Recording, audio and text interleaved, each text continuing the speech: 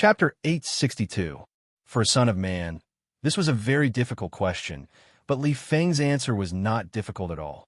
He looked at the few wisps of smoke in the depths of the tombs and replied with an expressionless face, "I don't know." 3 years ago, when he rushed back to the capital ring from the front lines, he kicked open the door to Li Jiedu's office and roared in anger to the point of madness. But in the end, he could not take out the gun at his waist and shoot his biological father behind the desk into a beehive. In the countless nights after that, the young Federation colonel had thought about this situation that made him feel cold and sad many times, but he could not find any conclusion. After Du Shaoqing heard his answer, after a moment of silence, he slowly took off the black lambskin glove and held it in his hand. He pointed at the mountains behind the tombs and changed the topic. "That princess is definitely waiting for me to leave. Although I'm not arrogant, I must admit that the imperial people will definitely think that my departure is their opportunity." He looked at Li Feng and slowly said, "But although I am leaving, you must deliver the gift I left for that princess. In the Battle of the Straits, if we can tear off the fattest piece of meat on the imperial armies, Immerse planet can at least maintain the balance for half a year, and by that time, I should probably be back." Li Feng thought of the top-secret military deployment plan that had been passed around in the command center last night, and the way he looked back at Du Shaoqing had some subtle changes. If that deployment was really successful, the Imperial Army that intended to take advantage of the situation to launch a large-scale counterattack would suffer a heavy blow at the Straits. After a slight pause, he used ordinary words to give the most powerful promise. "Commander, I will definitely deliver the surprise you gave to Huai Chaosher personally. Although I will be bringing the 7th Division back this time, it will not affect the balance of power between the two sides. I even wanted to bring the 17th Division back, but I was stopped." Du Shaoqing's eyebrows suddenly furrowed, and a rare trace of irritation appeared in his indifferent eyes. He said coldly, "Commander Yu is officially retired. I am a bit worried about leaving your grandfather's Iron Division on Immerse planet. He came from the 3rd Military Region, and the undefeated Iron 7th Division and the 17th Armor Division that carried the glory of the God of War were the two peaks of the federal military that could not coexist." But Li Feng did not doubt the truth of the other's words. The so-called bearing, vision, and breadth of mind decided how far a person could go on the road of life. Du Shaoqing was already the Federation's frontline commander, and in his eyes, every Federal forces, every Federation soldier was an important point that he had to pay attention to, let alone an important unit like the 17th Division. However, as a famous general, Du Shaoqing was actually worried that the frontline troops would be harmed by some invisible force. It was really hard to imagine.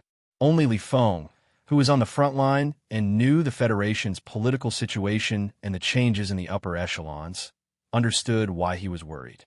Because of the explosion of the antique bell, the terrorist attack on Parliament Hill, and Su Li's defection, the Federation's capital ring had a strange political atmosphere in the past few years. The Federation government led by President Pabre seized more power through elections and street campaigns. In the face of the counterattacks launched by the big families and the rumors circulating in society, the government began to use tough means and formed a joint unit made up of the Bureau of Proclamation, the Federation Investigation Bureau, and a Special Operations Department. After an unprecedentedly fierce debate on Parliament Hill, the joint unit obtained a very rare high-level authority and began to silently wander among the various departments of the government, investigating the spies that the big families had planted in the government and cleaning up the employees who disobeyed the government's orders. At the same time, the Federation government asked the people to make sacrifices for this costly space war and the internal strife in society. They vigorously promoted the spirit of self-discipline and dedication and tried to use powerful media to suppress most of the opposing opinions, making the entire Federation a powerful fist. However, both Mr. President and Li Jiedu seem to have forgotten that once they began to protect the government's authority through secret investigations, the government would always rely on the deterrence brought by the secret investigations. Once they began to suppress opposing opinions through the media, the government would always rely on the surface peace brought by the suppression of news. Once they began to use the extremely impactful crimes of sabotaging the war and attempting to betray the country to protect their rule, they would have to face the reality that these crimes were becoming more and more boring by the day. They could only come up with new and more explosive words. A political scholar from a capital university had already named the changes in the Federation politics in the past 3 years as the Pabre Doctrine. He commented with undisguised mockery that if creating a panic atmosphere was the only way to keep the Federation government going, then it would be better to invite the Emperor of Empire to be the president. It should be known that the Emperor of Empire was definitely better at this than Mr. Pabre. Afterward, this political scholar was invited by the Joint Investigation Department, which had extremely high authority to investigate. Although the Joint Investigation Department released the scholar 10 days later under pressure from many parties, at the hearing, the government presented evidence that the scholar had received funding from the Xiaoshu Foundation. The next day, the Federation Academic Committee criticized the scholar in the name of improper acceptance of academic donations and involvement in academic corruption. Although the capital university did not fire the scholar, they still persuaded him to resign from his position as the dean of the department. Su Lu was exposed as a citizen of empire. The two people that President Pabre admired the most were only left with Du Xiaoqing, and he did not disappoint the president and many people. Whether it was when he was the commander of the Iron 7th Division or when he later commanded all the federal forces on the front line, every victory that Du Xiaoqing had in the Zhuotian galaxy increased President Pabre's public support by a few percentage points. The endless news of victories on the front line also successfully diluted the current dark color of the Federation politics. Because the former commander-in-chief, Du Xiaoqing, was deeply trusted by the Federation, the secret investigation department that echoed like a cold wind among the Federation's administrative districts was temporarily unable to extend its tentacles into the military. At least, it did not have the power to have any influence on the situation on the front line. However, something happened 2 months ago. Zhou Yu, who was now the commander of the 2nd Regiment of the Iron 7th Division, was ordered to return to the Capital Star Ring to enlist resources. When he was about to embark on his return journey, he was forcibly taken away by the Secret Investigation Department at the military base. They accused him of receiving secret funding from the Xiaoshu Foundation while he was studying at the 1st Military Academy. He had to undergo strict investigation to prevent the evil family forces from infiltrating the pure and solemn federal forces. Did the 7 families infiltrate the federal military? Of course, except for the Zhong family in the West Woods. The Li family had always wanted to marry the Lis of Philadelphia. Li Xiaotong still maintained his status as an active military officer. The Nan family had always been inextricably linked with the military logistics system. As for the only heir of the Macho family, he had once fought in the front line. However, when the old man by the Lake of Philadelphia was alive, these families could not have any influence on the federal forces. Now that the old man had passed away, how could President Pabre and Li Jiedu allow this to happen? Chapter 863. No one knew why the Federation government's secret investigation department suddenly made a move against the military. After analysis, it was probably because the head of the department was blinded by the continuous victories in the liquidation campaign, or because they were blinded by the warm praise from the president's residence, or because those officials were not blinded at all. They just trusted General Du Xiaoqing's loyalty to the president too much. In addition, in their opinion, Zhou Yu, who was born in the West Woods and had endless connections with Su Lu, could not be considered a direct descendant of the Iron 7th Division. Therefore, they decided to use the gentle and excellent military officer as a kind of announcement to intimidate the Regency Council.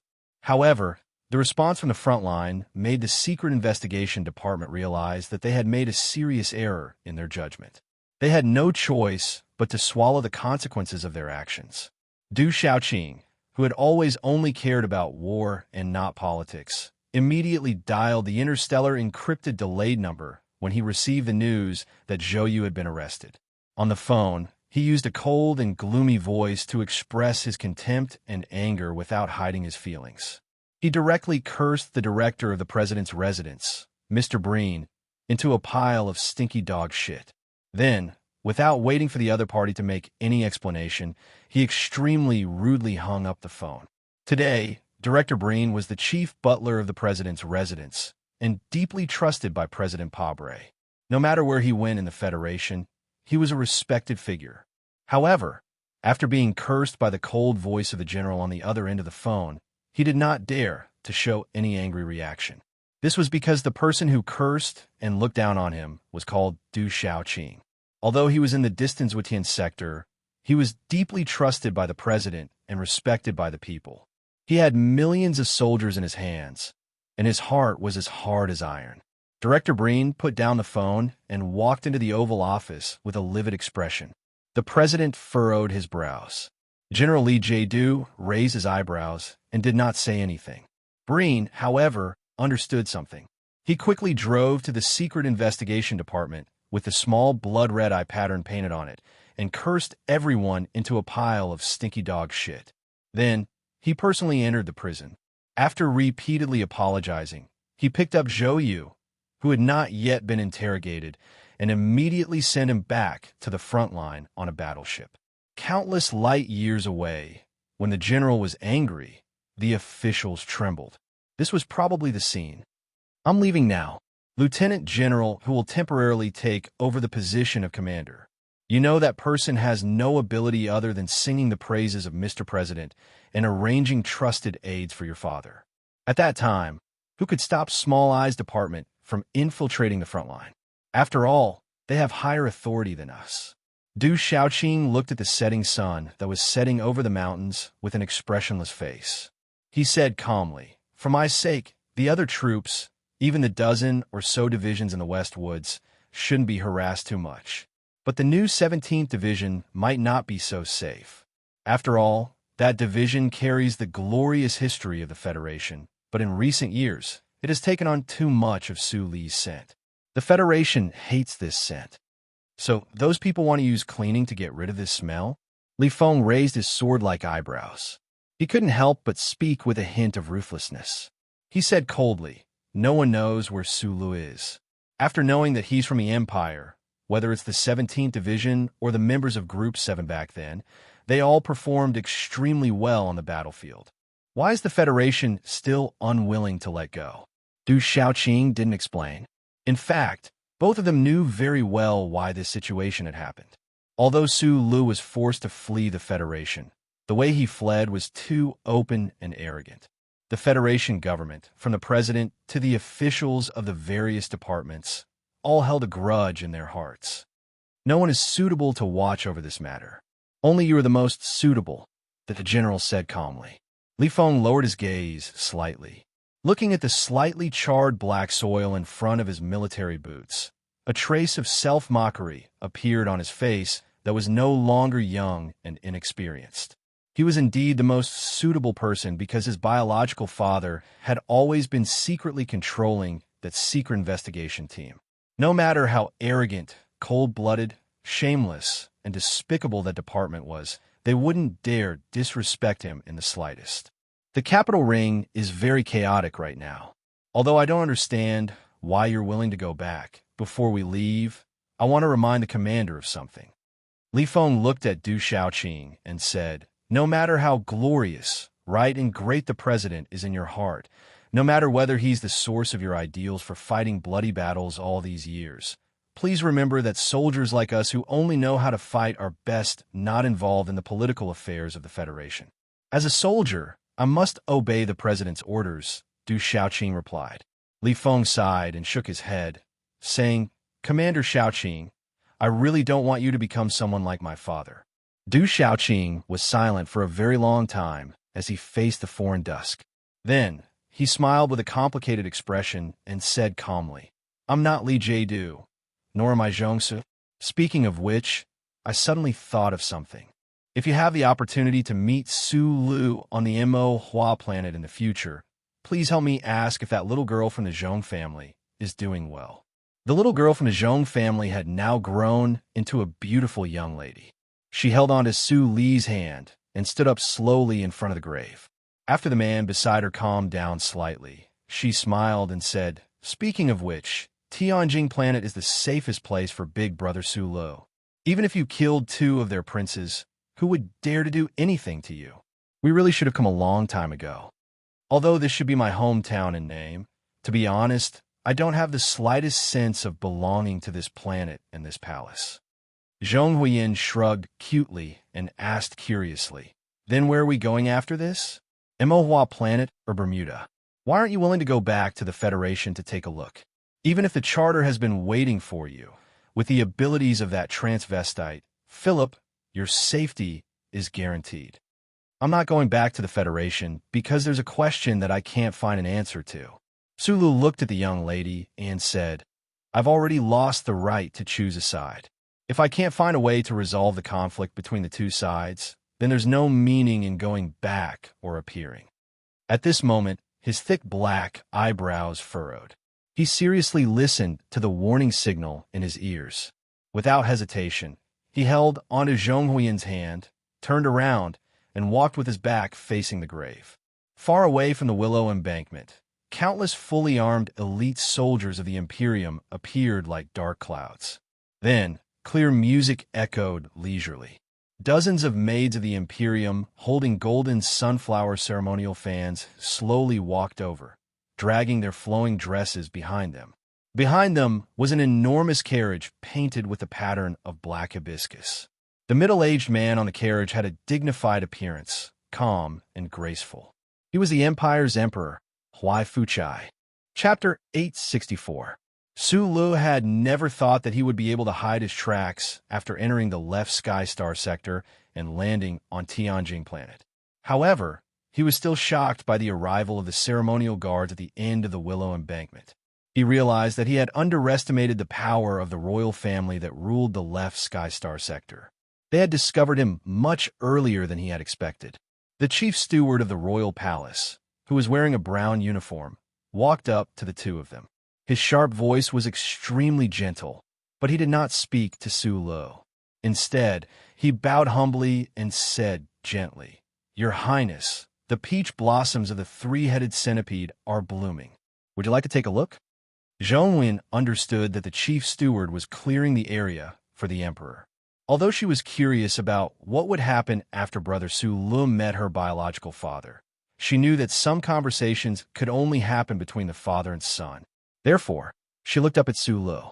After receiving the look of inquiry, Su Lu thought for a while and asked, "Is the place where the peach blossoms are blooming far away?" The chief steward replied softly, "Not far away. This place was close to the Empire's royal palace, so there should be no problem in terms of safety." Therefore, Su Lun nodded.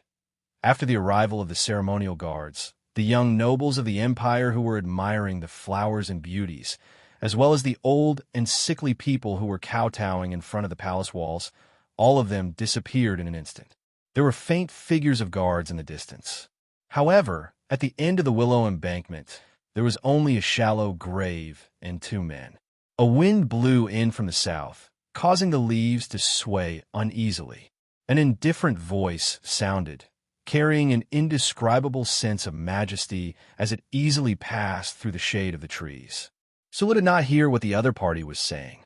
He narrowed his eyes and looked at the man in the black and gold hibiscus imperial robe very seriously and rudely. There was no expression on his face, but the shallow lake in his heart had already started to ripple. He thought to himself in a daze. If it was in the past, and he could get so close to the emperor of the empire, he would definitely kill him at all costs, even if it would cost him his life. However, he was no longer a member of the Federation, nor was he a soldier of the Federation. The man with the greatest power in the universe in front of him had become his father. This was truly an absurd and incomprehensible world. Su Lu recalled that he was captured by Huai Chao Shi and brought to the empire. When he entered the stargazing pavilion in the imperial palace, he saw the emperor for the first time. He saw the emperor's brother, Prince Bai Wu, the head of the imperial military headquarters, jump into the clouds because of a rebellion. Then, he was beaten into a bloody figure by the emperor with metal hooks. Not a single part of his body was left unscathed. At that time, every time a thorns fell, it brought pain and humiliation. What did he curse in anger? Fuck your mother? Yes, it was like that at the time. Su Lu, who was standing under the willow tree and looking silently at the lonely grave, could not help but curl his lips. He was probably the only person in the world who had the opportunity to say those 3 words to Huai Fuchai. However, the smile on his lips quickly disappeared and turned into a very strong self-mockery. Although it was satisfying to say such words, it was really meaningless. He remembered that he seemed to have said the same words to Macklin and Keaton. Did it mean that he had been trying to fuck his grandmother, his great-aunt, and all the female elders? Well, it was still an absurd and incomprehensible past. Because of this inexplicable dark emotion, Su Lu woke up from this strange mental state. Only then did the cold and majestic voice forced out of the black and gold hibiscus imperial robe enter his ears effectively for the first time. You are a stupid person. You can't even be called a man, and you are far inferior to your sister. Huai Fuchai looked at him and said in a low voice, "As a man, you should understand where your responsibility lies and not escape because of those illusory moral pleasures." Huai Fuchai put his hands behind his back and looked leisurely at Peach Mountain. He said coldly and mockingly, "There is no such thing as true fairness in this world. If you still insist on this, then you're not even as good as the children in Chime-In kindergarten." The Huai family of White Hibiscus took advantage of the situation in the past and took the hegemony of the left sky galaxy.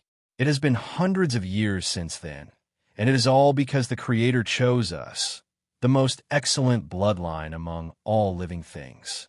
And for the sake of this brilliant galaxy, the royal family has sacrificed too much, especially in these 70 years for the sake of this cruel universe war, for the sake of protecting this peaceful galaxy. Who knows how many young people have died in battle between the stars?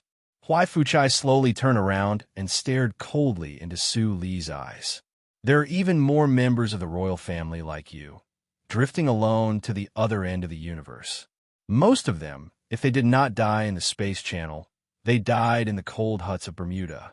Those who were lucky enough to survive, in the end, inevitably died in the purges of the Federation's Bureau of Proclamation. I have 37 sons, and now you are the only one alive. You have the obligation to live well in place of your 36 dead brothers, and bravely bear the responsibility you should bear. This is the glory of your bloodline that the heavens have bestowed upon you, and you cannot refuse. I have been to White Hibiscus. I have been to the ancestral shrine of the Huai family.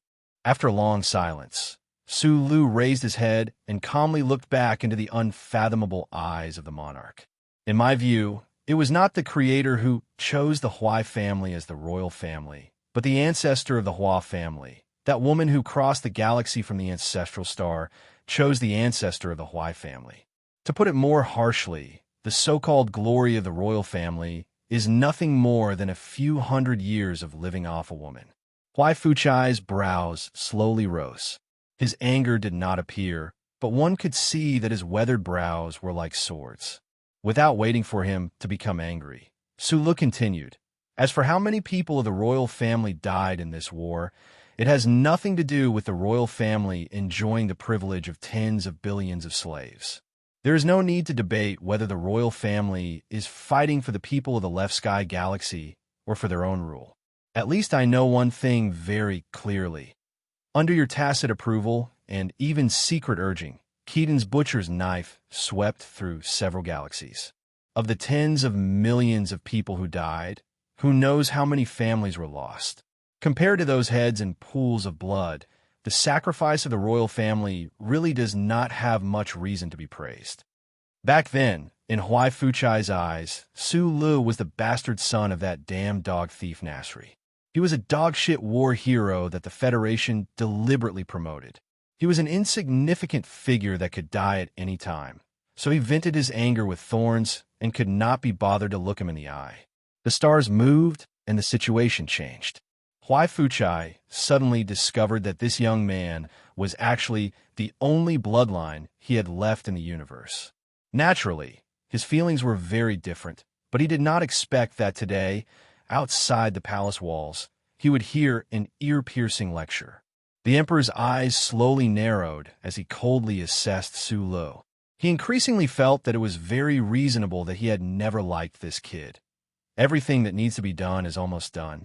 Starting to update normally. Tomorrow at 3 o'clock. Chapter 865. Huai Fuchai flicked his sleeves. An emperor's sleeve could disperse the stars, but in front of Lu Dai's tomb, it couldn't disperse even a wisp of cloud. Su Lu was like a stone, seemingly oblivious to his anger, oblivious to his resentment and loathing, as if a storm was brewing in his sleeve. He only looked at him quietly, his extraordinarily thick black eyebrows not even trembling in the slightest. After the wind from the south blew at the willow branches a dozen times, Huai Fuchai finally suppressed the anger in his chest.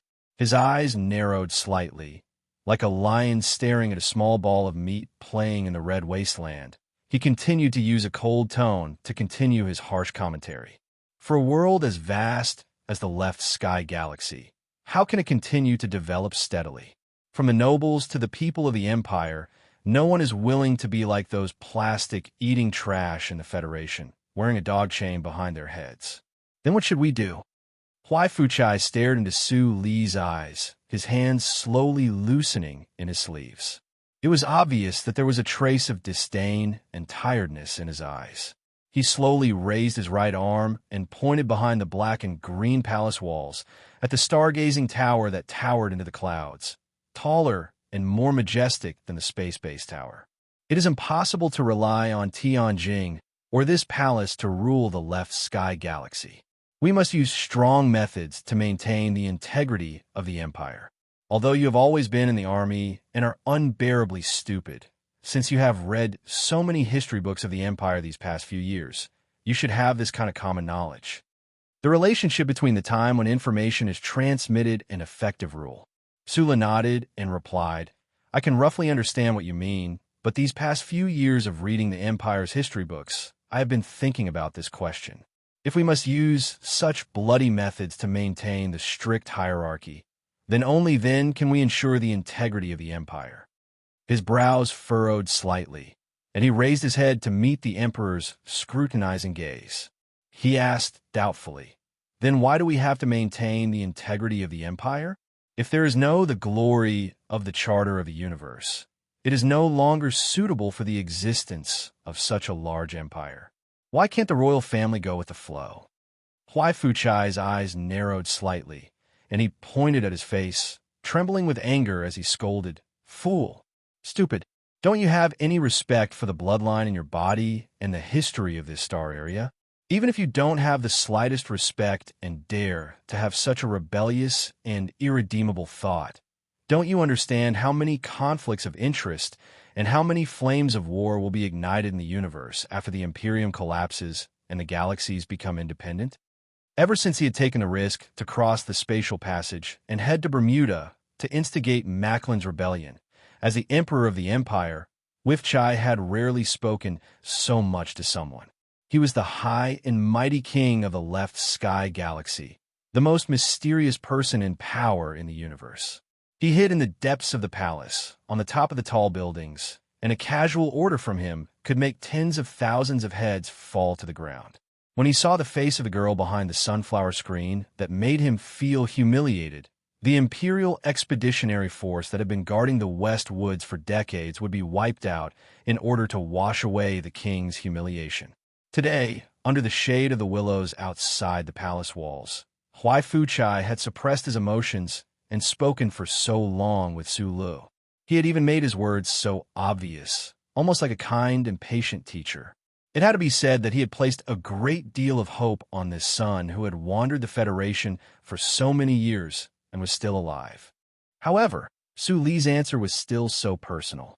He looked at Huai Fuchai and said simply and directly, In regards to these things, I really don't understand much. As the successor of the empire, you must understand these things, or else you will make an unforgivable mistake. Huai Fuchai looked coldly at his son and said, With your intelligence, it is impossible that you really don't understand these things. Or is it that you're simply not willing to understand these things so that you can simplify your life and your judgments of value so that it is easier to satisfy your vanity?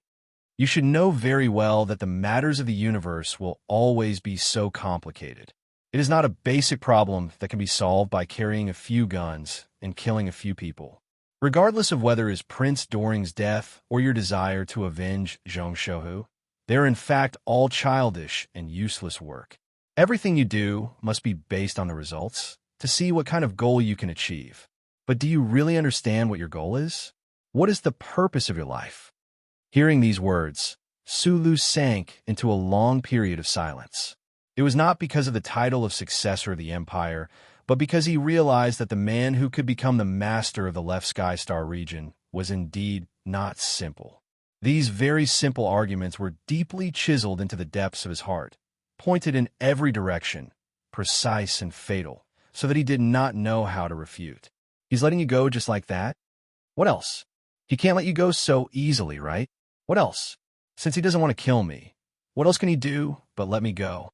Speaking of which, although I don't want to admit that I am the only living son of this emperor, this identity does seem to be very useful. After walking past the willow embankment and circling around a few flowers and trees, they arrived at the famous Xiaoming Lake Park on Tianjing Planet. This park was open to all citizens, so it was much more lively than the palace. Zhong Huiyan held Su Li's hand and struggled to move forward in the crowd. After ending that unpleasant conversation, Su Li's mood was a little strange. He kept walking in silence. The girl beside him had already grown up, but she still could not keep up with his speed. From time to time, they would have to stagger their steps to maintain a harmonious rhythm. If I were the emperor, I could put you under house arrest in the depths of the palace, then mobilize countless noble beauties, sacrificed military officers, orphans, and white-haired historians to brainwash you. After doing this for a few decades, maybe you would really submit. Zhong Huiyan raised her face and looked at Su Li's clear jawline. She giggled. A few decades. That guy might have died long ago. Su Li didn't even look back as she walked away, her footsteps crisp and clear. Zhong Huiyan's eyes widened. She bit her lower lip and said in shock, "That's your father. I'm still your brother, but you still want to send me to the depths of the palace without anyone knowing. Actually, what's wrong with being the emperor of the empire? It's much better than being the president of the Federation. The most powerful man in the universe can do whatever he wants. When the time comes, he can lead the troops to attack S1, strip Pabre and Li Jadu naked, tie them up, and parade them through the streets together." The girl excitedly imagined the scene that could happen. Su Lu suddenly stopped in his tracks. He stood in the noisy crowd that swam around like fish, laughed at himself, and then said something. At this moment, the turntable amusement vehicle on the east side of the park started to move. The loud sound of the engine starting covered his voice. "What did you say?" Zhong Huiyan asked loudly. Su Lu turned his head and looked at the girl's young face. He replied loudly, "Only an idiot would be the emperor." At this moment again, the word coincidentally was suitable for this moment. The turntable amusement vehicle started, and the humming sound of the huge engine stopped abruptly. Xiaoming Lake Park had a very short moment of silence. As a result, the words, "Only an idiot would be the emperor," seemed to be magnified many times. They reverberated above the heads of the people of the empire and did not fall to the ground for a long time. Countless pairs of complicated eyes stared at the young man and woman. There was shock, curiosity, doubt, disbelief, and even anger. There was a deep hatred, like the death of an old family member. Before he was caught by the people and handed over to the Public Security Bureau or torn into pieces on the charge of treason, Su Lu held Zhong Huiyan's slightly cold hand tightly and broke through the crowd like a gust of wind, disappearing into the distant streets. The narrow streets were full of dirty water and smelly mud. Yellow Cabbage Leaf stubbornly straightened her back in the mud. She wanted to express her anger and disappointment that she was not picked up by the scavengers, but she was immediately stepped in by all kinds of feet. Her mouth was full of smelly mud, and it was difficult to express the hidden resentment in her heart. The houses on the street were dilapidated. The wooden doors that looked like cultural relics that were close to the state of decay were still considerately covering the owner's privacy. However, most of the bottom of the door panel had been eroded by dirty water and rats' teeth. allowing the thin cats and lazy dogs to freely enter and leave. The market under the big locust tree in front of them released the smell of all kinds of life. Life was originally complicated, and the lives of different classes of human beings were different. The aristocrats who had automatic flushing toilets probably had not even smelled their own feces, but the smell of this market fully demonstrated the complex smell of the poor people at the bottom of the hierarchy. The smell of stinky sauce mixed with the smell of urine flowing out of the public toilet was really not a good smell. Zhong Huiyin frowned and used her sleeve to cover her nose. She looked at the scenery of the slums in puzzlement. She did not know why Su Lu had brought her here. Although she had followed Su Lu to many places in the past few years, and had come into contact with the lives of the people at the bottom of society under the strict principles of education, she still found it hard to imagine that in the capital of the empire, less than 10 kilometers away from the imperial palace, there was actually such a poor and backward street. Su Lu, who had put on his hat again, did not explain. He just held her hand and walked. They bought a bag of crudely made parts from a hardware store by the roadside. They walked past a white courtyard and turned into a secluded alley. Looking at the time, the stall should be closed by now. Looking at the familiar dilapidated courtyard in the alley, Su Lum muttered to himself. His right hand, that was holding the bag, tightened subconsciously. Zhong Huiyin looked at him curiously. She was surprised by her brother's nervousness at this moment. Even when he met the Empire's emperor, he was not as nervous as he was now.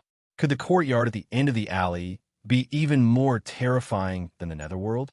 The sound of tut, tut, tut, tut, tut, tut rang out, accompanied by rough curses. A strong, or rather, obese woman rode a small three-wheeled electric scooter to the entrance of the small courtyard. Twisting her thick, bucket-like waist, she took out a bunch of keys and walked up the stairs while cursing. Su Lu looked at that figure, and a surge of warmth suddenly surged in his chest and abdomen. He quickly walked up to that small courtyard that used to be paradise. Chapter 866. The most unusual thing about this small courtyard in the slums was not the rare quietness, but the rare cleanliness. The same simple courtyard door was modeled, but there were no mud spots and footprints that were commonly seen in this street. Su Lu quickly stretched out a palm and blocked the courtyard door that was about to close. Looking at the aunt who was wiping her sweat with a towel in the courtyard, he shouted excitedly, "Aunt, I'm back." Aunt Susan heard the voice behind her and was a little confused. She thought that she was really old. Otherwise, how could she hear the royal voice that she only had the opportunity to hear when she was a child? She laughed at herself and threw the yellowed towel in her hand into the wooden basin beside the well. She subconsciously looked back, and her body stiffened. Her wide palm was supporting her thick waist, and she forgot to take it away. After a long silence, Aunt Susan finally recognized the face under the shadow of the square hat. She screamed in shock and covered her mouth in disbelief. Then she opened her arms, walked quickly to Su Lu, and hugged him tightly. The auntie pounded on his back as if she was blaming him for his sudden disappearance back then. It was as if she wanted to beat him until he was severely injured and then put him back in the attic so that he wouldn't suddenly disappear again. No matter how hard she pounded on his back, Su Lu just hugged her tightly. His face, which was resting on her fleshy shoulder, revealed a happy smile. At the entrance of the small courtyard, Zhong Huiyin's mouth was wide open. She looked at the scene in front of her in surprise. She vaguely guessed who this fat woman was, but she still couldn't adapt to her seemingly omnipotent brother snuggling with such an ordinary woman like a child. Hugging and rough beating were not enough to express Aunt Susan's surprise at the sudden reunion. She held Su Li's face and looked at him seriously, trying to see what kind of injuries he had suffered over the years. Her thick lips kept moving, and she expressed her concern in the unclear dialect of her hometown. Then, she kissed him fiercely on the face. Sulu also kissed her on the forehead. Because of this kiss, Aunt Susan seemed to have thought of something. The expression on her face suddenly became extremely nervous. She twisted her obese body and rushed to the door like a hurricane. Like a lioness protecting her cub, she vigilantly looked at the alley outside the courtyard and noticed that no one passed by. It was not until she closed the door and inserted the iron rod that she was truly relaxed. patting her chest heavily like a drum. She turned around and looked at Su Li's face. Rubbing her rough fingers, she asked in a rough voice, "Little guy, are you an exiled noble or a member of the Federation?" After a pause, Aunt Susan tried to make her expression look as fierce as possible. She put her right hand on her waist and threatened in a low voice, "If you are from the Federation, then leave immediately. Otherwise, I might call the police later." Sula knew this kind Annie too well. He smiled and shrugged. "Auntie, of course I'm not from the Federation. This is my younger sister." He pulled out Zhong Huiyin, who was still in a semi-sluggish state behind him. Aunt Susan looked at the beautiful and lovely girl. For some reason, she nodded with satisfaction. Then she patted Su Lu on the back of his head and said, "What are you waiting for? Bring the little girl in for tea." 2 cups of weak tea, steaming hot, and the room was very warm. Aunt Susan was naturally concerned about where he had been and what he had done over the years. Sula found that he could not answer this question at all. He could not help but feel a little ashamed. Because of shame, his eyes drifted a little. He saw from a corner of his eyes that there was only a pair of chopsticks on the plate of leftovers covered with a gauze umbrella on the small table. He asked doubtfully, "Where is Paul? He should have graduated from the 2nd university the year before last. Which department is he working in now? Doesn't he usually come back to accompany you?" Aunt Susan took out a plate of nuts from the cabinet and kindly pushed it in front of Zhong Huiyin. She looked back at Su Lu and explained, "Paul has gone to the front line. Speaking of which, this is really a very troublesome thing. It's also something that makes me very proud. Now the salary is good, but the child sent back 2/3 of his monthly allowance. I'm a little worried that he won't have enough to eat on the front line." The kind-hearted and hot-blooded young man of the Empire, as she feared in the past, had gone to the battlefield full of death and slaughter. Su Li's mood could not help but be a little gloomy. He forced a smile and said to Aunt Susan, "The Army's expenses are very low.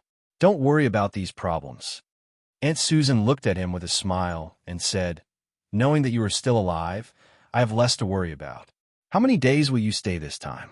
Is it convenient?" "I will stay a little longer," Su Lu replied with a smile. He did not say any polite words, such as troubling the other party. In this small courtyard, in front of a fat woman, any polite words were unforgivable hypocrisy. "How's the market business? Did you hire a few more people?" During this time, Su Lu confirmed that Aunt Susan had been living a good life these years. At least, it was much better than the poorest days. There was even a TV in the room. "The business is getting worse and worse. Those high-definition players you made were all copied by those damn guys. Paul and I are not as capable as you." Aunt Susan sighed and said, "Fortunately, Paul's allowance is high now. He asked me to transfer the business directly, but I still feel a little reluctant." Su Lu mentioned the parts he had bought at the hardware store, looked at Aunt Susan, and said with a smile, "It's okay. Since I am back, I will design a few more 3-dimensional players, solder a few physical passwords, and let those guys eat shit." Aunt Susan clapped her hands, laughed loudly, and said in a rough voice, "Of course, that's good. You are a meritorious person. Tell me, what do you want to eat today? Now that the days are better, I changed a big refrigerator. There's still beef in it. Do you want to eat steak?" "I want to eat chowder. I can't forget the taste," Su Lu said with a smile. "Okay." Aunt Susan quickly put on an oversized apron, wiped her greasy hands in front of her, picked up the kitchen knife, and went out to the yard to slaughter chickens. Watching the rough back disappear at the door, Zhong Huiyin, who had been silent, turned around and looked at Su Lu as if she was looking at a monster. She spread out her hands and shrugged cutely. She asked incredulously, "The most powerful engineer in the universe, assembling pirated high-definition players in the Empire?" Su Lu stood up and walked to the yard, ready to help Aunt Susan.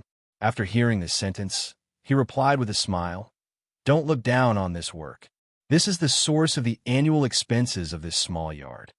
The white porridge in the big pot exuded a simple and charming fragrance along with the hot steam. The tender fresh vegetables were cut into pieces by the sharp kitchen knife. Mixed with the bloody black feather chicken pieces, and a few small red oranges were thrown into the porridge and boiled. After adding a spoonful of spicy seasoning, The steaming chowder completed most of the work. Only some chopped green onions needed to be added later. Aunt Susan refused Sue Lee's idea of helping and quickly solved all the work. She closed the lid of the pot and clapped her hands happily. She turned to Sue Lou and asked, "That little girl is very beautiful, but she looks a little young. When are you going to have a child?" Sue Lou was leaning against the door at this time, looking around the kitchen that he was once very familiar with. His chest and abdomen were full of warm and relaxed emotions. Suddenly, when he heard this question, he nervously stood up and explained, "Don't misunderstand. She is really my sister. I'm not blind." Aunt Susan glared at him and said, "How can you have such a beautiful sister?" Sulu was speechless. He thought that it was impossible to judge whether they were related by blood based on this. If Aunt Susan saw Huai Chaoshi and Jian Shuier, she would definitely not think that they were sisters. Aunt Susan pinched a handful of fresh onions with water droplets on them. Just as she was about to cut them, her hand that was holding the kitchen knife slowed down. After a moment of silence, she sighed and said, "Back then, you promised me and Paul that you would tell us when you left. Who would have thought that you would disappear so quietly, and for so many years?" Sulu looked at the back of Aunt Susan next to the pot and saw her raise her arm to wipe her tears. His heart was a little sad, and he explained in a low voice, "The situation was too tense at that time. I really didn't have time to come back and tell you." Aunt Susan looked back at him worriedly and asked, "Is it related to the army entering the city that day?" All the streets around the White Yard were raised. Yes. Sulu didn't want to hide anything at all, so he answered honestly, "I was in the White Yard at that time. Paul insisted that it had nothing to do with you, but I knew at that time that you must be in that yard." Aunt Susan put down the kitchen knife and came forward. She rubbed Sue Lee's head and said, "You have to know that we are really worried about you." Sulu forced a smile and said, "It's all right. Don't worry. It's all right." Aunt Susan lowered her voice and reprimanded, "Do you know that even Her Royal Highness came to this yard later? Although she had other things to do, I know that she must be looking for you." Sulu smiled, took Aunt Susan's hand and said, "It's really all right. Her Royal Highness is quite familiar with me now." Aunt Susan was stunned and immediately came to her senses. She spat hard and then slapped his forehead heavily. She laughed and said, "This guy has learned to lie and brag now." Sulu covered his aching forehead and said bitterly, "This is the truth. Although Her Royal Highness is a good person, she is a noble lady. Don't make fun of her in the future."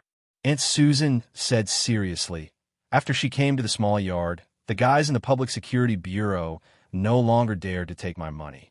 She also never allowed Paul to join the army on the front line. Until last year, Paul went to the military department to make trouble many times. Then he took advantage of the time when Her Royal Highness was not in Tianjin to secretly go to the army." Sulu frowned slightly, not because of pain, but because of doubt.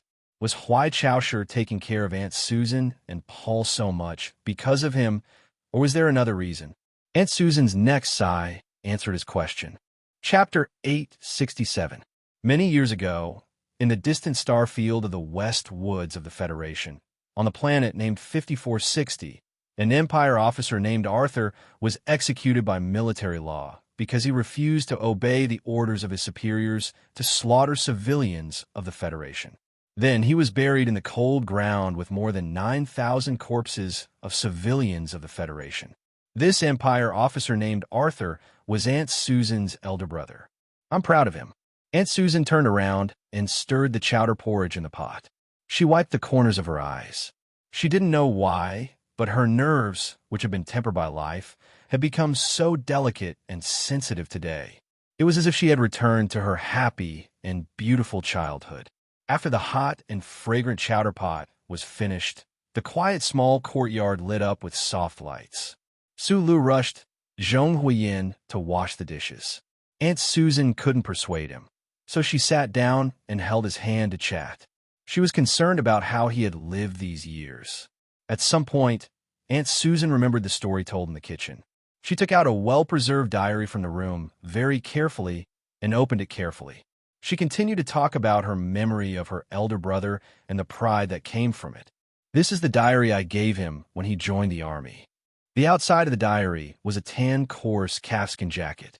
On the inside page of the plant fiber paper, the content was scribbled in blue-black ink. Sulu silently watched the pages turn one by one in front of him. He didn't tell Aunt Susan that it was he who found her elder brother's body.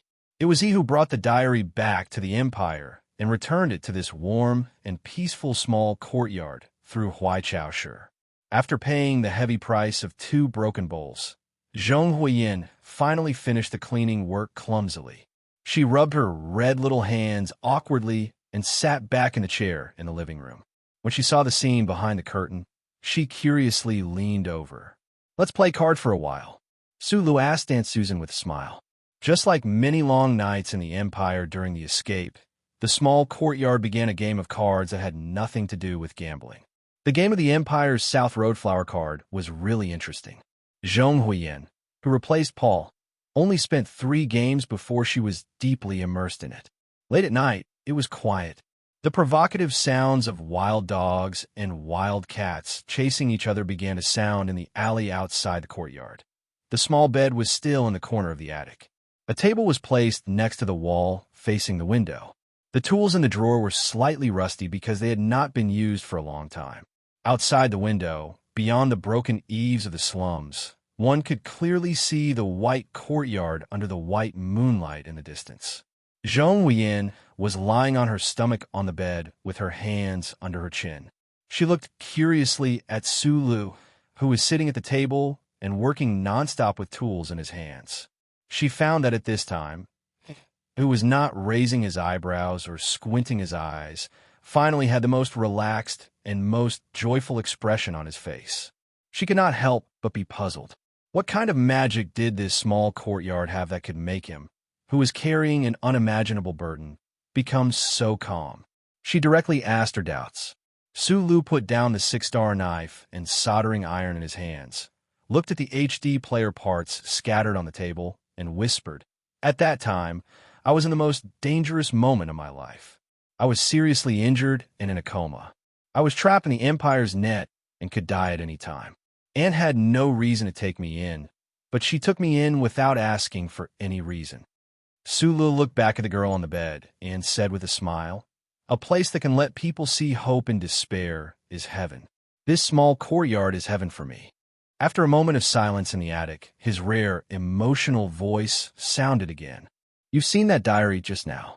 What you don't know is that this diary followed that young, proud, determined, and gentle imperial officer for 7 years in the treacherous space, and then was buried deep in the mass grave under Glacier 5460 until Shang Xiu and I discovered its existence that year, and then I brought it to the Empire."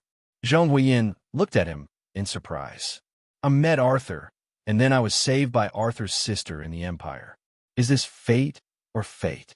I have learned at least one thing in this small courtyard. Humans may be noble and despicable, but this really has nothing to do with race. Aunt Susan and her brother Arthur are both from the Empire, but they are both noble and kind people."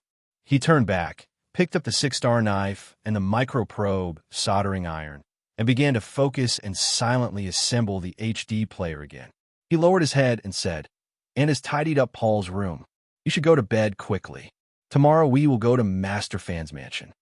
Zhong Huiyin sat up from the bed, peeled off the hair rope from her wrist, and quickly tied her silk-like, light chestnut straight hair into a cute bun.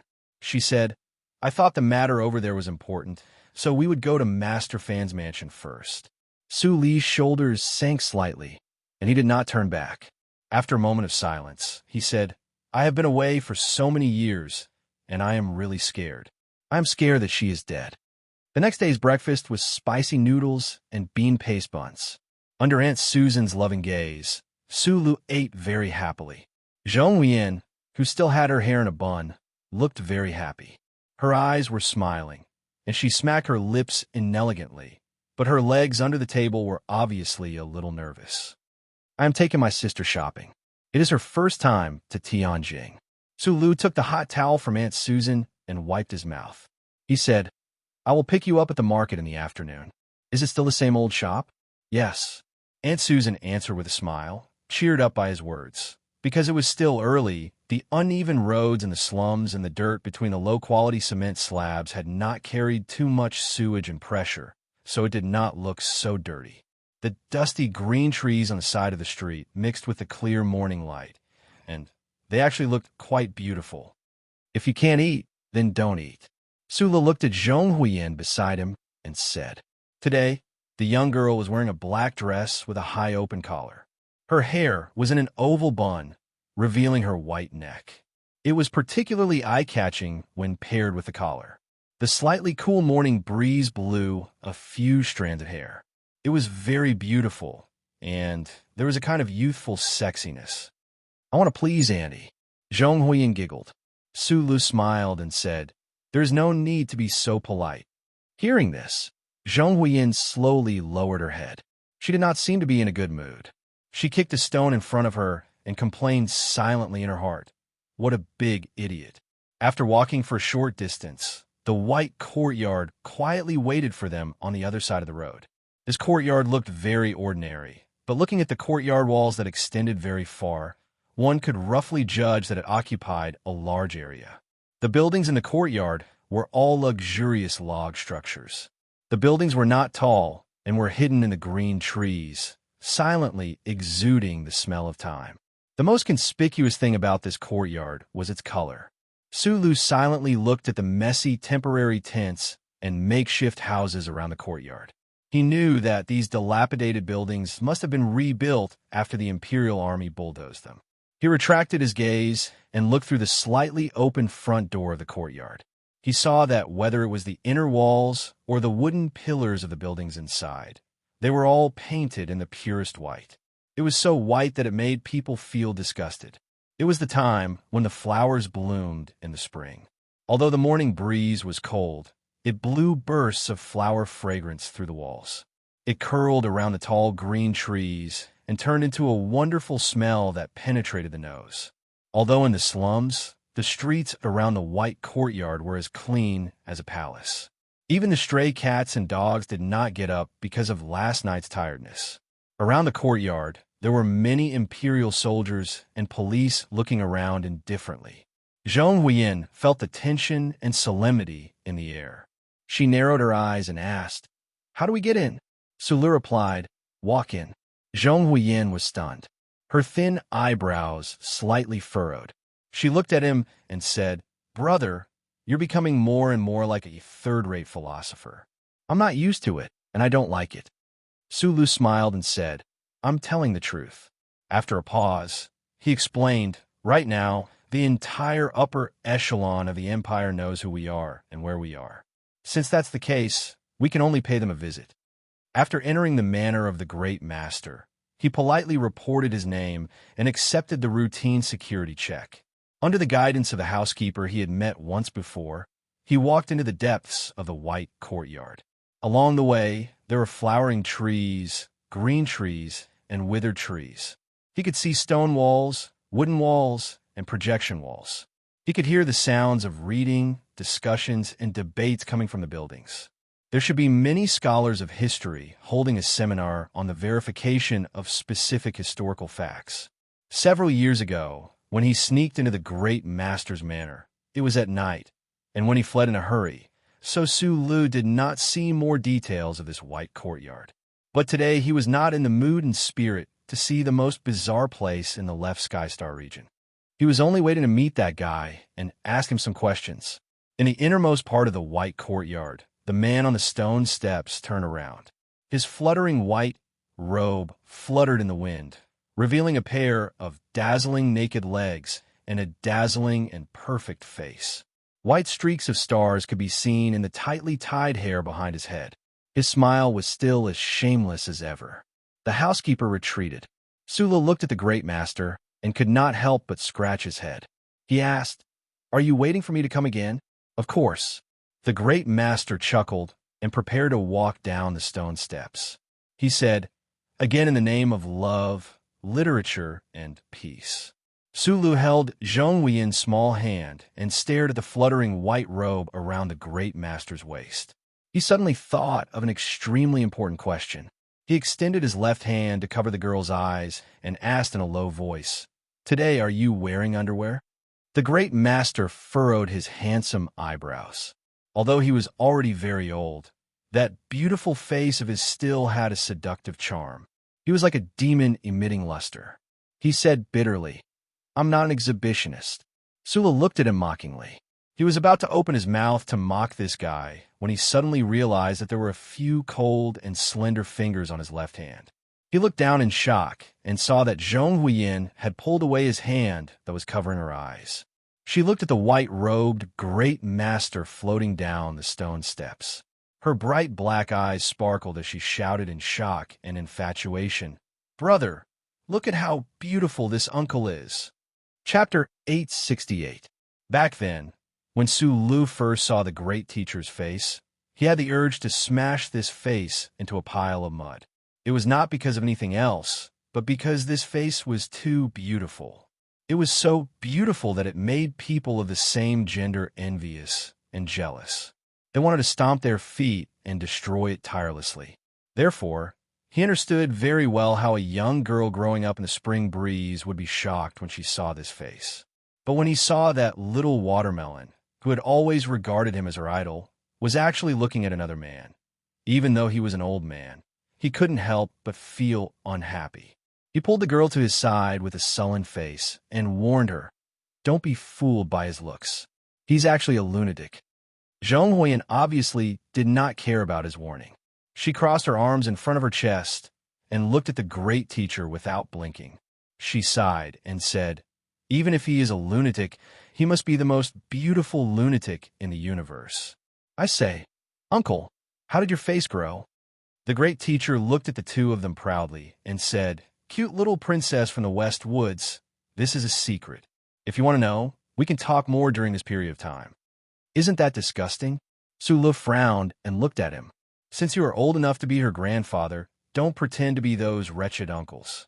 After entering the house, there were 3 cups of tea and a plate of snacks. It was a very simple reception. Su Lu sat cross-legged on the dark wooden floor and nodded slightly as a greeting. Then he began the most important matter of this trip, asking questions. "My first question is, where did Feng Yu go after returning to the Empire with you?" Sister said that she got off the spaceship early. In the end, he and you returned to Tianjing planet together. Great Teacher Fan gently held the 2 corners of his white robe and shook it forward to cover his bare legs. He picked up the red mud teacup from the short table and slowly took a sip. Only when Su Lu was about to lose his patience did he answer, "I don't know where Feng Yu went. You know that cowardly and shameless teacher of yours, but he is just a little stronger than me. I have to admit that I can't beat him. Furthermore, I owed him a favor last time, so I was too embarrassed to ask Fu Chai for help.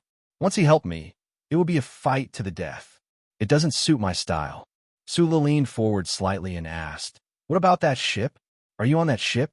"It's the ship that your father took to the Federation, the same ship that the female ancestor of the Hua family took to cross the Milky Way to the Empire." It seems that Shika-chan didn't give you an answer. After all, she hasn't experienced this before. Master Fan put down the teacup and sighed with a lingering regret. "The appearance is the same as my Hua family's boat, so it should be that one." But Nasri did not lie on the wetland. The most important chips should have been removed and used to make those camouflage chips. It is precisely for this reason that I am too lazy to ask him for the boat back. Zhong Huiyin interrupted with a teasing smile. "Is it because you can't beat him?" Master Fan opened his eyes wide and said, "This has nothing to do with fists. That was originally my family's boat. Although my father gave it to that guy, if I really wanted it, would he have the nerve to not give it to me?" Sula listened to the quarrel between the old man and the young man. His right hand slowly touched his left wrist. His fingertips gently slid across the surface of the warm metal bracelet, feeling the psychological touch brought by the small line of words. He thought silently that most of the chips that Feng Yu removed should be in this bracelet. "What about the star map? Last time, in the room full of black cloth, you told me that you know where the star map is and what the star map is." He looked at the great teacher's beautiful eyes that were like black gemstones and asked in a low voice, "Those chips won't fundamentally affect the control of the spaceship. If we get the star map again, can fly back?" The content of this sentence was a little strange, or rather, the way he asked the question was a little strange. If the spaceship could fly back, where did it go back? Master Fan slowly sat up straight and looked at Su Li's face silently. After a while, he said, "Although I said it before, I didn't expect you to have guessed most of the puzzle. I can only say that after such a long journey, the spaceship can no longer cross the galaxy as bravely and valiantly as it did in the beginning."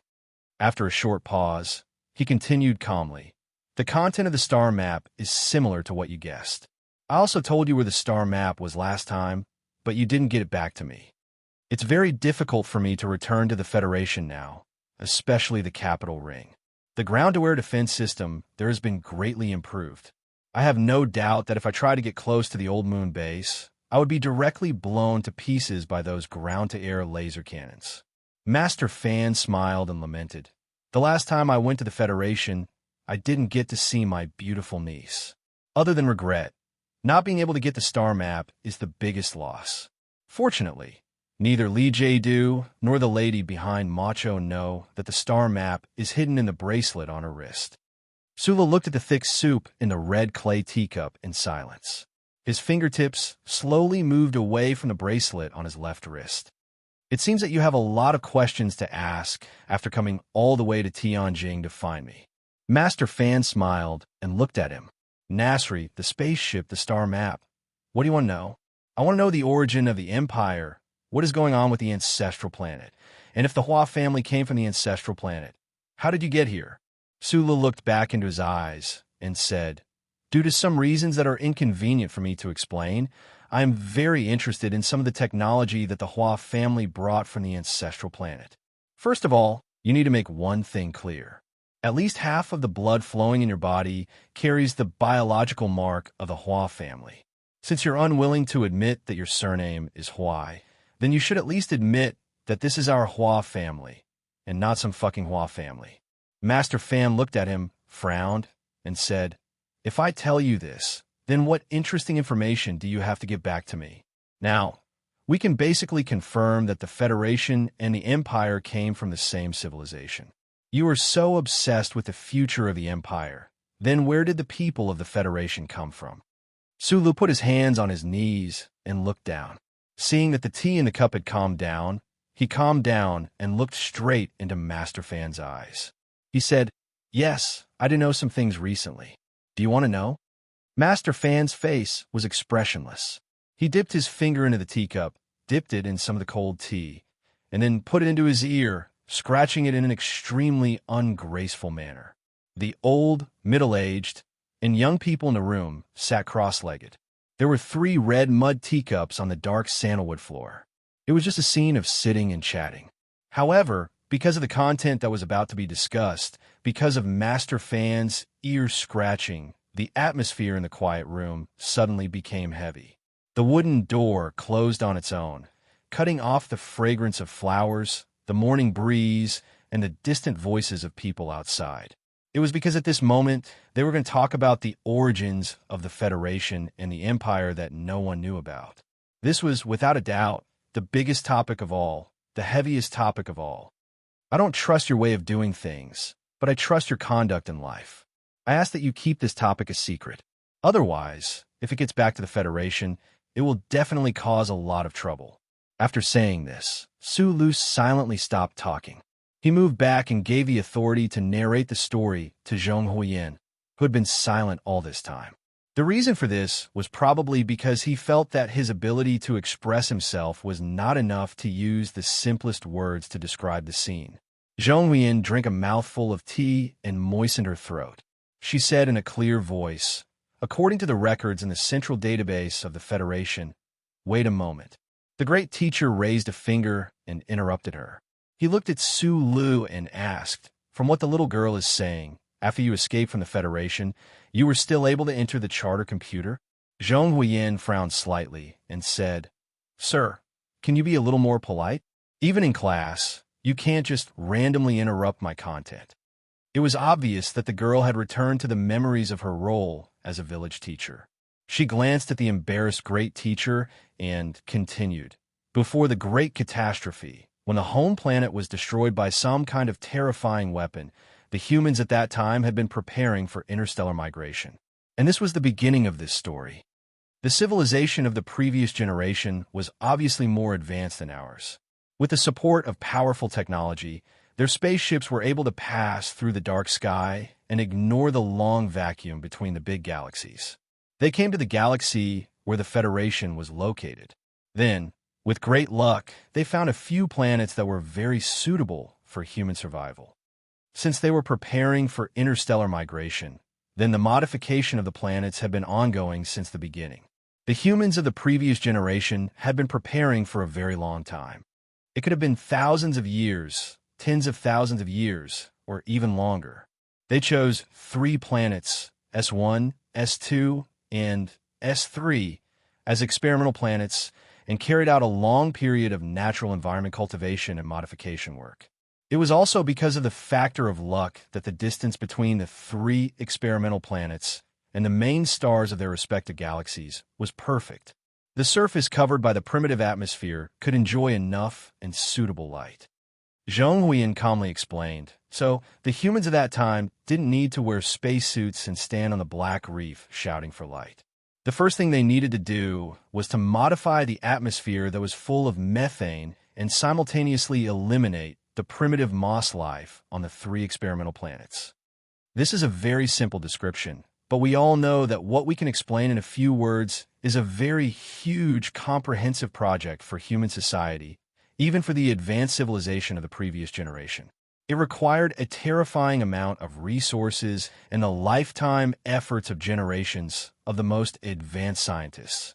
Originally, I wanted to make some slides and use images to describe the development of this great civilization, but that would take too much time. Zheng Huiyan continued. According to the vague records in the central database of the Federation, the modification of the 3 planets by the previous civilization mostly relied on the automatic control of the spaceships. Only machines that ignored the passage of time to a certain extent could travel with the spaceships across the boundless galaxy. Imagine the picture. Countless spaceships that carried the most advanced hubs of the mechanical civilization took off from the surface of the home planet incessantly like arrows. With unstoppable determination and disdain for time, they flew to the other end of the dark universe. Master Fan clenched his hands and exclaimed excitedly, "That was a magnificent era." Chapter 869. Regardless of whether it was the era when the ignorant Federation and the Imperium burst into countless fireworks every time they met in the stars, the era when the military godly Bufu led the soldiers of the Federation into the left heaven space zone and assassinated the Emperor of the Imperium in the middle of thousands of soldiers, or the era when the flames of war continued incessantly and the young heroes shed blood to change their identities. Compared to the soul-stirring interstellar migration tens of thousands of years ago, it was just a scene in history that could be easily washed away. That was the great era when intelligent life society had a system to march into the universe. It was the great era when humans tried to leave their homeland and fundamentally change the form of life. It was a great era that changed the appearance of the entire universe. Sulu understood the great teacher's agitated reaction very well. He silently watched as the great teacher kept slapping his bare thighs, but he did not have any intention of stopping his indecent actions. It was because he had a similar reaction when he first heard Philip tell him about that ancient story for the first time more than 10 days ago. Zhong Huanhua watched as the great teacher gradually calmed down and continued. After the adjustment of the atmosphere was completed, the removal of the low-level anaerobic alien moss was naturally accelerated. Then, the transplanting of plants, all kinds of trees, and all kinds of flowers. I don't think the scientists at that time even forgot about fungi, bacteria, and the like. Then, of course, there were animals. For example, the bison and white birds you saw in the Federation's wetlands were probably the descendants of the animals that crossed the galaxy before humans and scattered on the 3 experimental planets like seeds. In short, there were a lot of them. This was a full replication of the biological library of the ancestral planet. According to the records of the central database, The method of selection of the previous civilization was similar to letting the animals, plants, and even smaller life forms coexist, compete, compromise, and help each other on the 3 experimental planets. Humans did not exert any influence on them. Under the influence of time, life stubbornly survived. The ecosystem completed a strong self-recovery, and the life system of the entire planet began a new cycle. No one could tell how long this long process took, but humans finally obtained the possibility of interstellar migration. The great teacher, who had been silent for a while, frowned, raised his finger, and suddenly interrupted. This is the way of the Creator. The humans of the previous civilization were not creators. Although their technology was very advanced, they still could not do this. After a moment of silence, Su Lu said, "The real creator is the natural environment and a long period of time. Of course, it also includes life itself." "All right, I agree with you." Master Fan turned to look at Zhong Huiyin and said with emotion, "Every story always needs to ask 3 words. What happened next?" Interstellar migration had already become a reality, but large-scale migration was something that the society at that time could not support. It still needed a period of accumulation. However, at that time, the war that we talked about at the beginning, which is also known as the catastrophe in the Federation's history, arrived on that planet. The planet was reduced to a scorched earth, and mankind was destroyed by the terrible bombs that they developed. At the last moment before the end of the civilization, 5 top scientists who had been involved in the interstellar migration project were lucky enough to activate the last intact spaceship in the base. They broke through the strange lead clouds brought by the war, passed through the dark sky, and successfully arrived at 3 planets without any human beings. They were completely animal paradises. Then it must be a group of 5. The great teacher frowned and asked, "The problem is, since there were no humans on the 3 experimental planets, could it be that these 5 scientists were the ancestors of all the people of the Federation?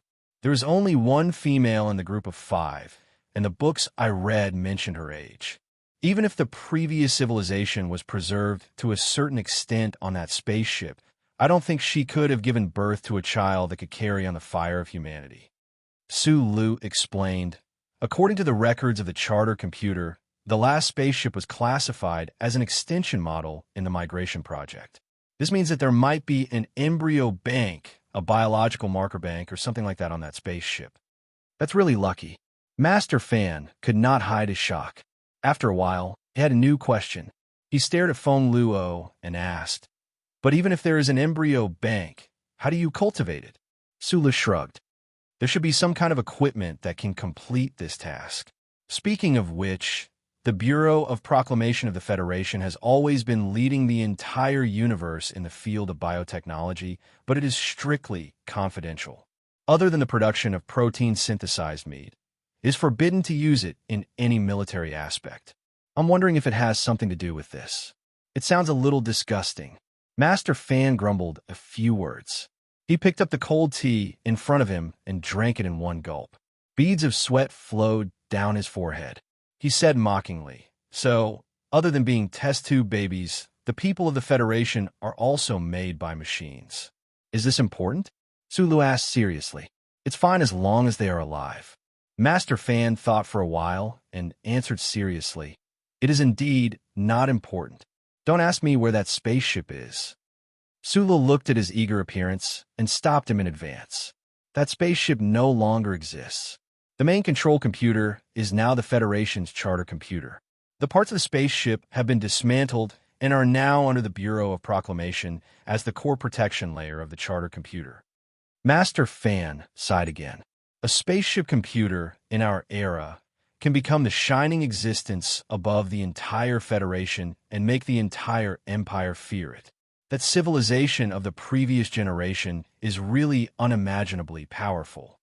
After knowing these things, I've been thinking that perhaps it was because the technology of the previous generation was too advanced that led to the catastrophe later." Sulu stretched out his hand and gently turned the red mud teacup. He said in a low voice, "The whole interstellar migration project cost a lot of money. The resources of the entire ancestral planet dried up because of this, The social conflicts intensified, and the ideologies clashed. Then, an extremely cruel and desperate war broke out. Both sides had technology and weapons that we can't imagine. Once the war started, it was impossible to end it. Master Fan sighed and said, "That is not something we can understand. That's about all that we know about the Federation," Li Tianlan said. Sulu raised his head and looked into his eyes. As an exchange of information, it's your turn to tell the story of the Left Sky Star region. With your story as a blueprint, the story of the Left Sky Star region will be much easier to tell. Master Fan looked at the two of them and slowly said, "Ever since our ancestors came to the Left Sky Star region, our Master Fan Manor has been studying all kinds of original data for more than 700 years. Now, we can confirm one thing, and that is that the civilization of the Left Sky Star region must have originated from the ancestral planet. As you said, the ancestral planet of the previous generation was not a monolithic entity. There must be different factions at odds, or else such a desperate war would not have happened. Since the technological level of both sides is similar, when the faction of the five-man group was planning the interstellar migration, the other faction must also be making the relevant preparations, and they must be hiding it from each other. When the five-man group took the last spaceship to S1, the other faction, which was in a state of destruction, also took a spaceship to the experimental planet they chose, or should I say, the ranch. However, the humans who came to the Left Sky Star region were clearly not as prepared as the five-man group. So although they had more people and more spaceships, the process of exploring the universe was much more difficult. The Left Sky Star region was like a black hole, constantly swallowing those desperate or brave pioneers. In this process, the technology of the previous generation continued to disappear along with the loss of human life, which also led to the current empire's technological level falling behind that of the Federation. Although this is not the decisive factor, the influence is very far-reaching. What is the decisive factor? Zhong Huiyin asked, puzzled. The decisive factor is that your charter computer has been intentionally or unintentionally controlling the development of the Federation's technology. The great teacher looked at the young lady and said calmly, "The Empire does not have such restrictions, so it has been chasing after each other for tens of thousands of years. Fortunately, when the two sides met again, the gap was already very small." Sulu was silent, thinking about the distant barbaric era, the fleeing humans who took a spaceship to the Left Sky Star region, facing the unfamiliar and dangerous planets, yet stubbornly survived. He could not help but feel a chill, and then he was filled with endless respect.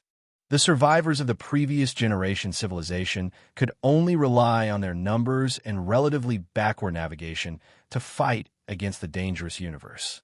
It is also because of this reason that the Left Sky Star region's policy of encouraging reproduction has never changed for tens of thousands of years. According to statistics, the current empire has over 90 billion registered citizens, but the actual number of people far exceeds this. The great teacher spread out his hands and said, "Both are interstellar immigrants, but due to the slight differences at the very beginning, it leads to the differences in many aspects of the two human societies. However, at the end of the day, both the Federation and the Empire have taken an extremely similar path. After all, we are all survivors of the same race and origin. It's just that before we met, both sides did not know that there were companions on the other side of the universe." This beautiful man slowly closed his eyes and then slowly opened them again. He looked at the two of them and said solemnly, "Could it be that the destiny of humans is to split up and then be destroyed together? Could it be that the Federation and the Empire are going to repeat the fate of the humans on the ancestor planet from countless tens of thousands of years ago? I am now more and more certain that the Federation and the Empire do not need anything else but peace." Hearing the word peace, Sulu was silent for a very long time. He did not give any direct response to the great teacher's firm declaration, but asked expressionlessly, "The problem now is that the Hua family is not from the Empire. You came from the ancestor planet, which means that after the catastrophe, the ancestor planet did not become a ruin of absolute death. There are still humans who survived. Then, what is the ancestor planet like now? I know what you're worried about. The great teacher shook his head and said, "Time can erase too many memories. How the ancestors came to the left sky star region from the ancestor planet is only left with some almost mythical records in this white courtyard. However, you can rest assured that the civilization on the ancestor planet is far from the civilization of the previous generation. Naturally, there won't be any battleships carrying terrifying weapons coming from the other side of the dark sky curtain to wipe out the Empire and the Federation. The civilization has not recovered." Sulu asked, "Then, what about the ship that the Hua family's ancestors were on? That ship should also be a remnant of the previous generation civilization. No matter how terrifying the catastrophe was, there should be some advanced things left behind on that planet that was once filled with the fruits of the previous generation civilization." The great teacher continued to explain, "After the ancestor came to the left sky star region, she never left. This means that even she did not have the ability to repair that ship to the extent that it could pass through the dark sky curtain again and return to the ancestor planet. A woman from a backward civilization taking the advanced spaceship of the previous generation civilization and resolutely heading to an unfamiliar star region. This is equivalent to a baby picking up an advanced rifle and pulling the trigger on a mecha without hesitation." Zhong Huiyan's eyes were wide open as she said in shock. Furthermore, she successfully arrived at the left sky star region and shot through the cockpit of that mecha. This is truly inconceivable. The great teacher smiled and said, "That's why the Hua family's ancestors taught us that the truly ferocious characters in the world are all women." Chapter 870. The stories that needed to be told and the context that needed to be clarified were clearly laid out on the dark wooden floor through the three people's casual narration. The room returned to silence. The three people, sitting cross-legged on the floor, did not open their mouths like the red clay teacups in front of them. Instead, they were as silent as the teacups. After a long time, the great teacher once again pulled his soft white robe down to cover the slender legs that had been exposed due to his excitement. He looked at Su Lu and Zhong Huiyan and asked with an indescribable emotion, "I say, for such a big matter, such an important matter, the three of us are like idlers who have nothing to do after eating, sitting on the sofa and talking about celebrity scandals. Wouldn't that seem disrespectful to history and disrespectful to our predecessors? What else can we do?" Sulu lowered his head and replied in a muffled voice, "Are we going to hold a joint press conference between the two sides of the universe and invite Huai Fuchai and Pabre to attend together?" Zhong Wen looked at the great teacher's face and added harshly, "Are we going to invite Jian Shui'er to sing for fun while Her Highness and Madman Li operate mechas and dance in front? I just feel that the importance of the discussion and the atmosphere of the discussion are too big." Great teacher Fan laughed bitterly, and then looked at Su Lu and said seriously, "However, there are still many details in these stories that have not been clarified. As the only comparative literature researcher in the Federation, you know that I value these details very much. The details decide everything. It's fine. I still want to stay here for a while." Su Lu replied, "As for those details, I think there should be some historical materials in this courtyard. I want to take a look." "No problem. After all, the blood of the Hua family flows in your body." Great teacher Fan frowned slightly and looked at him. "However, before opening up these historical materials, I have a question. Based on your personality, why are you suddenly so interested in the history of the Empire and the Federation? In other words, we have now clarified some of the historical clues. What is the significance of this to you?" Sulu was silent for a moment, then looked up and sincerely replied, "I don't know. As you said, I am a guy who doesn't have the spirit of exploration. I may be curious about those ancient stories, but I don't have the desire to follow and explore." Master Fan nodded and said in a regretful tone, "On the contrary, that little Taizuan you introduced me to should be more interested in these stories. However, I heard that he wants to run for president of the Federation, so we can't expect too much from him." "What?" Sulu asked in confusion. "The difference between a politician and an explorer is like the difference between a cat and a dog," Master Fan replied. After a short pause, he stared into Su Li's eyes and suddenly said, "I think I understand why you are suddenly interested in these things. It is because ever since your identity was exposed, you have been wandering in the universe for years without a clear identity. This kind of confusion is very dangerous, and you want to solve this problem. Su Li's eyes slowly narrowed, and his pupils gradually shrank. He said, "What do you mean? You want to prove something? You want to prove that since the people of the Empire Federation are all from the ancestral planet, then they are all humans." The great teacher looked straight into his eyes and said calmly, "If that is the case, then it is no longer important whether you are a person of the Federation or a person of the Empire. Only then can your state of mind be truly peaceful. Perhaps, but I'm not one of those philosophers who like to ask and have the willpower to think about where I came from. I'm not even a third-rate philosopher." Sula glanced at Zhong Huiyin and continued, "Other than some reasons that I cannot tell you, I really don't understand why I'm suddenly interested in these things. However, I have a vague feeling that these stories may be very important to me and to many people." For Sulu, the library was a place with deep memories.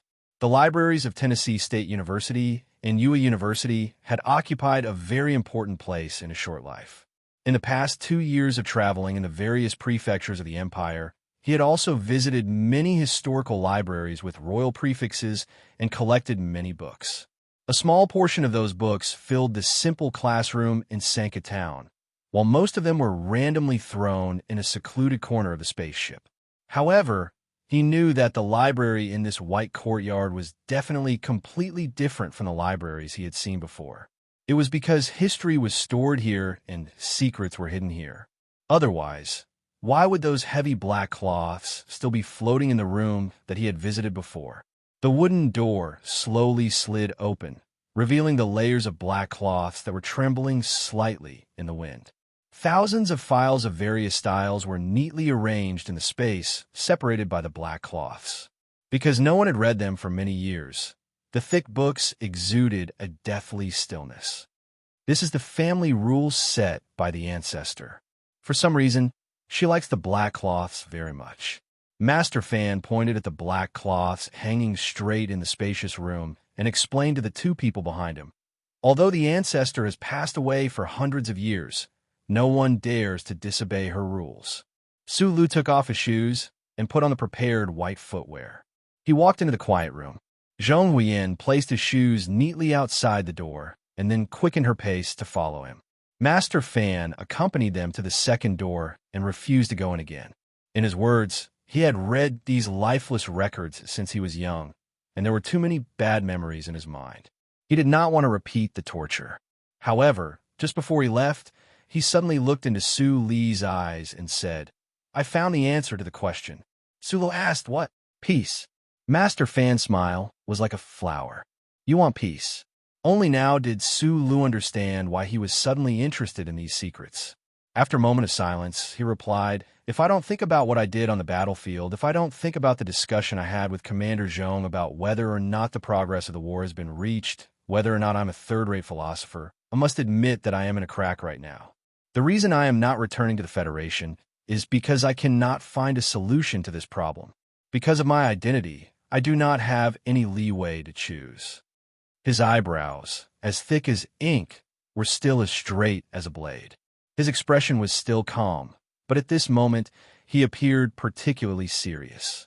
He looked into the great teacher's eyes and said, "I can only hope that the two sides can achieve peace. What if they can't? In a limited space, both sides need resources, especially the current Federation. However, when the Federation seizes enough resources and grows stronger, what will the Empire do? Will a lion with a new set of sharp teeth let go of the prey in its mouth? If the Empire survives and begins to counterattack, will the wolves whose homes have been destroyed give up their desire for revenge? If the war between the Empire and the Federation is destined to continue forever and tragically, what will you do? What can you do? Like the tragic hero in the 8-part opera, sacrifice your life for this tragic fate?" In front of the heavy and drooping black cloth, the great teacher's calm tone was like a bullet without feeling, pressing forward coldly and valiantly. Sula looked at him and replied, "I am not that kind of person. If I had the strength or power of the 8-part opera's hero, I would have killed the emperor directly and ended that war. Killing an emperor can only end one war, and as long as human society is in a state of division, there will never be only one war. No one can control the world after death. It is even impossible to deduce what effect one's current actions will have on the world after death. Therefore, I can only be responsible for the world I am alive in. Very good. A few years ago, I locked you and Xiao Shi in this courtyard because I wanted to do this. I am very happy that you can now return to the right track. The great teacher looked at him with a smile that was not a smile and said, "In my opinion, you have always wanted to kill Pabre, regardless of whether it is for the sake of the girl beside you or for any other reason. Now, you seem to have an extremely powerful reason, and that is to end the war. Then, can you tell me, when do you plan to return to the Federation and kill Pabre? Pabre is not the Emperor. Killing him will not end this war, and I am not the creator. I can use absurd reasons like finding him an eyesore to kill him, but I will not be so hypocritical as to use the reason of universal peace to kill him. If you can kill Pabre, then I am willing to take the risk to kill your father, and the real emperor will cooperate with you." Sulu was stunned for a moment before he understood what the great teacher was saying. His thick brows slowly furrowed as he looked at him and said in confusion, "Just now, you said that chatting is a bit unfair to the grand interstellar migration story. Is it not so frivolous for us to talk about this while standing barefoot in front of the black cloth?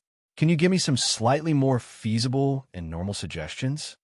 Killing the president of the Federation and the emperor of the empire is, without a doubt, the simplest and most direct way to end this war. My suggestion is very feasible."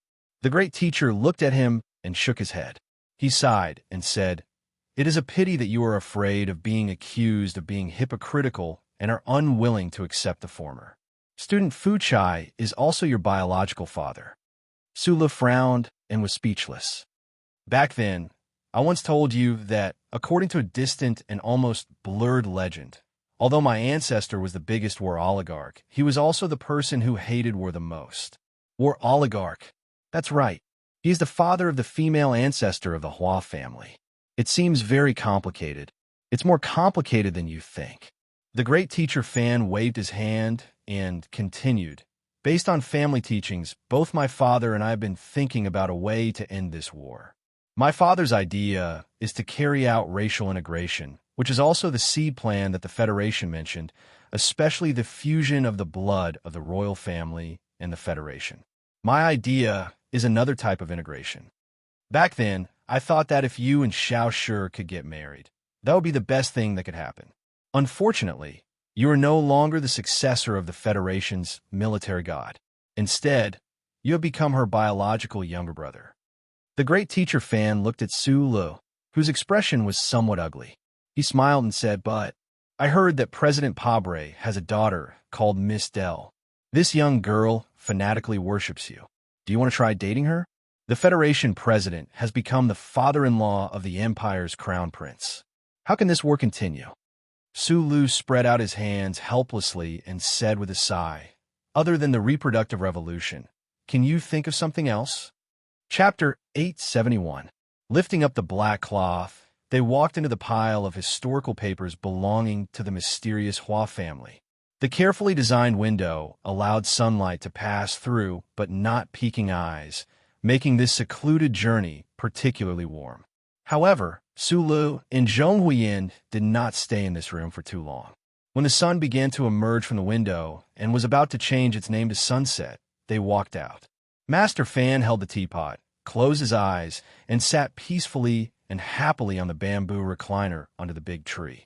He seemed to have forgotten the humiliating time when Feng Yu threw him naked on the tree. Hearing the sound of footsteps behind him, he opened his eyes and looked sideways. He asked in surprise, "Finished reading so quickly?" Master Fan's family history in the Empire is more than 700 years. Of course, it's impossible to finish reading it so quickly. In fact, I've only read half of that female ancestor's mood diary. But time is up, so I have to leave. Su Lu replied. "Leave? Where are you going? The Federation?" Master Fan asked with a frown. Su Lu answered, "We're going to the market. We'll come back tomorrow." Master Fan slapped his thigh heavily, leaving an angry palm print on his white and tender skin. He cursed a famous line from Schiller's early comedy script. "Come back tomorrow? What do you think my place is? A public toilet? You think you can come and go as you please?" Sulu had read this script. He smiled and did not explain too much. Holding Zhong Huiyan's hand, they walked out of the white courtyard briskly under Master Fan's scolding. The setting sun cast countless oblique shadows on the shabby streets of the slums. The two of them walked in these shadows. They passed through the alleys under 3 locust trees and arrived at the market. Under the curious gazes of the surrounding stalls, they arrived at Aunt Susan's shop. The steaming dinner, the warm atmosphere, and the quiet night in the small courtyard of the slums seemed so warm. After eating to their heart's content, it was Zhong Yinhua's turn to wash the dishes unwillingly, but still with a sweet smile on her face. After chatting for a while, the 3-person game of the Imperial South Road flower card began fiercely again until late into the night. In the attic, Sulu quietly assembled the improved HD video player. His fingers, which did not seem to be very nimble, were as stable and precise as a machine. At an unbelievable speed, he turned the scattered components into a good toy that the young masters of the noble families in the capital of the empire could not help but feel sore again. For him, being able to occasionally smell the smell of machinery in such a peaceful day was a very happy thing, just like chatting about cards during dinner. Zhong Huiyan was lying on her stomach on the small bed. She supported her chin with her hands, and her legs were bouncing up and down mischievously. Her beautiful eyes, which were like black gemstones, were quietly focused on Sulu, who was sitting beside the table. Men are sexiest when they're working hard. It seemed that the women's magazine she read when she was young said so, the young girl thought. "Brother, when you were sleeping under the sun in Master Fan's manor during the day, I carefully read the mood diary. I increasingly feel that the ancestor of the Hua family was an amazing woman." Sulu carefully placed the soldering iron on the metal blade of the 6-star knife. He turned back to look at the young girl on the bed. After a moment of silence, he replied, "I don't want you to become such an amazing woman." "Why?" Zhong Huiyan rolled up from the bed. She opened her eyes wide and looked back at him very seriously. Sulu knew how to answer. From the last time he met Huai Chaoshi, Zhong Huiyan yearned for that kind of life, that kind of valiant life, but Sulu thought for a moment. He looked at her and said gently, "Whether it's the ancestral planet, the Federation, or the Empire, many things may have changed on the surface, but in fact, there are many things that haven't changed. One of the most important things is the relationship between men and women.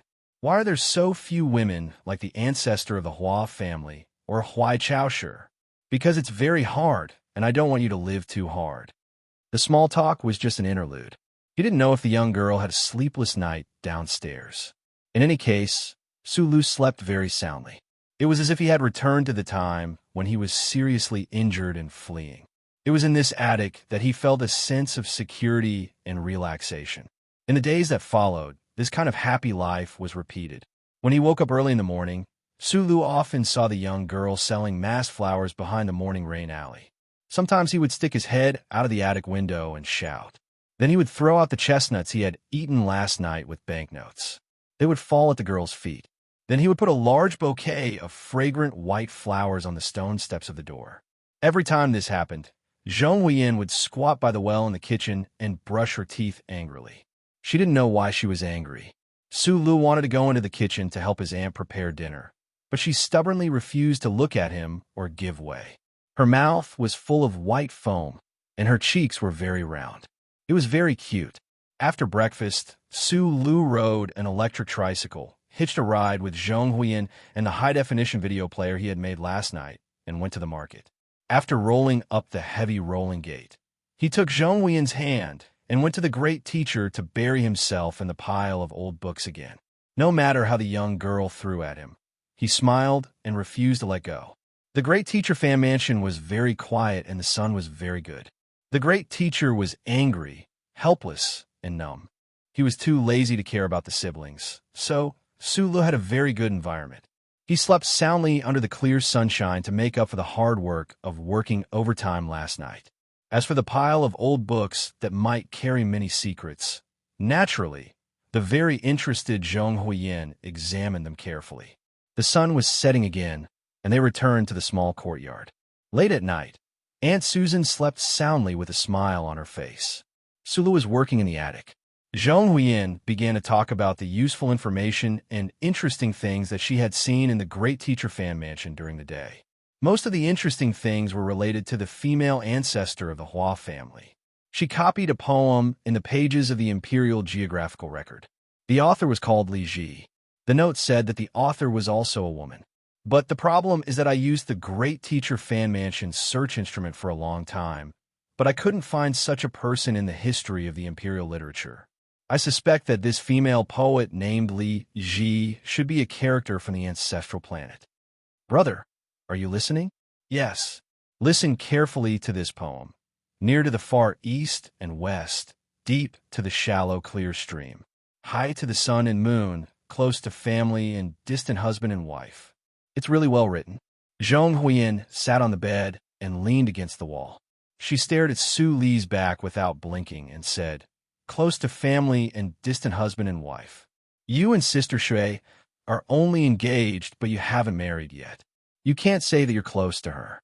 It's been almost 3 years, and she hasn't said anything about looking for you." Sula didn't turn around. He smiled and said, "Then are you going to let Shang Xiu or Nan Xiaomei be your sister-in-law?" Hearing this answer, Zhong Huiyin twisted her fingers and bit the corner of her lips. She was angry and didn't say anything. Life was just like that. It was dull, warm, and safe. No one came to disturb them, including the imperial palace. There was no follow-up news. Today, Su Lu was no longer the fugitive of the Federation. He was the only male heir of the imperial family.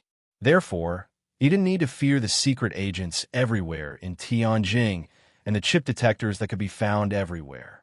However, on such a happy day, under the warm sun of the Empire, he couldn't help but miss everything about the Federation.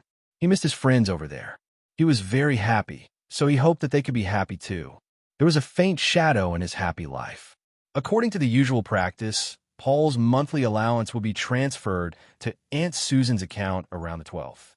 However, it was already the 20th of this month, and the number in the bank account still hadn't changed. When Aunt Susan was cooking, she was obviously a little absent-minded, and she lost even more when playing the South Road flower card. "You don't have to worry, I know some news from the front line. There hasn't been a big war in Mo Hua Planet for 2 months. Moreover, the front line is too far from here, so the communication of information is not smooth. It's normal for the allowance to be sent back a few days later." Aunt Susan shook her head, looked at Su Lu, and said, "That child signed an allowance distribution agreement with the military logistics department before he went to the front line. Now, a large part of his allowance will be automatically deducted every month and transferred from the department to my account. All of it is electronically transferred. He only needs to make an electronic signature confirmation at the front line. It's impossible for him to be delayed by the journey. The fact that the allowance hasn't arrived yet can only mean that the logistics department hasn't gotten his electronic signature confirmation."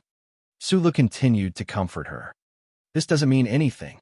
If Paul is really in the personal guard camp, then the straight line distance between him and Her Royal Highness won't be more than 2 kilometers.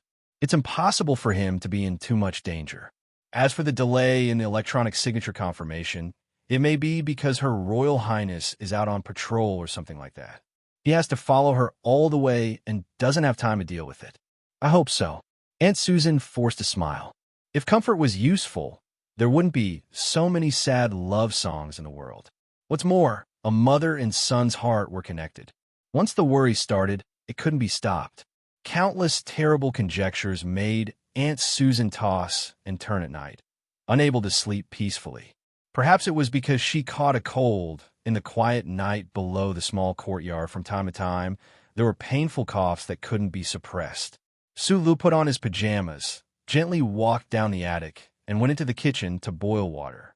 He took out a pear from the refrigerator, peeled it, put it into a bowl, put it in the pot, and waited quietly for the pear to be steamed. Then he slowly raised it in warm water for Aunt Susan to eat when she got up tomorrow. The next morning, Aunt Susan habitually went to the market to sell goods with her sick body. She was stopped by Su Lu, fed her medicine, and then returned to the small courtyard from Master Fan Manor early at noon. The steamed pear in the kitchen was still on the stove, still warm, but Aunt Susan was gone. There was a note left by the stove with 2 lines of scribbled handwriting on it. Because of some inconvenient reasons, we can only ask you to meet us in this way. I believe that this is enough to show our sincerity and determination. Su Lu slowly clenched his right hand, and the note in his palm shattered under the pressure of an invisible force. He looked back at the clean wooden door of the small courtyard, and his eyes slowly narrowed with a murderous look. He thought blankly, someone is forcing me to kill someone again. Chapter 872. The noon sun was scorching hot. Su Li's current mood was like the bright sunlight on the street. On the surface, it looked as clear as yesterday, but on the inside, the temperature was extremely high. It was scorching hot, and the fire in his chest could burn everything around him at any time. Zhongyun didn't see the note, but she could feel the change in the mood of the man beside her, especially the sense of danger. So she didn't ask, but obediently followed his footsteps, walking quickly on the streets of the slums. When they arrived at the Great Master Fan Mansion, Su Lu took her in and handed her over to the Great Master.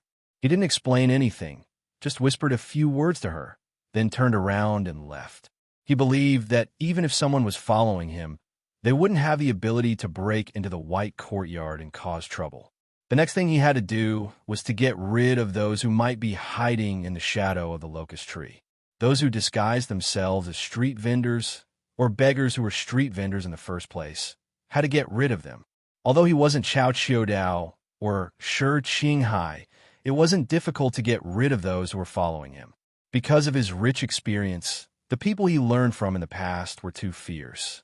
Whether it was the Empire or the Federation, whether it was the Imperial Intelligence Agency or the secret department called Small Eyes, they could only watch as he turned into a ghost in the night and disappeared mysteriously, let alone these guys. Su Lu, wearing a casual hat that covered most of his face, walked back and forth through the busiest streets of the slums 3 times. After circling under the locust tree and willow tree, he was sure that no one could follow him. He silently left the smelly streets, followed a diagonal path into the lakeside park in the distance, and walked along the willow embankment towards the imposing Imperial Palace. He didn't walk into the palace when he was close to the black and blue palace wall.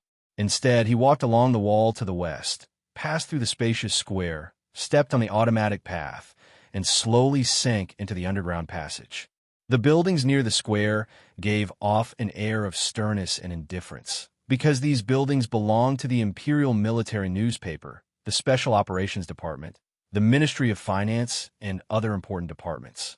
Probably because of the pervasive sense of oppression in the air, there were very few pedestrians in the square and underground passageways. There were not even many nobles, and most of them were soldiers in dark Imperial military uniforms, walking with stern expressions.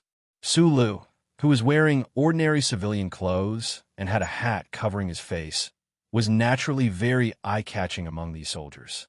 Dozens of vigilant and suspicious gazes fell on him, but he seemed to be unaware of them as he slightly lowered his head. He silently looked at the constantly moving road under his feet, thinking about what he thought was important. He wasn't sure who the idiots were, but he was sure that some of the idiots were trying to threaten him by kidnapping Aunt Susan. They wanted to get some benefits from him. The question was, what exactly did those people want to obtain? Philip's secret or the secret of the star chart? If it was those people he suspected, with their ability, it was impossible for them to obtain this information. Then what did they want to do? Well, there was no need to think about this question anymore, Su Lu said to himself. Then he slowly raised his head and looked at the Imperial Military Headquarters building across the underground passage that was full of murderous aura. He silently thought, what I need to think about now is how to kill those idiots and bring Aunt Susan back to the small courtyard. Behind the solemn Imperial Military Headquarters building, there was a very inconspicuous, gray and plain building hidden behind a few rows of gloomy trees. The shape of this building was square, and from the outside, One could not find the slightest trace of an arc. Because of its age, it looked like an iron box that had been buried in the desert for hundreds of years. Although it was modeled, it was exceptionally stiff. This was the most gloomy agency of the Empire, the Intelligence Department, and also Su Li's destination. At the entrance of the Intelligence Department building, he was not surprised to be stopped. A certain staff member, who was wearing a black uniform and looked like a murderous demon on a rainy night, stared at the guy who looked like a tourist with deathly white eyes and asked gloomily, "What do you want to do?" Sulu didn't have time to explain anything. He took out the identity chip that Huaichaosher gave to him on the Libin Star and handed it over. The staff member frowned and picked up the scanning stick to scan it. He casually glanced at the display on the light screen, and his face suddenly changed dramatically. Because of the sharp contraction of his pupils, the color of death quickly occupied a larger part of his eyeballs. "Sir, sir, sir." The staff member bowed with a trembling voice, guessing the identity of Sulu, wondering if he should kneel down to show respect. Sulu didn't have the time or interest to enjoy this kind of pleasure.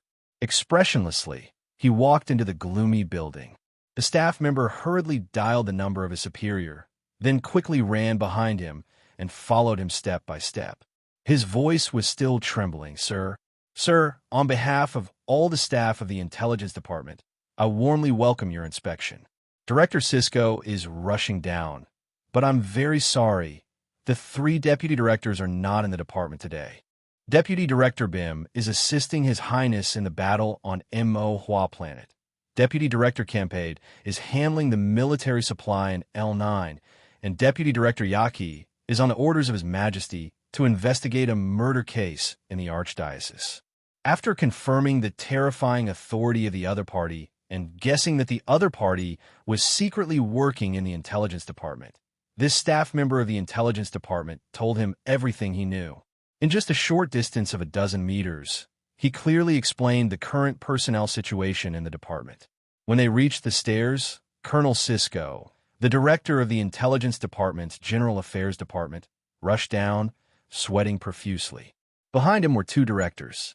When the 3 directors saw Sulu, their gazes subconsciously swept past his hair and eyes, revealing a hint of hesitation, but they immediately hid it.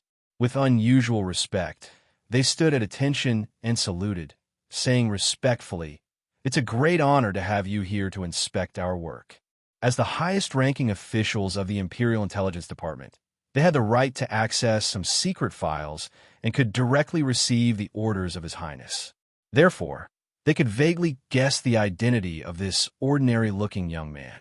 However, since it involved the secrets of the royal family, no one dared to mention it. They just tried their best to stand as straight as possible, pressing their palms and thighs together a little tighter and their attitudes a little more serious. "Keep my arrival a secret."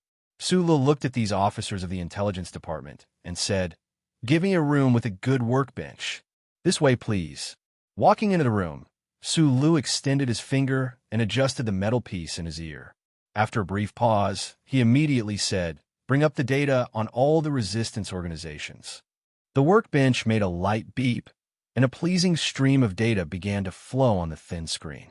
Sulu quietly watched for a few seconds, and after confirming that the computing core was quite fast, he nodded in satisfaction. None of the officers of the Intelligence Department present dared to ignore his request. Director Cisco quickly rushed out of the door, and just as he was about to call for his subordinates to prepare the relevant data, he suddenly thought of something and turned to Sulu. Wiping the cold sweat on his forehead, he said in a trembling voice, "My lord, in the past 10 years, a total of 3,412 rebel organizations have appeared in the Empire. Although the data index is complete, the database is simply too large. Which star field would you like to see the data from first?" Sulu was stunned. Although he had wandered the star field of the Empire for more than 2 years and had seen many bitter struggles, he still did not expect that the class conflict in the Empire had intensified to such an extent that so many rebel organizations had appeared in just 10 years. The biggest one.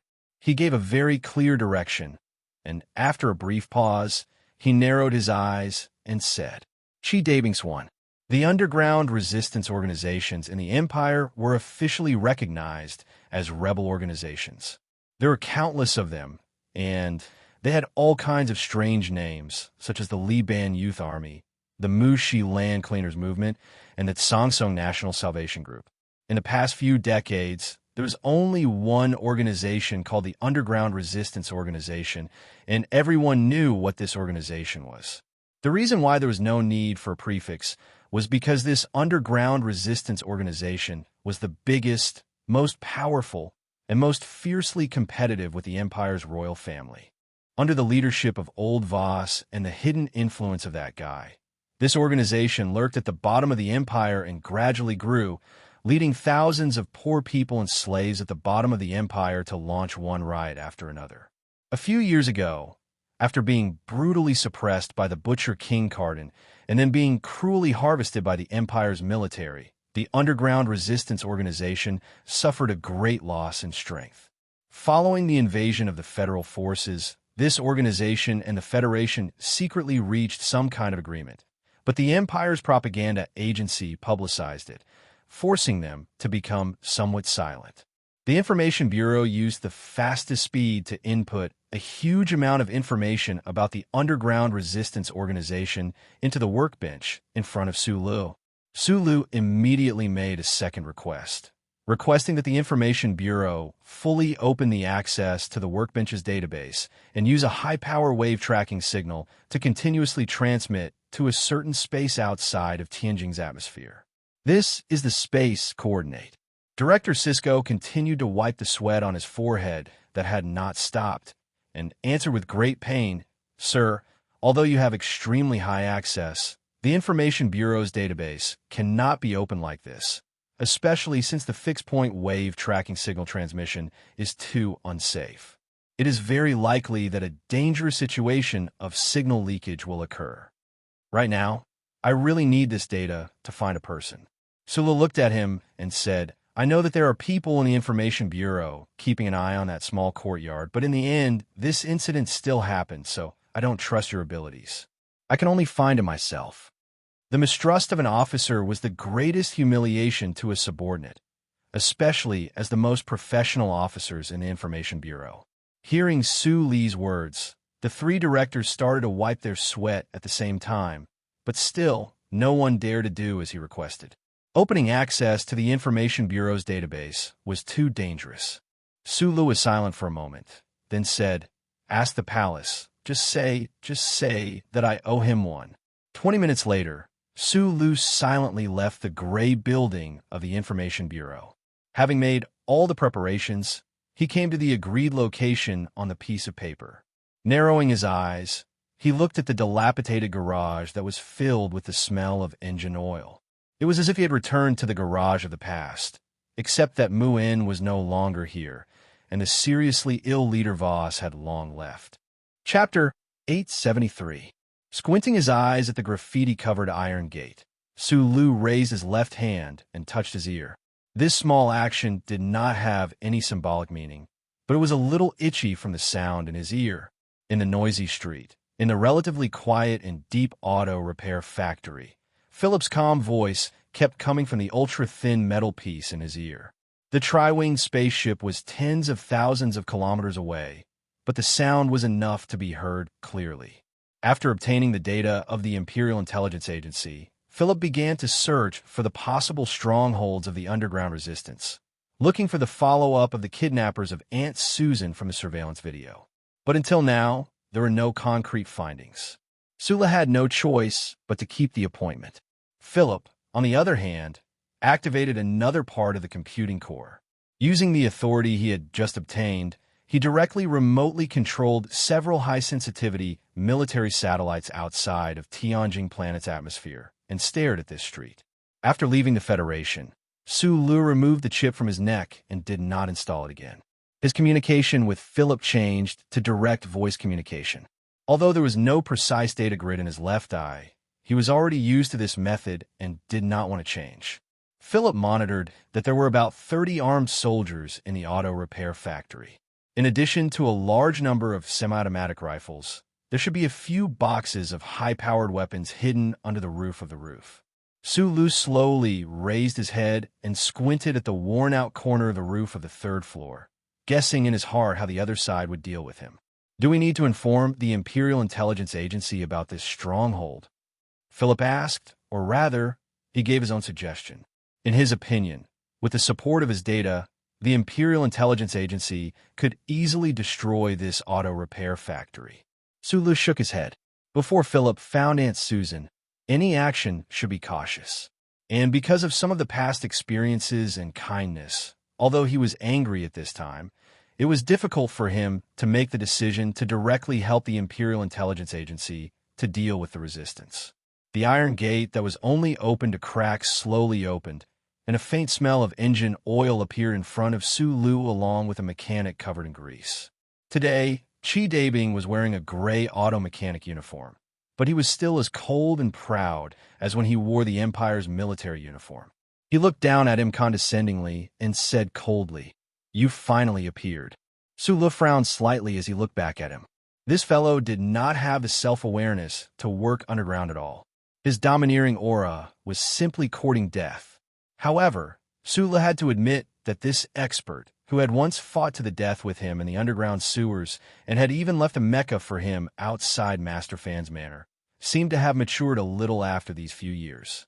Although his gaze was still sharp, there was more or less the air of a leader. Why? He didn't beat around the bush and asked directly, "If I don't use this method, will you appear?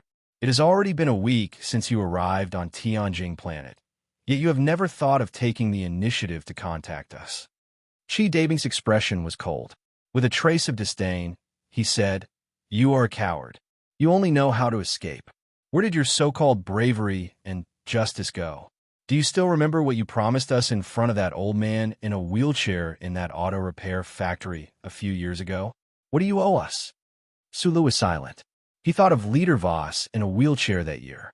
He thought of that rather pleasant conversation. He thought of those resistance fighters who had died beside him when he was escaping from Tianjing planet. He forcefully suppressed the gloominess in his heart and asked softly, "Tell me your demands. What will it take for you to let him go?" Chi Dabing didn't answer this question. He lowered his gaze and stared at his wrists. Suddenly, he frowned and asked, "What about that watch?" "I threw it away," Su Lu replied. "Threw it away?" Chi Dabing's brows slowly furrowed. He asked with an oppressive aura, "That was the only memento that teacher left for me. You shamelessly snatched it away, and you actually threw it away just like that?" Su Lu extended an index finger, looked at him, and replied, "You have to understand one thing. That is my watch. I can do whatever I want with it." Chi Dabing was silent for a moment and didn't say anything else. He raised his right arm and gestured for him to enter. He said coldly, "Someone will answer your questions later." Su Lu saw the cold, killing intent in his eyes. He was naturally not afraid, but he was a little cold that the other party didn't hide it at all. It was just like the contempt and ridicule from before. "I thought you were already the leader of the organization. It seems like you haven't been doing well these few years." Since the other party didn't hide his hostility or even his killing intent, Su Lu naturally didn't mind reviving the harshness of his youth and using words to make the other party unhappy. Walking from the auto repair factory into the building, Su Lu saw a lot of young and old repair workers along the way. He didn't know if they were wearing bulletproof vests under their oily overalls. He didn't know if they had calluses on their hands from repairing cars or pulling triggers. These resistance fighters still retained their former special colors. Regardless of age, they all looked extremely strong. Their stiff faces and calm eyes revealed different emotions. They watched Su Lu walk in front of them. Some showed vigilance, some spat to show disdain, and some smiled and even waved to him. Although his heart was filled with worry for Aunt Susan and some kind of anger that was about to erupt from the volcano, Su Li's mood gradually calmed down when he saw the resistance fighters smiling and greeting him. He nodded and greeted these old friends who had fought side by side with him in the rain. "Welcome." In the innermost room on the second floor, there were 5 people sitting. After Chi Dabing brought Su Lu through the door, under the leadership of an old man, everyone stood up at the same time to welcome him. The old man's attitude was gentle and warm. He opened his arms as if he wanted to give Su Lu a hug. Sulu stood in place and didn't go forward to hug the old man. After slightly bowing his head to show respect, he directly said, "I don't think this is a good way to welcome you. And I can't believe that the resistance group after Leader Voss would be so shameless as to kidnap an innocent woman at the bottom of the hierarchy." A trace of embarrassment flashed across the old man's wrinkled face. He apologized in an extremely sincere tone. "Please allow me to apologize to you on behalf of the organization. In fact, this action didn't get the consent of most of the committee members. But since it has become an established fact, we have to bear the consequences of this immoral action together. In fact, we understand your current difficult situation very well. We thought that it would be difficult for you to make the decision to contact us, so we were forced to use this method. I hope you can understand after hearing our explanation." Hearing this, Chi Dabing raised his eyebrows slightly. He immediately returned to his indifference and sat down next to the old man. Sulu roughly confirmed some things. After a moment of silent consideration, he sat down under the old man's warm invitation. His hand didn't hold the cup of hot tea in front of him. Instead, it was slightly hanging by his side, ready to attack at any time. He said, "When will you release her?" "Immediately." The old man looked at him with a smile and said, "Please don't worry. That Madame Susan is very safe now. Her health is guaranteed." Sulu raised his head, stared into the old man's eyes, and said, "An ordinary woman who sells pirated music players in a market was kidnapped by a powerful underground resistance group when she was sick. She didn't know where she was or if she would die. She would be scared and fearful. Do you think this is the so-called safety? Or do you think that having a bowl of rice and not being tortured is healthy?" The expressions of the people in the room were a little awkward. Only Chi Dabing was still indifferent and calm, as if he didn't feel Su Li's sharp gaze that was like nails hammering into his face. "Before we talk, I want to introduce the current situation of the group to you. Leader Voss passed away, and the resistance movement in various areas has suffered an unprecedented blow. Now, the Committee of Seven is temporarily in charge of the work arrangements of the entire group," the old man said with a pained expression. "But as you can see, there are only 6 people in this room now, because Muin betrayed us 3 years ago." Sula frowned slightly. The highest level of the underground resistance group, the Committee of Seven? If that was the case, Chi Dabing really didn't become the second Leader Voss. But why would these big shots of the resistance group take such a great risk to gather in one place and use such a method to force him to meet? What was even more strange was why this old man wanted to report the situation of the upper echelons of the resistance group to him. Just like most of the time in the past few years, he didn't have the time, energy, and interest to guess the other party's thoughts. He asked directly, "Why do you want to see me? What do you want?" "We want to continue the agreement we made years ago with you." The old man looked at him and said calmly. Sulu frowned slightly and thought of the agreement he made with the wheelchair-bound Leader Voss back then. He smiled bitterly and replied, "You should know very well that I'm no longer some Federation hero, and I'm also not the successor of War God Lipifu. I don't want to interfere in the cooperation between you and the Federation, and I can't interfere. Of course we know this very well.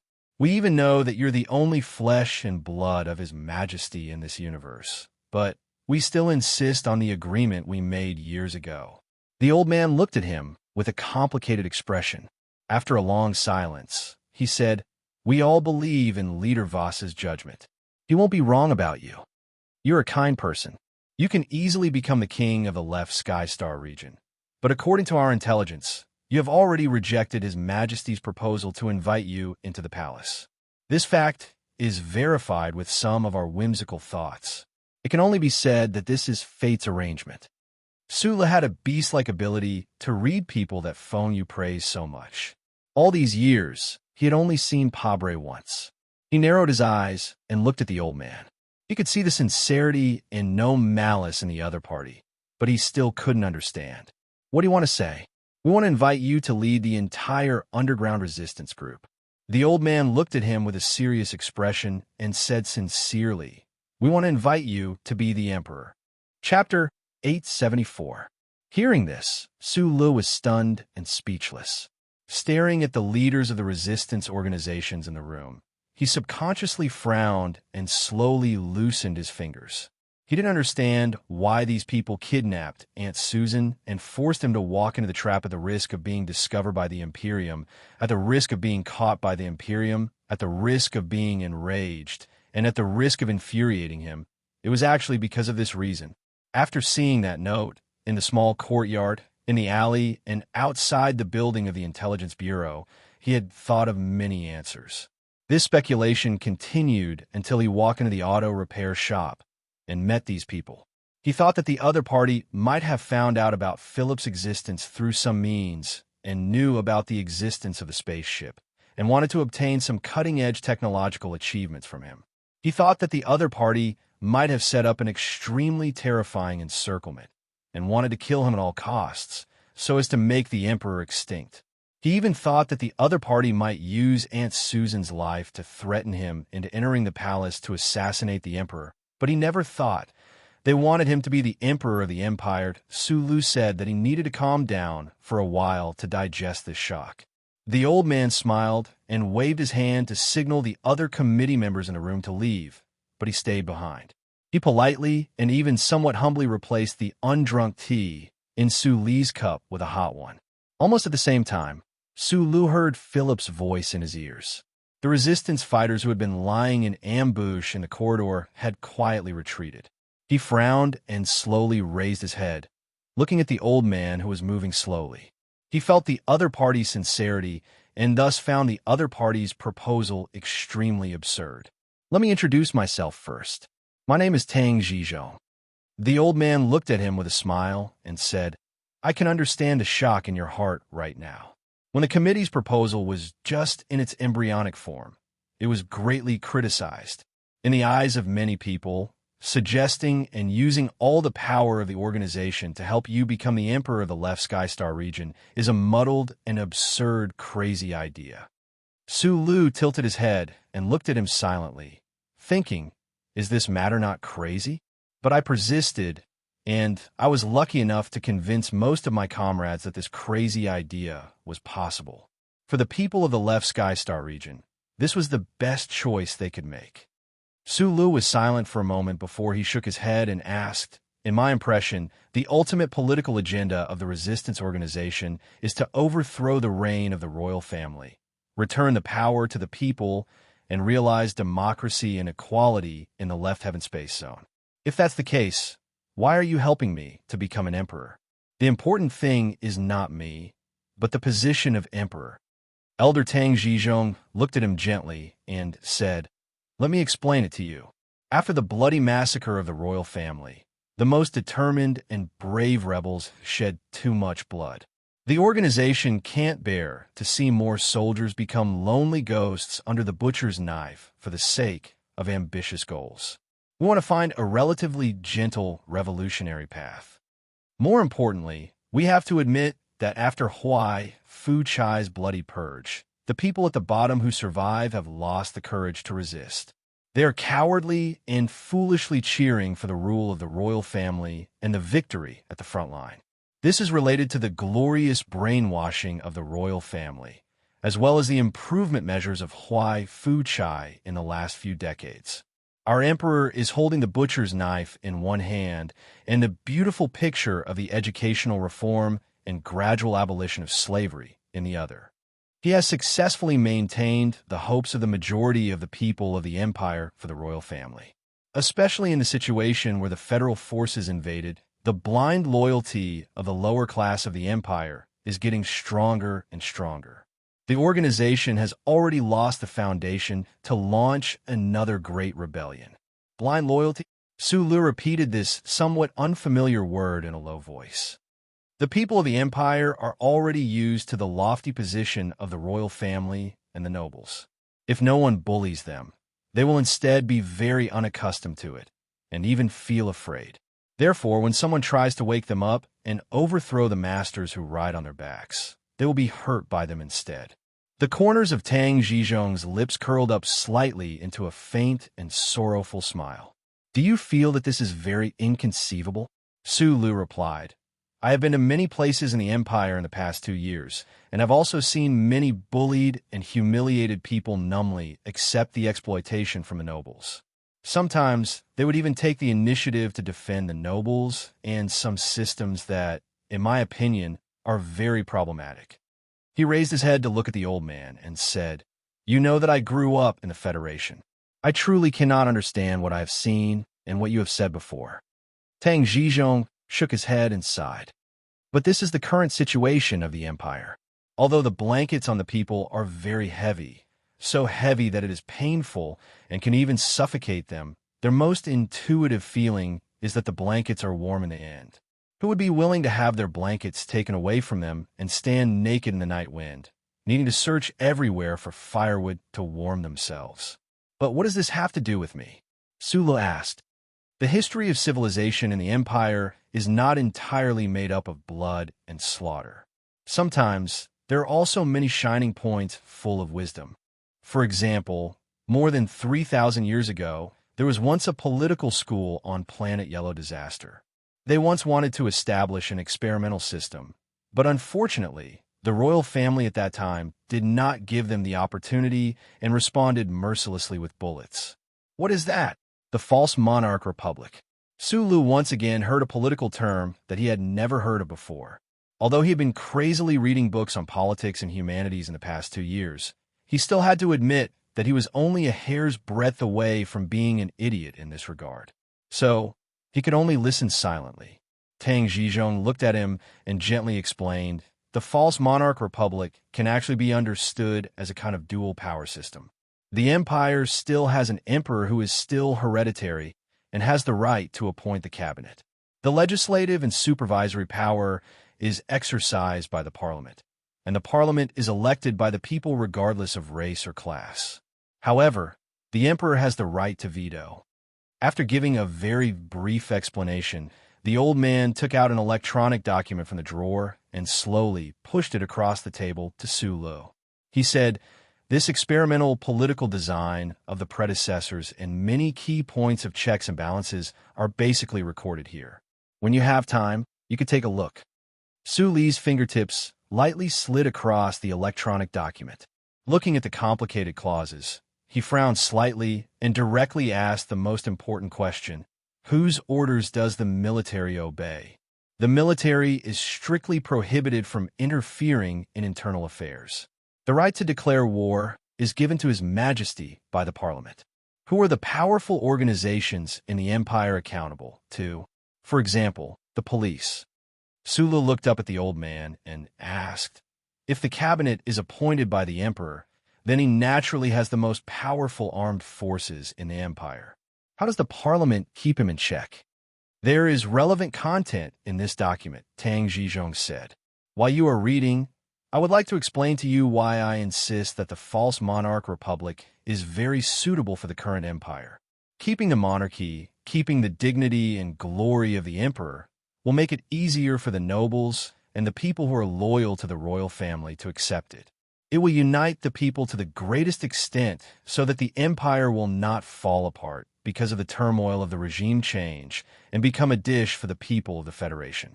As for the parliament that has the legislative power, whether or not it will be full of nobles, slave merchants who bribe people, or the most shameless political opportunists in the first few decades, as long as these people have power and are used to the wonderful taste of confrontation with the emperor, it will be difficult for them to get rid of it.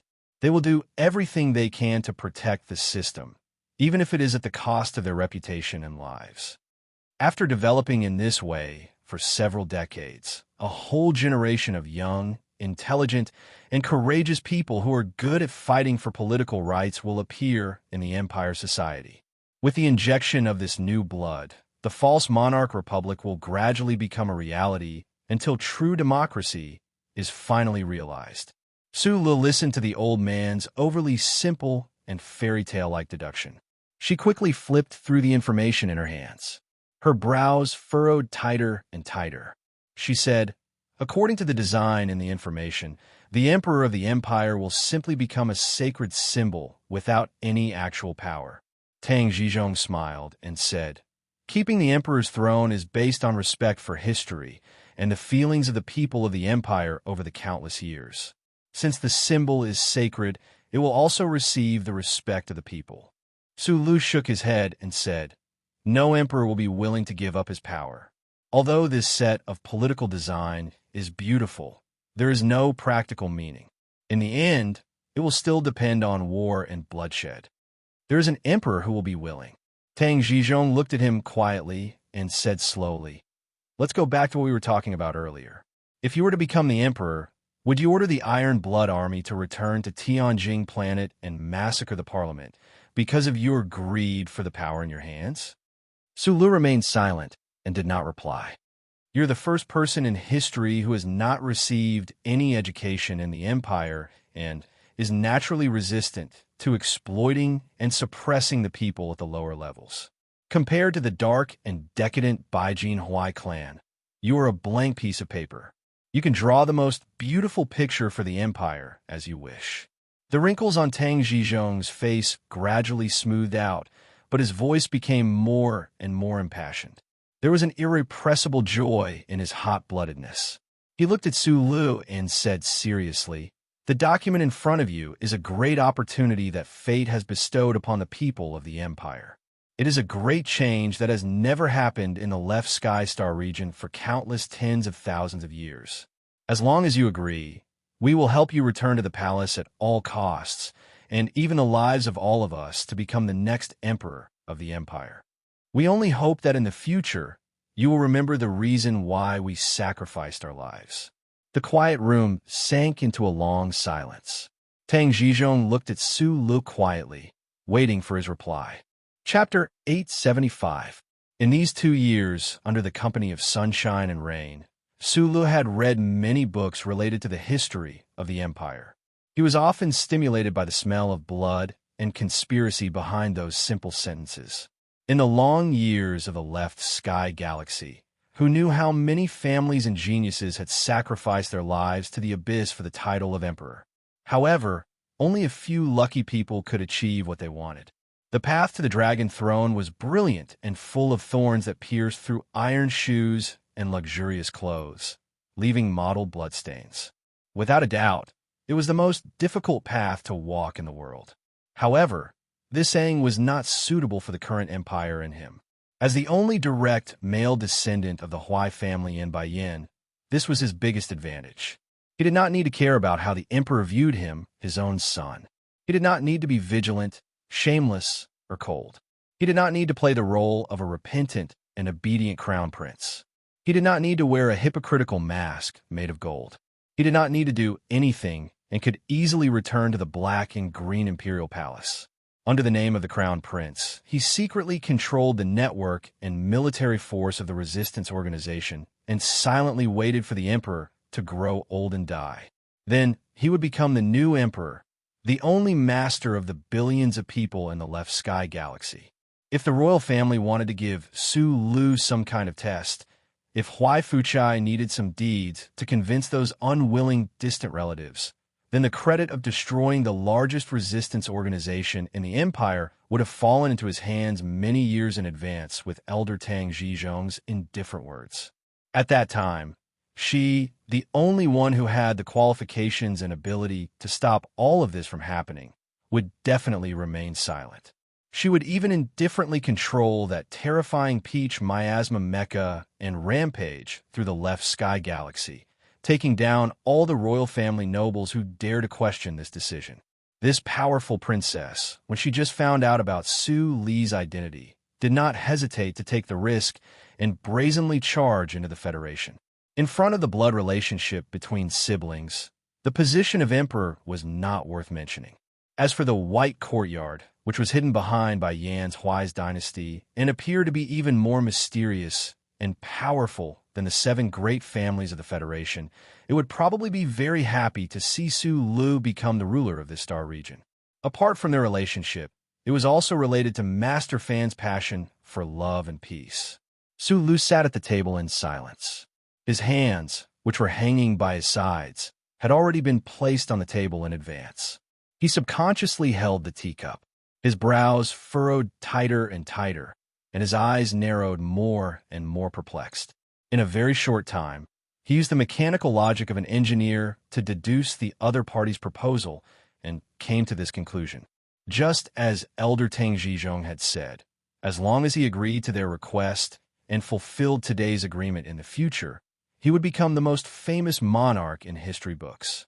The Left Heaven Starfield was like a class society that had been frozen for tens of thousands of years, ushering in a brand new era. This drama that no one could predict was about to unfold.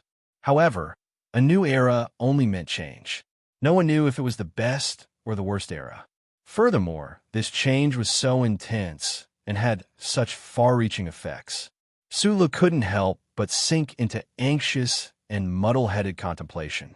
He didn't know how to answer or how to choose, so he could only remain silent. Elder Tang Zhizhong could feel his intense mental struggle, so he just waited quietly. He believed that the dead Voss and himself wouldn't misjudge the young man across the table. He believed that no matter how long he waited, there would eventually be a result, and it would be a very good one. The confrontation between the silence and waiting was forcefully interrupted by a sudden noise. As the wall creaked, the tightly locked door was violently pushed open. Qi Dabing walked to Su Li's side with an ashen face. He looked at Elder Tang Zhizhong across the table and said in a deep voice, "We are all willing to sacrifice for our great ideals. But have you ever thought about why this person deserves our trust?" Tang Zhizhong furrowed his brows and said, "Trust is something that can't be proven.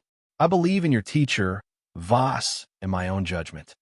Just because of this inexplicable trust, you want the entire organization, hundreds of thousands of brave warriors, to risk their lives for this person? Don't forget, he is the son of that tyrant Huai Fu Chai. Although he grew up in the Federation, the filthy blood of the Huai family still flows in his veins." The veins on Qi Dabing's neck popped out. He waved his arms and asked angrily, "Even if he is worthy of our trust now, what will happen after we push him onto the throne? 3 years ago, you told all the comrades that position can change people, and unrestricted power can corrupt the noblest sentiments of humans. Therefore, you objected to me taking over the position of the leader of the organization, and instead created this so-called Committee of 7. Fine. I believe that you were doing it for the sake of justice, so I accepted the decision of the organization. Then what about now? Why do you believe that the position won't change this guy after he becomes the emperor of the empire? Why do you believe that the unrestricted power of the emperor won't corrupt him? There are many comrades like me who are willing to sacrifice, but we are not willing to make such meaningless sacrifices." Qi Dabing took a deep breath and said in a deep voice, "If he becomes the emperor of the empire, but is not willing to carry out today's agreement and hand over the power in his hands, then what will the organization, which has already lost its power, use to pursue the matter? Or is it that we can only scold him a little?" Elder Tang Zhizhong's mood turned gloomy. He looked coldly at Qi Dabing and said, "This is the decision that the majority of the committee members agreed to, and I insist on it." "No." Qi Dabing raised his chin slightly and said firmly, "Unless he does something to prove that he is not the same as those detestable members of the royal family." He lowered his head to look at Su Lu and said coldly, "Because Mu'en has always been closely protected by the intelligence agency of the empire, we have never been able to kill him. If you want us to believe you, you have to bring his head to me within a month. With your current identity, it shouldn't be difficult for you to accomplish this." Sulu raised his head and looked at Qi Dabing's slightly twisted face. His mind, which was originally in a confused and anxious state, suddenly calmed down. After a moment of silence, he said, "As far as I know, although Mu-En left the resistance organization, he didn't do anything for the intelligence agency except for the visit to the Federation 3 years ago. He didn't betray any of you." After a slight pause, he continued, "Putting aside the standpoint, Mu-En can be considered my friend. He saved me back then, so I can't do this request of yours." Qi Dabing didn't seem to be surprised by his answer. He looked at him and said in a deep voice, "I don't care about your words of defending that shameful traitor. Since you don't want to kill him, then I suggest you the second way to prove yourself, to kill Huai Chaoshi." Sula frowned and looked at him for a long time. He asked, "Is there something wrong with your brain?" "I know she is your sister," Chi Dabing said angrily. Chi Dabing said angrily, "But don't forget that the blood of countless of our comrades is flowing in the hands of this princess. In the face of justice, things like family and bloodline must be forgotten and abandoned, not to mention that this is a sinful, dirty, rotten, and backward family bloodline." Su Li's thick eyebrows furrowed even more sharply. He looked at him in silence. "If you don't understand this point, it proves that you don't have a firm revolutionary ideology at all. I can't just watch you take control of the organization. I will do everything in my power to stop you." Hearing these strange and oppressive declarations, Su Li's tightly furrowed brows gradually relaxed. It wasn't because he understood something, but because he remembered something. The girl on the Iron Tower in Linhai, those young students full of revolutionary optimism, he calmly recalled. And then he confirmed some things. "In terms of emotions, I've always been leaning towards you until this moment. It's because I can't accept that an organization waving the flag of idealism would actually use this kind of robber gang method. Is this a kidnapping between two murderers?" The sharp light in Chi Dabing's eyes gradually calmed down. With his hands behind his back, he looked down at Su Lu. After a moment of silence, he didn't say anything and turned to leave. "I'm sorry. If thinking is something that can be easily changed, then you don't need to think for so long before. It's obvious that some comrades in our organization haven't changed their thinking." Elder Tang Zhizhong sighed, stood up, and said to Su Lu. However, he felt a little strange in his heart because Chi Dabing's performance of rushing into the room was obviously meaningless. It seemed that he only wanted to provoke Su Lu so that he wouldn't accept this agreement. "I'm sorry." Su Lu looked at the elder and said. Elder Tang Zhizhong's expression slightly froze. He immediately smiled and raised his hand to stop the latter half of his words. He sincerely said, "Please don't make a hasty decision because of a moment of emotional fluctuation. I think you need to sit alone and think about it." After saying this, the elder slowly walked out of the room with a hunched body. When the door closed, Su Lu suddenly felt that the elder's figure was extremely tired. It was very similar to some of the figures he had seen in his life, such as the leader in a wheelchair, or the director of the department of Zhou Yingxing who stayed up all night to work, or the old man in the hospital bed by Lake Feiqing. Probably because of the déjà vu, Su Lu didn't have the heart to say his decision immediately. Instead, he listened to the elder's request and sat alone in the room to think, or to prepare for his next move. A few minutes later, Philip's voice sounded in Su Li's ears. The expression on his face suddenly changed. He suddenly turned around and looked at the closed door. His slightly narrowed eyes were full of shock. The door was pushed open again, but this time it was much gentler and more polite. The person who walked into the room was still Chi Dabing. He used a white hot towel to carefully wipe his slender fingers. He walked straight to the old man's seat and slowly sat down. He raised his head and calmly looked at Su Lu. The previous appearance of an excited and angry revolutionary leader in the prime of his life had long disappeared. At this time, his face was full of confidence and steadiness based on strength, as well as a palpitating calmness. "I think now the two of us can talk about future arrangements." Chapter 876. Chi Dabing looked at him and smiled. He gently placed the steaming handkerchief on the table and said calmly, "Since you don't want to go back to the Imperial Palace, then don't go back. Since you don't like the Empire, then don't stay in the left Sky Star region. Although you can't go back to the Federation, I think Bermuda is still a good place to go. I believe that with your ability, you'll have a great time in that paradise of adventurers." Of course, the smile on his face gradually disappeared. He said seriously, "The organization will definitely launch a continuous hunt for you. But to be honest, people like you and me won't be killed so easily. Besides, you have the help of that princess." Su Lu listened quietly. He narrowed his eyes and looked at him. Suddenly, he said, "You killed him?" Chi Dabing's expression froze slightly. Then, he said calmly, "A revolution has always been a life and death movement. It is a storm, not a light breeze or drizzle. A revolution is a baptism, A revolution is an evolution. It is when the old is gone and the new is positive. It is when the sacrifice of a few people is used to advance the general trend. You talk a lot of nonsense. Sulu looked at him quietly. I gave him a chance. Just now, I rushed in so recklessly and angrily and questioned him. What was his reaction? He didn't react at all. He didn't change this absurd idea. He still wants to push you onto the throne. What made me feel even more disdainful was that he actually didn't get angry. He didn't reprimand me. Is he afraid of me? Or is he trying to maintain a calm appearance and launch a fierce counterattack against me later? Chi Dabing's eyebrows raised slightly. His usually sharp and cold eyes were full of contempt and mockery. He said, "It was his calmness that made me make up my mind. In order to express his damn sincerity to you, he drove away all the people in the corridor.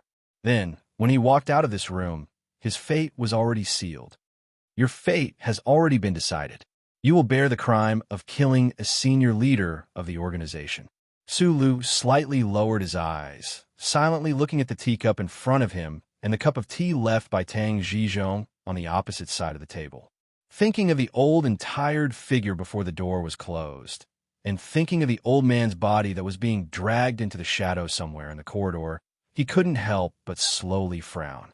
He understood that he was not mentally prepared at all, but had come into close contact with the resistance organization's cruel war for power and witnessed a cold-blooded murder with his own eyes. I didn't think you would do such a cruel thing, so I wasn't prepared. He raised his head and looked at Chi Dabing calmly, asking, "But why did you do this? Why?" Chi Dabing's voice was slightly higher, making it sound a bit shrill. After laughing for a long time, he said mockingly, "You can see this as a very simple political struggle. Right now, the organization needs a strong core leader, not like the past few years where all the spirit of the organization is being worn down by the bullshit committee. This is completely different from the impression I had of you before." Sulu looked into his eyes and said seriously, "Using a centralized method to fight against the centralized rule of the empire? Using lies to fight lies?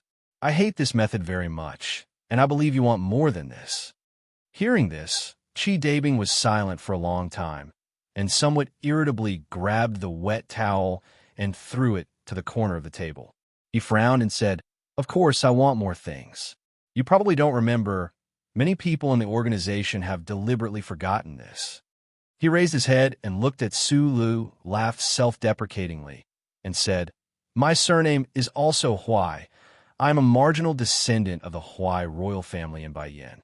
So, Sulu looked at this indifferent face and continued to ask, "The war on Mo Hua planet is very fierce. The whistling bullets do not have eyes that discriminate between classes.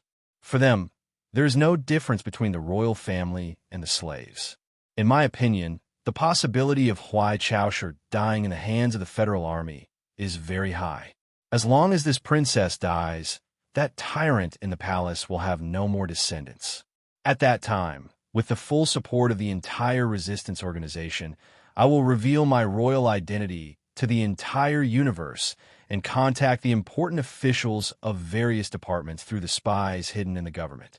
At that time, I will raise my arm, and no matter if it is the people at the bottom or the nobles, they will have no other choice but to elect me as the emperor." Chi Dabing described his plan with a cold expression. His eyes were indifferent, but some kind of invisible wildfire could be faintly seen burning in his eyes. "Back then, teacher nurtured me, and Leader Voss valued me and chose me as a successor. This had a lot to do with my royal identity. I even thought that when I was young, they had arranged my life this way, and I was very willing to accept this arrangement." Chi Dabing's tone suddenly turned cold. He stared at Su Li's face and said gloomily, "However, back then, when you first appeared on Tianjing planet as a fugitive from the Federation and were imprisoned in Master Fan's manor, teacher, who rarely contacted me, actually did not hesitate to expose my identity to save you. Voss, that old fool, even placed the entire resistance organization's future on you. He did not hesitate to bear the crime of betraying the country just to cooperate with the Federation. Until now, you have actually become the Empire's only successor. Everything changed overnight. That dead old man and the stubborn political speculators in the committee all felt that their chance had come, and they chose you. Why? You ask me why, and I also want to ask you why. Why did you appear in front of me? If fate had chosen you, then what about me? Why do you also have such dirty blood flowing in your body? Why did you appear and take everything away from me when I had already accepted this arrangement of fate? Chi Dabing suddenly stood up, and his sharp gaze pierced through the spreading wildfire. He stared at Su Li's face and roared angrily and coldly. The Void Lord Republic wants someone to be the emperor? I should be the one to do it. My surname is also Huai. Su Li looked at him quietly, as if he was looking a lunatic. Then, he said, you are a lunatic. You want to overthrow the emperor's rule, but in the end, you only want to be the emperor yourself. Then what about your revolutionary will? What about your baptism? What about your storm? What about your evolution? Why is this not okay? Chi Dabing looked at him mockingly and asked in return. After a moment of silence, Su Lu said directly, as long as I am alive, then of course not. For a person like you, even if you continue to live, I will feel disgusted when I think of looking up at the same starry sky as you, let alone being the emperor. You are indeed very righteous. Chi Dabing looked at him with a faint smile and said mockingly, but what can you do? You don't dare to kill me. The more righteous you are, the less you dare to kill me. Whether that fat woman is worth you giving up the throne or not, in order to play the role of righteous you have always been, you can only do as I say. Of course. He spread his hands and said coldly, I am not stupid enough to use that fat woman's life to threaten you to commit suicide. I only ask that you leave and never talk about today's content. Su Lu sat silently by the table. He had no intention of getting up, nor did he open his mouth to speak. Chi Dabing frowned slightly and pointed at the small window behind him that was about to welcome the setting sun. He said, I will give you one last chance. Jump down from here and immediately leave the empire. Then I will let her go. Su Lu raised his head and squinted at his face. He said, I will give you one last chance. Immediately let her go, and then let the rest of the people in the building go. I will not participate in the internal struggle of your organization. Chi Dabing looked at him like he was an idiot. He said, you should understand one thing. Right now, only I have the right to threaten you. You don't have any means to threaten me. Su Li's shoulders sank slightly. The hand that had been holding the teacup slowly moved away from the table. Their palms were facing each other. He looked at him and said, I am threatening you with your own life. Then, I want to tell you something that very few people know. I have never been threatened by anyone since I was a child. Chi Dabing suddenly felt that the atmosphere in the quiet room had become somewhat heavy. It was clear that his most trusted subordinate had taken control of the entire floor, so no one should be able to disturb the negotiation here. He frowned and said, as long as a person is alive, they will inevitably be threatened because they will always care about some people or things. But I have always refused to enter such a situation. Su Lu replied, you don't know how hard my life has been. If I had to accept threats, I would have died countless times. My enemies in the Federation know this very well, so they have never dared to use my friends and family to threaten me. Once they fail, they will face a very terrifying me. His voice was very calm, as if he was narrating a very ordinary fact. Chi Dabing's gaze became extremely vigilant, because he heard some kind of unshakable will. A strong will came from a strong fact. Back in the Federation, Madame Macho in the back of the mountain had tried to use Su Lu to threaten Su Lu. Su Lu had stepped on the snow in Charter Square for a night and used Madame Zhong to resolve the situation. Then he had infiltrated S2 to kill Macklin, destroying the plan that Madame Tai had planned for a long time. During this process, he had never thought of accepting threats. After being threatened by those big shots once, his family, friends, and lovers would constantly be in danger because of him. Su Lu absolutely could not accept this situation, so he used this method to express his attitude. Since then, all of his enemies, including President Pabre, had to think for a long time before making a move against people related to him, and they had to endure great psychological pressure. What you're doing today is actually something that Huai Chaosher has done before. Back then, when she and I were imprisoned in Master Fan's manor, she tried to use Aunt Susan to threaten me to surrender, but I did not agree, and she did not dare to make any further attempts. Do you know why? Because I said something to her. Because I hate being forced to do certain things. If you force me into a corner, I will become a dog, a mad dog. Su Lu stood up from the table, looked at Chi Dabing expressionlessly, and said, "Today, I will repeat to you one more time. If you dare to harm Aunt Susan, I will become a dog that salivates fiercely, stares at your calf, and will do anything to take a few bites. I will bite you until you are full of wounds, oozing pus, and your whole body rots to death." Chapter 877. Su Lu stood up and continued to provoke Chi Dabing, who was sitting across the table, with his deliberately cold expression and crazy words. His calm gaze was like the surface of a lake that had not been blown by the wind, but it also showed signs that it could move at any time. When his gaze landed on Chi Dabing's coat, it was as if he could see the gun inside. The man across the table was very strong. Although Su Lu had won twice in the underground sewer and in the auto repair factory, he would never underestimate this person. The royal blood in Chi Dabing's body was somewhat thin, but it was still enough to support him to cultivate 8 rice shinchi. What made Su Lu even more vigilant was that he was another student of Fengyu. If measured by data, this man should be the strongest man in the younger generation after the 3. How could he knock him down without alerting his subordinates outside the room? Su Lu repeated Mad Dog's declaration in a cold tone, but his mind was doing fast calculations.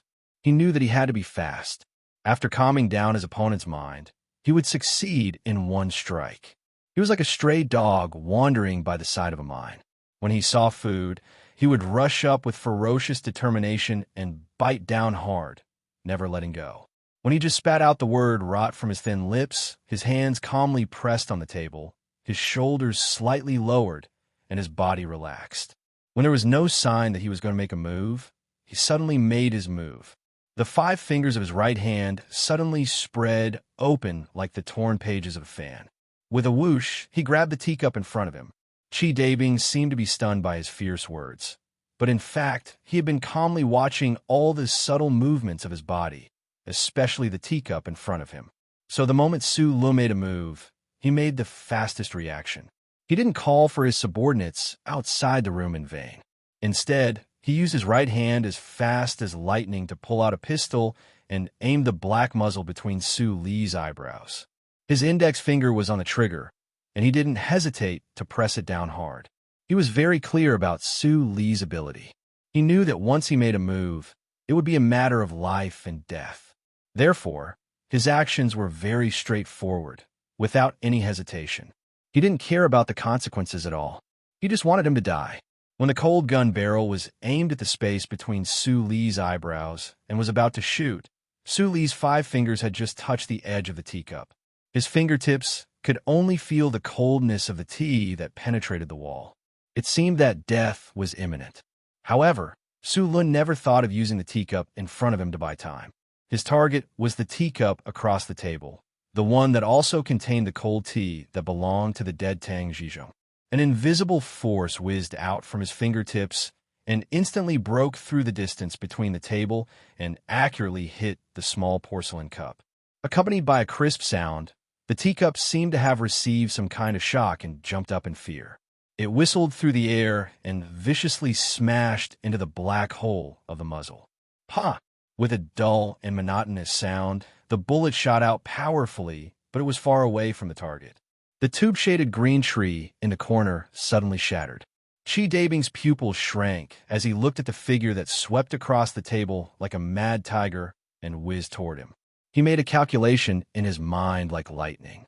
He knew that if he tried to aim at the opponent again, the elbow strike that seemed to carry countless tons of weight would definitely smash his head into a rotten watermelon. He released his right hand that was tightly holding the gun and focused all his spiritual power on the left side of his body. In an instant, he bent his left arm and used his arm to protect his cheek. The tip of his elbow fiercely met the attack. The two people's elbows collided with each other without any fancy moves. The powerful force that was hidden between the bones and flesh took advantage of the momentum to burst out, causing the air to vibrate uneasily. However, Su Lu took advantage of the momentum to pounce on Chi Dabing fiercely with a 70% domineeringness. He actually smashed Chi Dabing into the wall and forced him to take 2 steps back. Without any pause, Su Li's left foot heavily stomped on the ground. His body leaned forward in an extremely aggressive manner, and his left arm unreasonably hit the opponent's neck, which was the weakest part of the opponent's body. The 2 movements were extremely simple, and there was no obvious distinction between the 2 movements. The 10 postures that he had learned since he was a child had long melted into his blood and nerves. In today's world, there were not many people who could be his opponent in close combat. Even someone as strong as Madman, Li had been defeated by him in terms of techniques when they were in Lin Yuan. If Chi Dabing's iron-like arm were to hit him, his neck bone would definitely crack. However, to Su Li's surprise, although Chi Dabing was pushed back in an extremely embarrassing manner, he did not know when, but his right arm was raised horizontally. In an almost impossible situation, he directly blocked Su Li's extremely domineering chop. The collision of the powerful forces once again shook the space. The leaves of the pipe-shade green tree that was in a state of collapse began to fall off the branches in the silent wind that suddenly appeared. Su Li's pupils shrank slightly. His opponent seemed to have guessed what his next move would be in advance. No, it should be said that Chi Dabing's body instinctively sensed what his next move would be. In an instant, he thought of a very important problem, and his mood suddenly became a little cold. His opponent was Feng Yu's student, so he must be very familiar with these sharp and terrifying close combat skills. He might even have practiced them for a longer time than him. Because of his cold mood, his fighting spirit increased. Su Lu expressionlessly crossed his legs and directly approached Chi Dabing. His 3 fingers formed a thorn, and with a strange twist, he went straight for his opponent's throat. Chi Dabing, who was very close to Chu Yunsheng, narrowed his eyes. He raised his right knee to protect his lower abdomen, and his left palm turned into an iron door, blocking his throat. Like a blunt knife cutting into the old skin of a rhinoceros, or like a thick dictionary hitting a person, Su Li's fingers fiercely cut into Chi Dabing's palm, making a muffled sound. Purple blood seeped out from his palm, and his knuckles also became a little pale, and it was difficult for him to go any further. The battle continued. Elbow to elbow, knee to knee. In the extremely narrow space near the window, the 2 people were doing the sharpest and most ruthless close combat in the smallest area. The air was torn, rolled, and then torn again. Every part of their body became a terrifying weapon. No matter if it was the elbow, the knee, the snap of the fingers, or the head, they were all like steel and iron, piercing each other like needles. All of them had the blood of the Empire's royal family flowing in their veins. They all had the same teacher, close or distant. All of them had inherited the close combat skills of the Li family of Philadelphia. They were either fierce or ruthless. This kind of battle was definitely not very exciting to watch, but it was definitely the most dangerous melee battle. This kind of battle started suddenly and often ended very quickly as well. It was even faster than the people involved could imagine. The pistol left Chi Dabing's hand, and at this time, it finally fell to the ground, making a crisp sound. Su Lu and Chi Dabing's bodies approached each other in a strange posture.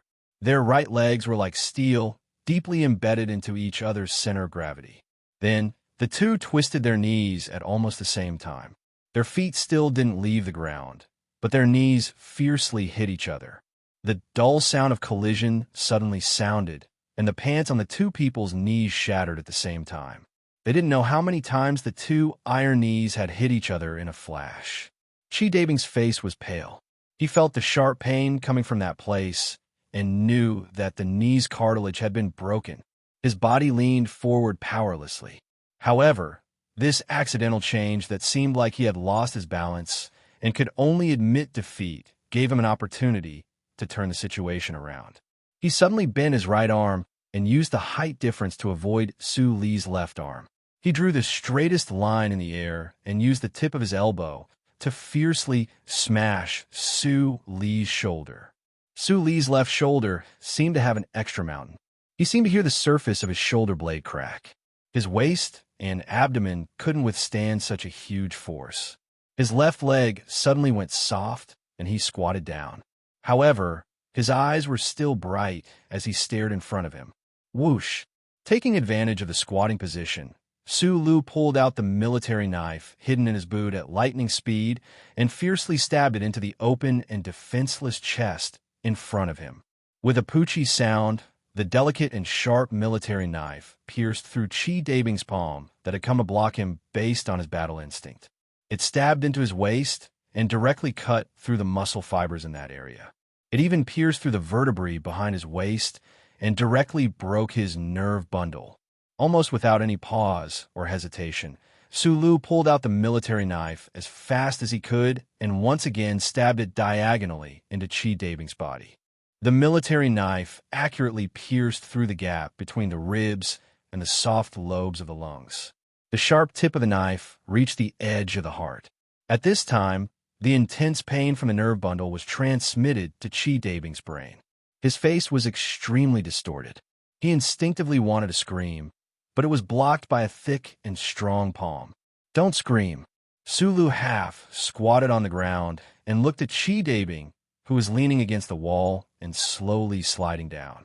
His left hand covered Chi Dabing's mouth so hard that his veins were exposed. With a poochie sound, Chi Dabing spat out the blood that he had been holding in his chest. He quickly took a few deep breaths, and his pale face slightly recovered. The sharp military knife in his right hand was still deeply stabbed into Chi Dabing's body. The scene looked a bit bloody and strange. Chi Dabing's face was ashen as he leaned against the wall. He looked at the military knife under his ribs with the corner of his eyes. He imagined that the sharp tip of the knife could pierce through his heart at any time. He was terrified and started to cough. Blood spurted out of his mouth from his lungs to his trachea like fireworks. He forcefully swallowed a mouthful of sweet saliva and looked at Su Lu, who was squatting in front of him. He said with a trembling voice, "You can't kill me. No one knows where she is. If you kill me, you will regret it for the rest of your life. Tell me where she is." Su Li's hand that was holding the military knife was very stable. Even if Chi Dabing coughed violently, he did not let the tip of the knife pierce through his heart. He said, "If you don't tell me, I will kill you. If I tell you, you will still kill me." Chi Dabing smiled bitterly. "For the same reason, even if I agree to your conditions, you will still kill Andy." Su Lu said, "If that's the case, I might as well kill you first and then go find her." Chi Dabing fell into a great panic. He had never thought that there would be a person in the world who would not be threatened like Su Lu. He clearly cared about that fat woman so much. Why did he dare to do this? Su Li's expression suddenly became serious. He covered his ears with his left hand and said, "You found her? Inform them." Then he looked at Chi Dabing and said an address. Hearing this address, Chi Dabing's body stiffened. He knew that he could no longer use Susan to threaten this small-eyed man. He rolled his eyes in despair and suddenly said hysterically, "Teacher will not let you kill me. Don't forget that I am also teacher's student. We are from the same school." After a moment of silence, Su Lu said with an expressionless face, "You are his student. I am just a worker. As for the same school, we are from your mother's school." After saying this, he pushed his right hand, and the sharp military knife directly pierced through the man's heart. Chapter 878. Sula pulled out the military knife. His face was still expressionless, but when he heard the spluttering sound, his brows slightly furrowed. Chi Dabing's throat made a gurgling sound as he gasped for breath in vain. His legs twitched, and he died. Blood gurgled out from under his ribs. Not long after, it stopped because of the loss of vitality. The red sun outside the window was already setting. Sula stood up and looked back. He saw that around the streets of the capital, there was a stretch of plain gray buildings. As usual, it was monotonous and dull, but it was as if someone was looking at him. Then, he looked back at the closed door again. Outside the corridor, there were Chi Dabing's loyal subordinates, Tang Zhizhong's body that was gradually turning cold, and the resistance members in their respective rooms who still didn't know what had happened. Without spending too much time thinking, he grabbed the edge of the small window with his right hand and directly jumped down. Falling through the air, the light red light of twilight flashed quickly over his body. Sulu silently thought about how Qi Dabing had asked him to jump out of the window to escape. He killed him, and now he still wanted to jump out of the window to escape.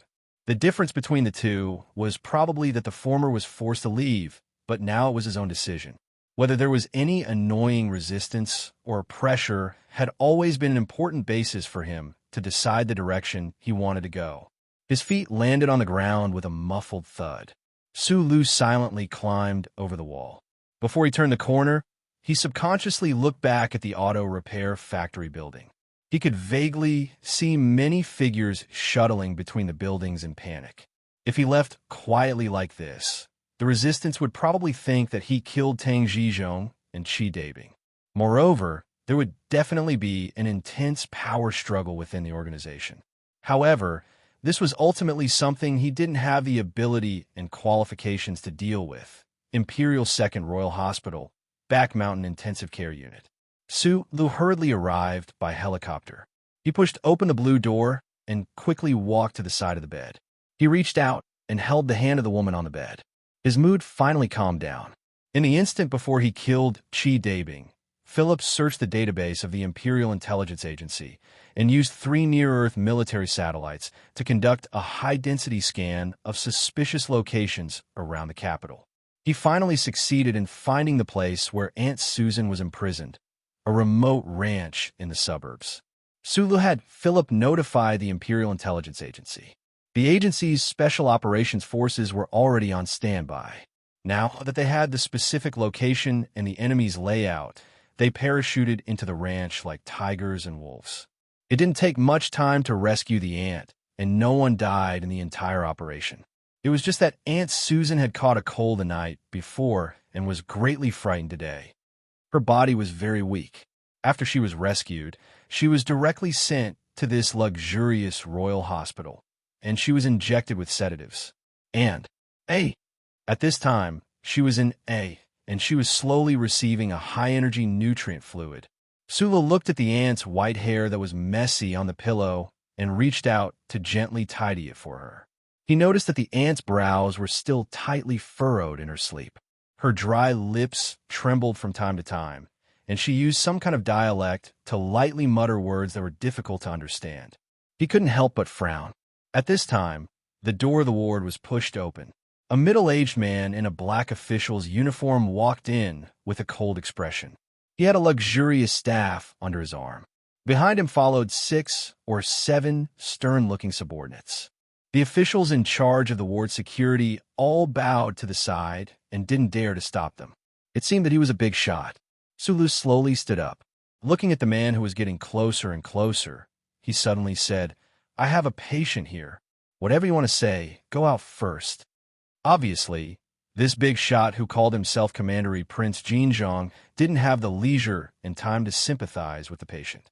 Thinking about it from another perspective, as the Commandery Prince, who was personally appointed by His Majesty to temporarily lead the affairs of the Intelligence Bureau, while Huai Chaosher was in charge of the frontline battle, he had been blinded by the anger of being neglected. He didn't consider why there was such a sudden action today that he didn't know about. "What's your position in the Bureau? Who approved this action?" The Commandery Prince looked down at Sulu with 1% of his eyes. He didn't do it deliberately.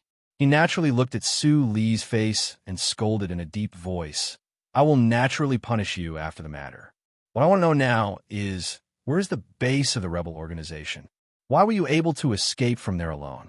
Tell me everything you know right now." Su Lu frowned and quietly looked at this member of the imperial family. He roughly guessed that the high-ranking officials in the Intelligence Bureau had used some unknown method to hide their identities. Their intention was none other than to let the Commandery Prince meet with him. Realizing that he actually dared to frown and look at him impatiently, Commandery Prince Jinzhong snorted. His eyes were extremely round. He was probably going to kill someone in the next moment. Sulu ignored him and directly turned to walk out of the ward. After everyone left the ward, he suddenly turned to look at the commandery prince and said, "I don't want to talk too much with you. I'm just doing my business. However, to avoid trouble, I can tell you that in my eyes, there has never been anything like a commandery prince or prince. If you have the same idea as me and don't want to cause too much trouble, I suggest you ask the people around you or the staff in the intelligence bureau about the specific situation." In reality, these words were long-winded enough. However, because Sulu was unwilling to have too much contact with the imperial officials and was even more unwilling to reveal his identity and shout about the glory of his family like a noble young master in a confrontation on the street, he would rather remind the commandery prince and let him investigate on his own. Ever since he was a teenager, he had not liked to play this game of relying on his father. Back then, he had been an orphan in a mining family and did not have the right to rely on his father. Now that he had the most powerful father in the entire universe, he did not want to acknowledge him.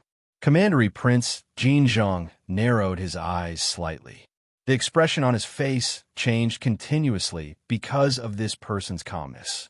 He stared at Su Li's face. Suddenly, he took a phone from a subordinate and asked a few questions. After hanging up the phone, the commandery prince no longer had his initial arrogance. His eyes were filled with an extremely complicated expression. He looked at Su Lu silently for a long time and then said, "The emperor summons you to the palace." Su Lu paused and then said, "Not now. I will go when I have time." Because he owed a favor to the imperial royal family for this matter, his answer at this moment was already as gentle as possible. However, when it fell into the ears of everyone in the corridor, it was still like rolling thunder. He dared to directly refuse the great emperor's summons and say that he would go when he had time. Commandery Prince Jinzhong looked at him like a monster. He had wanted to use this opportunity to scold him as an elder. Suddenly, he thought of this person's past glorious deeds. He thought of how the most hard-working prince of the empire, the most bloodthirsty commandery prince, had been unreasonably killed by this small-eyed man in front of him. He immediately gave up on his previous thoughts. Night, Aunt Susan woke up. Sulu stayed by her side and comforted her with a few words. Looking at Aunt Susan's haggard and sunken eyes, he did not explain too much and quietly urged her to go back to sleep. After Aunt Susan relaxed and fell into a deep sleep, Sulu walked out of the ward and came to the verdant garden at the edge of the building. He looked up at the strange moon in the sky and lit a cigarette. He sank into a complicated and confused mood and was silent for a long time. The royal hospital was near the mountains and rivers. The scenery was excellent, especially in this special protective area behind the mountains, where only those with noble titles could live. It was built in the valley and welcomed the rising moon and sunset through the plum trees. It was so beautiful that it was like a dream that he did not want to wake up from. He thought of everything he had experienced during the day and guessed what was happening in the car repair factory. He thought of how he was now far away from that place, as if nothing had happened. He saved Aunt Susan and strolled in the beautiful plum forest. He felt that it was really like a dream. Elder Tang Zhizhong's words kept echoing in his mind. The longer they echoed, the more the scenes and suggestions were like poems in a dream. They gradually faded and faded. Although he did not forget them, they became more and more vague. Become the king of the left sky star region? Sulu narrowed his eyes and looked at the bright moon hanging high in the dark blue night sky. He admitted that he was tempted at that time in the room. Otherwise, he would not have been silent for so long. Just like what Li Pifu said on his sickbed, Feng Yu went to Dong Lin in the past partly because he wanted to witness the tragic beauty of the decline of a society and civilization. To be able to witness some kind of big change in history was an irresistible temptation. Who did not want to go back to the beginning of time and see Schiller write wonderful works? Who did not want to go back to the beginning of history and see the Tide dynasty peacefully give up power and the scene of thousands of people celebrating at the beginning of the Republic? Becoming the emperor of the empire, witnessing a big change in the left sky star region that had not happened for tens of thousands of years, and even personally participating in it, this temptation was too great. It was so great that even he, a or Rock and Dong Lin, found it hard to suppress his desire. However, the sudden change in the situation and the cold situation caused by Qi Dabing made him quickly realize that the plan of the resistance organization could not change the world of the left Sky Star region. This kind of reform path from the top to the bottom would eventually lead to the old path of war and slaughter. No one would be willing to give up the rights and interests they already had, let alone the entire class of the imperial family. That Prince Jinzhong he saw earlier might be afraid of him because of his bloodline and did not even have the courage to oppose him inheriting the throne of the empire. However, if he carried out the agreement with Tang Zhizhong, this prince would definitely resist at all costs. Su Lu could not even imagine what kind of attitude Huai Chaosher would have when the time came. In comparison, the current imperial family of the empire tried to use education to bridge the gap between the classes, which seemed more gentle and feasible. However, how could this kind of scratching through the shoe stop the pain of hundreds of millions of years? The bright moon hung high in the sky, and the plum trees were fragrant without flowers. He walked slowly in the back of the mountain of the hospital, the cigarette between his fingers gradually burning out. He thought for a long time, but still could not figure out why. He could not help but laugh at himself and admit that he was indeed a little stupid in this regard. Chapter 879. Star-seizing Palace was very tall, so tall that it reached into the clouds. Sulu walked through the streets of the capital, looking at the building that overlooked the mortal world. He always unconsciously did not understand why the countless bloody rebellions of the empire had never harmed this seemingly slender and fragile symbolic building.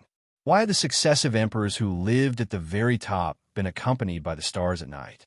Why had they not been able to cultivate a broad heart? More importantly, where had the empire obtained the technology from so many years ago to be able to protect that environment? Standing behind the internal official, he felt the gentle movement of the floating elevator. Because too much time had passed, he had been silently thinking about these things. Only when the elevator doors silently opened and that screen covered in golden sunflowers came into view did he suddenly wake up with a shiver. The emperor of the empire, Huai Fuchai, was sitting against the wall on the couch. He wore a fitting black and purple robe with a belt of round stones tied tightly around his waist. Paired with the stone ring that bound his straight white hair behind his head, it gave him a particularly solemn and dignified feeling. Sulu walked up behind him and said, "Thank you for yesterday's matter." "You?"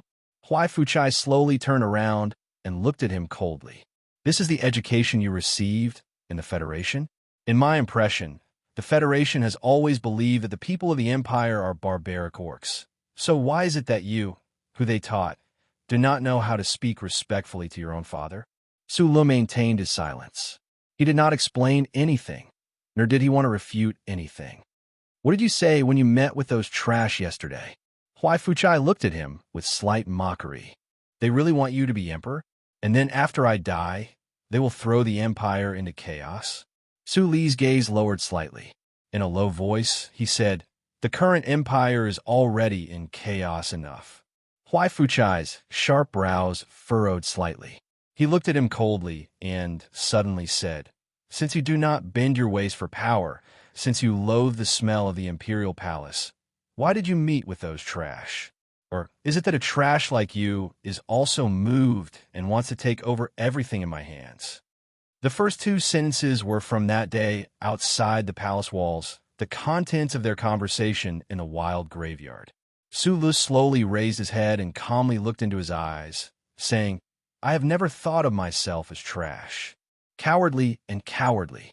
He only has brute strength, but his shoulders can't carry anything.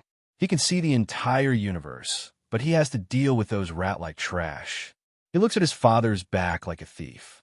If this kind of person isn't trash, then who is?" Huai Fuchai unceremoniously reprimanded him. "I really don't know what you've learned for Nasri. You didn't even learn his arrogance. True arrogance lies in the lack of fear, nothing else." Sulu was silent for a moment before replying. "If saying bad words in front of you is courage, then I've already said enough dirty words when you whipped me with the thorns in your hand." As if recalling the extremely unpleasant scene of the past, Huai Fuchai slowly furrowed his brows. He recalled that it was he who had whipped this little guy in front of him until he was covered in blood and ordered him to be killed, but he had no idea that this was the only bloodline he had left in this universe. With this thought, Huai Fuchai's anger grew. Perhaps even he himself could not tell where this anger came from. From being deceived? Coming from a loss of face? In short, he slowly straightened his body. With the cold demeanor of a sovereign, he narrowed his eyes at Su Lu and said, "You are already old. You are already old. I don't want to educate you anymore, and I don't want to talk about responsibility with a piece of trash like you. But you must remember, the blood of Baiyan's Huai family flows in your body. You are my son. You are my subject. You must maintain the respect that you deserve. In a category of thinking that I can accept, there is no such thing as a ruler and subject, father and son." Sula looked at him and said, "So please don't try to use this to intimidate me. Since you are not willing to kill me, then don't use this tone of voice to speak to me." Ever since he had ascended to the Star-Seizing Hall, no one had dared to use this tone of voice to speak to the Emperor of the Empire, not even his most trusted and favorite Huai Chaoshi. Huai Fuchai's eyes narrowed even more sharply as he gloomily stared at Su Li's face. Suddenly, he raised his right hand and slowly stroked his white hair. His expression changed from the calm before the storm to its usual indifference. With undisguised mockery, he said, "Yes, an idiot like you will only fall for Pabre's tricks." Su Lu slowly clenched his fists, not to attack, but to control his emotions. He simply did not want to meet this man in front of him. Although in terms of blood, he was his father, the reason he did not want to do so was not because of fear or anything else, but simply because he did not want to. Huai Fuchai calmly looked at his tightly pursed lips. For some reason, his emotions once again relaxed. After a pause, he said indifferently, "This time I helped you, but you killed that traitor Qi Dabing, so we are even." Hearing these words, Su Lu was somewhat puzzled. He was well aware of the extent of the Empire's infiltration of the so-called rebel organizations. The harvest that year was the most bloody proof, so he did not believe that the rebel organizations under the leadership of Qi Dabing could pose any threat to the imperial family. Do not underestimate any enemy, even if it is an enemy that has already died in front of you. Huai Fuchai waved his hand slightly. His black and purple sleeves fluttered behind his back. He expressionlessly walked to the railing and said in a low voice, "That bastard is lucky to have the blood of our imperial family in him, and he has the necessary personality to succeed. In my opinion, if he had not met you, he would have had a very good future." Su Lu silently followed him to the railing. Thinking of Qi Dabing's declaration in the room that was like grinding steel, thinking of those stormy statements about the theory of evolution, he could not help but frown slightly. He thought that if that person was given a chance, perhaps he really could have grown into a character like Pabre. But people with ability often think too highly of themselves, and people who think too highly of themselves die easily because they always feel that they are fated and will not die so easily. Huai Fuchai slowly walked to the railing and extended his left hand to caress the intricate patterns on the railing. He looked at the white clouds drifting outside the building and said with a calm expression, "However, I'm the only one truly fated in the entire universe. Since childhood, countless people have tried to kill me, but I am still alive. As a monarch, I have to have unworldly self-confidence, so I have never worried that the battleships of the Federation will be able to destroy this star-seizing hall. The stars in the universe move, and the clouds move, but this palace always exists. I can't even see any possibility of it dying." Huai Fuchai looked at the white clouds flowing outside the railing, at the place where the blood-stained thorn fell, at the clouds where his elder brother had fallen. After a long silence, he continued, "If you think about it carefully, I do not have many regrets in this life, other than Lipifud dying too early. That day, when I heard that he had died, I suddenly realized that I could not find an opponent. Do you understand that kind of loneliness?" Sula looked at the somewhat melancholy back of this monarch and couldn't help but think of some of the special literary descriptions in Schiller's novels, but he couldn't laugh no matter what. The same words, when spoken by different people, had completely different effects. If it was a hedonistic son sighing about his loneliness, it would only make others feel annoyed and disgusted. But the man who said this was the master of the left Skystar region, the man with the most authority in this part of the universe. So it was only right and proper. Huai Fuchai's face carried a faint hint of self-mockery as he sighed emotionally. In the eyes of many people, and in your eyes, this battle before you is hair-raising, but in my eyes, it is nothing more than a game. These little fellows are messing around. Do I have to participate? After father and master passed away, I waited here for Li Pifu for 20 years, but in the end, he hid by that lake and refused to come out. Since he is dead, where can I find an opponent? Su Li's brows rose slightly. But many people have already died. People will die. Li Pifu will die. I will die. You also die. The fate of people is death. And the reason people live is because they want to live to the fullest. Huai Fuchai turned to look at him. I am an emperor. I do not have the right to the fullest. Since you want to go to the fullest, I will not stop you.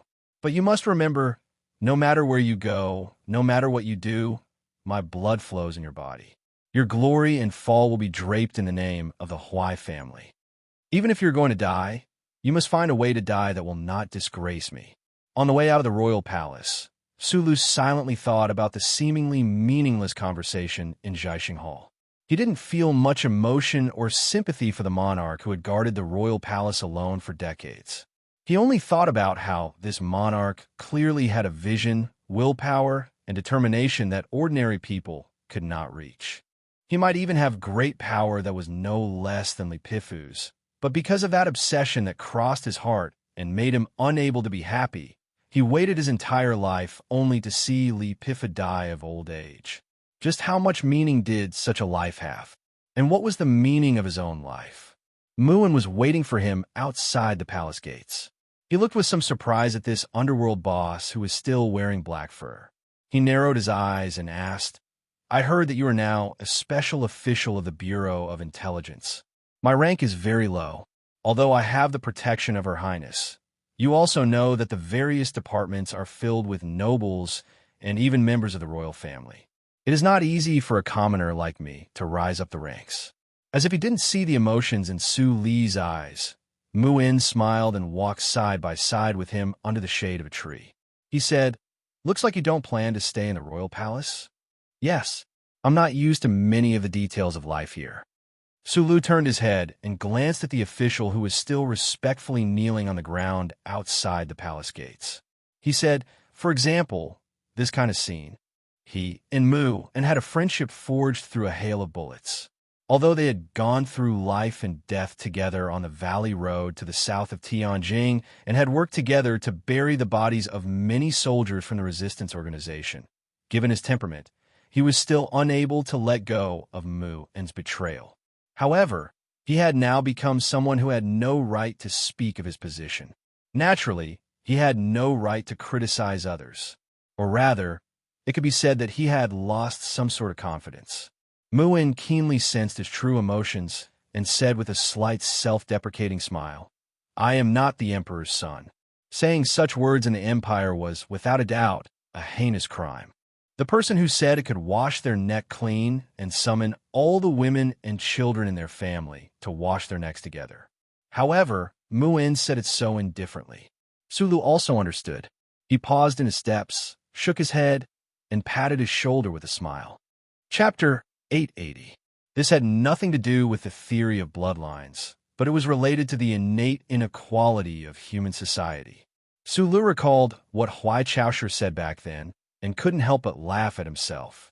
Humans hated betrayal because it brought about extreme insecurity. It was always the hardest to defend against a sneak attack from one's companions. Therefore, no matter whether it was the Federation or the Empire, the punishment for traitors was always the heaviest in all the moral codes. For example, Muin right now, but it did not include himself. The noble blood of the Baijin Huai family flowed in his body. When he turned from a hero of the Federation to a crown prince of the Empire, even many people in the Federation did not think that it was a betrayal. They only thought that it was a melodramatic arrangement of fate. However, in the Empire, there was absolutely no one who dared to mention or even think about how many young people of the Empire he had killed on the battlefield and even assassinated members of the royal family. If he was just an ordinary person, he would have been killed by countless cold words and blades when he had cold-bloodedly betrayed the Empire and then shamelessly betrayed the Federation. Understanding this, one could understand Mu-Un's helpless choice a little more. Under a big banyan tree by the road, when the two were about to say goodbye, Mu-Un asked, "What do you plan to do in the future?" "A few days ago, I told someone that I don't have any choice right now. I can only hope that the two sides can stop fighting. This really has nothing to do with morality, justice, or humanity. To use a perhaps inappropriate analogy, this war to me is like a father and mother picking up a kitchen knife and hacking each other at home. What can I do as a son? You're right. This is a natural choice." Mu-Un patted his shoulder sympathetically. After thinking for a moment, he said directly, "I may be going back to the organization soon. At that time, I may need to use your name." "You're going back?" Su-Lu frowned and asked. "Now, including the Federation, everyone knows that you're a traitor. How are you going to go back? Tang Zhizhong and Qi Dabing are already dead. You should be able to guess that the people in the organization will attribute their deaths to you. My mission back in the organization is to use the evidence provided by the Intelligence Bureau to expose Qi Dabing's true colors. Who will believe the evidence you provide? When it comes to things like evidence, you can believe it when you need it. For an organization that has fallen apart and is being cursed by countless people who originally supported them, the most important thing now is to survive. As long as the evidence can give them an excuse to change and survive, they will believe it. Can you make it clearer? Under the direct command of His Highness, I will lead the entire resistance organization and carry out extensive cooperation with the royal family to establish a united front to resist the invasion of the Federation." Mu-Un said calmly, "I believe that most of the comrades in the organization will agree with this approach."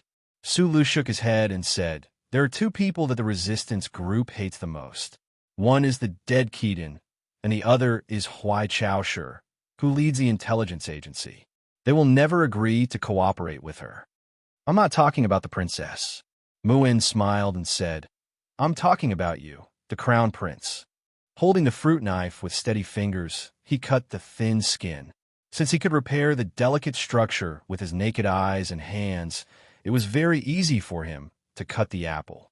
Almost in the blink of an eye, 7 rings of thin skin were gently peeled off. He held the white apple like a lantern and brought it to Aunt Susan's mouth. Aunt Susan looked at him with a smile and shook her head to show that she didn't want to eat it. Her expression was still haggard. She looked at him quietly and asked, "Little guy, who are you?" Hearing this question, Su-Lu knew how to answer. Whether it was when he was escaping in the small courtyard or when he came back this time, Aunt Susan could sense his difficulties and rarely asked him about these things. In fact, he could have directly stated his identity and believed that Aunt Susan wouldn't treat him differently because of this. But when he thought of her current physical condition, he didn't want to shock her too much. Thinking of what the doctor said earlier, his mood was a bit gloomy. The results of the comprehensive medical examination were not very good. The delicate, noble lady of the past had become an auntie in the market with her arms akimbo. Behind the dramatic life were too many hardships of life, especially the hardships in the early years, which had caused great damage to Aunt Susan's body. Now, with the addition of the cold and fear, all of it broke out. Although it wasn't life-threatening, she needed a long time to recuperate. "I work in the intelligence agency." "Well, I should be considered a not small official." Su-Lu smiled and replied, "Those criminals who kidnapped you mainly wanted to take revenge on me. It's my fault for involving you. You have already apologized many times." Aunt Susan looked at the black hair under his brown hair, coughed twice, and said with concern, "Is the palace no longer investigating you?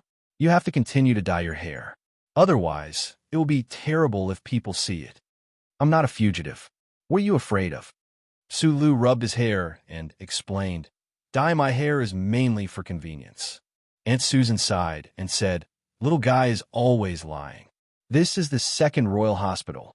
If you're just an ordinary official, how can I live here?" "You know," Su-Lu replied in embarrassment, Don't forget, I was also a lady of noble family when I was young. Although I was not qualified to see a doctor in the royal hospital, I came with my parents to visit a great noble. Even now, I haven't forgotten the beautiful plum forest in the back mountain. Aunt Susan looked at him and smiled. Sweet memories of her teenage years flashed across her chubby, round face. I said that I have a good relationship with the princess, Sue Lu said with a smile. Aunt Susan's expression suddenly dimmed. She gently grabbed his hand and said, "There is still no news from Paul. Can you help me ask?" Sulu was slightly stunned. He remembered what he heard that day and nodded. Although not all the senior officials of the Empire knew who Sulu was, they soon had an answer close to the truth in the name of the intelligence department. But the answer was not a good one. The reason why Paul's allowance had not been transferred to Aunt Susan's account was indeed because there was no electronic signature of him. The reason why Paul did not sign was not because he had no time to care about this matter when he was patrolling the front line with His Highness, but because he was missing on the front line. Sulu frowned as he looked at the latest missing person list sent by the military.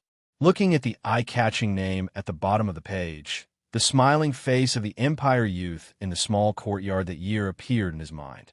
He had served in the federal military for many years. He knew very well that the so-called missing person list often meant the list of the dead.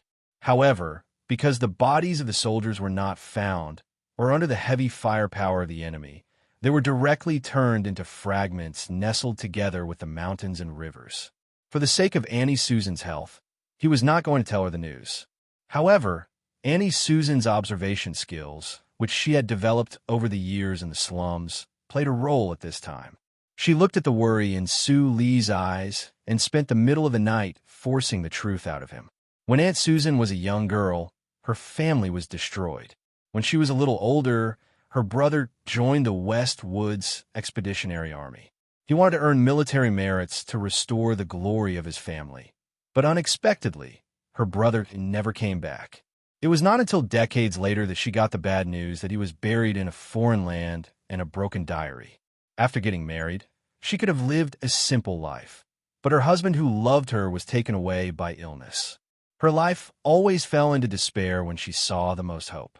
Life was unfair to her, but she was strong. She stubbornly survived with her young son in the most dilapidated slums of the empire until she heard the news that her son was missing on the front line. The endless pain and darkness instantly crushed Aunt Susan's spirit. Her body, which was already extremely weak, rapidly lost weight. In just 2 days, her cheeks were deeply sunken.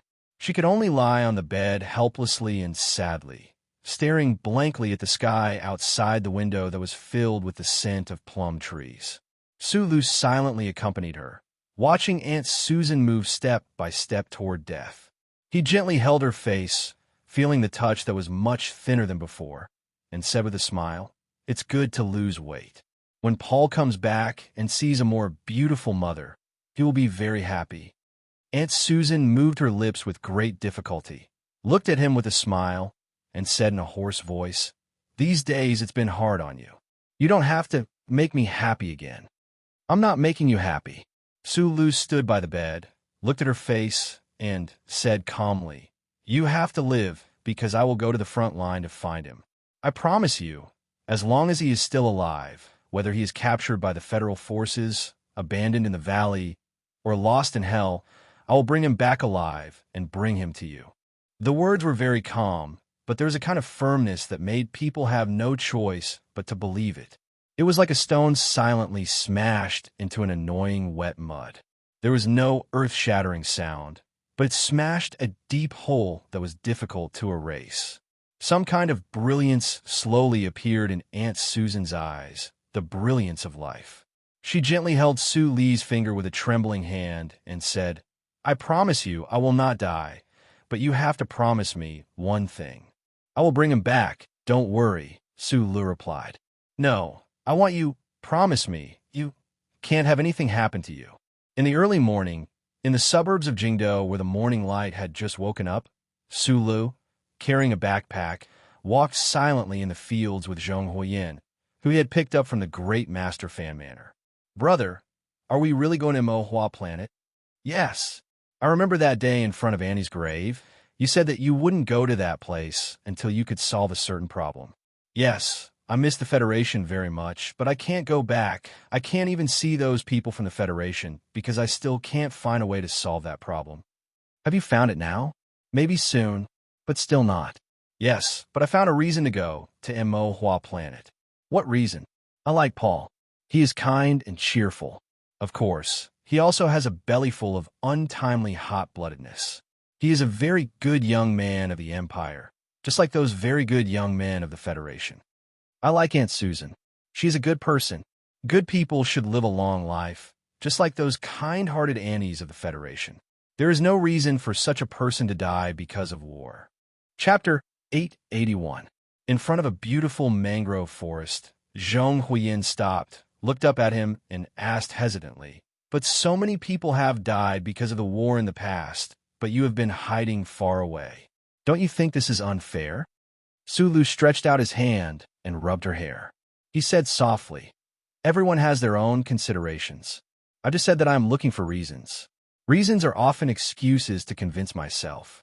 Annie and Paul are closer and more important to me, so this excuse seems more powerful." Zhong Huiyin shrugged and continued to speak out the doubts in her heart. For example, on that planet full of killing, there were originally Xiong Linquan and other former companions. Why didn't you go? The morning light of the awakening spread from the horizon and sprinkled on the mangrove forest behind the two. The dewdrops on the thick red leaves sparkled like diamonds, reflecting the surrounding red scenery and adding a bit of charm. Sulu looked at the camouflage spaceship at the edge of the woods.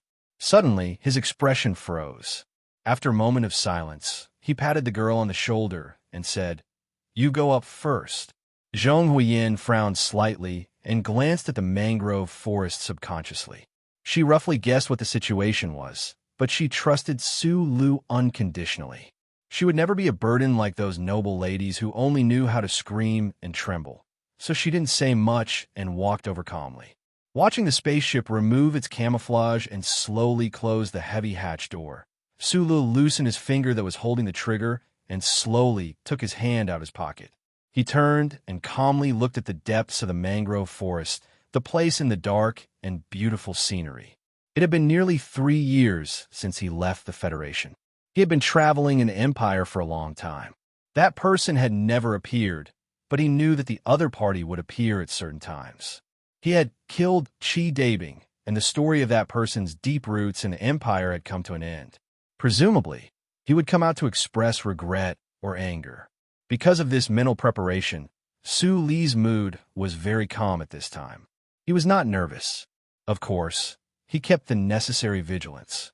Although their relationship was good, who knew if the other party would go crazy? Feng Yu walked out from the depths of the forest with a slight smile. His weathered face appeared a little gentler under the light of the red leaves. Only his mouth, full of yellow and black rotten teeth, were exposed frivolously. Facing the gradually brightening morning light, it showed the ugly details. Can a cold-blooded animal like you really live for 1,000 years? Sulu fished out a box of cigarettes from his jacket pocket, took out a windproof lighter, and lit it up. Then, he threw the cigarette and lighter over. At this time, there was still a distance of about 10 meters between them. Feng Yu lit the cigarette and took a deep breath. The white smoke with a hint of light blue blew out from his nostrils. Then, it strangely rolled around his face and refused to disperse, blurring his eyes. Feng Yu's eyebrows slightly raised. He looked at the rising red sun and said, "I taught you. You were clearly a citizen of the Empire, but you always thought of the good of the Federation. You watched your former subordinates go through fire and water, but you hid thousands of light years away. When it comes to cold-bloodedness, you have long surpassed me.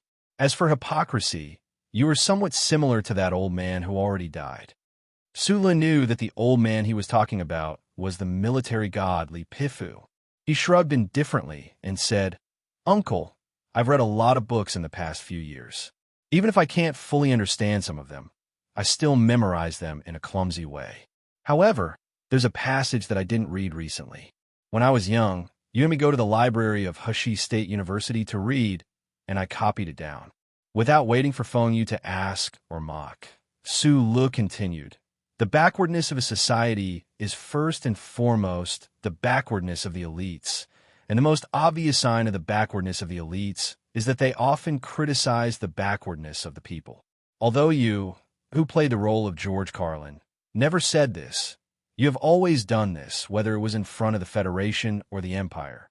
I remember that this is a famous and correct line of nonsense said by a certain famous Federation politician.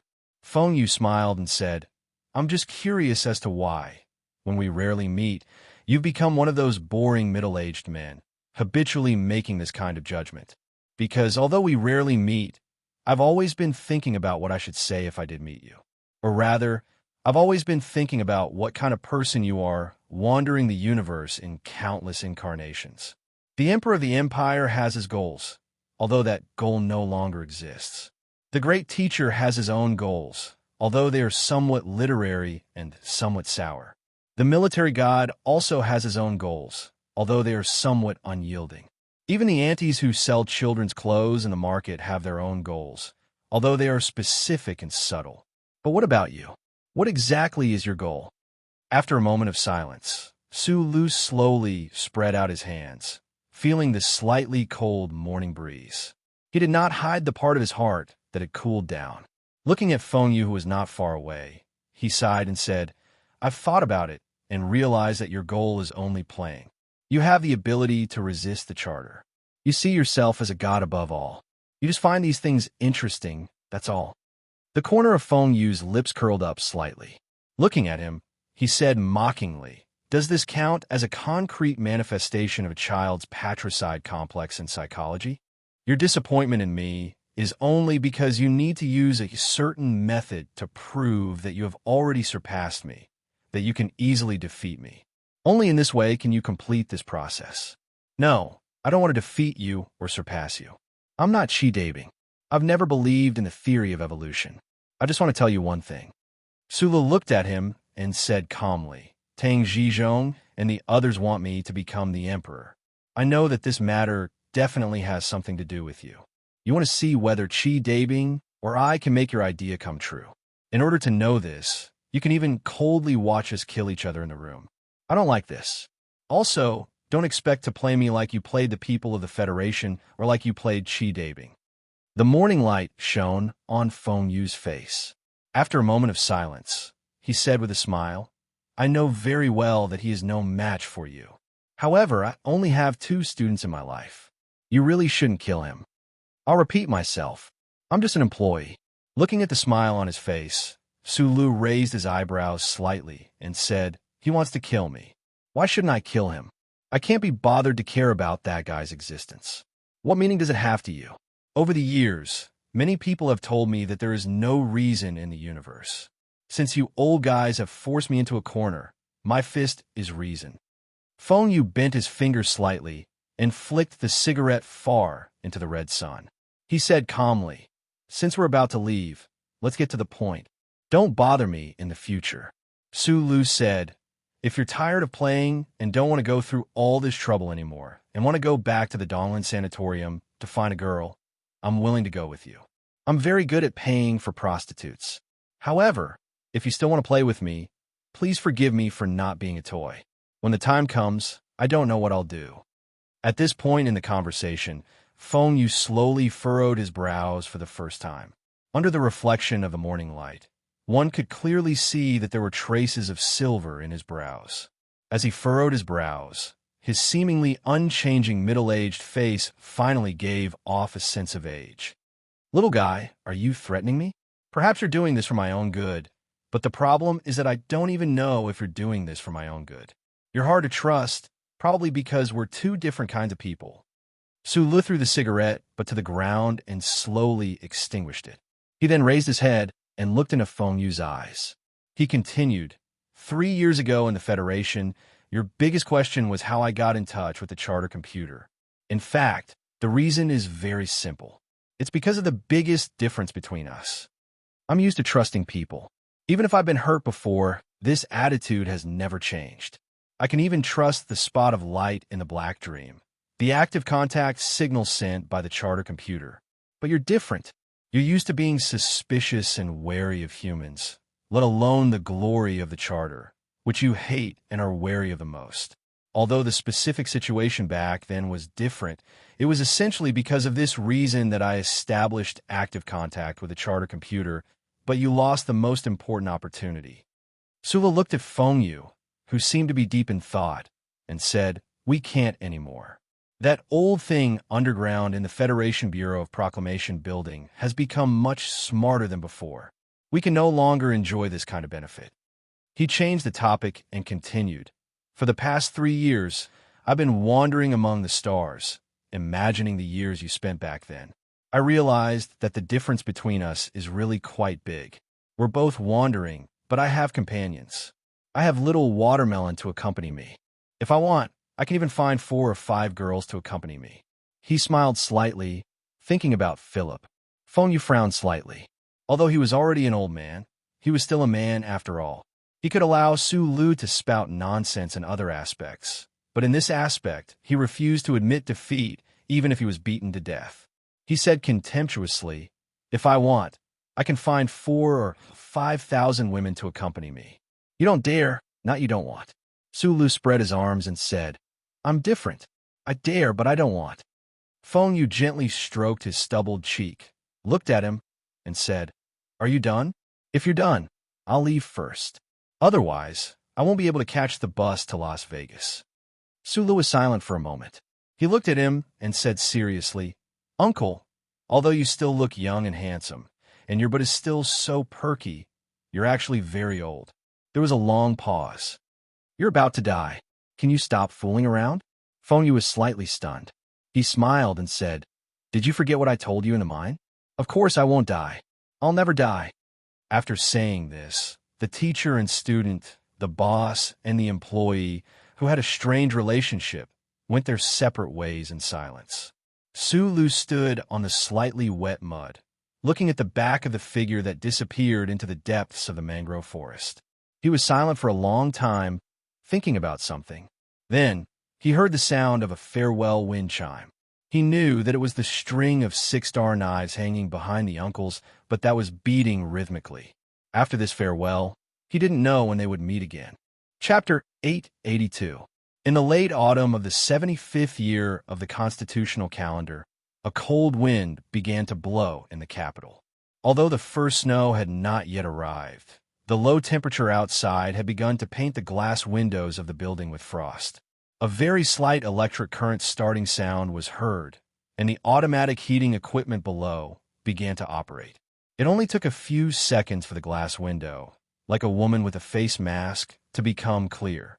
The flat, evergreen grass and the withered leaves rolling in the autumn wind created a feeling of a mixture of tenacity and decay. Through the dark and steady face on the glass, it slowly seeped into the official residence. President Pabre silently looked at the scenery outside the window and suddenly said, "Where is the parade?" "We just entered the territory of Nank." Mr. Breen, the director of the office of the president's residence, glanced at the electronic notebook in his hand and calmly replied, "The officials sent to the headquarters of the 3 industrial unions of S2 have been working for nearly a week. According to their judgment, nearly 60% of the ordinary workers still firmly support you, but most of the leaders of the 3 industrial unions have already been bribed by Macho. This is the personal action of Mr. Tai Ziyuan. Don't associate it with Macho." President Pabre slowly turned around. His body was extremely relaxed as he leaned on the windowsill and calmly said, "Refusing to inherit the Crystal Mining Consortium is naturally the biggest bribe in the history of the Federation.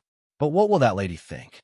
The foundation of the Qianshi Tai family disappeared just like that.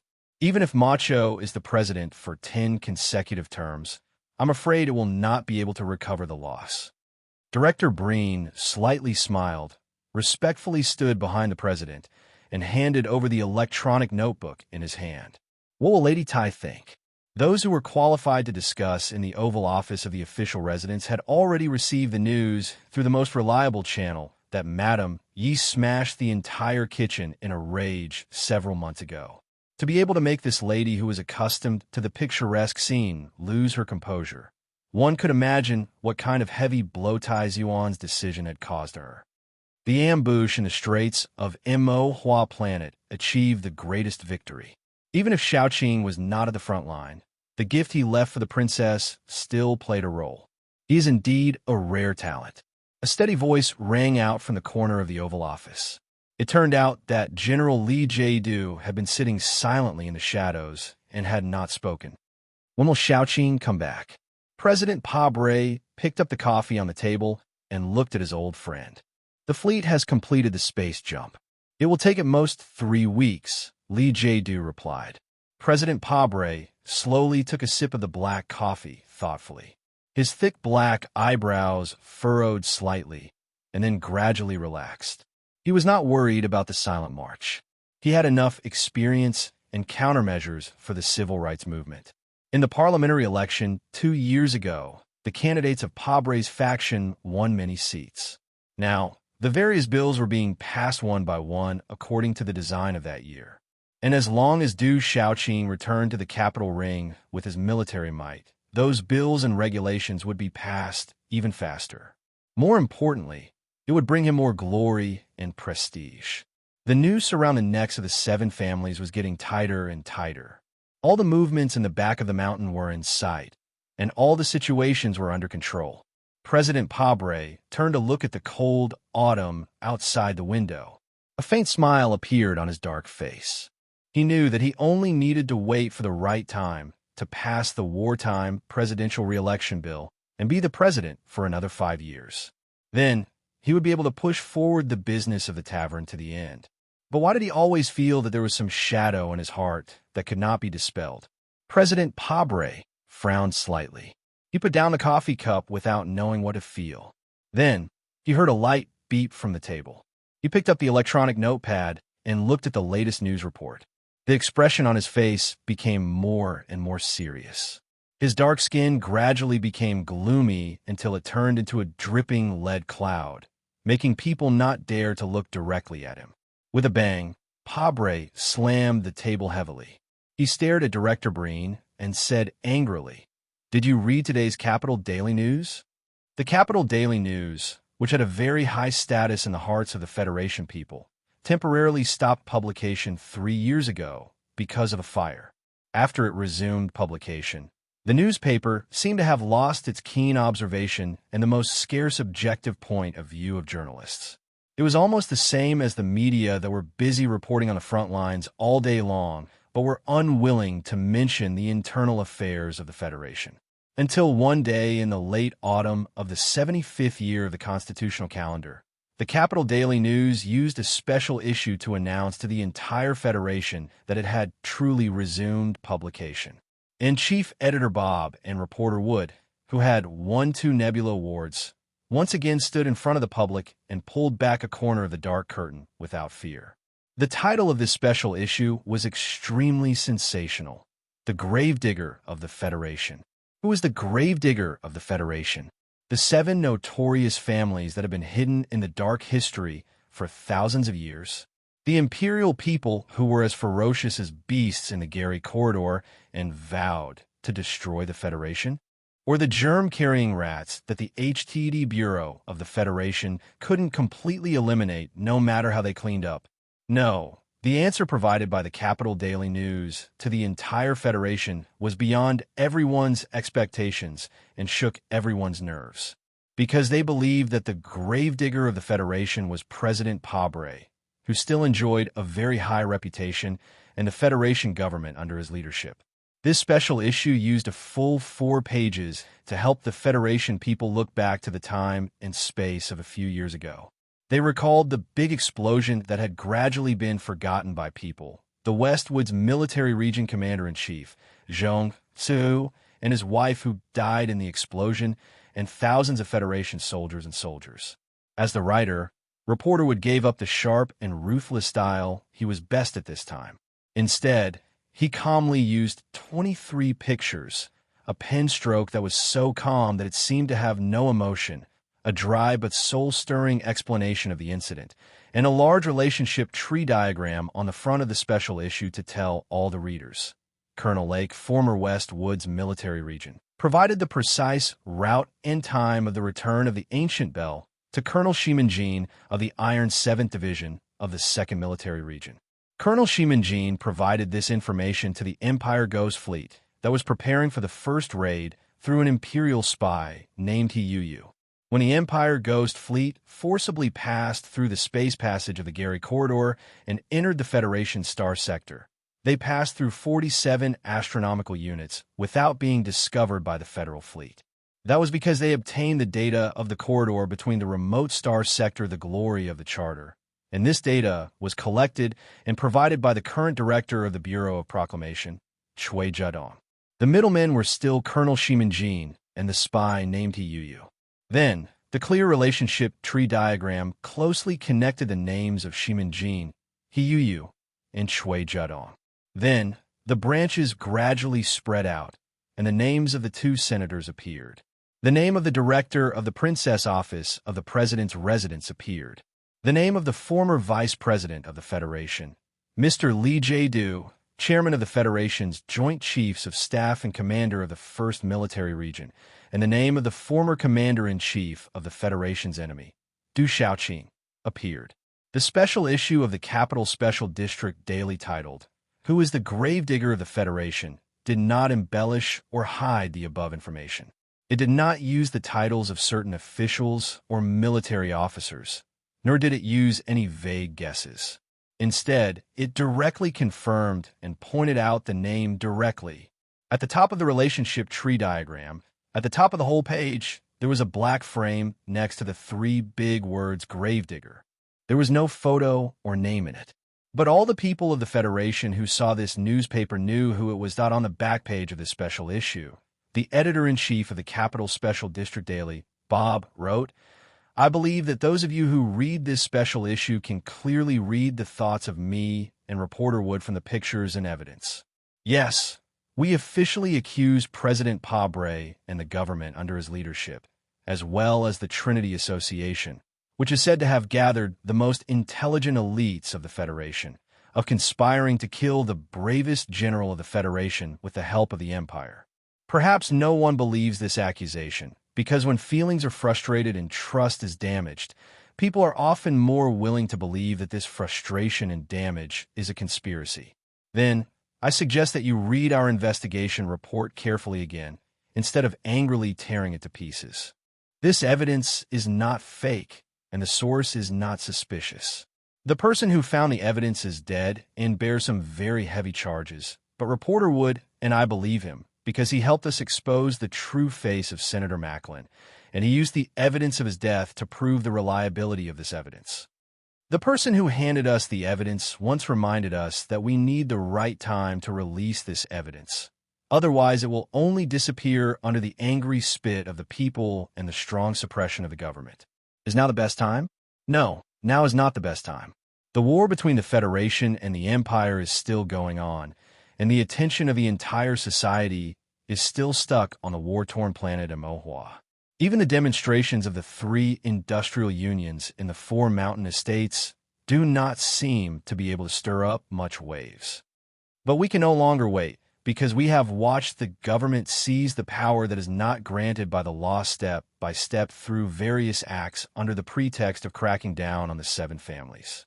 We have watched as the fanatical Pabre doctrine has blinded the eyes of too many people and reverberated in every building in the capital like hot air.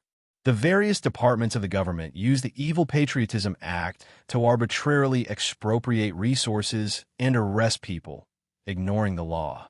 What is even more frightening is that the government has become accustomed to relying on secret departments and psychological intimidation to maintain its legitimacy. We really can't wait any longer. The longer we wait, the more depraved the Federation will become. Mr. Pabre still has more than 2 years left in office. Do we still have to wait for 2 more years?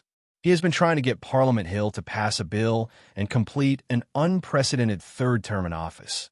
So, will there be a 4th? Then do we have to wait forever?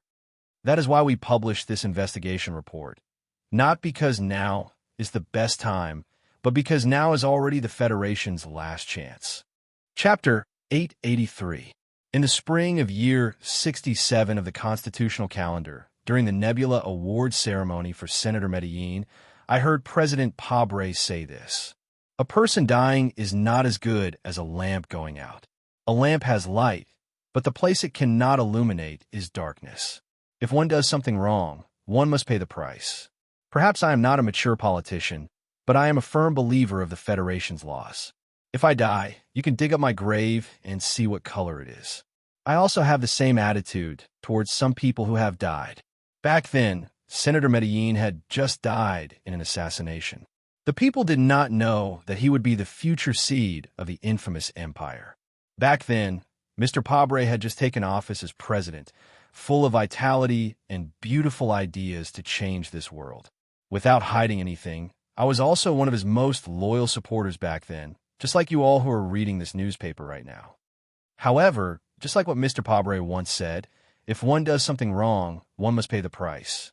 As the Federation's president, every one of us has the right to ask him to stand on the side of the moral divide. Moreover, what he did already crossed the line of morality. We have no intention of supporting any political movement, but we insist that the people should have the right to know the truth. Will our accusation affect the war in the left sky starfield? Will our demands make the soldiers on the front lines shed more blood? I do not know the exact answer. I only know that in this war between the Federation and the Empire, if there is some kind of justice that can be said loudly, then it can only be that we have a better system than them. The people who live in this starfield believe in kindness, justice, conscience, and law.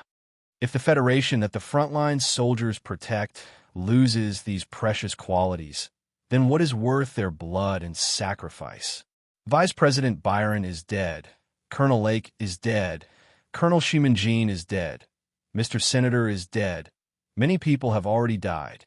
There is no way to confront them, because even if we dig up their graves, the only answer we can obtain is silence. However, there are even more people who are still alive. They did not accept the judgment of the law or anger. They coldly sit at the highest level of the Federation, high above, ruling this world, changing this world. I don't know what color their graves will be when they dig them up, but we know that if we don't stop them, then the entire Federation will be buried in an ice-cold grave. Written by Bob and Wood in the autumn of the 75th year of the constitutional calendar. The Capital Daily News had long since moved away from the newspaper street that was filled with the smell of ink in his imagination. Now, it was just a very ordinary building in the western part of the capital. However, the eye-catching sign of the eclipse of the moon still hung at the entrance of the news agency. Although it had been burned away by the fire, it still existed. In the room behind the huge sign of the eclipse of the moon, reporter Wood rubbed his leg and concentrated on reading his report for the fourth time. After the traffic accident, although his leg had recovered very well, every time it was cold and gloomy like today, it would ache unbearably. I still think that the last paragraph shouldn't be added. The justice of this war cannot be questioned. No matter how vague you write it, it will give the other side a good excuse. Chief Editor Bob sat behind his desk and smiled. He gently wiped his glasses and said, "This is very likely to be our last article in the news industry. I have to be willful for once." At this moment, the black phone rang. Wood glanced at him worriedly, but his expression didn't change. He calmly picked up the phone and said, "What did the board of directors say?" The chairman on the other end of the phone coughed twice and said in an even voice, "Mister, we want to talk to you." On the other end of the phone, the president of the Samlin Bank, Li Xiaozhu, said in an undisguised voice of praise, "Mr. Chief Editor, you don't have to worry. We will protect your safety. The special issue will be fully printed." After hanging up the phone, Chief Editor Bob spread his hands and looked at Wood. He said, "The boss of the boss seems to have a lot of opinions about the government."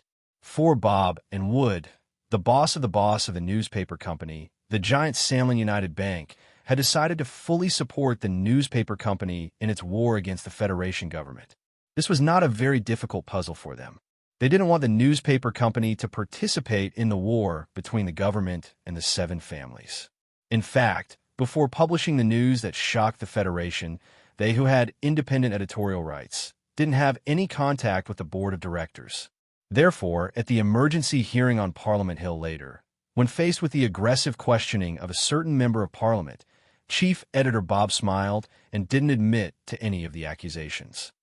According to the News Information Confidentiality Act and the Citizens Privacy Act, I refuse to explain the source of the evidence to the hearing.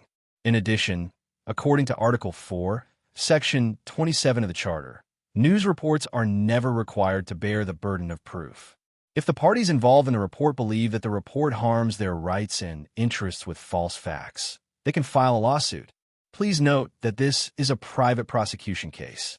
Chief Editor Bob's expression was serious.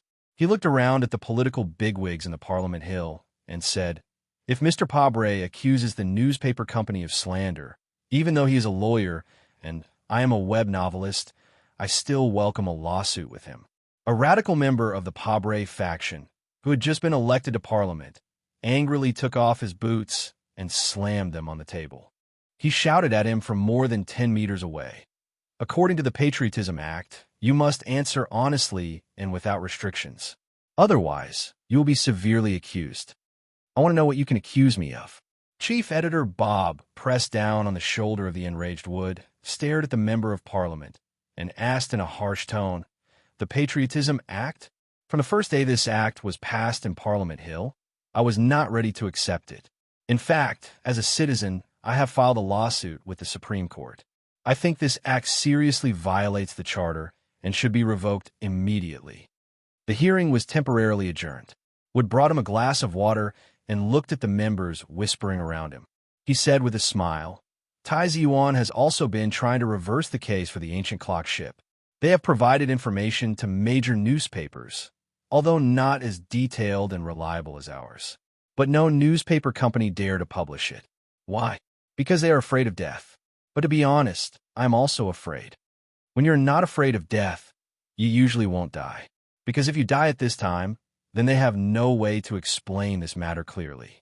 Chief Editor Bob said, "But although you won't die, I think you will definitely be scolded." In the cold late autumn, it was still rain instead of snow. When the rain fell on the long stone steps in front of Parliament Hill, it didn't take long for it to turn into pieces of round ice, making the stone steps extremely wet and slippery. Chief Editor Bob and Wood walked out of Parliament Hill with umbrellas. They supported each other as they walked down the stone steps. Their movements were extremely clumsy. The two walked to the bottom of the stone steps with difficulty. What greeted them were countless flashing lights and microphones, as well as the insults of the agitated people, such as traitors, running dogs, and dog excrement. "Chief Editor, I heard that the Board of Directors of the Capital Special District Daily has been secretly receiving financial support from the Sanlin United Bank. So, does your report today have anything to do with the government's investigation of those big families? After all, they were in the same profession, so the way they asked the question was relatively gentle. But the reaction of the surrounding crowd was even more intense. They crumpled the newspaper in their hands into paper balls, threw them in anger, and shouted loudly to beat the running dogs of the evil Leaf family to death. Under the protection of the police, Chief Editor Bob and reporter Wood withstood the attack of paper balls that were denser than the raindrops. They shrank their bodies behind the umbrella, looked at each other, and showed a bitter smile. Amid the banging sounds, Wood angrily cursed, "Scold all you want. Just for my half-crippled leg in the rain, I will take Pabre down." Chief Editor Bob let go of his hand that was supporting his elbow. With one hand holding the umbrella with difficulty, he put the other hand into his windbreaker and fumbled for a long time. He took out a thick cigarette and handed it over. He smiled and comforted, "I think the protesters in Nank State will definitely not scold us. They love us very much." Under the long stone steps of Parliament Hill, the cold rain in late autumn fell on the black umbrellas, making patter sounds. The angry crowd threw paper balls that fell on the umbrellas and bodies, making patter sounds. In such a miserable environment, the two reporters hunched their bodies and began to taste the high-quality coarse tobacco that was flown in from Naha State. The blue smoke and the aroma gradually filled the air. The black umbrellas were suddenly opened by someone. Bob and Wood, whose mood was interrupted, frowned and looked at the several officials in black overalls in front of them. They asked, "What's the matter?" "Let me introduce myself. The leader of the officials wiped the water droplets on his forehead and said slowly, "I'm Inspector Chun E-jiang from the Federation Government Joint Investigation Department. Please follow us back for investigation." Chief Editor Bob looked at the man with a wooden expression and saw the raindrops on his glasses. After a moment of silence, he asked, "What's the reason?" Chun E-jiang was slightly startled. He took out a document from his pocket and slowly read. "Your report promotes the Empire and destroys the Federation's preparations for war. You are suspected of treason." The silent march had been going on for almost half a year. The protesters who opposed the Federation government and demanded that President Pabre resign and be investigated gradually grew like weeds in every district of the Federation. Because of the military control of the capital airport, the 3,000 marchers from the 4 states around the mountain chose to walk from the port city to the capital. The crowd walked slowly and silently along the famous high-speed rail line. They gathered when they came across towns, held concerts when they came across mountains, cheered when they came across police, and whistled when they came across beautiful women. On the road, there were always people who got lost. The silent march seemed absurd and relaxed, but in fact, it was extremely well organized. It even asked the people who participated to not leave any garbage behind them. The combination of the Grand Carnival and the strict political demands made many people choose to leave. However, on the way from the port city to the capital, there were many young people who were dissatisfied with the current situation of the Federation or simply wanted to add a touch of absurdity to their life resume. The number of people didn't decrease. Instead, it snowballed more and more. Late at night the day before yesterday, the parade entered the territory of South Kazhou. This morning, the total number of people was more than 20,000. They wore black masks and began to walk along the main road of South Kazhou's capital. Occasionally, they would dance silently. Except for the sound of their footsteps and rhythm, the silence was terrifying. Chapter 884. A red flower was reflected on the gray glass, and then it was clean and otherworldly, exceptionally beautiful. Lai Ziyuan moved his gaze away from the bright red and looked at the crowd of demonstrators walking silently on the street. He didn't speak for a long time, although the two of them used to play together at the same table when they were young, and they even had some kind of hidden engagement. After so many years of strange and gaudy things, they had long become peaceful. Exactly 3 years ago, in the autumn of the 72nd year of the constitutional calendar, this kind of familiar scene appeared in the Federation.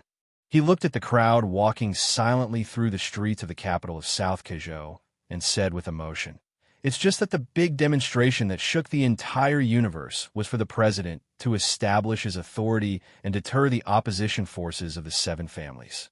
Today's demonstration is to pull him down from the stage." Zhou gently pursed her lips and looked at the newspaper in her right hand. She frowned slightly and asked, "You've read the special issue of the Capital Special District Daily. What do you think?" Lai Ziyuan shook his head and took a sip of the water in his cup. He coughed twice. "I'm very puzzled. Where did Bob and Wood find the evidence? It's exactly like the Macklin case, when everyone only had a vague judgment and looked for evidence in vain. They quietly detonated a bomb in the Federation." Zoe looked sideways at his pale and thin cheeks. After a short pause, she continued, "We've been silently marching for half a year. Neither you nor I can find such a powerful thing. Don't you think it's strange?" "It's not strange," Tai Thuan said. "You said that the situation is exactly the same as when Macklin was investigated. So it's obvious that these things were left behind by Su Lu before he left. As for the guy who found these things, I've also seen him." He quietly looked back at Zhou Yu's charming eyes, as if he wanted to confirm some facts that no longer existed from her reaction. But in the end, he didn't get a response. After a moment of silence, he continued, "Chief Editor Bob also mentioned that he's dead, but I believe that even if sure Qinghai is dead, he will leave behind enough foreshadowing before his death to make his enemies suffer." Hearing the name that she hadn't heard for nearly 3 years, Zhou Yu's expression didn't change at all. Her charming and beautiful face was still like a proud red flower in the cold wind, but her right hand holding the wine glass was slightly pale. Then she turned around and calmly looked at the silent crowd under the window, not letting Tai Zuan see her eyes. Tai Zuan glanced at her side face, then looked at the crowd under the window. He picked up the glass and drank a mouthful of water, then turned around and walked back to his desk. His eyes swept over the debris in the wastebasket, and he said, "In the past 6 months, the general strategy of the election headquarters has been made by you. I have to say that I admire the excellent planning ability you have shown, so I have never objected to any of your proposals. But not this time." He raised his head, looked at Zhou Yu, and continued, "This proposal is too violent, and we are the ones who initiated the violence." Being directly denied by Tai Zuan, Zhou Yu's expression still didn't change.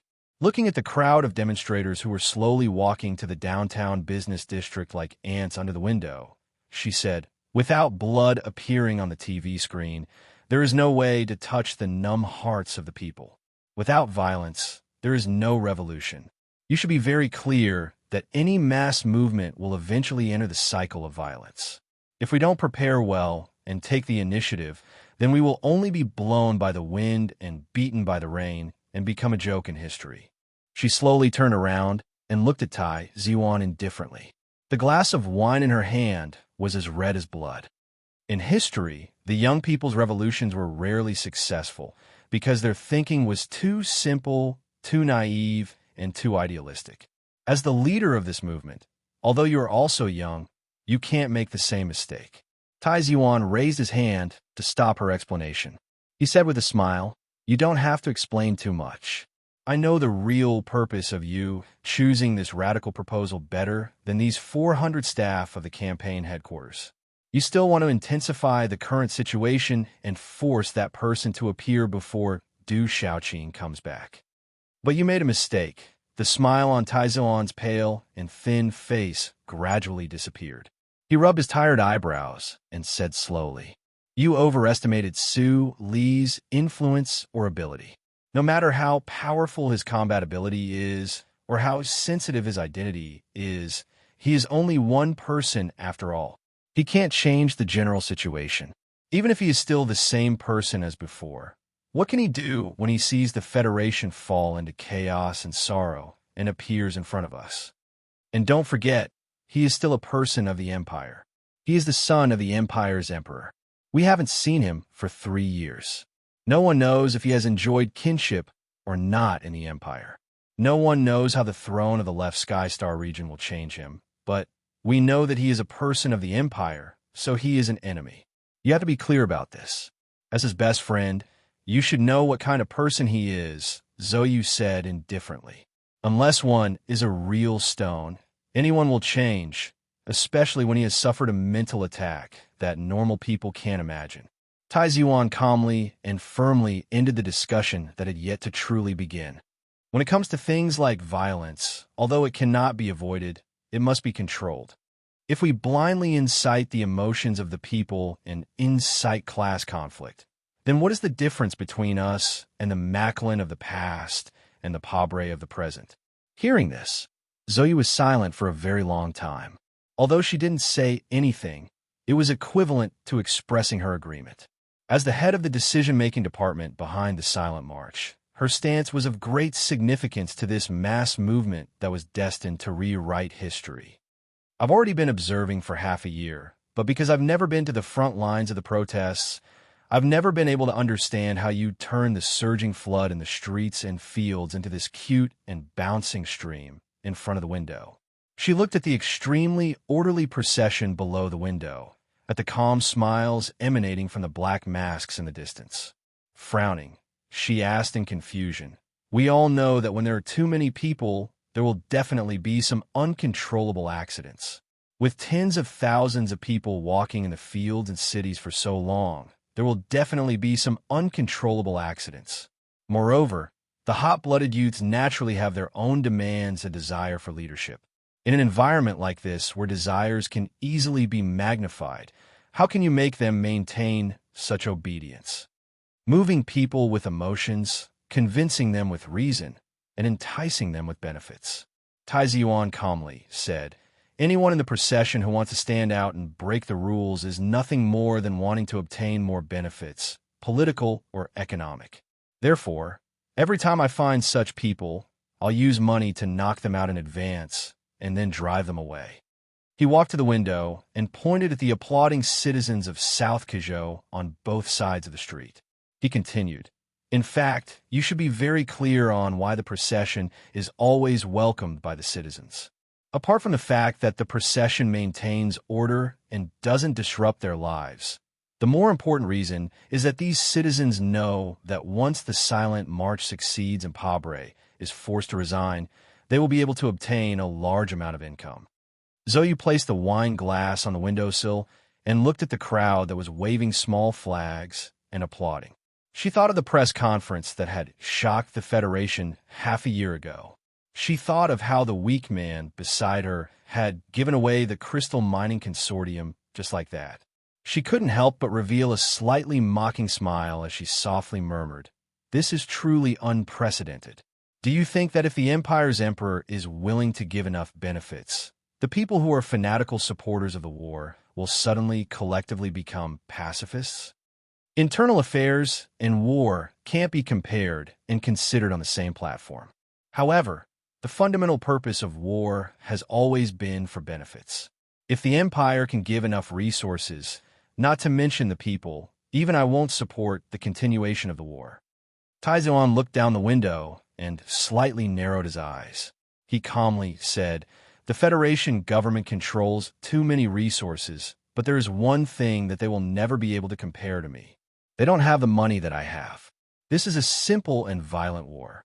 I want to use money to smash Pabre into the dust." What an arrogant declaration. Zhou smiled and sipped the wine. "But don't forget that Madame is very angry about your decision. Many people in the big families think that your decision is crazy. The liquidity of the headquarters is running out. Are you really going to ask Miss Jian Shuier to hold a few more charity performances to raise funds? Not everybody thinks that I, the Crown Prince, am crazy. So, it seems that the businessmen who are said to be easily blinded by benefits have a pair of profound eyes." Taizuan smiled and said, "Of course, the old man who is seriously ill may be a special case. Let me tell you a piece of good news. I just received a call from Li Xiaodong. Last night, a meeting was held in the manor of the Li family.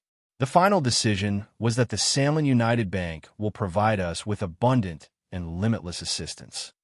Zhou slowly raised her eyebrows, and an inexplicable smile appeared on her face. She said, "This is really good news. At least tens of thousands of people's boxed meals are finally guaranteed. Also, even the old man of Li Yuan Palace thinks highly of you. Maybe it will affect Madame's attitude."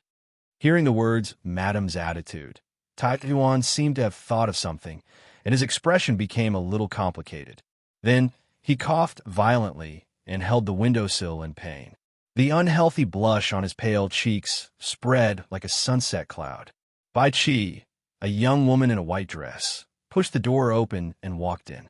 She walked behind him anxiously and gently relieved his pain. Then she took out a pill and fed it to him. Taizuan smiled to express his gratitude and then waved his hand gently.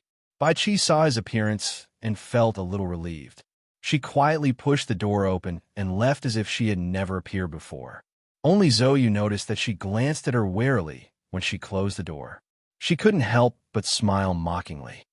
"I heard from Su Lu that Bai Qi is your first woman. I really didn't expect that with your status. You would be so affectionate. This has nothing to do with being affectionate. I like her very much. She's quiet, honest, and knows her place.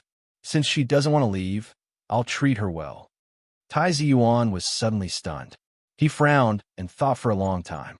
He said with some uncertainty, "It seems that Su Lu threatened me with this issue. Could it be that I was threatened by him? Your marriage has been delayed for 2 years. Does it have anything to do with Bai Qi's existence? You know very well that in the world of people like us, marriage has never had anything to do with feelings. It's just that many people in those big families think that I've gone crazy. How could they bear to marry their daughters to me? This is probably why I treat Bai Qi well. Women are troublesome, but she's an exception." Zhou thought of Bai Qi's hidden and vigilant glance when she closed the door. She said with slight mockery, "Only people without abilities think that women are troublesome. This has nothing to do with ability." Tai Yuan smiled and sighed. When Su Lu fought against the entire Federation, he dared to pick up a gun and kill people without any scruples. However, even someone as powerful as him couldn't do anything when he met those women of his. I think that the reason why he didn't dare to return to the Federation after escaping for 3 years might have more to do with him not knowing how to deal with those women. Zoe shrugged slightly. It's not a good habit to laugh at your friends behind their backs. All right, then let's continue talking about the previous bribe. The effect of a drug seemed to be very fast. Tai Ziyuan's expression quickly returned to normal. He looked at her and said, "A critic once said that the backwardness of a society is first of all the backwardness of the elites. And the most obvious sign of the backwardness of the elites is that they often criticize the backwardness of the people. Yuzi, your current mentality already has this kind of feeling. Isn't the word elite used to scold people?" Zoe looked at the people on the street below the window. She looked at the sky indifferently and directly commented, "But I do think that they are very backward." Tai Ziyuan replied, "If there is a so-called backwardness, it is because the channels to obtain information are not smooth. If you know more, you will naturally not be backward. For example, the readers of the Capital Special District Daily." After a pause, he added an explanation. This was what George Carlin said. At this time, he and Zoyu naturally did not know that in the distant Zwitian galaxy, in the suburbs of the Empire's capital, Sulu was unceremoniously criticizing Uncle Feng Yu, who was also George Carlin himself, as a hypocritical elite who only knew how to criticize the people for being backward. George Carlin is already dead. Let's focus on the people who are still alive. Zoyu asked, "What do you think about this war? Have you calculated the impact of the situation on the front line? This war can't go on any longer." Tai Ziyuan directly replied with a rare seriousness. "The media reports have been filtered, but you and I should know how dangerous the situation on the front line is, especially that Imohua planet. The war has been going on for 3 years, and the devastation of the war is unimaginable." He looked at Zoyu and continued, "Too many people have died, and compared to the benefits obtained, it is too unbalanced. The most important problem is that after paying such a high price, the Federation still does not dare to say that they will definitely win. Even if Du Xiaoqing has been on the front line all this time, they still cannot win, so there is no reason to continue. The Empire's people's attitude toward war is different from ours. When faced with a dangerous situation, they can directly throw in lives, fighting with flesh and steel. However, they have more than 100 billion people. Can the Federation kill them all?" Zoyu thought for a moment and said with a frown, "As long as there are enough crystal mines, enough to support the regular cruising of 3 integrated fleets, the Federal fleet will be able to lock down Imohua planet. When the Empire's troops on the surface are isolated, the Empire's rear troops will not be able to continuously resupply, and your pessimism will be meaningless. The prerequisite is that there are enough crystal mines. No one in the Federation knows the situation of the crystal mines better than I do." Tai Ziyuan said, "The extraction of the crystal mines in Galaxy X is half a year later than expected because of the government's strong infiltration 3 years ago. Even if this situation did not happen, it will take at least 2 more years before it can be mass-produced. How can we drag this out? How many more people will have to die to drag this out? How could the Empire just watch this happen? When that time comes, X3 will definitely be the second Imohua planet. People are bound to die in war." Zoyu frowned slightly and said unhappily, "You know that I grew up in a military compound. As a child of the military, I will definitely be mentally prepared to sacrifice myself for the Federation. If we retreat because we are afraid of people dying, then we will not fight. That will be a huge joke. Don't forget that I was once a soldier, and a very brave one at that. That is why I have always agreed that soldiers should have some kind of special rights. That is because soldiers need to kill and need people to die. They live in a different river from the normal people." Tai Ziyuan looked into her eyes. Although his speed was slow, his tone was extremely serious. But I have never believed that soldiers have a reason or obligation to sacrifice themselves for a meaningless war. This war has developed to this point, and it is no longer of any benefit to the Federation. Instead, it has become a tool to fight for glory and support for the government. This is very laughable and very sad. He pointed out the window and said, under the influence of those people in the government, and even under the influence of you and me, the current Federation's democracy has begun to become vulgar. Meanwhile, the government has already begun to become shady. Fighting for this kind of government, fighting for the survival of the government, is the greatest insult to the troops on the front lines. Something like power does indeed have some kind of terrifying magic. President Pabre has fallen too quickly, so quickly that it has exceeded my worst imagination 3 years ago. He has begun to enjoy the pleasure that power brings. Taiwan gently rubbed his forehead and said with emotion, just like what Chief Editor Bob said, the president has begun to get used to and enjoy these methods. For the Federation, this is a disaster.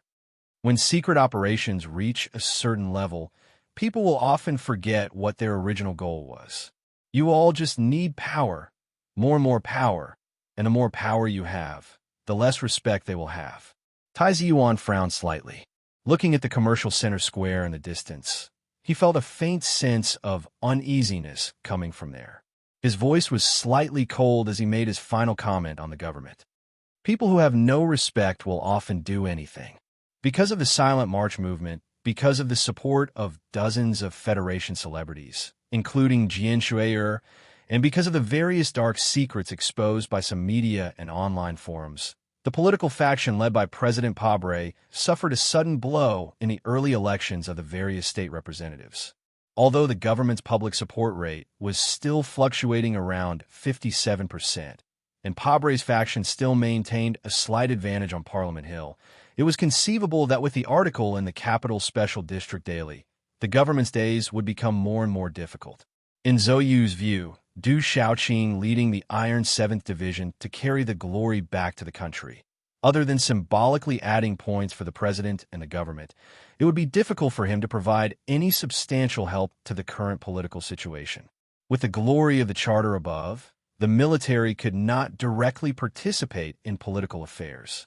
Therefore, after hearing Tai Ziyuan's comment that he would do anything, she frowned and began to think about what kind of methods the government and President Pabre would use to suppress the current wave. Don't forget the beautiful clothes that President Pabre has worn for decades. Taiwan walked to the desk, dialed a number, and reminded her he considers himself as the spokesperson of the people at the bottom, so on the surface, there will be a lot of taboos. I believe that he will use the people to fight against the people. After that, he can calmly say that this is the choice and freedom of the people.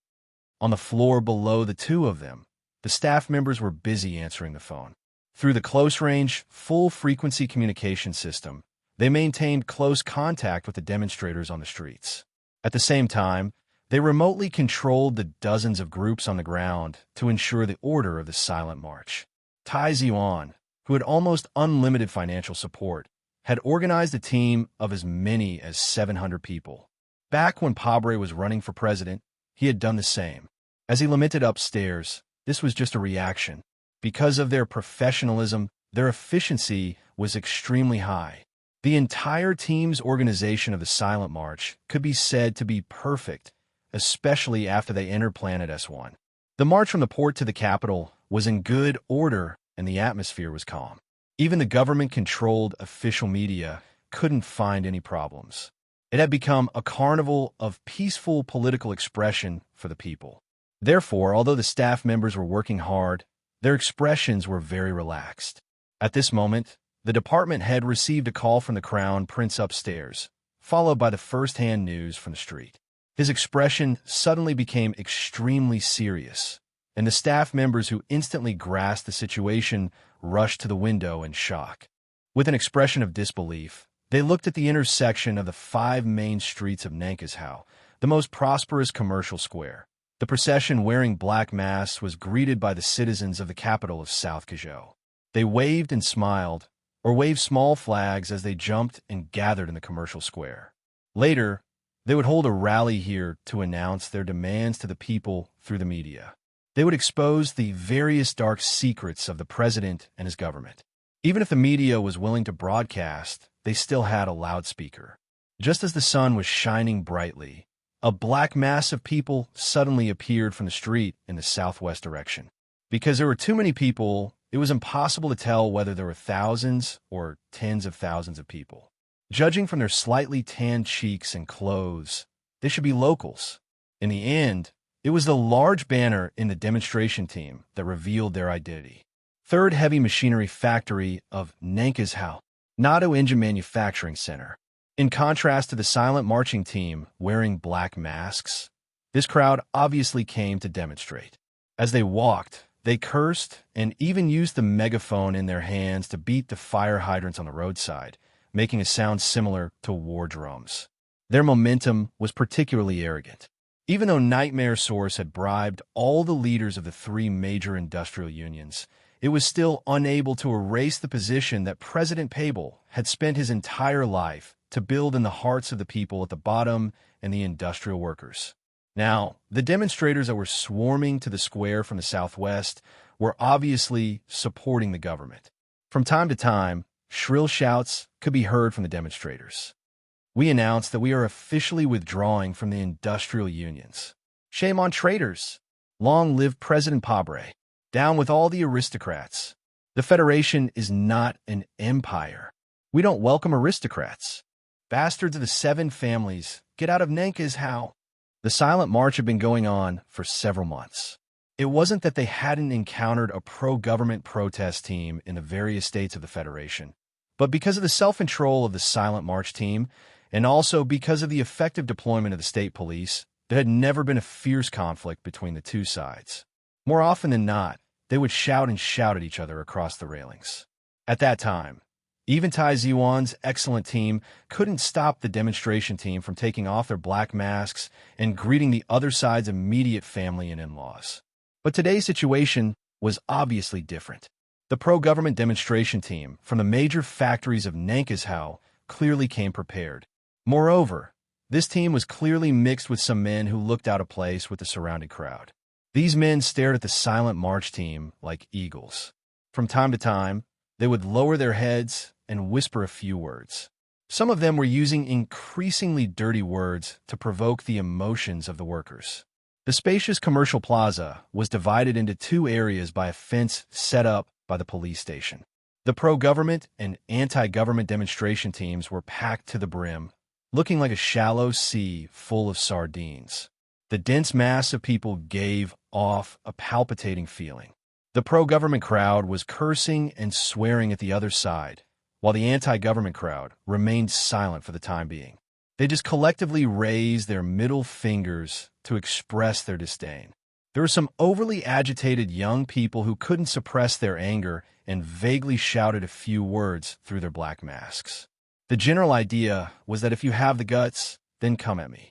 A worker who had just learned that his younger brother had died on the front lines of Mohua Planet glared at the people wearing black masks in front of him with bloodshot eyes. He shouted with a hoarse voice, "You traitors! You bunch of bastards! The front lines are still at war, and you guys are messing around like this. Shameless! When Mr. President sends the 7 families to prison and the Federation realizes true democracy, I will kill your whole family." A student who had just learned that his elder brother had died on the front lines of Mohua Planet furiously pulled off the black mask on his face. He rushed to the railings and roared at the worker, "Your mother is a traitor. Your whole family is a traitor. If you go to the front lines, you will be the first to kneel in front of the people of the empire. It's better for me to stab you first."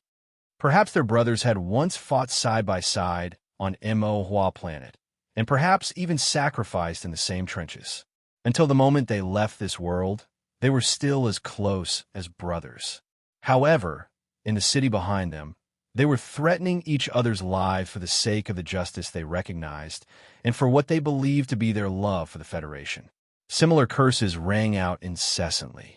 Some people began to spit at each other, and some began to take off their pants and bare their buttocks, to express their contempt and humiliation. Obscenities and petty actions at the intersection of the two seas of people turned into excitement and anger. The temperature of the air in the plaza gradually rose, and the situation became more and more tense. At this time, if a small spark fell, it was very likely to become a dangerous fire that burned everything. At this time, in the two angry demonstration teams, other than those men with gloomy expressions, no one noticed that a more dangerous situation was happening. The Nang State Police and the emergency anti-riot force responsible for maintaining order quietly withdrew from the plaza without anyone noticing. Taizuan slowly put down the phone and expressionlessly looked at the scene uploaded by the hologram. After a long silence, he explained to Zhou beside him, "The state government has refused our request." Zhou coldly said, "Why? Even if this is a conspiracy of the Federation government, and there are big shots pressuring them, don't they know that if bloodshed occurs in the capital of Nang State, they won't be able to explain it to the public? As long as the price is right, anything can be sold. At least in terms of official positions, the government has more resources than we do." Although Taizuan was still calm at this moment, it could be seen that his complexion had become paler and paler. It was not fear, but anger and disdain that were hidden deep in his heart. The office phone rang. The head of the emergency decision-making department downstairs reported in a trembling voice, "Mr. Councilman, the police refused to explain the reason for the withdrawal of the police force." Taizuan said with a self-deprecating smile, "They have already explained it to me. They heard that there was a fire in the southern suburbs, so all the police force was forced to go and provide support. Therefore, they can't take care of the plaza. They hope that we can urge the crowd to remain calm and not clash with the other side." After saying this, he walked to the window and looked at the plaza in the distance. It was as if he could feel the boiling hot air passing through the glass in front of him. It was so hot and pressing that it made it difficult to breathe. "They are really unscrupulous." Zhou walked to his side and looked in that direction. Suppressing the anger in her heart, she took off the red flower in her hair and crushed it, saying, "The dignified president of the Federation doesn't even care about his face. Who can defeat him?" Without the police, without the anti-riot force, the crowd was filled with insidious troublemakers. There were many black-clothed figures flashing in the buildings next to the plaza. The situation deteriorated in an instant, and a chaotic battle broke out. After many years, no one could figure out which side was the first to rush over the fence, and which side was the first to throw the first punch. In fact, it was meaningless to figure it out. In the tense atmosphere of the plaza at that time, even a fart could ignite a dangerous fuse. The workers of South Kizhou who supported the government quickly gained the advantage at the beginning of the chaotic battle. After half a year of silent marching, they were clearly not mentally prepared for such a situation. When they saw the other side raise a banner and jump over the fence, the hundreds of people who were pushed to the front of the crowd were actually sluggish for a long time. A worker from S2 was surrounded and beaten by 3 people. His body shrunk in pain like a shrimp, and blood began to seep out of his mouth and nose. The black mask that represented his identity was long gone. There were shouts and curses everywhere, and the terrifying sound of fists and feet hitting people's bodies rang out. Blood filled with the smell of violence splashed everywhere as if it was free. The crowd wearing black masks tried to organize a counterattack, but they were immediately defeated by a stronger attack. In the pro-government demonstration, the gloomy-faced men took out sacks from nowhere and dumped the hard stones in the sacks on the ground. People picked them up and threw them at the opposite side. The people who couldn't distinguish between the demonstrators and the hooligans howled and fought everywhere, coldly stomping on the chests and abdomens of the other side with the tips of their feet. The stones broke through the air, and countless people in the silent march were bleeding. The formation was even more scattered, and the plaza was full of tragic scenes. The female teacher from the port city had blood all over her face. She covered her face and collapsed next to the fountain pool. Her eyes were wide open in horror as she stared at those ferocious people, but she didn't notice that there was a man with blood all over his face looking at her with evil intentions. In the southwest corner, The middle-aged uncle who had just quit his job in the suburban irrigation field was surrounded by several people and constantly kicked. He gradually lost the strength to struggle. Even though his eyes were blurred by blood, he could see the fake leather boot that was stepping on his face, but he couldn't move. In the buildings around the plaza, there were many unknown forces that were responsible for recording the scene. At this time, the cameras that were responsible for recording the scene indifferently turned around and deliberately chose the scene of the angry and helpless people wearing black masks. Further away on the street, a group of military police in plain clothes indifferently looked at the plaza. The official next to them kept talking on the phone with a smile on his face. Suddenly, a large and powerful hand reached out and slapped the phone out of his hand. Then, the hand grabbed the official's throat and turned the latter half of the flattering words he was about to say into pieces of gravel. I hate people who are long-winded the most. When the military police in plain clothes around the street saw that their officer was attacked, their expressions changed dramatically. They reached out and prepared to take out their pistols. However, when they saw the man who grabbed their officer's throat and saw the shiny bald head, their action of taking out their pistols suddenly became extremely stiff. The bald man was 9 meters tall and extremely burly. His face wasn't ferocious and frightening. The subordinates behind him didn't take out a row of submachine guns and point them at the military police in plain clothes. However, the military police in plain clothes absolutely didn't dare to point their guns at him, because he was called Zhang Xiaohua. This was South Dakota. The president wasn't the most powerful, the governor wasn't the most powerful, and the charter wasn't even the most powerful. Zhang Xiaohua was the most powerful. This was the only magical place in the Federation where a triad could be elected as the deputy speaker of the state legislature. So when Zhang Xiaohua released his palm and slowly stroked the eye-catching tattoo on his shoulder with an expressionless face, whether it was the official or the military police in plain clothes, they all felt their legs begin to tremble. Since your people aren't going to intervene in this matter, then you can just watch quietly from the side, because my people are going to do something. Zhang Xiaohua patted the official's face and then walked toward the chaotic square. In the corridors around the square, more than 30 men in black suddenly appeared. These men accurately found the reporters who were carrying cameras and very simply and violently used their fists to shut them up. Then, with a sullen face, they dragged their hair and walked through the corridors. I'm a reporter from the news channel. You can't do this to me. I'm from the Venus Documentary Film Studio. You hooligans, let go of me. Neither threats nor pleas could make the men in black gentler their actions. The reporters were violently tied up and thrown into a dark room. Before leaving, the leader of the men in black introduced himself to the terrified reporters. We're not hooligans. We're triads. It was as if a magician had cast some kind of spell on the street at the southeast entrance. More than 1,000 men in black, holding hard wooden sticks in their hands, silently rushed toward the center of the square where the chaotic battle was taking place. A hooligan whose face was covered in blood looked at the female teacher, whose face was also covered in blood at his feet. He obtained an unprecedented pleasure from her fear and helplessness. He reached out and rubbed her chest, but before he could experience the next level of pleasure, he felt a sharp pain in his wrist. A wooden stick directly smashed his arm, and then he was ruthlessly knocked to the ground. Looking at the ruthless leather boots that stepped on his face, the middle-aged man closed his eyes in despair. So he didn't see the shadow of a stick floating over, and in an even more ruthless manner, it directly smashed his leg into 3 pieces. The men in black who rushed in from the southeast entrance had cold and silent expressions.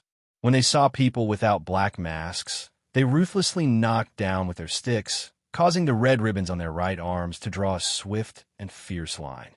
They were relatively few in number, but they were extremely ruthless and valiant. As professional thugs, specially recruited from various halls in South Kizhou, how could ordinary people resist their existence? The wooden sticks were all aimed at the opponent's joints. The hard wooden sticks intersected with the fragile human bones, making frightening breaking sounds from time to time. In just half a minute, they broke through to the most tragic center of the square and then scattered like a bomb. Countless miserable howls sounded, just like before. However, many people, especially the plainclothes police officers mixed in with the parade, felt like they were in heaven when they were fiercely attacked. Zoe frowned and looked at the picture on the hologram. For a long time, she didn't speak. Her fingers slowly rubbed the petals that oozed red juice, and she whispered, "Did you prepare this?"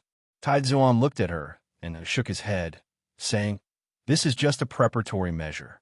I didn't expect it to become a reality. If you want to be a different person from Pabre, these people should have appeared earlier." Someone once said that if a person doesn't have dreams, then what is the difference between a person and a salted fish?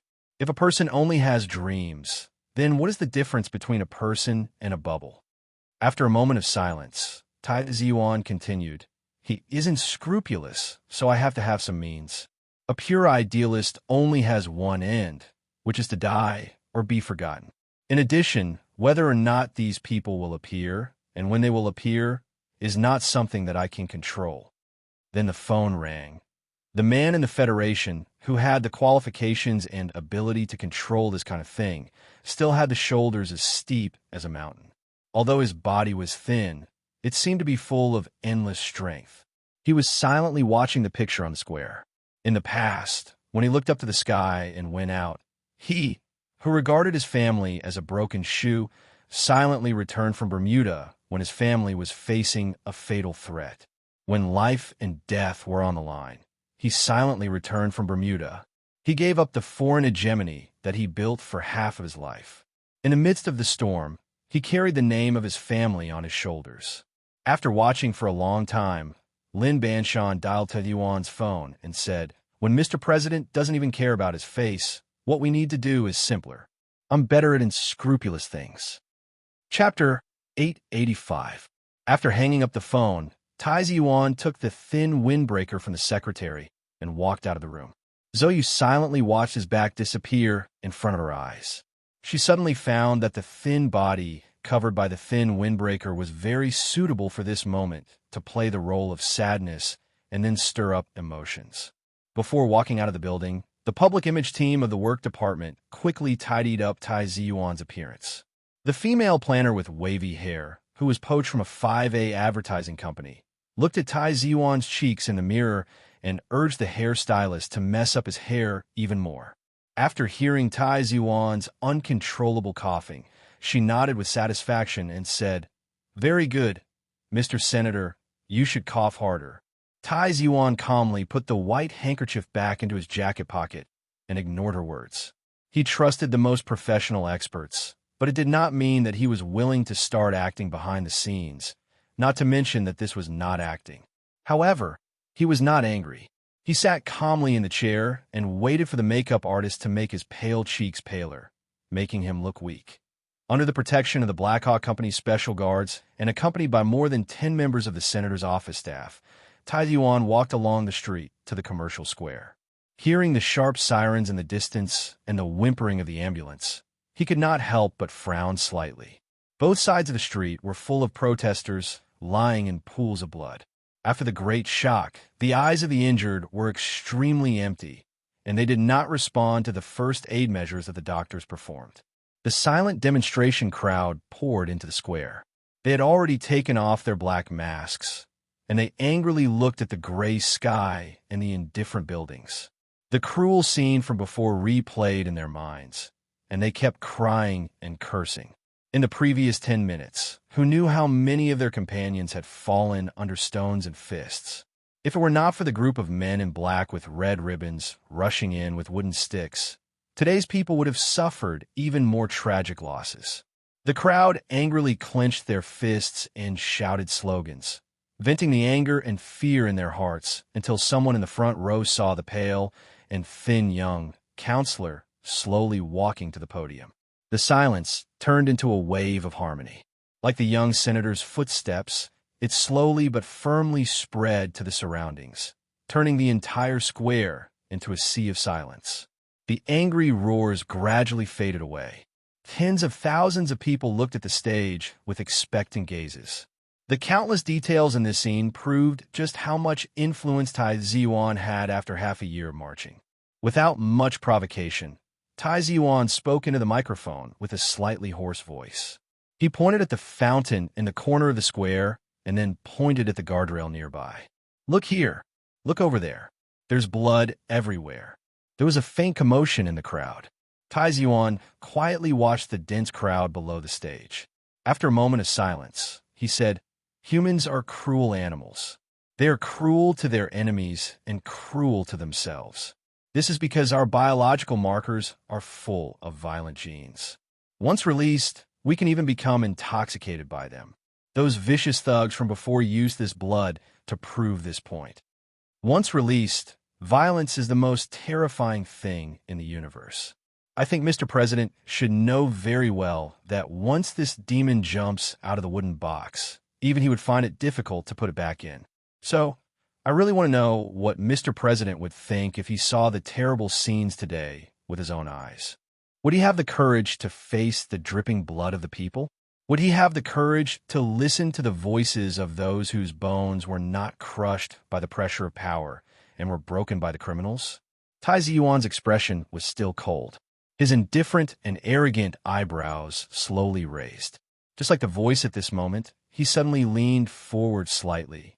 He approached the microphone and asked in a very soft voice, "I really want to ask Mr. President, is this still the fucking Federation?" After softly and calmly uttering his first profanity in public, Tai Ziwan on the stage was silent for 10 seconds. He listened to the angry protests and insults of the people below the stage and confirmed that he had achieved the desired effect of the publicity department. When he was about to continue according to the words in his mind, he suddenly saw the gray sky in the distance. Layers of dark clouds suddenly dispersed, revealing a corner of the blue sky. Then he thought of a person. He couldn't help but wonder how that person would deal with this matter if it was him. Violence was the most terrible thing, but that person seemed to only be good at using violence. However, he could control it, so he only pulled out his knife on the strong and did not torture the weak. Tai Zion silently thought of Sulu. A smile that he didn't understand appeared in his eyes. After a short pause, he continued to speak into the microphone. "Maybe my decision will disappoint you, but I still adhere to the principle of anti-violence. We will continue to be silent and then move forward." As soon as his voice fell, and before he finished speaking, the dense crowd below the stage sounded disappointed and scolded. There were also faint cries. With the accompaniment of the sirens of the police cars and ambulances, it sounded particularly sad and frustrated. The people who had just experienced a violent conflict found it difficult to suppress the grievances in their hearts. The director of the public relations team, who was standing behind the stage, nervously glanced at the publicity department. He was shocked to find that the senator's speech had completely deviated from the proposal. The disappointed cries continued. The weakness shown by Tai Ziwan, the marching leader, might directly cause the people's hearts to scatter. There were many people's movements in history, often because of some insignificant small details that led to the terrible consequences of collapse. At this critical moment, Tai Ziwan's cheeks became paler and his eyes became sharper. He coldly looked at the supporters below the stage, put his right hand on the table, and said in a deep voice, "They are thugs, but are we going to become thugs? We are against the government's disregard for the law, but are we going to step on it in advance? If the crime we accuse becomes the tool of our choice, then what right do we have to accuse others?" In the scene where the crowd was angry, any powerful speech, as long as it couldn't satisfy the psychological desire of the people, would not have much effect. His words were the same, and the scene did not change at all. However, at this moment, Tai Ziwan covered his mouth with his left hand and coughed. His body was half bent on the table in pain, and his right hand was firmly pressed on the corner of the table. The sound of coughing was clearly transmitted to the street through the microphone, and it echoed incessantly. "Doctor! Doctor!" The subordinates of the senator's office rushed to the podium and anxiously called for the medical team. Tython waved his hand to stop his subordinates, slowly but firmly straightened his body, gently wiped the corner of his mouth with a handkerchief, quietly looked at the people below the stage, and continued with a hoarse voice, "Everyone, I don't want to be a more shameless leader than the president. Because of the violent coughing, his voice was more hoarse than before, as if his vocal cords had been polished by rough sandpaper. Every word that came out of his thin lips carried traces of blood, and when it entered everyone's ears, they could clearly feel his pain. The people on the street didn't hear the rest of his words clearly, but the people closest to the podium noticed that the white handkerchief in his left hand was tightly clenched, and they could faintly see traces of blood. People cried out in surprise, and then the news quickly spread. Giving up the foundation of the millennial family, dragging a disabled body, and leading everyone here from S2 to the Capitol. What was his purpose? The people looked at the thin young senator on the podium with sympathetic and respectful eyes, who was coughing up blood and seemed like he could collapse at any time. The originally noisy venue suddenly fell into silence again. I want to say to Mr. President, you may have lofty ideals or dreams, but you don't have the right to make the entire Federation pay the price for your ideals or dreams. Every citizen can only be responsible for their own actions and pay the price voluntarily. I have already declared to you and the entire Federation, what can I do, and what are you willing to give up for the Federation? Today, this street was originally full of flowers that were welcomed by the people, but now there's only blood that is gradually turning black. At this moment, on behalf of everyone standing here, on behalf of those who are being rescued in the hospital, and on behalf of the 3 colleagues who have just left us, I reiterate our request to President Pabre and to the government of the Federation that you lead. Tai Ziwan looked at the ambulance that was leaving and thought about the news that he had just received. His eyes narrowed slightly, as if he was trying to hide the tears in his eyes. He clenched his fists and shouted at the camera, "We demand that the Management Committee of the Federation immediately establish a special investigation committee, and that the Supreme Court will appoint the first sequence of independent investigators. We demand that the President's residence hand over all data records to the committee. We demand that the Patriot Act be abolished immediately. We demand that the authority of the so-called Joint Investigation Department be terminated. We demand that President Pabre voluntarily give up his administrative privileges. In front of the law, in front of the word fairness, and in front of the glory of the Constitution, no one has any reason to enjoy special privileges, including the President and the Bureau of Proclamation. You have to answer the question raised by the Capital Special District Daily. Why was the route of the Antique Bell leaked? Why was the ghost fleet of the Empire able to hide in that star area for so long?"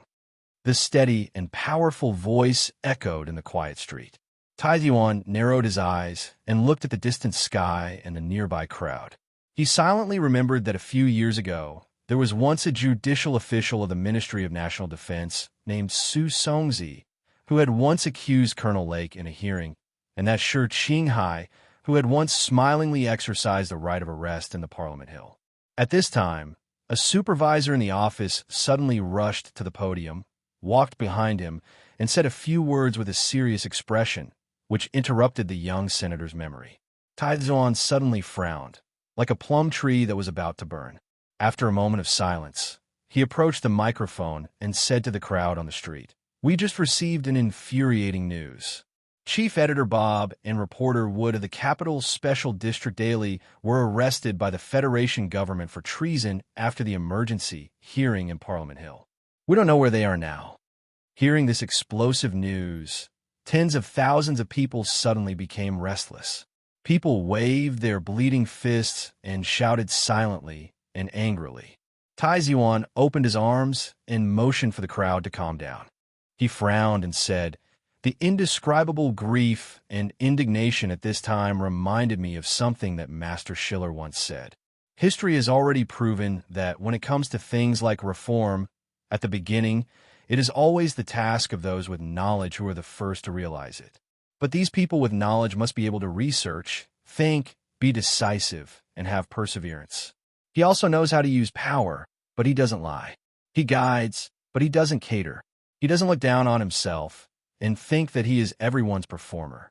He also doesn't look down on others and think that they are his underlings.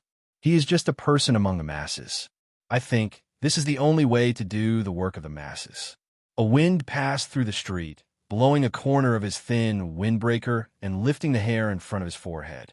Typhon slightly narrowed his eyes and said, "As a person among the masses, he can do the work of the masses." President Pabre has already used his actions to prove that he has long left the masses, so he can never become such a person. I don't know if I can become such a person, but I will try my best. Nothing can stop me, and you will be my most trusted partners.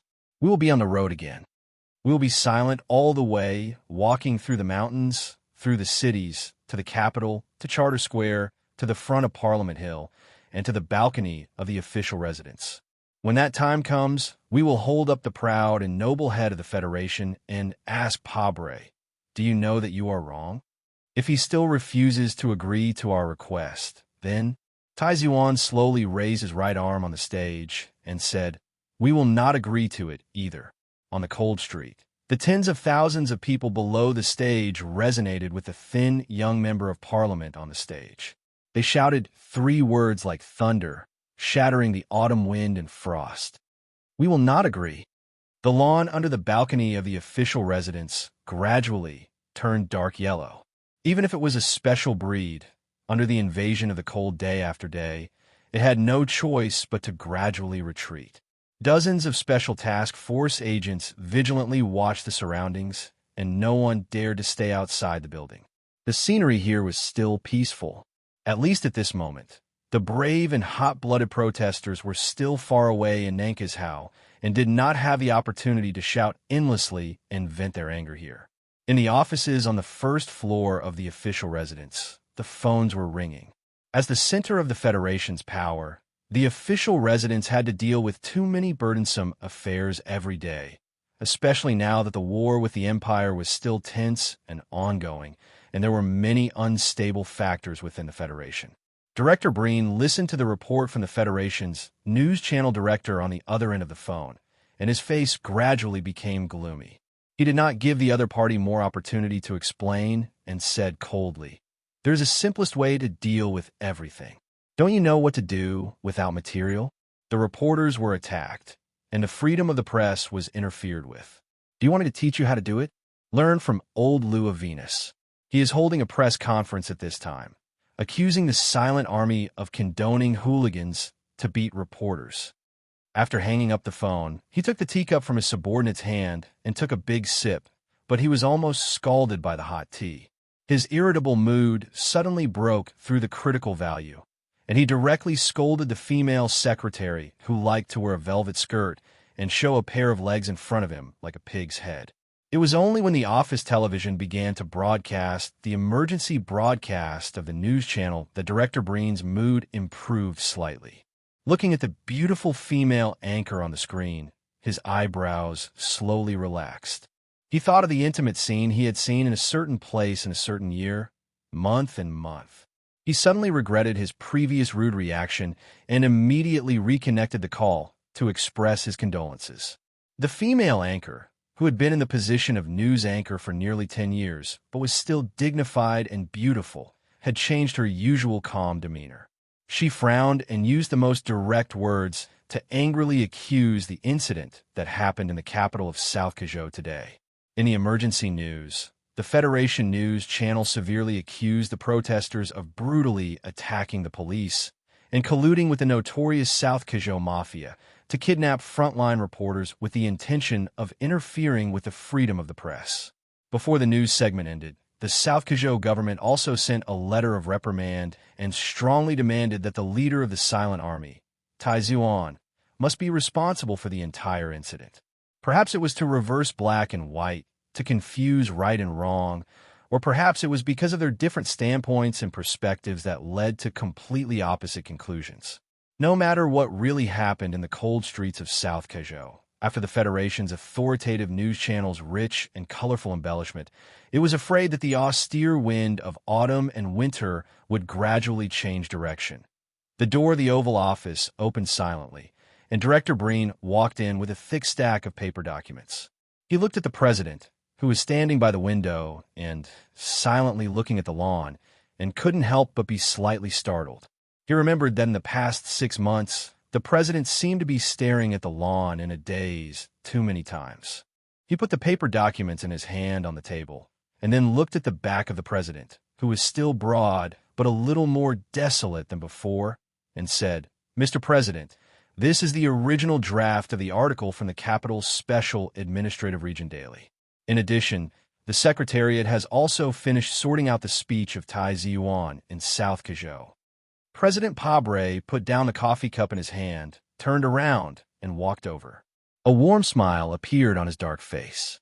He patted Breen on the shoulder and said, "You've worked hard these days. This is what we should do." Although it was a standard answer, Director Breen still completed it meticulously. As the president's closest subordinate, he didn't allow himself to make any mistakes in the details.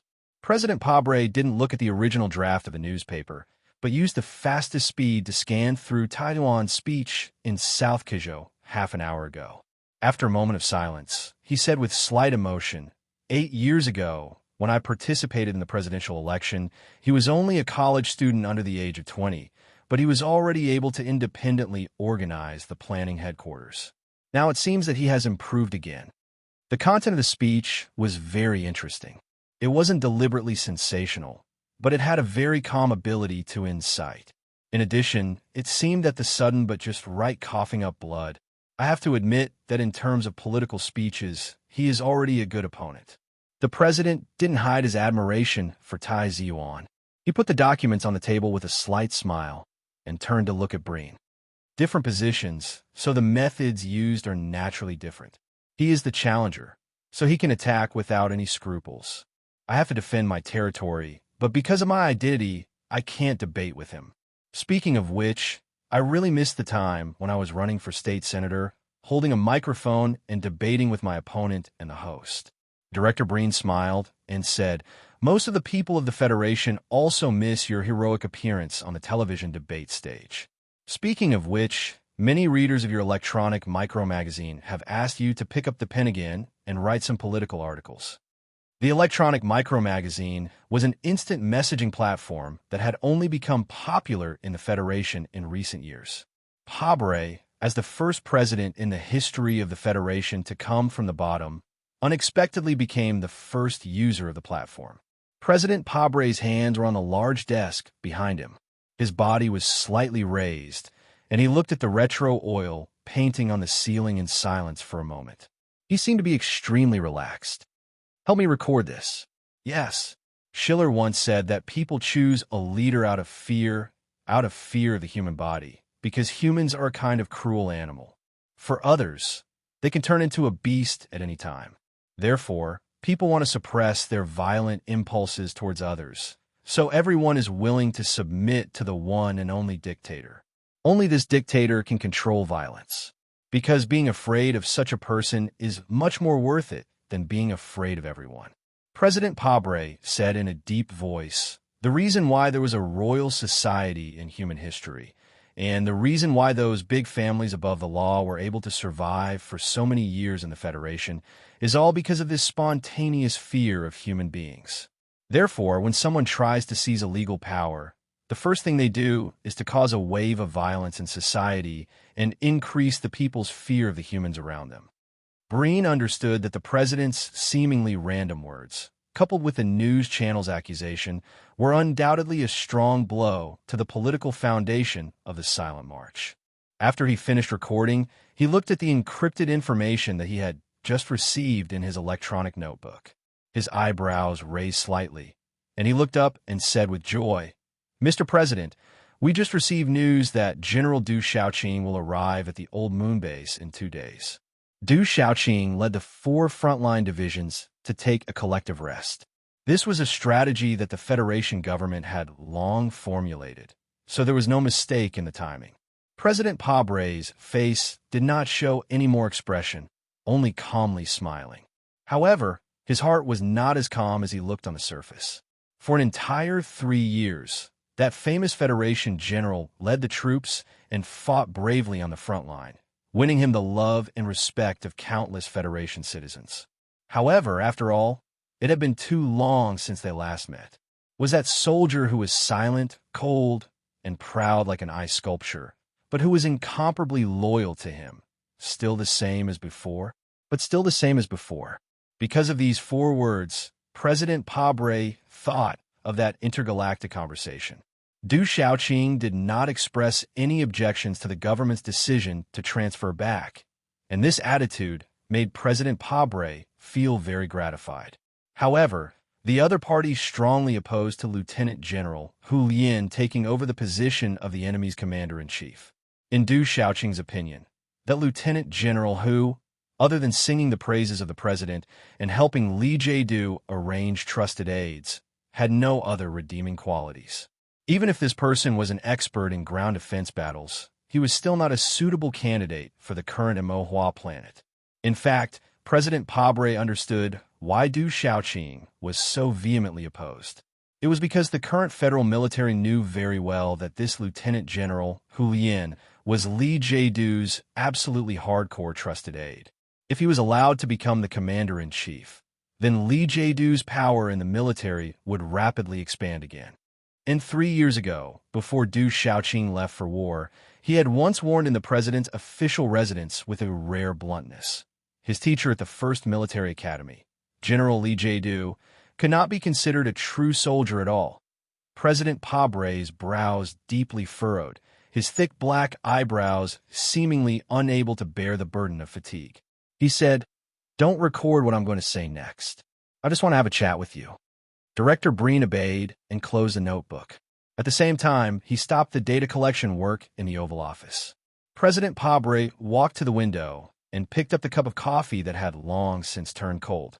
He drank a mouthful without tasting it and said, "Tai Zhuan said that after a long period of secret operations, people will often forget their original purpose. In fact, I have always believed in this saying, and I am very worried that my companions from back then will forget their original purpose. However, due to the difficulty of this undertaking, we must unhesitatingly cast aside this kind of doubt. We must trust each other." Director Breen looked at his back. From General Du Xiaoqing's words at this moment, he was extremely sensitive to Mr. President's mood at this moment. Cold sweat instantly soaked his back, and he did not dare to respond. The 7 great families have planted so many spies in the various levels of government and bribed countless officials.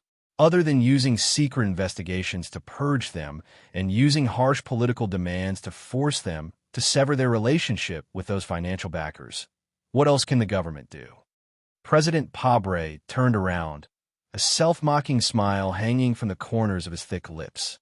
Perhaps Taiwan never thought that the reason the government relies on secret operations to maintain its rule is precisely because his family and those old people are trying to shake the government's rule, and the government cannot use law and normal procedures to stop them, including those protesters on the streets of Nank, even including most of the officials in the government.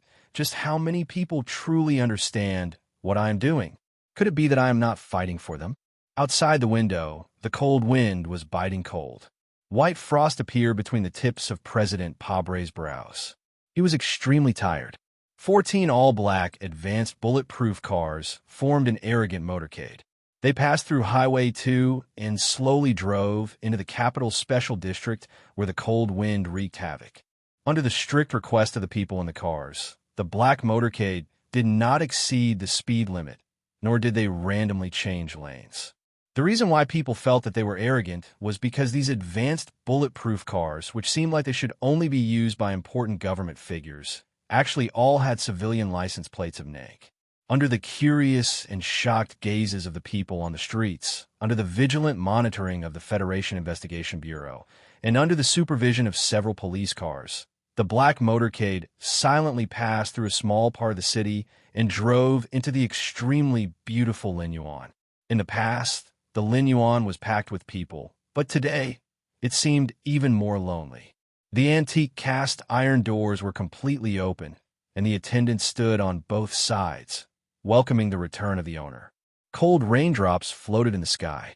As soon as the heavy car door opened, a wide black umbrella opened, blocking the raindrops outside. Then, the raindrops followed the person under the umbrella as they walked forward. Lin Banshan looked at the thin newspaper in his hand in the dark sky and walked forward by himself. He absolutely did not have to worry about the black umbrella above his head not being able to block the rain. Relatively speaking, The words of Chief Editor Bob in the newspaper attracted his attention more than the prying eyes outside the garden. Walking into the Linyuan Hall, his subordinates helped him take off his coat that was stained with raindrops. Lin Banshan walked inside and stopped by a mahogany desk in a flowing corridor. He did not look at the official opposite him and sat down expressionlessly. He poured himself a cup of rice wine and slowly took a sip. After all, we are considered acquaintances. I have entrusted you with my business in Bermuda for many years. Are you not even willing to say hello now? The official had white hair on his temples and deep wrinkles on his forehead. He did not look young, but he was the youngest national security advisor in the history of the Federation. In the face of the top 5 big shots in the Federation government, Lin Banshan's expression did not show any signs of loosening. He put down the wine glass and began to try to smooth out the wrinkled newspaper on the mahogany desk. It seemed that he was preparing to continue reading. The national security advisor frowned slightly, suppressed the unhappiness in his heart, and said, "Mr. Banshan, in this Federation, there are definitely no more than 3 people who can make me wait for so long. I'm not saying that I want you to meet me outside the Linyuan, but for the sake of this sincerity, shouldn't you show more respect?" Hearing this sentence, Lin Banshan raised his eyebrows slightly, and a trace of ridicule appeared in his deep eyes like craggy rocks. He said, "Meet you outside the Linyuan? In my life, I have only met one person outside the Linyuan. That person was called Li Pifu. Are you sure you have the qualifications?" The wrinkles on the national security advisor's forehead deepened. The anger caused by the other party's arrogance gradually faded after hearing the name of the military god. After a moment of silence, he looked at Lin Banshan and said very seriously, "Isn't Bermuda very good? Why do you have to come back at this time? This will make a lot of people nervous. This is the Federation. This is my hometown. Do I need your permission to come back?" Lin Banshan looked at him coldly and said, Or does the government want to vet us, the returnees from Bermuda? If Chui Judong dares to say a word, I will admit to this. Hearing Chui Judong's name, the national security advisor subconsciously picked up the weak tea in front of him, but did not drink it. The upper echelons of the government knew very well that Lin Banshan and the Bureau of Proclamation, especially the former director, had a very complicated relationship. This person was even one of the candidates for the director of the Bureau of Proclamation. Since the current director of the Bureau of Proclamation, Chui Judong, did not dare to act rashly, then the government's path was naturally closed off. After thinking for a moment, the national security advisor looked at him and said calmly, "The government knows very well why you came back, but what we don't understand is that you have already betrayed your family. Why do you seem to care so much now? And you should know very well why the government has not done anything to the Lin family. It seems that you really don't understand people like us." Lin Banshan leaned back slightly, looked down at the other party indifferently, and said, "Probably only the Crown Prince can understand. We really do hate those lifeless manners, and those old men who still like to play the role of the creator behind the curtain, even though they have half a foot in the grave." His voice suddenly hardened as he stared into the security consultant's eyes and said coldly, "But you have to understand one thing. This is our home. Even if we want to destroy it, we can only destroy it with our own hands. It will never be your turn to do so." The national security advisor looked at him like he was crazy. Just as he was about to say something, Lin Banshan waved his hand and forced him to swallow all his words. Lin Banshan said mockingly, "People like President Pabre, no matter what kind of filthy things they do, will always say sorrowfully that no one understands my good intentions. I'm doing this for your good. Why can't you understand? But the problem is, who the fuck wants you to be good to me?" A fierce man can suddenly change his face into a resentful woman. He is used to being a mother. This kind of thing is really ridiculous. However, I have a mother, so do the people on the streets of Nankashao. Everyone in the Federation has a mother. We don't want to have another mother with a face full of black shoe polish. I don't like this president. This is the main reason why I came back. People who live far away from official residences pay attention to a natural and unrestrained aura. Hypocrites like this must be destroyed as soon as I see one. Lin Banshan smiled freely and said, Otherwise, I can't be happy." When the National Security Advisor heard this, he was silent for a long time. Then he smiled with a complicated expression and said, "I understand what you mean, but in the end, I still hope you can understand that although you are the local tyrant of Bermuda and have the support of some desperate hooligans at the bottom of society, this is the Federation. It is very stupid to fight against the government with these things." After Lin Banshan expressed his attitude, he directly picked up the newspaper and began to read the article by Chief Editor Bob for the fourth time. He no longer paid attention to this person, nor did he have the intention to get up and send him off. After this big government figure left, Lin Yuan began to serve as master. Just as the cups and plates were gently passed, on a certain planet in Bermuda, the property that belonged to the National Security Advisor instantly disappeared. Outside the window, the white mountains were still as before, and the wind and rain were bleak. At this moment, on the wide and clear floor-to-ceiling glass window, a huge glass flower suddenly appeared. Like a spider web, it shattered in an instant and then spread. Then the dull sound of a sniper rifle bullet hitting the window rang out in spirals. Lin Banshan looked back at the miserable glass flower on the floor-to-ceiling window and shook his head expressionlessly. Then he continued to read the newspaper calmly. The hand holding the newspaper did not tremble at all. After a slight panic, the waiters around them immediately recovered and began to serve the dishes like flowing water. Their minds were firm, just like the seemingly ordinary but indestructible floor-to-ceiling windows around Lin Yuan. Using a bullet to end someone's life was not a funny joke. It should be known that this man with mountain-like shoulders was not as simple as an underworld tycoon who spanned across two major galaxies. He was Lin Banshan. Chapter 886. The gunshot rang out, and then there was no follow-up. The Lin Yuan Hall was as quiet as usual. The waiter walked back and forth between the water corridors with light footsteps carrying dishes. Lin Banshan put down the newspaper and began to eat and drink in silence until he heard the footsteps behind him. He picked up the white napkin and slowly wiped the corner of his mouth, then looked back. After hearing what the other party said, he couldn't help but frown slightly. He seemed to feel that this matter was a greater threat to the Federation government, more troublesome than a bullet that made a glass flower on the window. Young master is making a fuss about coming back. That lady can't keep an eye on him at all. She just called. The pale middle-aged man was wearing a very stern black suit. As Lin Banshan's closest companion, he was qualified to handle all communication requests from Bermuda. Lin Banshan's face was a little ugly, and he said with disgust, "Tell Pharaoh, if he makes a fuss again, throw him into the Purple Star Sea to feed the sharks. Just say that I said this." The man in black nodded and left the hall. Regarding Lin Banshan's family matters, neither he nor Zhang Xiaohua had the qualifications nor the courage to say anything. Relatively speaking, he was more interested in the semi-conscious killer in the basement. The dark basement and the quiet and noble dining garden on the ground seemed out of place. The pale cheeks of the middle-aged man in black looked even more gloomy in this lighting environment. He smiled at the killer who had just been woken up and said with a smile, "I'm Han Chu. My name is Han Chu.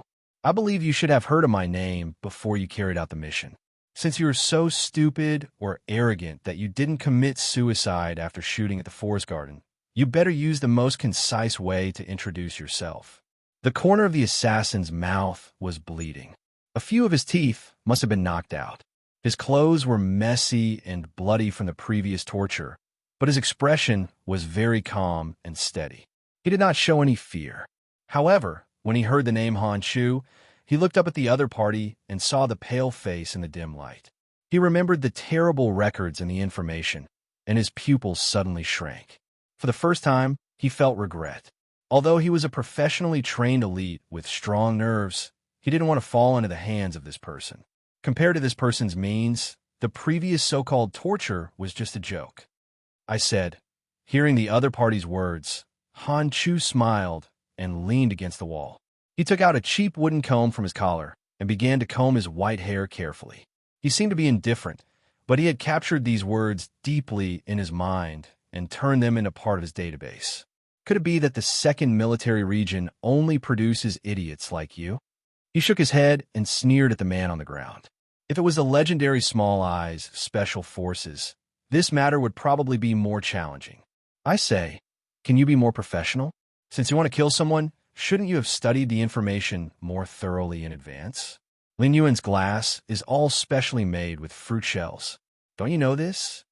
Han Chu carefully put the wooden comb with some hair oil back in his pocket, squatted down and gently patted the other party's blood-stained face, and said, if all the soldiers in the military are elites like you, how are we going to fight the Empire? We're not an ordinary gang. We're the most professional gang. I hate unprofessional people like you the most in my life. You have no skill at all. The subordinate behind him stopped filming and asked in a low voice, Mr. Han, what should we do next? Although the front line needs cannon fodder, I don't think soldiers with such quality should go to the Federation to make a fool of themselves. It's not a big deal to waste them. Han Chu stood up and crossed his hands, which were as white as a woman's. He watched his subordinates drag the military killer away like a dead dog. After a moment of silence, he looked at his subordinates who had been silently waiting for orders and said in a delicate tone, Boss said that since Mr. President started to use unscrupulous means, it is very good news for us. Because in the Federation, there is certainly no one better than us. Now that the government has fired the first shot, it's time for us to return the favor. Han Yuming had been the director of the Federation's news channel for almost 3 years. During these years, he humbly and actively cooperated with the relevant departments. With the help of the complicated new laws and regulations, he investigated all the officials in the news channel and used all kinds of methods to purge and oppress them. With the staff with Macho's background being forced to leave, the news channel, the biggest and most authoritative media organization in the Federation, gradually broke away from the influence of the Tai family and was controlled by the Federation government. Gradually, it became the most loyal mouthpiece of the president's official residence. He, who was over 50 years old, made a great contribution to the government. Naturally, he was rewarded handsomely. The luxurious villa in the suburbs of the capital, as well as the wild horse taming field in the forest far away that the HTD Bureau had never asked about, were a few of the important parts. Every time he thought of the wild horses that drank water by the stream and galloped on the grassland, but in the end could only become his most tame mount, excitement welled up in Han Yoming's heart. This made him more and more certain that his choice in politics was very wise.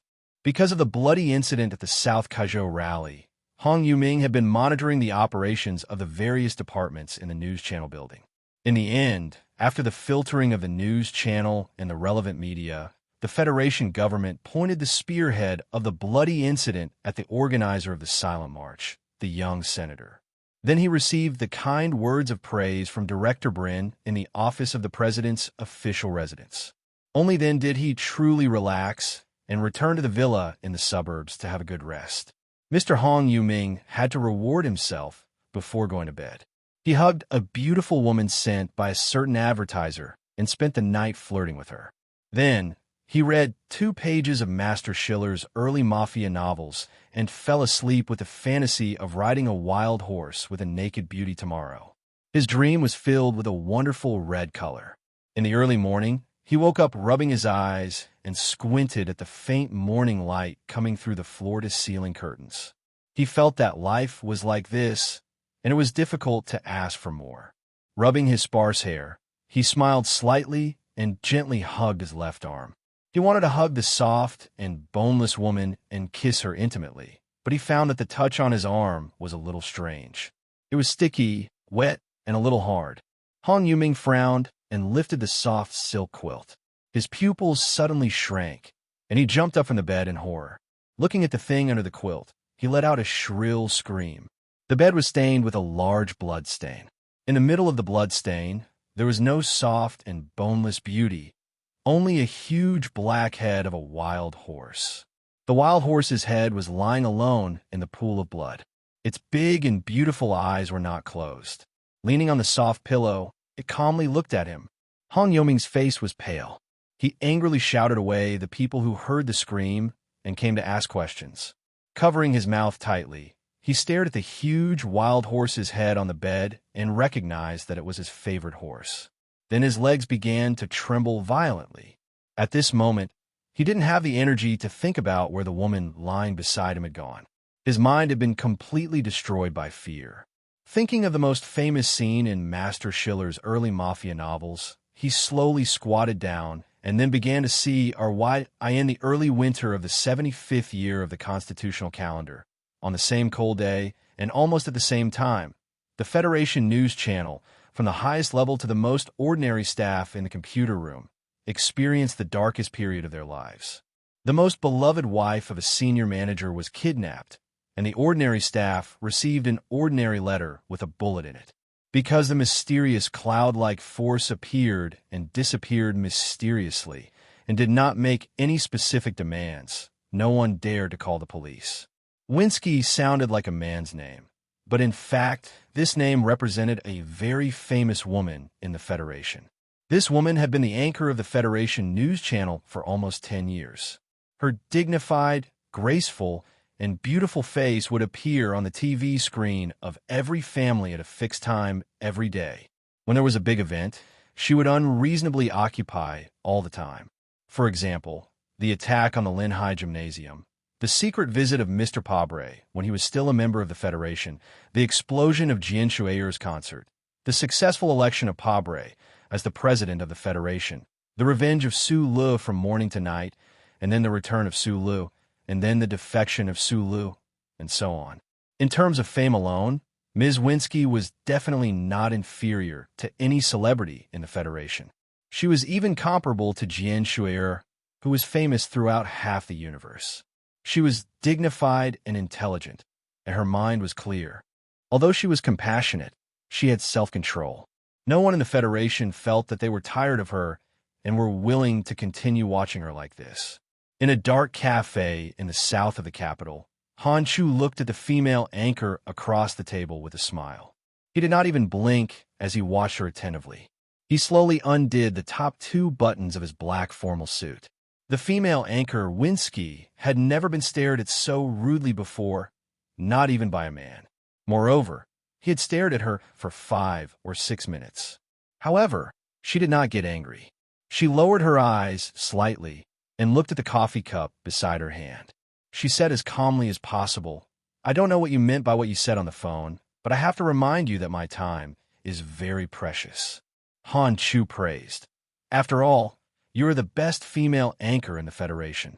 At a time like this, you can still hide your trembling voice under your calmness. It is truly admirable. However, you need to understand that our time is very precious.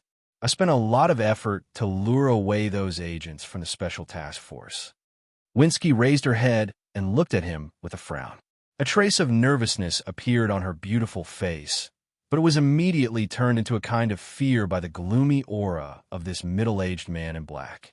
She lowered her voice and said, "I don't know what you want, but important people like you should know very well that I have no influence on the news channel at all, even though I'm sitting on the anchor platform. At a time like this, not only is it meaningless to continue this kind of test, but it is also very stupid and unprofessional. It will easily anger me." Han Chu slowly withdrew his smile and looked coldly at the female anchor's face. He took out an envelope from his clothes and gently placed it on the table. He pushed it in front of her and continued, "Since we have found you, it naturally means that we know very well who is really controlling the broadcast content of the Federation News Channel." Winsky picked up the envelope with trembling fingers and took out the photos inside. She silently looked at the back door of the restaurant in the photos. She looked at the broad hand on her shoulder and looked at the broad back. She couldn't help but cover her mouth with her hand, and tears appeared in her eyes due to fear. Although there are no bed photos, there are still many frontal photos that can explain the situation or make people speculate. Han Chu expressionlessly stirred the silver spoon in his coffee cup. He lowered his head and said, "If the official residence receives these photos, with your intelligence level, you should know very well what you will face." Winsky raised her head and stared at him. She said sadly, "I won't allow you to slander him. He is not the kind of person you are talking about. What kind of person he is has nothing to do with me. Whether it is love or adultery between the two of you has nothing to do with me. However, I can make a concession to the naivety of women like you. Han Chu slowly raised his head and looked coldly into her eyes. He said, if you don't want too much trouble in your life, I suggest that you take sick leave tomorrow and not go to work.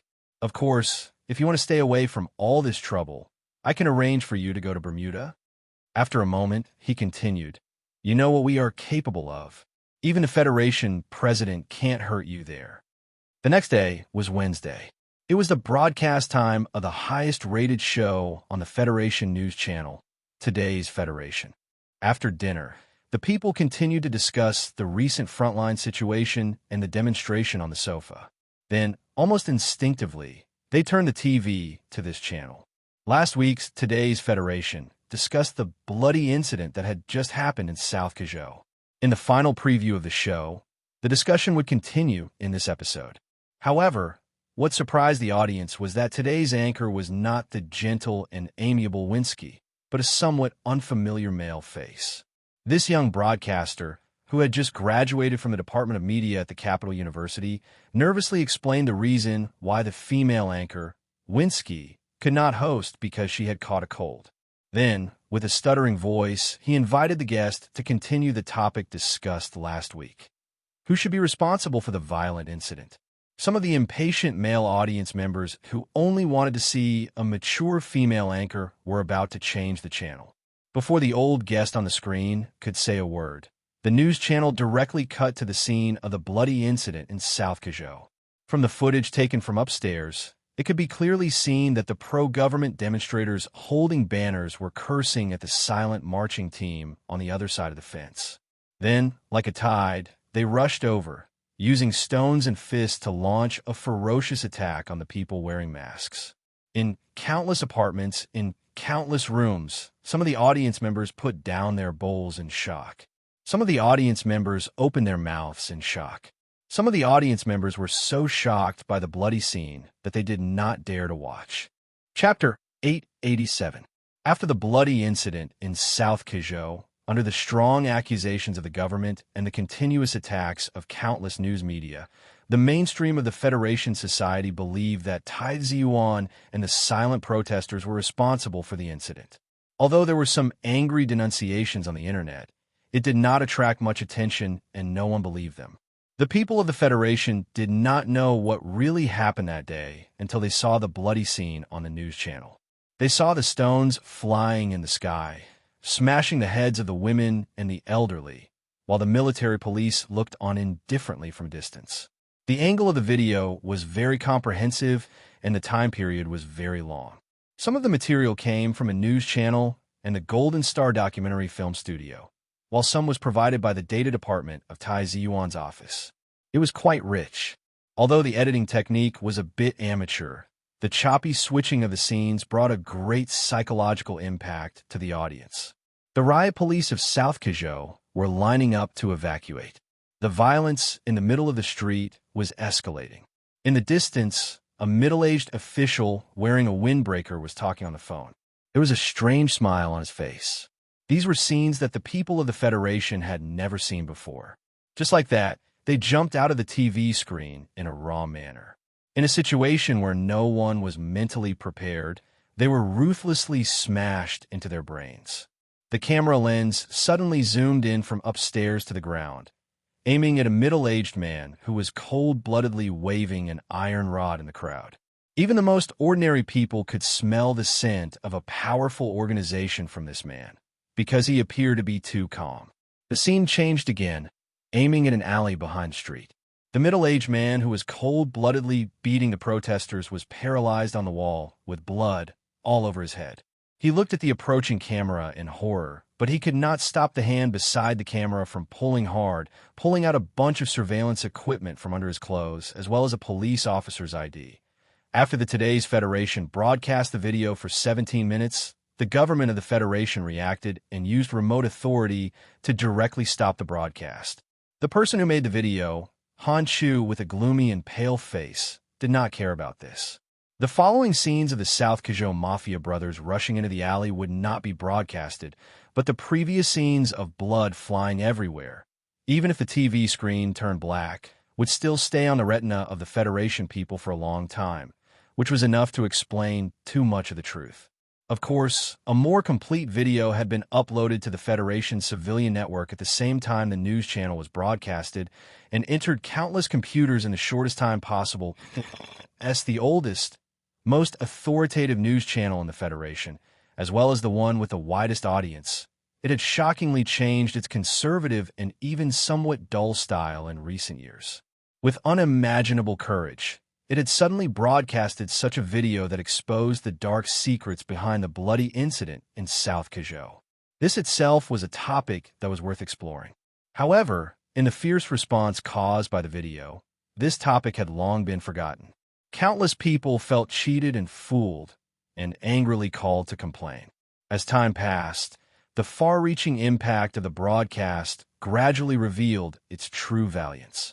The people of various states, who had been silently watching the march with mixed feelings, began to take to the streets in twos and threes. There were more and more demonstrations of various sizes, and the people angrily demanded an explanation from the government. 4 days after the broadcast of the video, after 14 hours of fierce debate, the Parliament Hill passed a resolution at 2:30 a.m. requesting the government to provide a detailed explanation of the bloodshed incident in South Cajou. At the same time, a temporary investigation committee was set up, and Senator Tai Ziuan and the relevant officials of South Cajou were summoned to the Parliament Hill for questioning. The Press Association issued an announcement through major media, requesting the government to immediately release Chief Editor Bob and Senior Reporter Wood of the Capital's Special District Daily. They also solemnly apologized for the incident and promised that such a situation would never happen again. Winter had already arrived in the Northern Hemisphere, and the Capital Special District finally had its first real snow. In the cold, large snowflakes, many people were keenly aware that the cold wind that passed through the leaden clouds seemed to be gradually changing direction. At this time, the Federation government made their response. In the Oval Office, President Pabre gave a televised speech to the entire Federation. In the televised speech, President Pabre did not deliberately hide the anger on his dark face, nor the deep fatigue between his eyebrows. He used a low and deep voice and a simple and sincere attitude to solemnly apologize to all the people of the Federation on behalf of the Federation government. Following that, he strongly praised the courage of the news channel to reveal the truth, and announced that the bloodshed incident in South Cajou would be thoroughly investigated and severely punished. He would not allow such an ugly incident to happen again in the beautiful land of the Federation. The Federation government's investigation was very fast. The Temporary Investigation Committee on the Parliament Hill had not even come up with the establishment charter, and Senator Tai Ziuan had not yet boarded the plane back to the capital. The Joint Investigation Department of the government, consisting of the Bureau of Proclamation, the Ministry of National Defense, and the Federation Bureau of Investigation, flew to the capital of South Cajou with a murderous aura. That night, they arrested the director of the state police. The next morning, after reading a resignation statement, the governor of South Cajou committed suicide in his luxurious office. The Federation government's investigation was very fast and tough. It was not only limited to the bloodshed incident in South Cajou.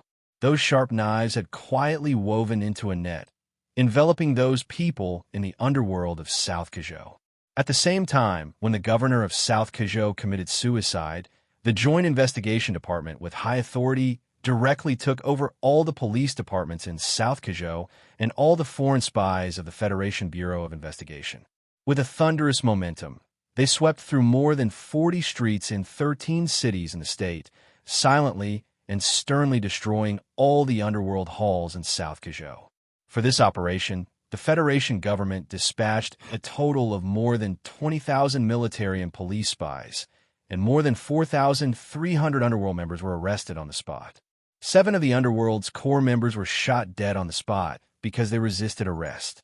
All the detention centers and prisons in South Cajou were instantly filled with underworld members. However, these underworld members still had indifferent expressions on their faces. The Special Forces directly under the Joint Investigation Department, under the cover of the night before dawn, raided the underworld headquarters in South Cajou 3 hours in advance. This special forces started 3 years ago in the pursuit of Sulu and have become more powerful over the years. All the members were from the Philadelphia Body Cultivation Gym. They were well-trained, well-equipped, and extremely powerful. And this time, they only had one target, Zhang Xiaohua. However, they did not find Zhang Xiaohua's figure at all. In the back of a container truck, transporting seafood from South Kazhou to the capital's special district, under a lot of frozen fish, a burly underworld leader wearing an oxygen mask sat silently with his legs crossed. He was wearing very thick clothes, and the tattoo of a big flower on the back of his neck looked particularly cold and ferocious because of the cold. On his right hand was an extremely big and fat fish with a gun hidden in its belly. The investigation must continue in depth. I sincerely hope that Parliament Hill can conduct a comprehensive re-examination of this matter. I believe that no one wants the truth of the bloodshed incident in South Kazhou to be annihilated with the suicide of that coward. President Pabre, who was tired but still had a determined gaze, stared at the camera of the news channel, facing all the Federation citizens on the other side of the camera, and facing the enemies hidden in the dark. He calmly said in a low voice, "Whether the voters believe it or not, whether this statement is naive or childish, I am willing to swear on my father's character again. Before the bloodshed incident in South Kazhou, I and the staff directly under the president's residence had never heard of the situation and had nothing to do with this incident. This is the promise of the Federation President Pabre, whom you elected." Lin Banshan quietly looked at the TV screen and shook his head. He was too lazy to make any negative comments about the Federation president who swore on his father's character on the TV. He stood up, took the windbreaker from his secretary, and put on his shoulders. He silently walked out of the Lin Yuan and then saw the Federation Investigation Bureau officers who had come to arrest him at the entrance of the Lin Yuan. A cold anti-riot armored vehicle and more than a dozen secret agents in black suits. Lin Banshan frowned slightly. He didn't know if he should think that the government valued him or that they were underestimating his strength. Government employees are paid, not soldiers, so I suggest that you don't risk your lives. After a moment of silence, Lin Banshan made a rare suggestion, as if he was giving the most authoritative commentary to his suggestion or threat. A gunshot rang out in the forest in the distance of the Lin Yuan. The gunshot was gentle and even delicate, but the armor of the anti-riot vehicle blocking the entrance of the Lin Yuan was torn apart by the bullet like a piece of paper, and a cloud of white smoke burst out. The agents of the Federation government were pale. They couldn't imagine this scene at all. Although Lin Banshan had made a name for himself in the Federation more than a decade ago, no one believed that this underworld emperor dared to go to war with the Federation government, and that he actually had such a terrifying long-range weapon in his hands. With a bang, the black umbrella opened. Lin Banshan slowly walked out of the Lin Yuan under the protection of more than 40 armed bodyguards. He didn't even look at the government officials. After he got into the car, he made a call. "I'm not Su Lo. I'm not interested in going to war with the Federation government, but they want to invite me back to the Bureau for tea without any reason. Moreover, it's a low-level place like the Federation Investigation Bureau. I feel humiliated. If it was your bureau, maybe I'd be interested. Old Shui, I'm not familiar with Zhong Laohu, so I don't care how Tai Ziyuan and Mad Manly will deal with you in the future, but between me and the president, you have to remain neutral. I'll be going back to the countryside to stay for a few days. If the government wants to find me, you know what to do." The director of the Bureau of Proclamation on the other end of the phone said something, but Lin Banshan patiently waited for him to finish. He said in an unquestionable tone, "If you want to find me, then I'll go to the Bureau of Proclamation to find you." Chapter 888. In this world, there might be people who dared to threaten the president of the Federation, but how many dared to threaten the director of the Bureau of Proclamation, Chui Jiadong? That square building represented the glory of the Charter. It was as mysterious and boundless as the sea of stars, but it was not within the scope of Lin Banshan's consideration. Not many people knew that he had been working for the Bureau of Proclamation ever since he betrayed his family when he was young.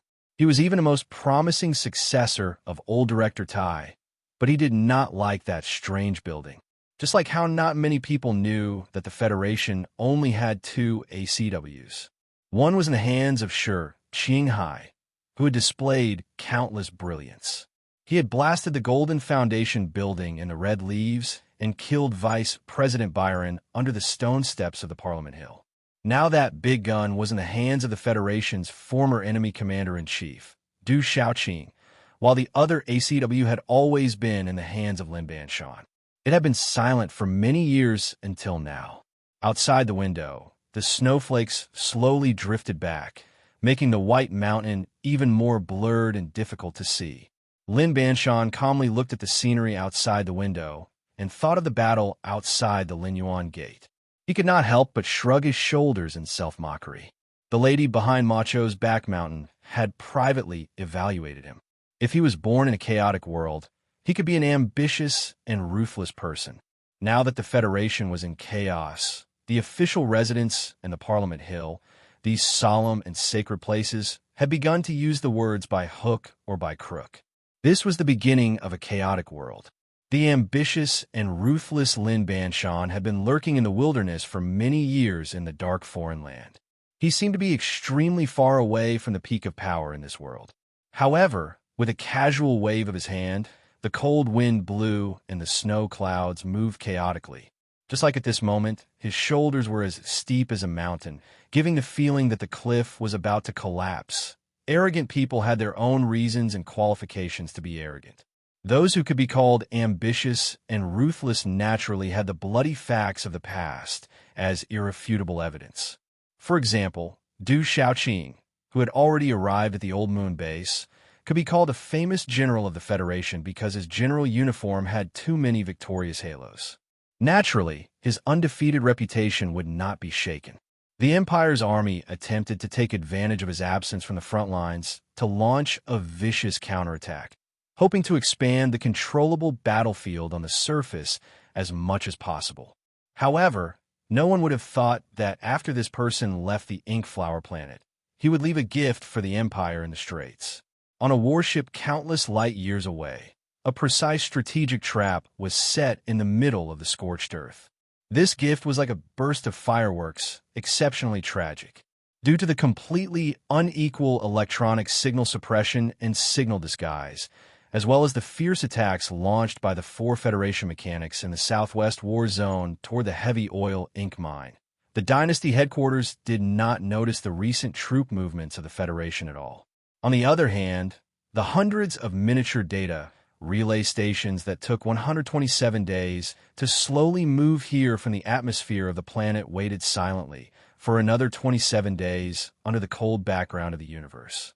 When the tremors came from the depths of the Straits Valley, they were suddenly activated, forming a temporary charter network.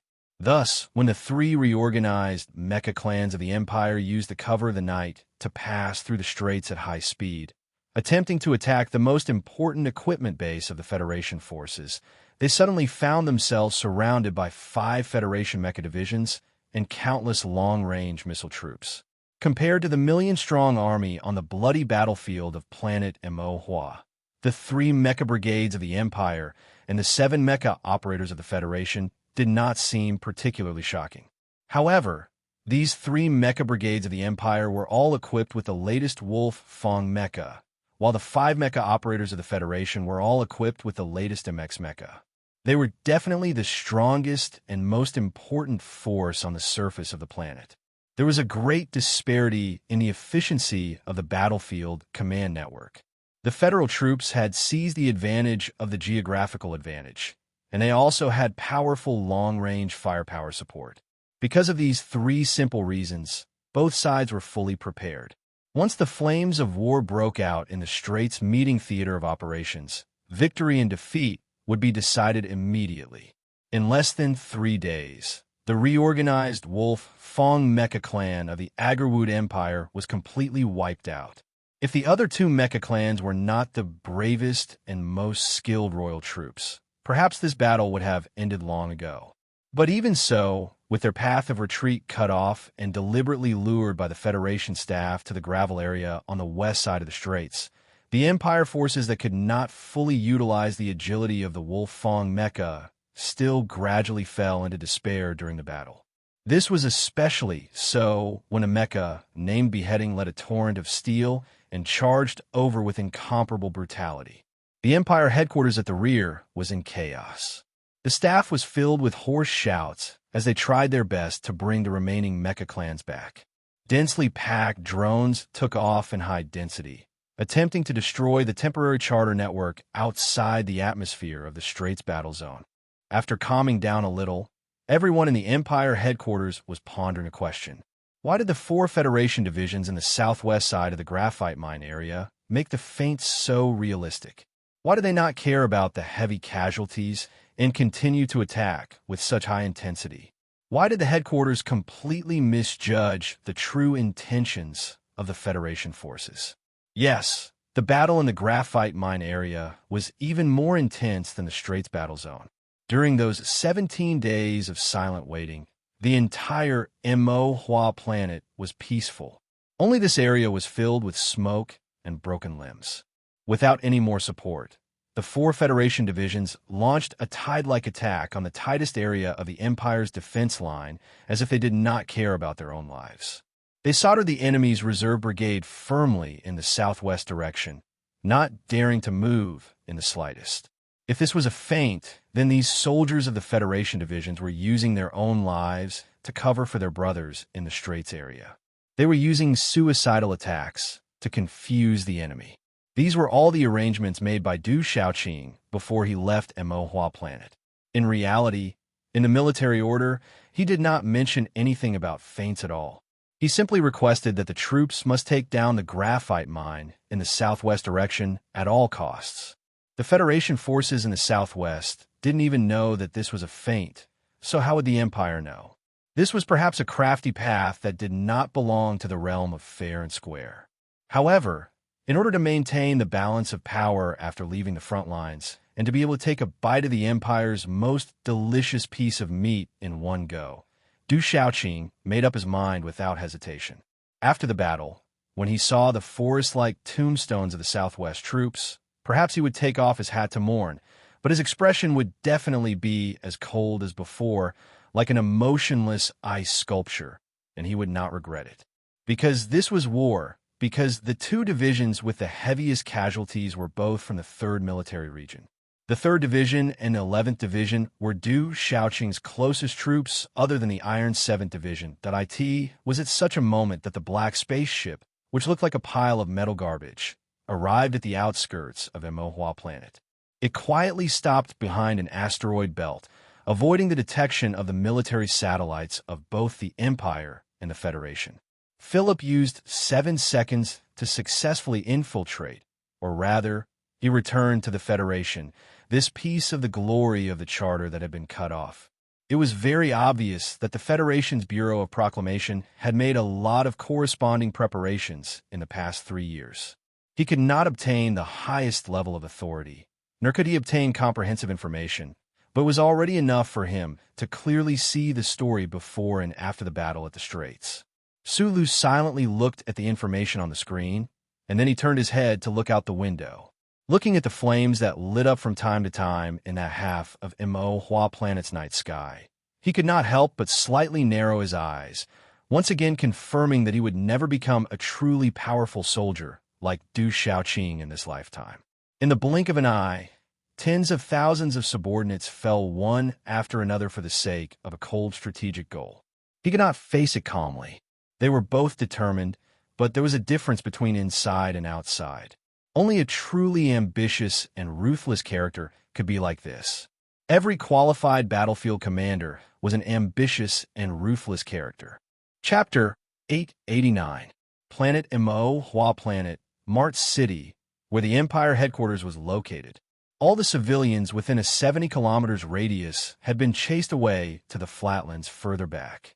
The buildings around the streets still had the burnt marks left behind by the Federation's airstrikes. The buildings that were rich in ultra-hard graphite fibers were strong and stubborn and refused to fall. The bullet holes in the walls formed many walkways, and the Empire soldiers in dark military uniforms walked through them with serious expressions. They did not find the joy of playing hide-and-seek in their childhood. On the other end of the road, full of bullet holes, under the protection or surveillance of a few Empire scouts, a young man wearing a hooded tracksuit walked over silently. The tracksuit was very ordinary, and it was covered with the unique red soil of the suburbs. However, it attracted countless curious gazes from the soldiers who were resting or walking between the broken walls. It should be known that in this city where only soldiers were left, it was very rare to see such civilian attire. The streets in the northern suburbs of Mart City gradually sloped down, following the sinking terrain and slowly entering a heavily guarded fortification. 3 Empire scouts handed the hooded man to the military police, who saluted the man and then politely invited him into the fortification. After entering the Empire's frontline headquarters, the high-ranking officers inside knew more than the soldiers in the city. They could vaguely guess the identity of this man, although no one dared to kneel down and greet him. Both the generals and the lieutenants made way for him, respectfully waiting at the side with their heads lowered. Pushing open the dark alloy door in the deepest part of the headquarters, Su Lu nodded slightly to express his gratitude to the military police beside him. He walked in, then turned around and closed the door.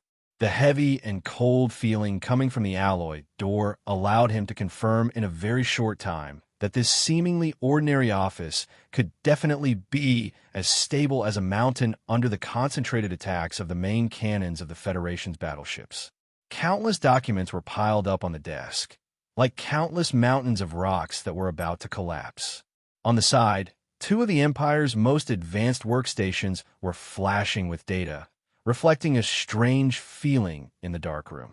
The person behind the pile of documents heard the sound of the door closing and slowly raised his head.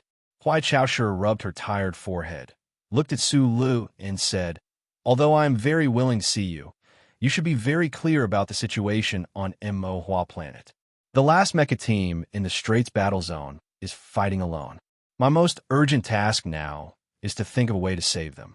I'm sorry to disturb you under such circumstances," Su Lu said, "but I need some information now. Without your signature, no one in the military will agree to my request, even though I have that electronic ID chip. Of course, I know you're not here to fight for the Empire."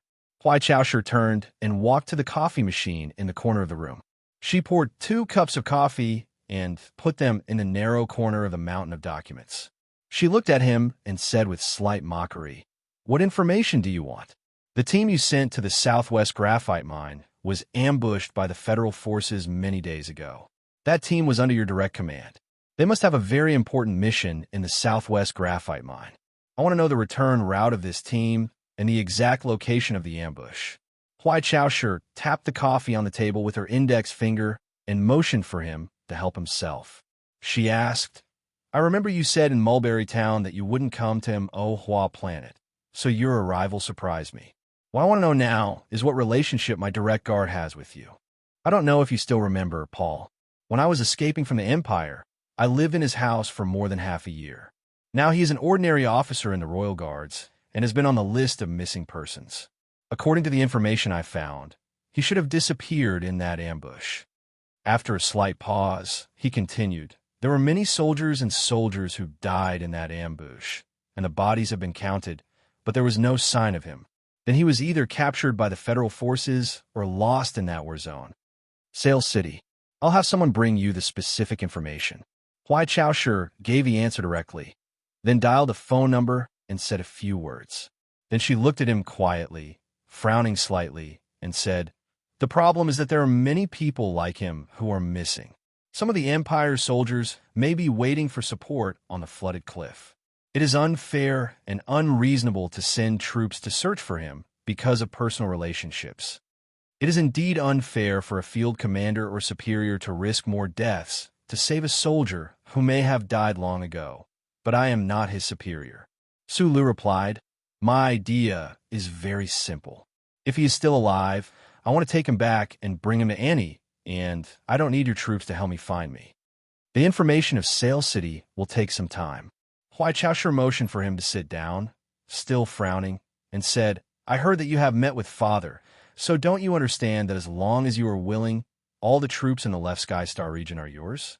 You can have more power to do what you want to do, to protect those you want to protect. Su Lu replied, "The greater the power, the greater the damage." Overlooking this planet from space, looking at those flames in the night, I'm more and more certain that I do not have the ability to accept this ability calmly and use it well.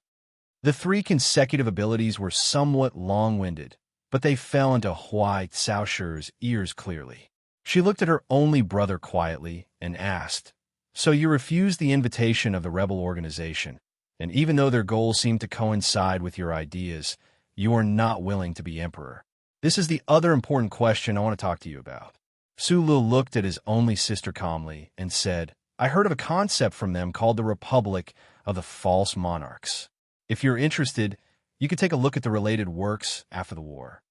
Whether it is called the Republic of the False Monarchs or the Constitution of the Monarchs, it has no practical meaning." Huai Caoshi calmly revealed the profound knowledge hidden behind her ordinary appearance and terrifying martial strength. "Besides, neither you nor I know how long this war will last. It is meaningless to talk about reform now, but you should know that the Left Sky Star region does not have a charter. It is impossible to control such a vast empire. The bloody suppression and the strict hierarchy can only be maintained for a while, not forever. Otherwise, the imperial family would not have thought of reforming these decades. If this continues, there will come a day when the imperial family will be chased out of power by the angry masses, hanged on the gallows, and disappear from history." Su Lu knew that there were not many chances to talk to Huai Caoshi like this, and he had to cherish the moment when he could influence the future empress of the empire, so his words were extremely direct, even somewhat impolite. "Can't we withdraw from the stage of history, like the Tai family of the Federation? This is a happy ending for everyone." Huai Caoshi looked at him with a smile that was not a smile. She sighed softly and said, "You once admitted that you are an idiot in politics, so I don't understand why you are teaching me a lesson today. The current environment of the empire is different from that of the Tai dynasty of the past, so the methods that could be used are naturally different. You should have seen Prince Jin Zhang, who is temporarily managing the Intelligence Bureau on behalf of me." She retracted her smile and said seriously, "Do you know how many young and ambitious imperial family members like him are on Tianjin planet? Do you think that these people are willing to give up their status and interests just to embrace the bright and free future of the Left Sky Star region, and that the bright future will be their darkness?" Huai Caoshi slowly stood up. Her body was thin and not tall, but it gave people a strong sense of oppression. She looked at Su Lu and said calmly, "The blood of the Baiyan Huai family is filled with stubbornness and pride. Before we are killed by the enemy, we will never surrender. Regardless of whether it is Prince Delin who died in your hands, or my uncle who jumped from the Jiaxing Palace, or even yourself, they have all proven this. Do you know why no one in the current imperial family dares to challenge the orthodox? It is because my father is strong enough, and I am strong enough. Even if I am the only one left in the end, I am strong enough. Once I accept your suggestion and use those false political terms to bind my hands and feet, announcing my weakness to the entire Left Sky Star region, then my strength will be greatly reduced. Many people like Prince Jinzhong will come out to challenge me and my father." Su Lu was silent for a long time, seriously thinking about the meaning behind Huai Caoshi's words. In the end, he could only shake his head. He was not disappointed, but he felt that these things were really tiresome. An officer knocked on the door and brought in the information Su Lu wanted. Huai Caoshi looked at him, who was quickly flipping through the information, and suddenly said, "It is rare for you to take the initiative to mention these things. I keep feeling that it is a bit strange. Let me guess, are you preparing to return to the Federation?" "It is possible." Su Lu stood up and replied. "Why do you want to go back?" Huai Caoshi narrowed her eyes slightly and asked, "Could it be that you still have fantasies about those hypocrites?" Su Lu was silent for a long time. Then he scratched his head awkwardly and said, "If I say that I want to return to the Federation to end this war, would you think that it is ridiculous?" Hearing these words, Huai Caoshi's narrowed eyes slowly relaxed. Her dark eyes, which were like the center of a nebula vortex, gradually brightened and revealed a trace of a smile. She said in a low voice, It is indeed ridiculous." Before saying goodbye, the brother and sister hugged again. Their movements felt as clumsy and unnatural as the last hug. The most powerful pair of brother and sister in the world still needed some time to get used to being together like a family.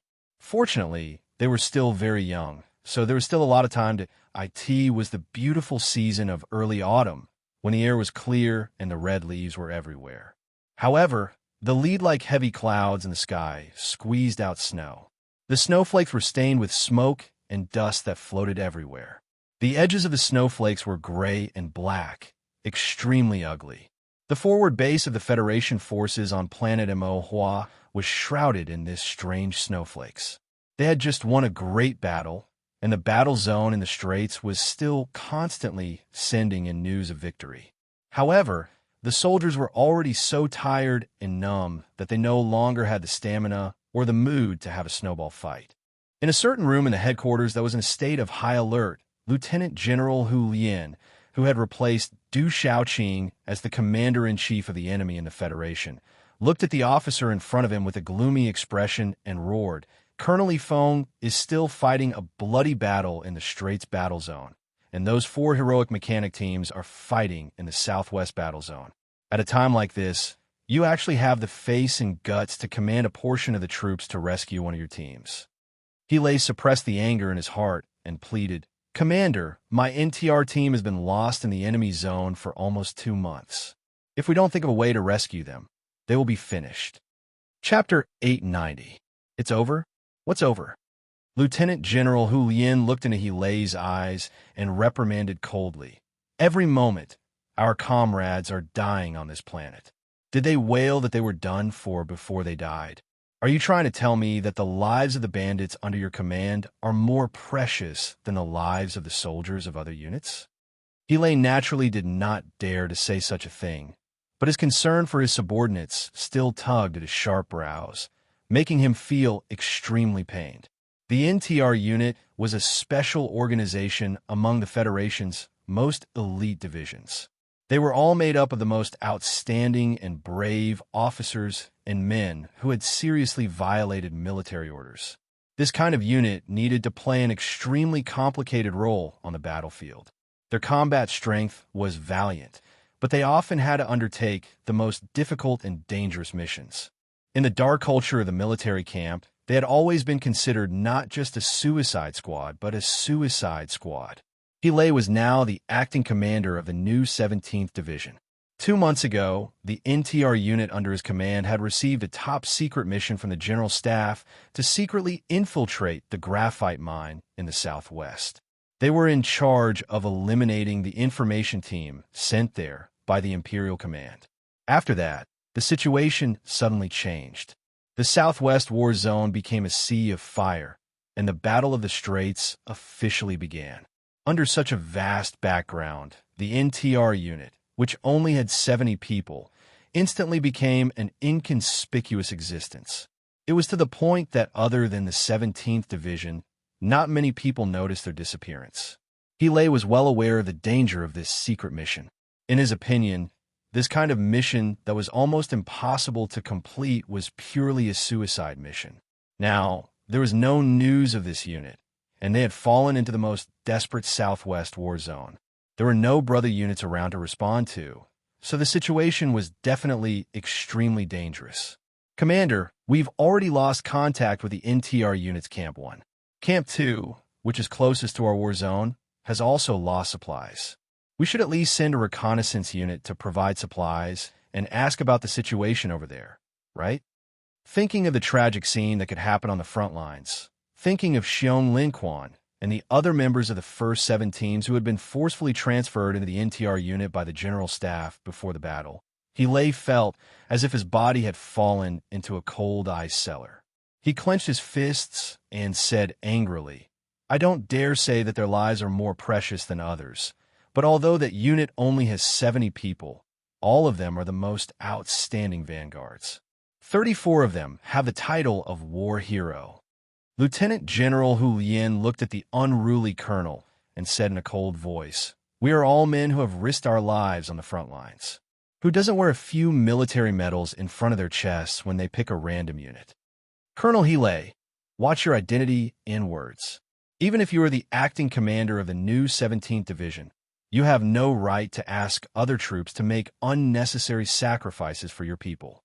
Think about the 4 divisions in the Southwest War Zone that are about to be crippled.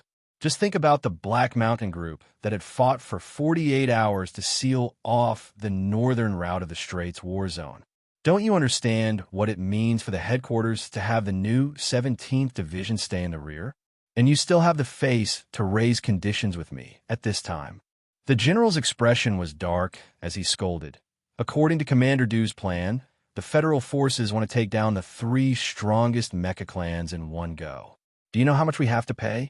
Every unit has its own mission. If you want to rescue that NTR unit, who will you send? Have Colonel Lee Foam withdraw from the Straits? Or have the Northern Armor Division ignore that princess and go straight south?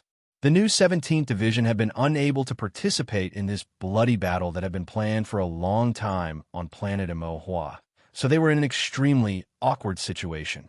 Healy knew very well why the upper echelons of the military wanted his unit to stay in the rear. That was because the new 17th Division carried the unparalleled glory of war godly Pifu, and the federal military did not want this unit to suffer too many losses in such a bloody and cruel battle. However, it was precisely this kind of consideration that made Healy and the entire new 17th Division feel an unprecedented humiliation. At this moment, when he heard the commander's merciless scolding, his weathered face instantly turned red, and he replied loudly, "We don't need the support of our brother's troops. We will go ourselves. The 17th Division is yours?" General Huyen suddenly raised his voice, pointing angrily at the other's nose and roaring, "That is the Federation's unit. If you don't want to teach me how to command, then get the hell out of here." Just like the strange gray-black snow above the forward operating base, the atmosphere in the Federation headquarters was also very strange. Lieutenant General Huyen, who had celebrated his 40th birthday on Planet S 3-4 months ago, looked at the 2 nameless trees outside the window with an expressionless face. Looking at the falling snow between the leaves, his brows were deeply furrowed, and no one knew what he was thinking.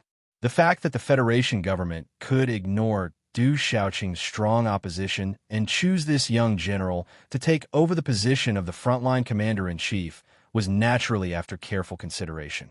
Lieutenant General Hu Lin had graduated from the 1st Military Academy and had commanded several beautiful local battles in the Westwoods border and Left Sky Starfield, especially the jump battle on Planet Yellow Disaster. As the Deputy Chief of Staff at the time, he had designed a 3-star defense strategy, which played an extremely crucial role in sniping the Empire's field forces. In the eyes of many people, this person was the Federation military's most proficient general after General Li Changtian, and was very suitable for the current situation on planet Imohua. Such an excellent general would naturally not be as contemptuous as Du Shaoqing had said, and would only praise the president and help Li Jiedu place his trusted aides on the front line. The bloody battle on planet Imohua in the past 2 months was enough to prove his strong execution ability. Unfortunately, he was executing the strategic plan left behind by Du Shaoqing. If one wanted to talk about merits or leave a smile on the history books, it would not be his turn. General Hu Lin looked at the strangely straight trees outside the window and the strange gray-black snow between the trees. A strange smile mixed with self-mockery and coldness appeared on his lips. According to the information sent back from the front line, the battle at the Straits had already been decided. No matter how the Empire's Wolf Fong Mech Brigade struggled, they would be completely annihilated in the end. Hu Yin firmly believed that the princess would definitely not dare to ignore the reinforcements he had placed at the front line of the Hongduan Mountains. He had even started to think about how he should ask for credit for his teacher's son after the battle. The battle between the 4 mechanicals in the Southwest War Zone was extremely intense. The thousands of square kilometers of graphite mining towns were said to have been turned into countless piles of rubble under the terrifying firepower of both sides. Hu Yin did not care about that side. The General Staff Department had already drawn up a plan of gradual retreat. As the commander-in-chief, he would welcome the return of those heroic troops in the most professional manner, but he would not have any emotional fluctuations, because those were all Du Shaoqing's direct troops. As for that unknown NTR troop, Lieutenant General Hu Lian slowly walked back to the table and silently looked at the electronic map on the hologram table. Looking at the mottled color blocks that represented both sides, his brows that had just become slightly relaxed, once again furrowed. After this battle, it would be difficult for the Empire's troops to launch a strong counterattack. On the contrary, in order to deal with the Federal Forces' backup plan, the other side could only gradually retreat to the northern plains. Under the circumstances where the Federal Forces did not receive a clear order from the rear, they would also choose a conservative defensive posture. After struggling and groaning in the midst of slaughter and blood for 3 whole years, the Mo Hua planet was about to welcome an extremely rare and precious opportunity to take a breather. In the following 6 months of peace, as the commander-in-chief of the Classic Academy, Hu Lian felt that his most urgent task was to restore the morale of the troops. I don't have a tolerance of Commander Shaoqing. My troops can't tolerate any bandits without a sense of discipline. Their existence is a disgrace to the federal military, but the necessary support still needs to be there. Tomorrow, the General Staff will send a reconnaissance team based on Colonel He Lei's proposal. In a dark corner of the office stood a middle-aged man in a dark green military uniform. Although he had been maintaining absolute silence, his arms were unconsciously twisting from time to time. As a high-ranking official of the Bureau of Proclamation, he was clearly not used to the sense of restraint of the military uniform. His name was Barry, the highest-ranking official sent to the front lines by the Federation government's Joint Investigation Department.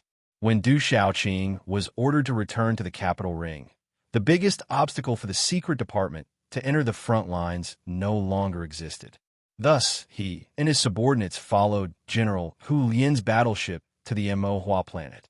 Lack of a sense of discipline is a very serious problem. Barry rubbed his shoulder, the small eye tattoo on his left upper arm appearing particularly sinister. However, his tone was very gentle. The more serious problem is that the NTR unit has more than 20 former members of the Nutshell Company's 7th team. They were mercenaries and have committed numerous crimes in the past. Their loyalty to the Federation is very questionable. I don't agree with your opinion, General Hu Lian said calmly, as if he was reciting a book. Barry smiled slightly, knowing that the general would not express his opinion on this matter. He continued speaking softly. Their relationship with that Empire person is too deep. No one knows if they have still been in contact in these past 3 years. More importantly, according to the information from the Empire's underground resistance organization, that Empire person has already left the Tianjing planet. His target should be our planet. He raised his head, looked at the general, and said softly, "What did he come to the Mo Hua planet for? Why has there been no news from that NTR unit for so many days? Did they meet up? What did they say when they met? What do they want to do?" "Sir General, I believe that this matter is extremely worthy of our vigilance. We should immediately begin investigating." The general pondered for a moment, or perhaps it could be said that he was not even thinking and was only pretending to be thinking. Then he nodded slightly and said in a deep voice, "Tomorrow, your investigation team will go with that reconnaissance unit." Barry nodded slightly and then walked out of this dark and strange room. Outside the door, he looked at the gray snow falling from the sky with an expressionless face, and the corners of his lips couldn't help but curl up into a mocking smile. As the Federation's most outstanding investigation expert, he was very disdainful of the general's clumsy performance. However, he did not understand why certain powers in the military would suddenly remember that 7th team that had long been unknown to the public. Was it for the sake of consolidating the military's morale, or was there some other reason? That NTR unit had not been forgotten by the Federation military. Instead, it was a deliberate action. Their support or rescue would only bring them more danger. Chapter 891. 2 months ago, General Hu Lian officially took over all the federal forces on planet Mo Hua. His staff had transferred Xiong Linquan, Gu Shifeng, De Winci, and the other members of Group 7 in NTR ahead of time. Now, the new 17th Division in RT was deep in the Southwest War Zone, and there was no news of them. Looking back at the original staff transfer order, it seemed like a conspiracy, but in reality, that was not the case. The highest general of the Federation, the Bureau of Proclamation official with extremely high authority, in the eyes of these big shots, the NTR unit that disappeared in the Southwest War Zone, no matter what kind of arrogant history the members had, and how many of them were once war heroes of the Federation, were truly just small fry. The transfer order 2 months ago might have been some kind of purge and exclusion. The reason why it could not be considered a conspiracy was because it was more like a casual and simple method. The mission still needed people to do it, so the general lightly waved his sleeve and sent them into danger. It was that simple. Da Winci was half kneeling on a rock in the forest, biting on a dry cigarette like a hooligan. The bright line of fire burned along the cigarette paper, and it had already swallowed up the second number 7. The smoke curled around his dark face, and it was so piercing that his eyes narrowed slightly. He looked at the person in front of him from the corner of his eyes. As the captain of NTR's 2nd Support Camp, which was closest to the Federal War Zone, he had already stayed in this lousy forest where even crows were too lazy to poop for 2 whole months. These days, he and his 3 subordinates were accompanied by insects in the fog. On one hand, they were worried about their comrades who had suddenly lost contact with them after crossing the mountains and entering the Southwest War Zone. On the other hand, they counted the decreasing supplies and endured the days with difficulty. Now that they had finally waited for reinforcements from the forward base, they did not expect that at the same time they would be waiting for these gloomy and smelly fellows. His mood was abnormally irritable, and he did not even care about the instant noodles that the scout squad leader sent over. He stared at the person in front of him and roared, "How many fucking times do you want to ask? If this young master knew where they were right now, would I still be squatting here like a rabbit?" A 2nd lieutenant in a light yellow military uniform stood in front of him and questioned him in a very serious tone. The NTR unit has 2 microfilter radios, and according to the records of the Electronic Information Unit, the day after you crossed over these mountains, you received the electronic screen fake overflow code. So I can't understand why there hasn't been any news from your unit after so many days. Where are they now, and what are they doing? Da Vinci was too lazy to pay attention to him. He waved his hand and called the squad leader over. He frowned and asked, "Brother, are you here to support or to interrogate? Do you think I'm a prisoner? What did that mean? And where did this guy come from?" "My file is still with the Ministry of Defense." The 2nd lieutenant tidied up his uniform and replied, "I've been transferred to the Joint Investigation Department. Although some of the words may not sound good, I must remind you that I have Level 4 charter authority. You must answer my questions." So he's a freak with small eyes. No wonder he's so annoying. Da Vinci's eyes fell on the blood-red eye pattern on the left upper arm of the other party's military uniform and said in disgust, "Fuck, when did you have the guts to come to the front line?" The expression of the 2nd lieutenant of the Small Eyes Combat Unit was still calm. He coldly looked at Da Vinci's face behind the smoke and suddenly asked, "Are you still in contact with Sulu?" The cigarette that had not burned out its life slipped from Da Vinci's dry lips and fell into the crack of the stone under his feet. A few sparks burst out and were instantly extinguished. That was a name that many people did not want to mention, but could not forget. Da Vinci slowly narrowed his eyes. He vaguely guessed that some people probably thought of the 7th group again. He looked up at the 2nd lieutenant's face and said indifferently, "You better be careful. People like us are prone to flipping out." "You must answer the question truthfully," the 2nd lieutenant said with a gloomy expression. "Answer the fuck." Da Vinci replied expressionlessly. Then he slowly stood up from the stone and looked down at the officer of the Small Eyes Combat Unit. He reached out and pulled the 2nd lieutenant's epaulette on the shoulder of the 2nd lieutenant. "Grandson, I'm the worst in the 7th group, but I'm still a captain. When you get to my level, it won't be too late to fucking show off." As night fell, the forest became lively. In the tent of the NTR unit's 2nd reception camp, Da Vinci was silent for a long time with a 37 brand cigarette in his mouth. He was not recalling the glorious past of the seventh group represented by that name. Instead, he was waiting for a certain piece of news. His subordinate behind him took off his headphones and whispered a few words behind him. Da Vinci's brows furrowed even more. Before Gu Shifeng set up Camp Number 2, she had left him some very useful monitoring equipment. Originally, it was used to increase the monitoring strength of the outer edge of the forest. Now, it was used to eavesdrop on the private conversations of the investigation team. Captain, those guys have the authority. You can't go against them. But if we all go back to the forward base for questioning, what will happen when the troops come back? Da Vinci frowned and said, I keep feeling that something is wrong with this matter. Without the support, it will be more difficult to support the people in front. These investigation team members don't know too much inside information. I have to find a way to get to Camp Number 2. If old Gu is still alive, I'll get him to find out what happened in the base. He looked at his subordinates in the tent and said calmly after a pause, Tomorrow, you guys go back with the investigation team. Don't object. You're not part of the seventh group. No one will make things difficult for you. Captain, what about you? A soldier from the west woods asked anxiously. There's no movement on the other side of the mountain. Who knows if old Gu and the others are still in Camp Number 2. Later, I'll slip away first. Whether or not they're there, I have to go and take a look. Otherwise, I won't give up. Slip away? That's a deserter from the battlefield. You'll be court-martialed. Another soldier said uneasily.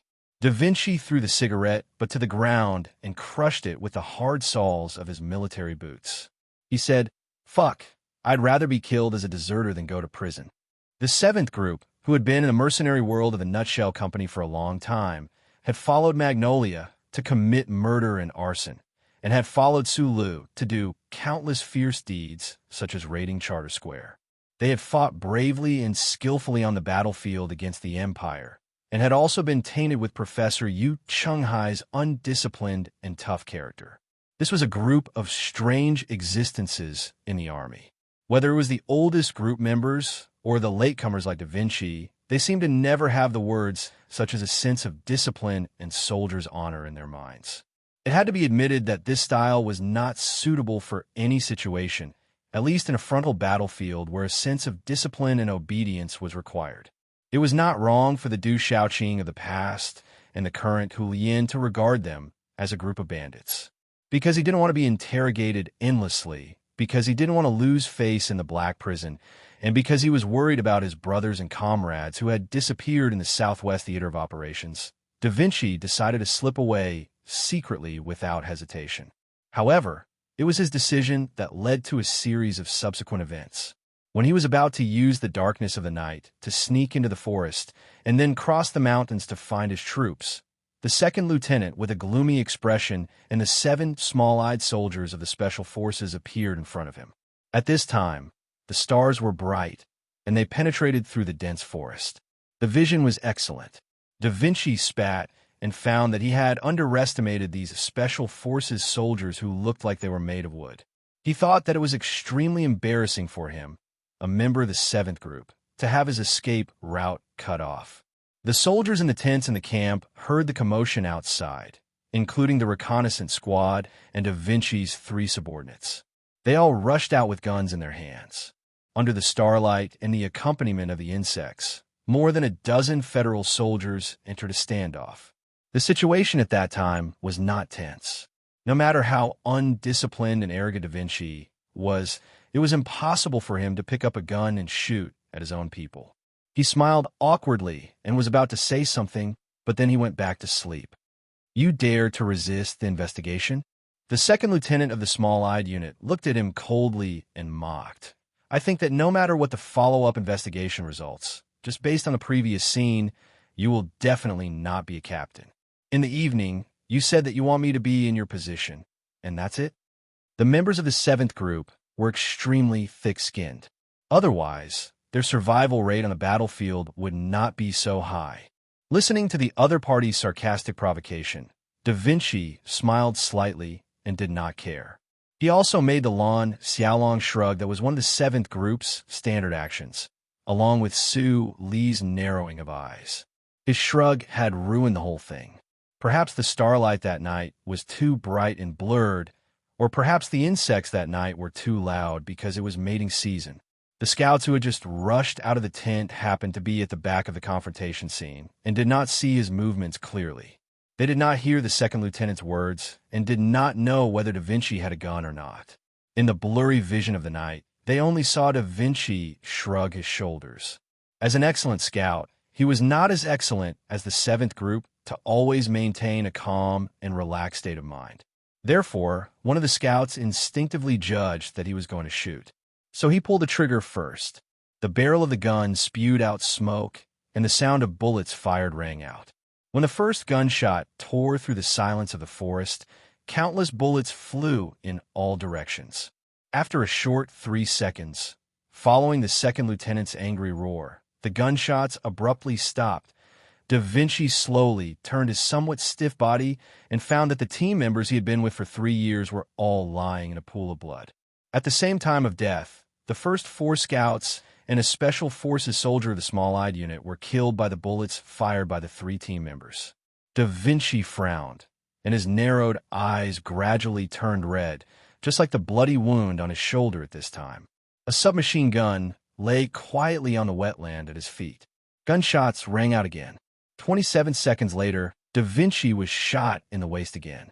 He killed 3 experts of the Small-Eyed Special Forces at the cost of this.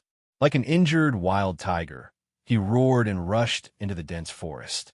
Chapter 892. A total of 14 people from the Federation's investigation department and the reconnaissance team went to Camp Number 1 in the woods, but only 7 people came back, and they did not bring back the target of their investigation. Because of the shooting incident that happened that night and Leonardo's escape, the FOB was in an uproar. According to the confessions of the Small Eyes Special Forces and the reconnaissance team, the federal military headquarters quickly determined the nature of this vicious incident. Several major agencies, including the Military Law Office, immediately began an in-depth investigation. They investigated the new 17th Division that the NTR unit belonged to, as well as the officers who had close contact with Leonardo. The evidence was irrefutable and shocking. Many officers of the new 17th Division were invited into the darkroom to drink tea, but they couldn't feel too much resentment or anger. They were only bewildered and confused. Why would Da Vinci do such an inconceivable thing? Lieutenant General Hu Lien stared coldly at Commander. He lay in front of him and waved his hand to stop him from asking. He said coldly, "I only need you to explain why your subordinate reacted so violently when the reinforcements arrived. If he resisted the investigation because he was emotionally unsatisfied, then how do you explain why this deserter had the guts to shoot at his colleagues?" The green stubble on Hilay's chin quickly withered in the past few days. He stared with bloodshot eyes and said, "General, Leonardo is a very excellent grassroots officer. Although I admit that there are some problems with his sense of discipline, I can guarantee that he would never shoot at his colleagues in cold blood. There must be a misunderstanding." Hearing the word misunderstanding, the coldness in Hu Lien's eyes became more and more intense. He picked up the stack of notes from the table and slammed them on Hilay's face. He roared, "Misunderstanding? Read it yourself. 2 rounds of bullets turned 3 Special Forces members into a hornet's nest. This is also a misunderstanding." The director of the Bureau of Proclamation, Bailey, had been quietly standing in the corner, watching the officers who came into the General Staff Department to plead for mercy. He watched Hu Lien curse everyone as shit. At this time, he suddenly walked over and took out a tiny chip from a jacket pocket. He looked at Hilay and said softly, "Commander, according to the Bureau of Proclamation's chip, Leonardo has been seriously injured and is fleeing in the direction of Akihabara. According to the investigation team's judgment, he is preparing to defect to the Empire's side." Hilay was furious. He grabbed Director Bailey's collar and roared, "Fuck your defection. If it weren't for you bastards messing around, how would this have happened to my troops? If he isn't a traitor, why is this deserter heading towards Akihabara?" Lieutenant General Hu Lien pushed the tracking chip in front of Hilay and said expressionlessly, Actually, the so-called roadmap is not the key. The moment he dared to shoot at his comrades, he was already a traitor. The tired, he lay narrowed his eyes and rubbed them. He did not know what to say or how to defend his subordinates. He only felt that everywhere he looked, there was dry and hard excrement. They would rather raise their guns and resist than come back for investigation. It seems that there's indeed something wrong with that NTR unit. What makes me even more vigilant is whether that deserter called Leonardo has noticed something. The Bureau of Proclamation's positioning system can only cover an area of 20 kilometers to the east of the forest. After crossing that mountain range, there is no signal feedback. We believe that he is heading towards Akihabara, which is close to the Empire's war zone, but it is also possible that he is heading west along the foothills. Director Bailey tugged at the overly tight military uniform of the Small Eyes Department. He frowned and pointed at a certain spot on the electronic map. If NTR Unit's Camp Number 1 has not been destroyed, it should be in this valley. Leonardo might want to go there to meet up with his team members. He turned his head to look at the table and saw that Lieutenant General Hu Yin was resting with his eyes closed. He could not help but subconsciously cough twice and continue. NTR Unit's Camp Number 1 has a standard of 14 people. 4 of them are from Old Seven's team. What's even more troublesome is that the electronic warfare expert called Gu Shifeng is also there. Seeing that Lieutenant General Hu Yin was still expressionless, Director Bailey sighed in his heart and continued to introduce Gu Shifeng. This person is the best electronic warfare expert in the federal military. He is especially good at setting up electronic triggering networks in the forest. Back then, when the Iron 7th Division arrested him in the capital's Ministry of Finance, he had just completed the device to blow up the entire building. Commander Yu Chenghai did his best to protect him, but then he was demoted and sent to the kitchen. However, this person's ability is not to be underestimated. Hearing this, Lieutenant General Hu Yin finally opened his eyes slowly and said with an expressionless face, "Even if he is the most powerful terrorist, what use is he on the battlefield? But what if NTR Unit is still alive? What if Da Vinci, Gu Shifeng, and the others meet up with NTR Unit?" Director Bailey asked with a frown. "What if NTR Unit discovers our intentions? Right now, there's a Federation captain who escaped at the last moment and cold-bloodedly killed several Federation soldiers. No matter how you look at it, he is a traitor." Hearing Director Bailey's 3 ifs, Lieutenant General Hu Yin raised his eyebrows in disgust and reprimanded in a deep voice. "Investigating unstable elements in the military is the responsibility of the Joint Investigation Department. Hunting down deserters is also part of your job. The General Staff Department will not care about this matter." Intentions? What intentions? Director Bailey opened his mouth slightly and spread his hands. He wanted to say something, but he did not know what to say. Where it began is where it will end. Lieutenant General Hu Yin stood up and looked at him as he reprimanded without any trace of politeness. "The trouble you cause must be resolved as soon as possible. No matter how you explain it, in everyone's eyes, it can only be that Small Eyes is targeting NTR Unit, or rather, targeting Old 7. Isn't this a conspiracy? The truth is not important, but I can tell you for sure that many people in the Army will think that this is a conspiracy of the Federation's investigation department. You guys with ugly blood eyes painted on your arms." Lieutenant General Hu Yin patted Director Bailey's collapsed right shoulder and said calmly, "Since it's a conspiracy, it can't be exposed. Since it has started, it must end quickly. 500 people from Small Eye Special Forces came this time to patrol the Southwest War Zone. Maybe you can find your wanted targets. If you're lucky, you might even encounter that NTR team." Hearing this, Director Bailey could no longer keep calm. Although he was the most professional investigator and had the high-level authority that gave him the qualifications to look at everything indifferently, seeing the biggest scapegoat on the front line being smashed like this, if he did not try to struggle, he would only end up with his head broken and bleeding. "Commander, my department is only in charge of investigation, not combat." He looked at the general's expressionless face and knew that this alone would not be able to convince the highest commander on the front line. He undid the collar button that made it almost impossible for him to breathe, and, after a few nervous gasps, he said, "And how do we make NTR units shut up? If they have already died under the guns of the Empire, then it doesn't matter, but what if they are still alive?" Dongfang Yu is in that NTR unit, although he is no longer the commander of Iron 7 Division. Who in the unit doesn't know that he is Shaoqing's hardcore supporter? How do we explain this to Du Shaoqing? He tried to use that name to make the other party wary, but unexpectedly, General Hu Lien turned to look at him coldly and said, "As the commander-in-chief of the Federation's frontline enemy, I only need to answer to Chairman Li Jiedu. As for how General Du Shaoqing thinks about the problem, I don't need to care and I don't care." Director Bailey was silent for a long time, the faint light in his eyes gradually turning into the usual indifference. He didn't need to clench his teeth. He only needed to weigh the pros and cons. Lieutenant General Hu Lien was the most loyal follower of Li Jiedu, chairman of the Federation's Joint Staff Committee. Due to some abnormal fanaticism, he secretly decided to clean up the new 17th Division.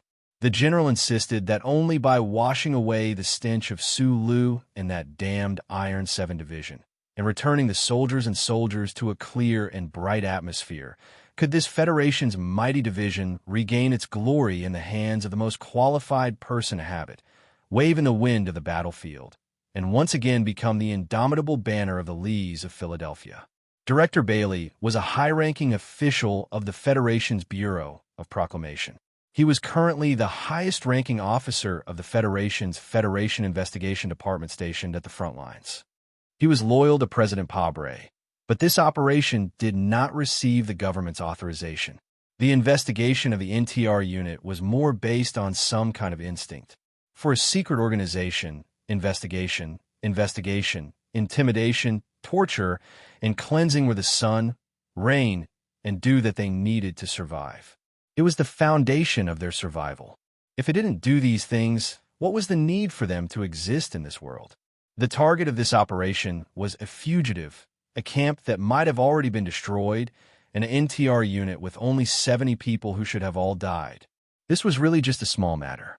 Lieutenant General Hu Lien and Director Bailey were actually very intelligent people. Otherwise, they wouldn't have been able to occupy such an important position of power. However, when they tried to enter a field that they weren't good at, a general who didn't play with sand tables wanted to play with political methods. An official of the Bureau of Proclamation didn't play with the data sequence on the workbench and stared blankly at the chart network. Instead, he tried to weigh the pros and cons like a businessman. This could only be described as stupid. A small matter was about to evolve into a huge matter. Moreover, at this very moment, none of the people involved on planet Mo could predict how far this matter would ultimately go. Da Vinci was struggling to escape while covering his bloody stomach in the forest. Gu Shifeng was using the morning light to read the cooking program for white meat in Camp Number 1. The Federation squad, covered in dust, drilled out of a hole in the ground. They narrowed their eyes at the unfamiliar sunlight of Sail City and aimed their black gun barrels at 2 Empire prisoners who were carrying a stretcher. Under a certain building, a weak Empire elder was comforting his crying granddaughter. At the end of a secluded alley, a few stray dogs were greedily fighting over broken human corpses. A few blocks away, a small-eyed man wearing tattered clothes carried a heavy backpack. He silently and vigilantly moved through the city riddled with holes, searching for his target. People didn't know how the story would develop, how fate would arrange the meeting, what kind of choices they would face after the meeting, and what kind of changes these choices would bring to this world. Chapter 893. All the resources would become military resources during wartime. Mo planet was rich in high-strength graphite ores, which was the resource that was most urgently needed during the war. Therefore, when the war started, the Southwest mining area naturally became the Southwest War Zone. It became the hot land that the Federation and the Empire desperately fought for. Then, it gradually became a wasteland under the damage of gunpowder and bullets. Sail City, which was located in the center of the Southwest War Zone, was the largest settlement of workers in the Empire's graphite mining area. After thousands of years of mining and cultural accumulation, this city had brought a pleasant atmosphere. The old-style buildings were neatly arranged on both sides of the street. The big sycamore trees stretched their broad leaves peacefully, bringing shade and happiness to the people walking on the street. Now, this city had long become a wasteland. The stubborn sycamore trees were neatly cut down by the army and fell on the street as a barrier. The old-style buildings were painted black, their front teeth were broken, and they were on the verge of collapsing. There was no beauty to speak of. The fierce battle lasted for 3 years. The gunshots seemed to have echoed in this city for 3 years without stopping for a moment. The seemingly quiet and empty alley could have a huge explosion at any time. Only a few decaying beams of the clock tower were left. No one knew how many snipers were hiding in the dark city ruins, looking for the enemy, ready to pull the trigger at any time. There were too many dangers hidden in the ruins. Every minute, there were soldiers wearing military uniforms who fell and then couldn't get up again. Occasionally, there would be soldiers who were lucky enough to stand up, but who knew that they would fall again in a few days. Of the original residents of Sail City, only a small portion of them had time to evacuate before the war. Most of the civilians could only helplessly hide in their own homes, waiting for a rocket to blow their wedding photos and themselves into pieces at the same time, or for the Federation soldiers to violently kick open their doors. 3 years that seemed to be longer than life had passed. There were very few civilians who were lucky enough to survive in the city. They hid in the cellars, from fear to numbness, from anger and sadness to numbness, from passion and excitement to numbness, numbness to survival, numbness to waiting for death. However, in recent months, even numbness had become an extravagant hope. Foray City had turned from a hot land to a wasteland, and now it had turned into a scorched land. The arrival of death seemed even more reckless and casual. In the strategy that Du Shaoqing had drafted before he left, the Southwest War Zone was determined to be an important target to provide cover for the battle in the Straits. The four federations' reorganized mechanics ignored the layers of barriers that the dynasty had set up and launched continuous attacks without any regard for their lives.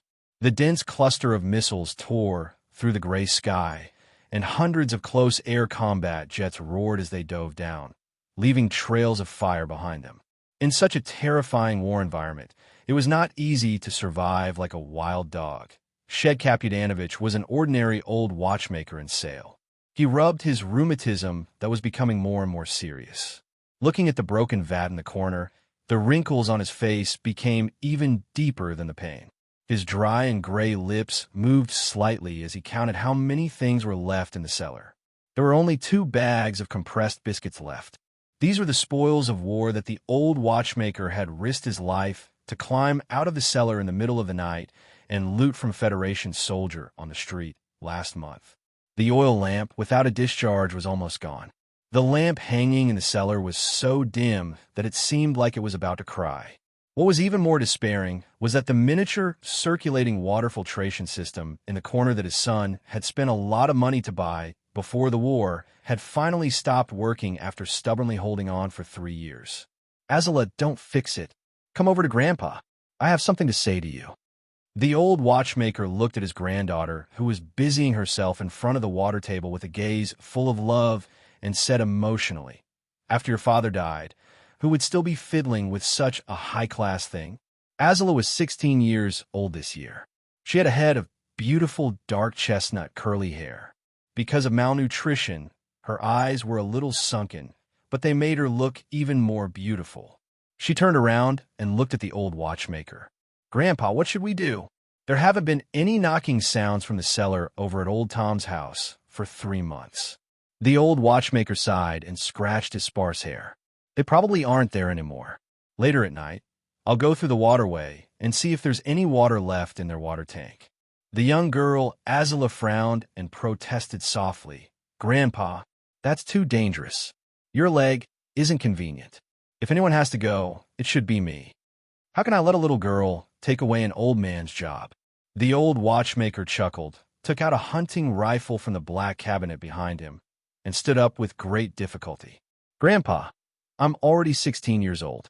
The young girl, Azula, pouted unhappily. The old watchmaker was slightly startled. He frowned deeply and said with uncontrollable sadness, "Yes, my beautiful Azula, you've been with this old man in this dark place for 3 whole years. In order to survive in this ruined city, other than luck, one only needed to be strong, strong, and strong." So the old watchmaker did not allow himself to be immersed in the harmful emotions of sadness for too long. He took a deep breath to calm himself down, and then carefully checked the hunting rifle.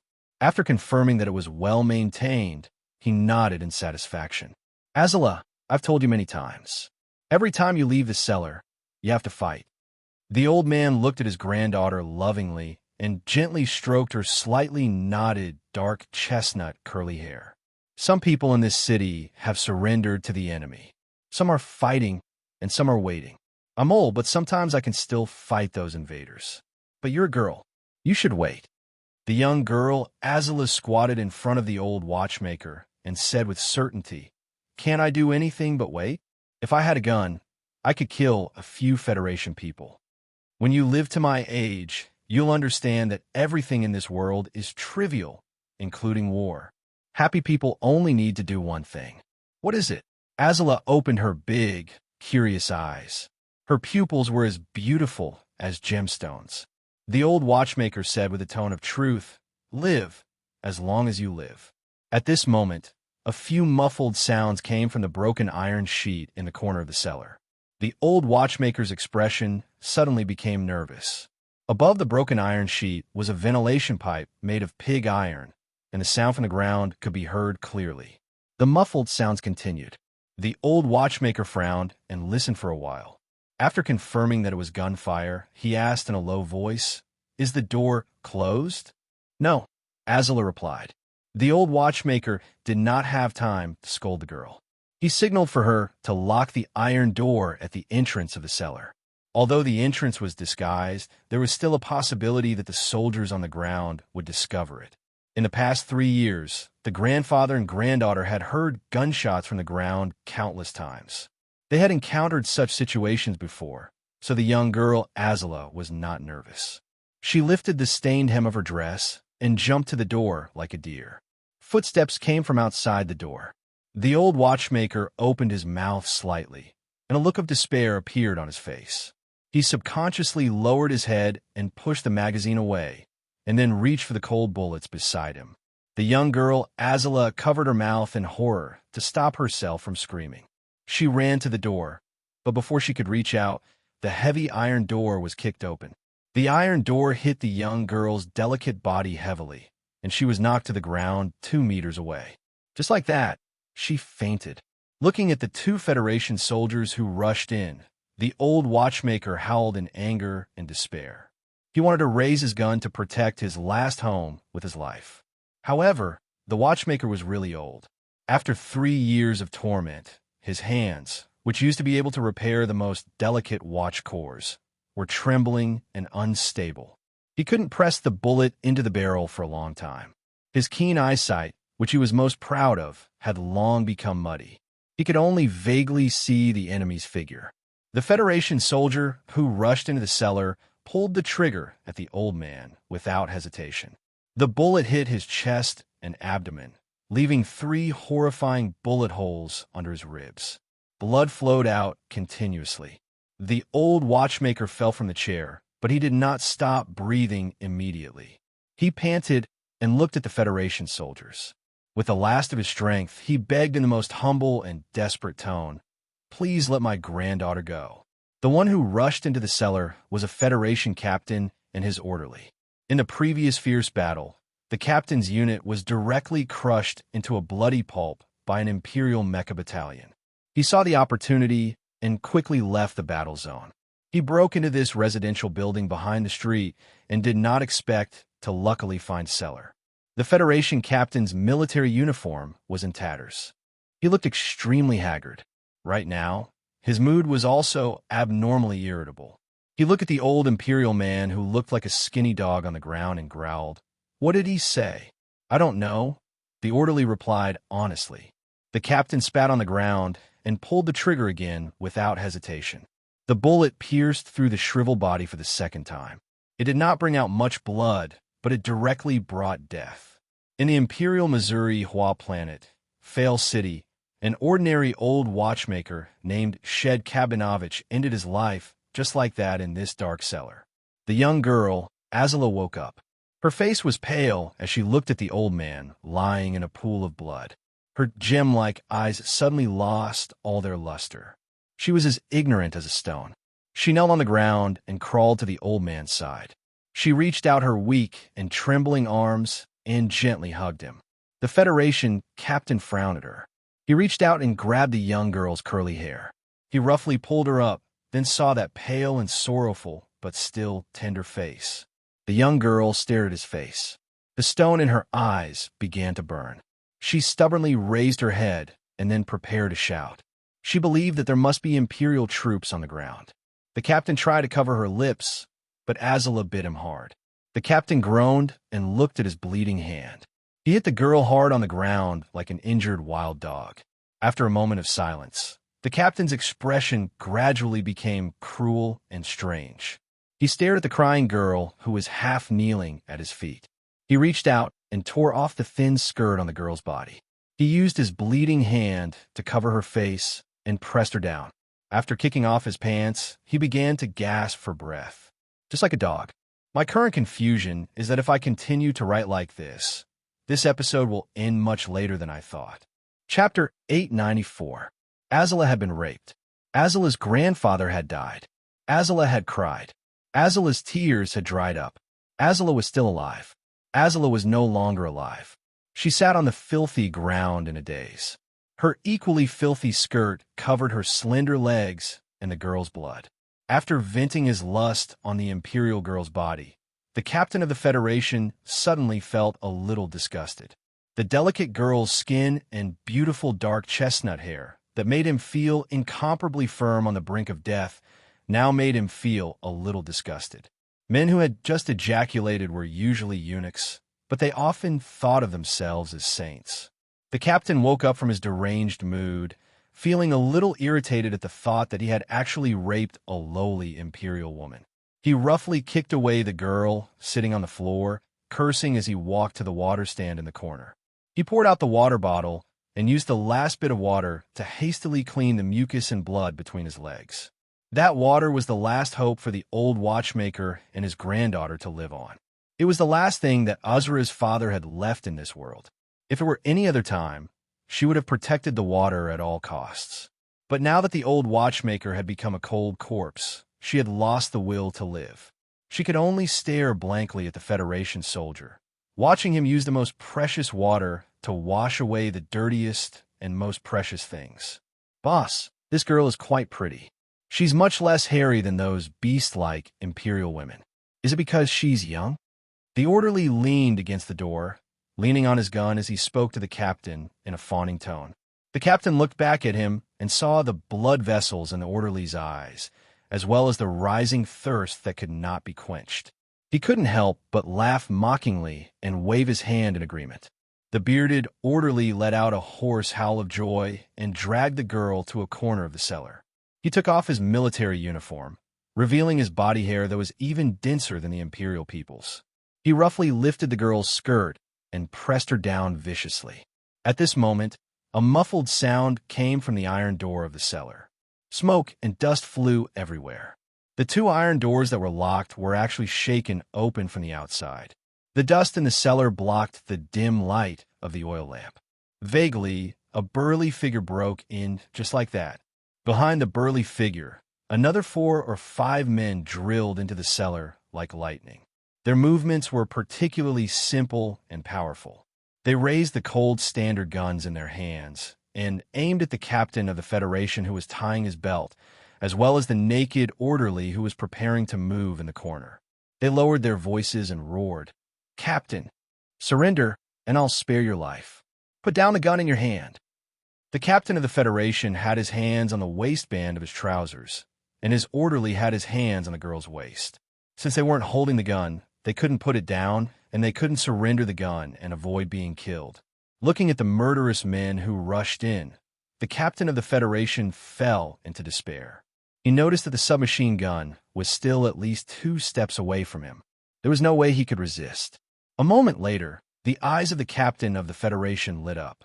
He noticed that although the men who rushed into the cellar were speaking the language of the Empire, they were very unfamiliar with it. It was very much like him who had received temporary training before the war. Because of a certain bright possibility, the captain excitedly breathed rapidly and said with a trembling voice, "Don't shoot. We are from the Federation." The dust gradually fell to the ground, and the light of the oil lamp spilled out. The tall figure walked out from the shadows and revealed his true face. The burly body of about 9 meters tall was wearing a tattered bulletproof vest, revealing his strong muscles. His hair was extremely short and uneven, and it felt like countless needles were randomly piled there. New 17th Division, NTR, Xiong Linquan. Who are you? The burly man looked at the captain of the Federation and asked. Then his eyes slowly moved down and landed on the ugly thing hanging between the captain's legs. His eyes narrowed, his straight eyebrows slightly furrowed, and his face turned slightly cold. I am the Federation military's command system. Xiong Linquan was a person who had been missing for almost 2 months. In less than a week after the new 17th Division NTR entered the Southwest War Zone to carry out that damned mission, the 4 Federation reorganized machinists began that terrifying bloody battle. The continuous bombardment of Sail City and the destructive bombardment that did not distinguish between friend and foe caused the NTR troops that had entered this war zone early to fall into an extremely dangerous situation. The terrifying electronic shielding battle caused all channels to be blocked. The dark clouds spat out by the tragic battle covered the sky around the city. The few signal relay stations outside the atmosphere entered a semi-blind state, and the Federation's charter network could not capture the reference chips behind the necks of the NTR troops. What was even more troublesome, or perhaps even worse, was that although the NTR troops had received the electronic shielding fake codes from a base, the 2 microfilter radios of the troops were completely destroyed due to some inexplicable reason, such as being smashed by rocks. Thus, they became a lone army deep behind enemy lines without any support. Even the 4 reorganized machinists did not know of their existence. The northern suburbs had the highest concentration of Dynasty troops. While the NTR troops completed the secret mission with great difficulty, they unavoidably attracted the attention of the Dynasty's main forces. As they fled and fought, the troops suffered heavy casualties and were forced to infiltrate Sail City under desperate circumstances. Who knew how many snipers were hidden in the ruins? At that time, the city was still under the control of the Dynasty and had to be bathed in the concentrated airstrikes of the Federation every day. To them, who did not know, this was a cold graveyard. In order to survive under such extreme circumstances, the NTR troops held an impromptu battlefield meeting. They decided to split into 2 groups and hide there, waiting for the Federation's main forces to complete their strategic objective before making their move. Xiong Linquan and a few of the old members of Group 7 did not hesitate to choose the more difficult area. Dong Fengyu, who was supposed to be in command of the other group, was heavily injured in a battle and was also silently picked up by Xiong Linquan. Xiong Linquan's group had 14 people, including 6 lightly injured people and Dong Fengyu, who was lying on a stretcher. There were also 2 Dynasty captives captured during the last mission before infiltration. The 2 Dynasty captives were responsible for carrying the stretcher and taking care of the heavily injured Dong Fengyu. This mixed group of complicated members chose a warehouse behind Sail City's clock tower as their hiding spot. However, even they themselves did not expect that this battle would be so long and bloody. They were forced to hide in that warehouse for more than 40 days. Fortunately, luck returned at this time. Neither the Dynasty's mecha battalion nor the Federation's blind missiles on the streets discovered them.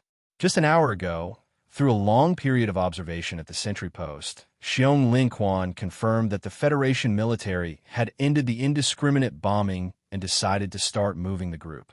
However, just as the group passed through 2 streets under the cover of dusk, before they had time to sigh at the somewhat unfamiliar sunset and how good it was to be alive, They were almost discovered by a certain dynasty's mecha battalion supporting the front lines. This group, which had already proven themselves on the battlefield, used the fastest speed and smallest movement to quietly avoid the 8 terrifying Wolfang mecha and broke into a residential building, preparing to temporarily hide there for a period of time. However, one of the team members discovered a crude entrance to a cellar behind them. Then, Xiong Linquan rushed in and saw the scene of murder and rape. "I am Captain Qin Shi of the base's Rapid Response Brigade." The captain awkwardly pulled up his pants, took a deep breath, and looked at Xiong Linquan. "Please report your military rank." Xiong Linquan looked at him expressionlessly. His empty left hand pulled open a corner of his bulletproof vest, revealing the epaulets sewn inside. Captain Chun Chi's expression changed drastically. He immediately stood at attention, performed a standard military salute, and said, "Hello, Lieutenant Colonel." Xiong Linquan looked at him silently and suddenly asked, "How does it feel to be raped?" The rest of the people in the room remained silent.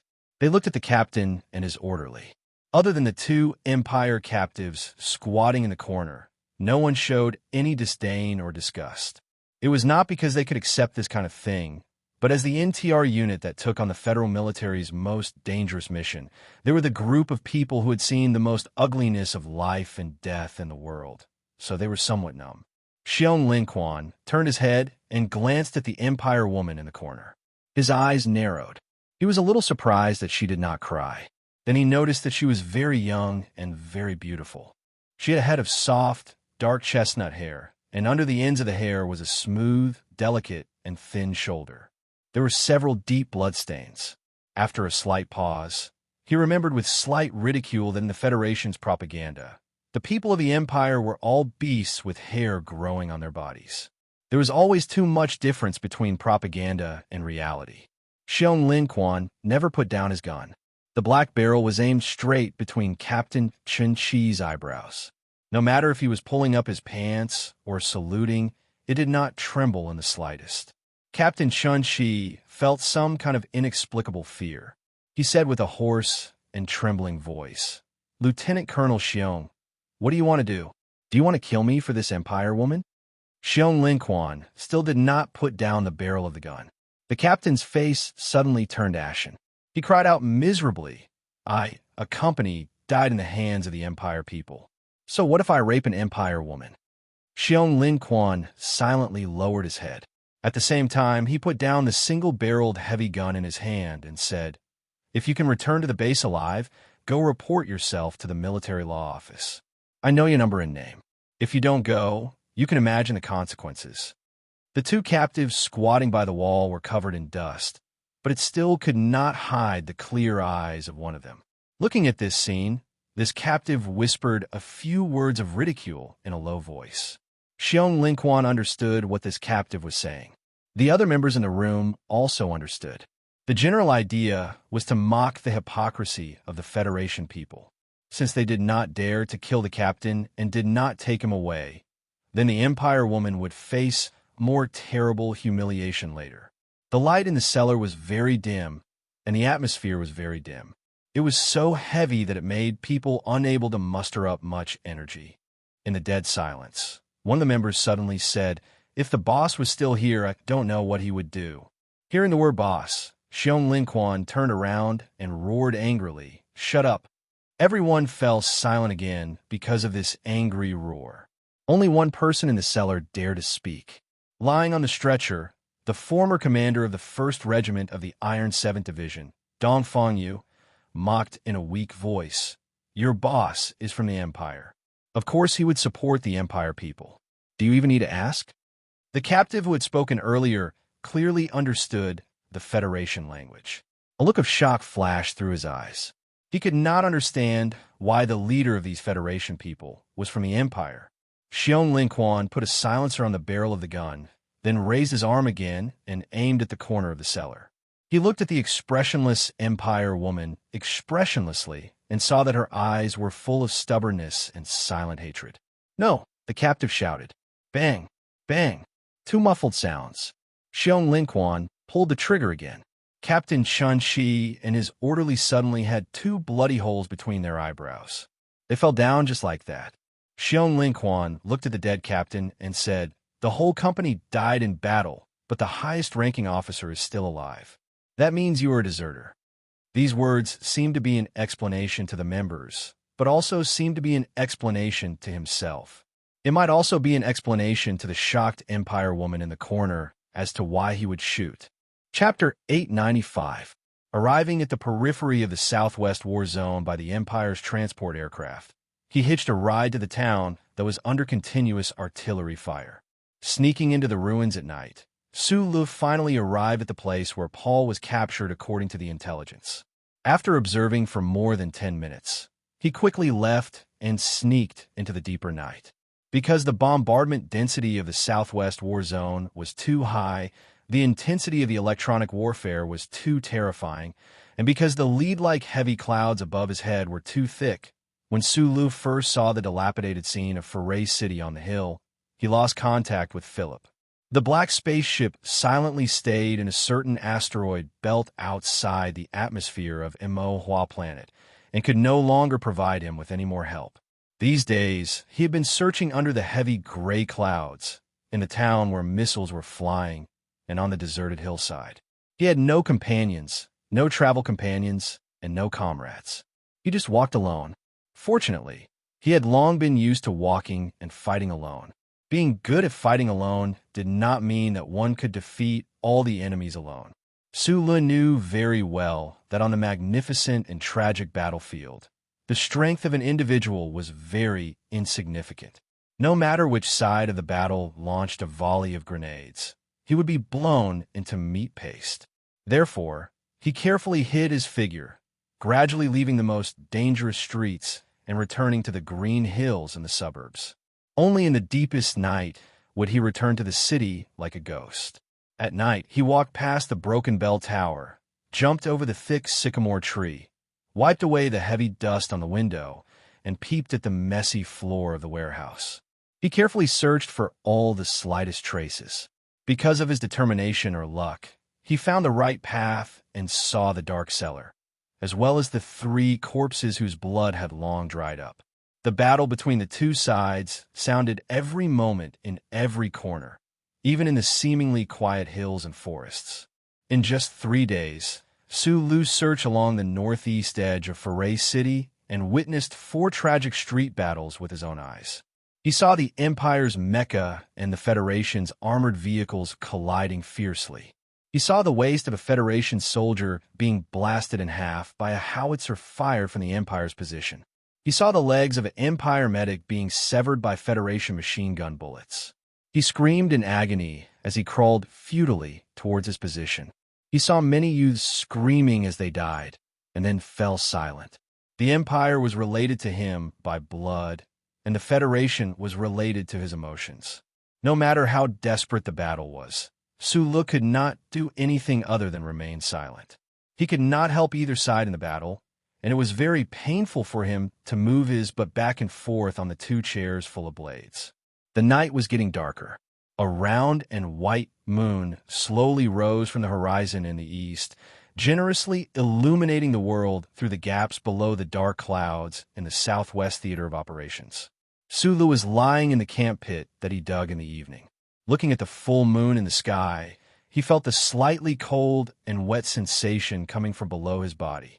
He cupped his left hand into a ball and covered the cigarette, but, bringing it to his lips, he inhaled deeply, blinked his eyes, and then turned around to look at the city behind him that was shrouded in darkness.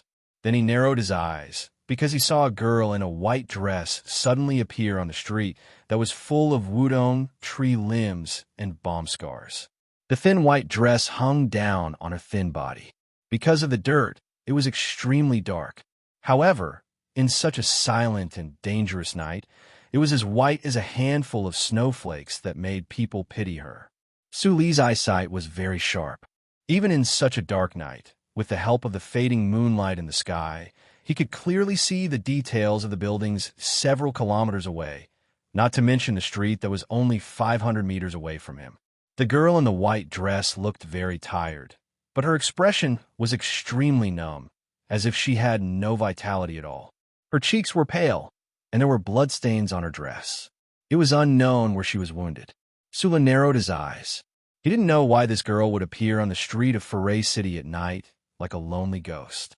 It should be noted that although it was already night, this city was still very dangerous. A battle could break out at any time, and stray bullets would occasionally cut through the silent night sky. Could it be that she was really a lonely ghost?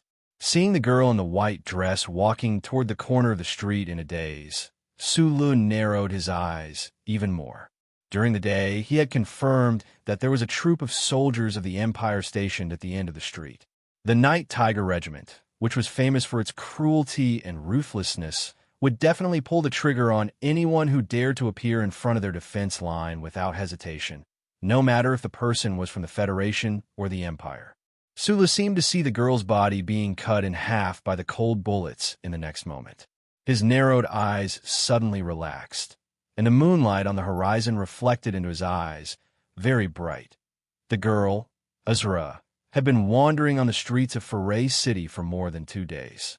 Her will to live had been crushed by sadness, and she seemed to have no feelings or fear. She walked in the smoke and rubble between the blazing day and the cold night. She couldn't feel the pain of stepping on hot bullet shells with her bare feet, and she couldn't hear the sizzling sound of flesh burning. She couldn't see the mecha battle that was often only a few hundred meters away, and she couldn't hear the loud sounds of heavy metal colliding. She didn't know anything. She just walked like this aimlessly, preparing to welcome death. Or perhaps she didn't even think about death at all. There is a saying in the Empire, those who don't see death are not easily seen by death. Perhaps it was because even the cold and heartless god of creation felt that her experience was too tragic. Therefore, the girl, Azra, who had no family and no relatives, walked in a daze for a long time. Fortunately, she was not noticed by the dangerous stray bullets or the more dangerous soldiers. Why didn't I close the door? How could I forget to close the door? This dress is already so dirty. When Grandpa asked me to close the door, why did I pick it up? Why was I so slow? If I was faster, if I didn't pick up the dress, I definitely could have closed the door. Azra staggered along the street, full of debris. She numbly walked around the fallen sycamore trees when she saw them. Her body was so tired that it seemed like she could collapse at any time. She felt that she was a prisoner who didn't deserve forgiveness. She lowered her head in self-abasement and sorrow, looking at her blurry figure on the ground. She felt that it was a sin, and so she repeated those words in a tone as soft as a mosquito's. Turning around the corner, she heard a furious curse from the darkness in the distance. There was also the clear sound of gunshots. Azra looked up, tired and numb. She could vaguely see the soldiers in front of her. Her delicate brows furrowed slightly, and then she smiled in relief. She knew that everything was over. The leaves of autumn left the trees because the trees didn't care. The trees fell on the streets because the people didn't care. In this world, in this ruined city that was like an abyss on earth, who would care about the departure of the poor, weak girl, Azra? Except for that gust of wind that was starting to weaken on her frail body. Tut-tut. The shrill sound of Empire-made machine gun shots rang out continuously, and then suddenly stopped. A wind blew from the side of the street, sweeping up the fallen leaves on the ground and the small pebbles under the tree trunks. It also swept away the helpless girl's figure. In a low-lying area covered by bushes, Sulu rummaged through his military backpack for a long time. He found 2 boxes of instant nutrition packs and couldn't help but smile in surprise. He didn't use his military knife. Instead, he pressed the heating spring with his strong fingers. After a dozen seconds of silence, he walked to the side of the military pit and handed the food to the girl. He calmly said, "Eat." Azra ignored him. She just hugged her thin knees and stared blankly at her hometown on the other side of the bushes.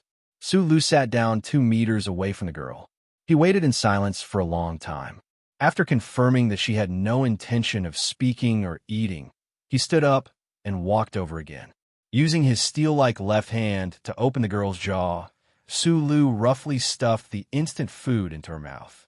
Fortunately, the temperature had dropped a lot, so he didn't have to worry about burning her to death. I still have a lot of things to do. Whether you deserve to be saved or not, since I saved you, I have to give you a full meal. There's no point in being a hungry ghost." In a very short time, he stuffed an entire box of food into the girl's mouth. Azra choked and coughed repeatedly. After taking the water that Sulu handed her, she couldn't be bothered to refuse anymore and drank a few mouthfuls. Then, the two fell silent again. The military pit in the hills was silent. After Sulu finished smoking a cigarette, he looked at the wounds on the back of the girl's torn white dress. He suddenly cursed under his breath and took out the medical kit to bandage her wounds. This time, Azula did not refuse, nor did he express his gratitude. Instead, he hugged his knees even tighter. His thin body shook back and forth nervously for a while. Suddenly, he buried his head in his hands and cried, "Close the door. The dress is so dirty. I shouldn't have lifted it. I'm too slow. I deserve to die." The girl suddenly broke down and cried, startling several nocturnal animals in the bushes. It also woke Sulu up. He stood up vigilantly and, at the same time, quickly turned on the filter detection device to monitor the surroundings of the hills to see if anyone was approaching. Then he heard the girl continue to cry. "If I wasn't me, Grandpa wouldn't have died. He's the best clockmaker. He can make the most punctual clocks, be it friend or foe." They all agreed that Sulu was a good person in the general sense. And he always had a certain trait, a trait that made people trust him easily and feel close to him. Because of this trait and the fact that he was saved, and also because of his noble accent and black hair, Sulu won the trust of the girl, Azra. She didn't hide anything from him as she recounted her tragic experience in the past few days, including the fact that she was raped. Sulu keenly noticed that the girl mentioned the Federation officers later. He then looked at the crying girl and said, "Your grandpa was right. Happy people only need to do one thing, and that is to live. You didn't do anything wrong, so you have the right to live happily." Chapter 896. Azula hugged her knees, opened her tearful eyes, looked at the ruined hometown that had already changed in the night, and asked in a low voice, "Then who did the wrong thing?"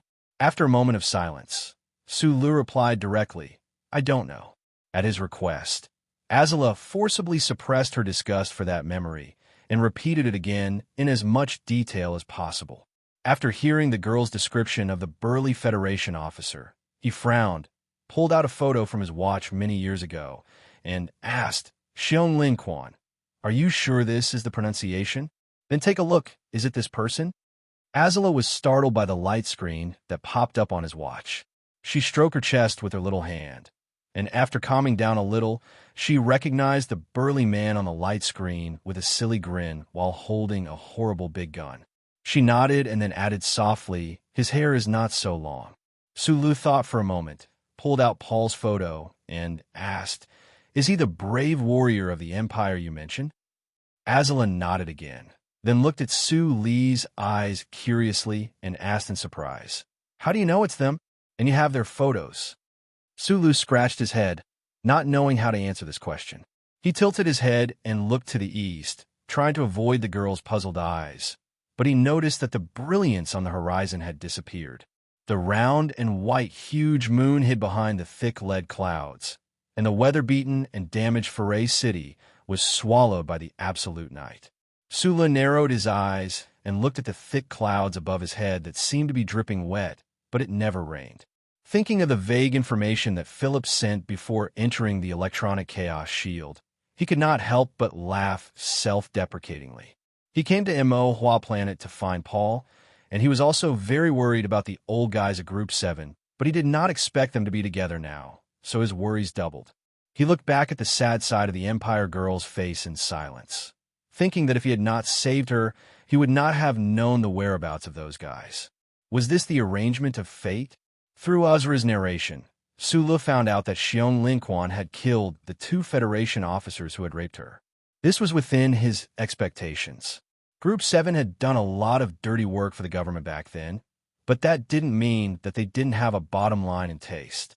He knew what kind of people his former subordinates were. Federation soldiers like Xiong Quan, women and children were basically not killed, But Empire men were killed casually, especially soldiers. The rule of strictly killing prisoners was not in line with Group 7's violent aesthetics. Paul was still in extreme danger, and Su Lun knew that he had to find them as soon as possible. He pulled out the night military map and found the location where Xiong Linquan and others last appeared 3 days ago. Then he narrowed his eyes and looked at Foray City in the night, stretching out his right index finger and pointing into the distance. His finger pointed at the ruined city, moving slowly along with the artillery fire that lit up from time to time between the buildings on the street corners. Su Li's pair of knife-like thick eyebrows were deeply furrowed, his mind turning quickly, thinking hard about where that ghost-like Federation team had gone. Countless battle scenes flashed through his mind quickly. He recalled the details of every battle and mission of Group 7 in the 5460 glaciers, in the 3320 rocky peaks, in the streams, and in the streets of the city. He recalled the content of the notes that the old team members took seriously during Magnolia's tactics class. Sulu gradually made some vague judgments in his heart, so he gently lifted the hair in front of his forehead like a certain someone, revealing a gentle smile.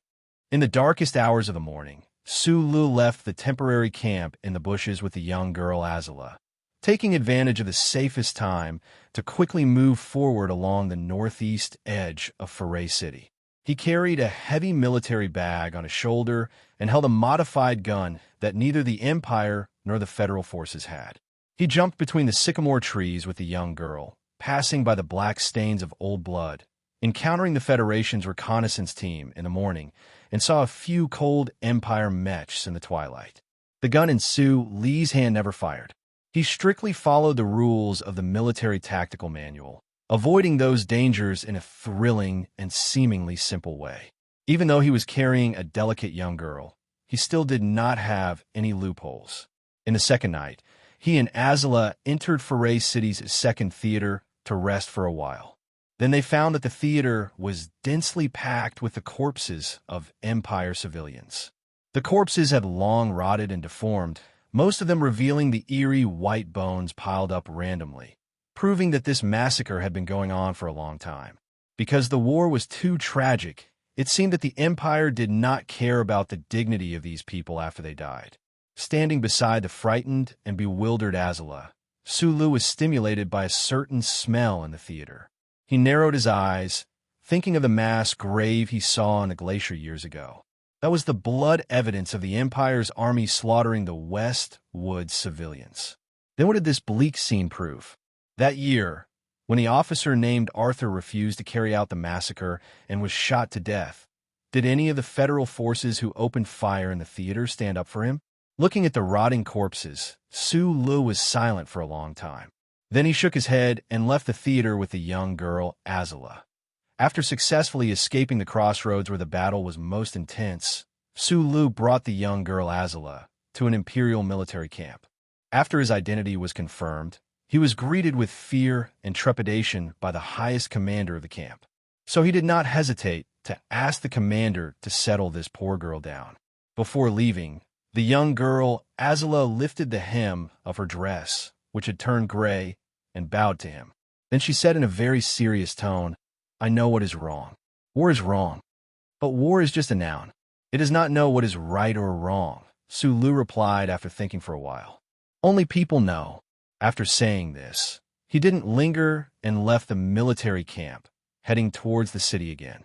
The people he was looking for should still be in the city. The mixed NTR team, led by Xiong Linquan, was like a real ghost, appearing and disappearing amidst the smoke, gunfire, and ruins. Many of the Empire's troops sensed their existence, but they could not find their specific location. The Federal military also did not have a grasp of their whereabouts. Just because others could not find them did not mean that Su Lu could not find them. The route he took to escape with the young girl Azula did not deviate from his tracking plan. That afternoon, he arrived outside a courtyard in the countryside southeast of Foray City. Lead clouds still hung overhead, but the density was much less than in the center of the city. The Federation and the Empire's close-range fighter jets were engaged in a desperate battle in the sky. From time to time, There would be fighter jets dragging long fiery tails as they plummeted to the ground at high speed and exploded violently. The degree of radio interference here was much lower, but the long-range equipment Sulu used to communicate with Philip had been damaged in the past few days of concealment and tracking. It was very difficult to pinpoint his location. Sulu looked at the small courtyard dozens of meters away. He walked to the side of a broken tree and squatted down. He looked at the fresh soil and smiled slightly. He dug up with his military knife and found some waste-like nutrition bars and a few rolls of blood-stained bandages. When Group 7 carried out their mission, they would choose to bury the waste produced in the previous 24 hours in a secluded area outside the camp every time they arrived at a temporary camp. This was to prevent the enemy from using the garbage left in the room to determine their direction. Every unit had their own special combat style and even tactical details. Group 7's details were not in their tactical manual, but in the minds of every member. No one knew. However, this definitely did not include Sulu.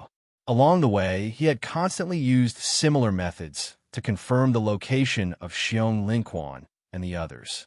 Xiong Linquan and the others would never have thought that the details they used to conceal their tracks would instead become a beacon that exposed their movements. The Southwest War Zone, which had not rained for a long time, suddenly began to drizzle.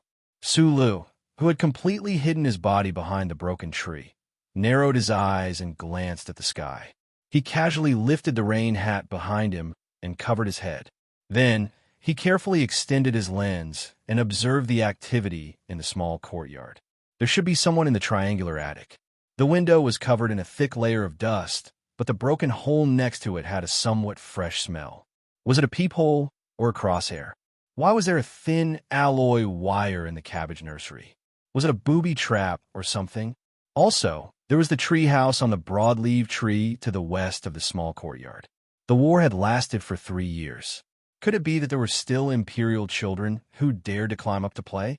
Why were there military boot marks on the bark of that tree? The NTR team, led by Xiong Linquan, had made extremely thorough security preparations for this small courtyard.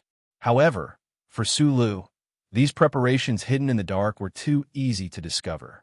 They were too familiar, so familiar that he actually felt a bit moved, as if he had returned to the scene of the tactical drill back in the camp. Sulu licked his slightly dry lips. Following the path he judged to be the safest, he quietly approached the small courtyard. His right hand slowly extended over the courtyard wall. However, just as he was about to quietly sneak in, a gunshot rang out in the small courtyard. Even with a silencer, in this quiet space, it was still extremely clear and crisp. The bullet brushed past his right hand and entered the brick wall, splashing up a few pieces of sharp red dust. Sulu suddenly crouched down against the wall and thought in annoyance, "There's actually another hidden and strange point. When did these guys become so crafty?" The raindrops gradually became heavier, hitting his clothes, the red brick wall, and the wild leaves growing in the nursery in the courtyard with pitter-patter sounds. After that gunshot, there was no more movement in the small courtyard. Sulu hugged his gun and leaned against the wet brick wall.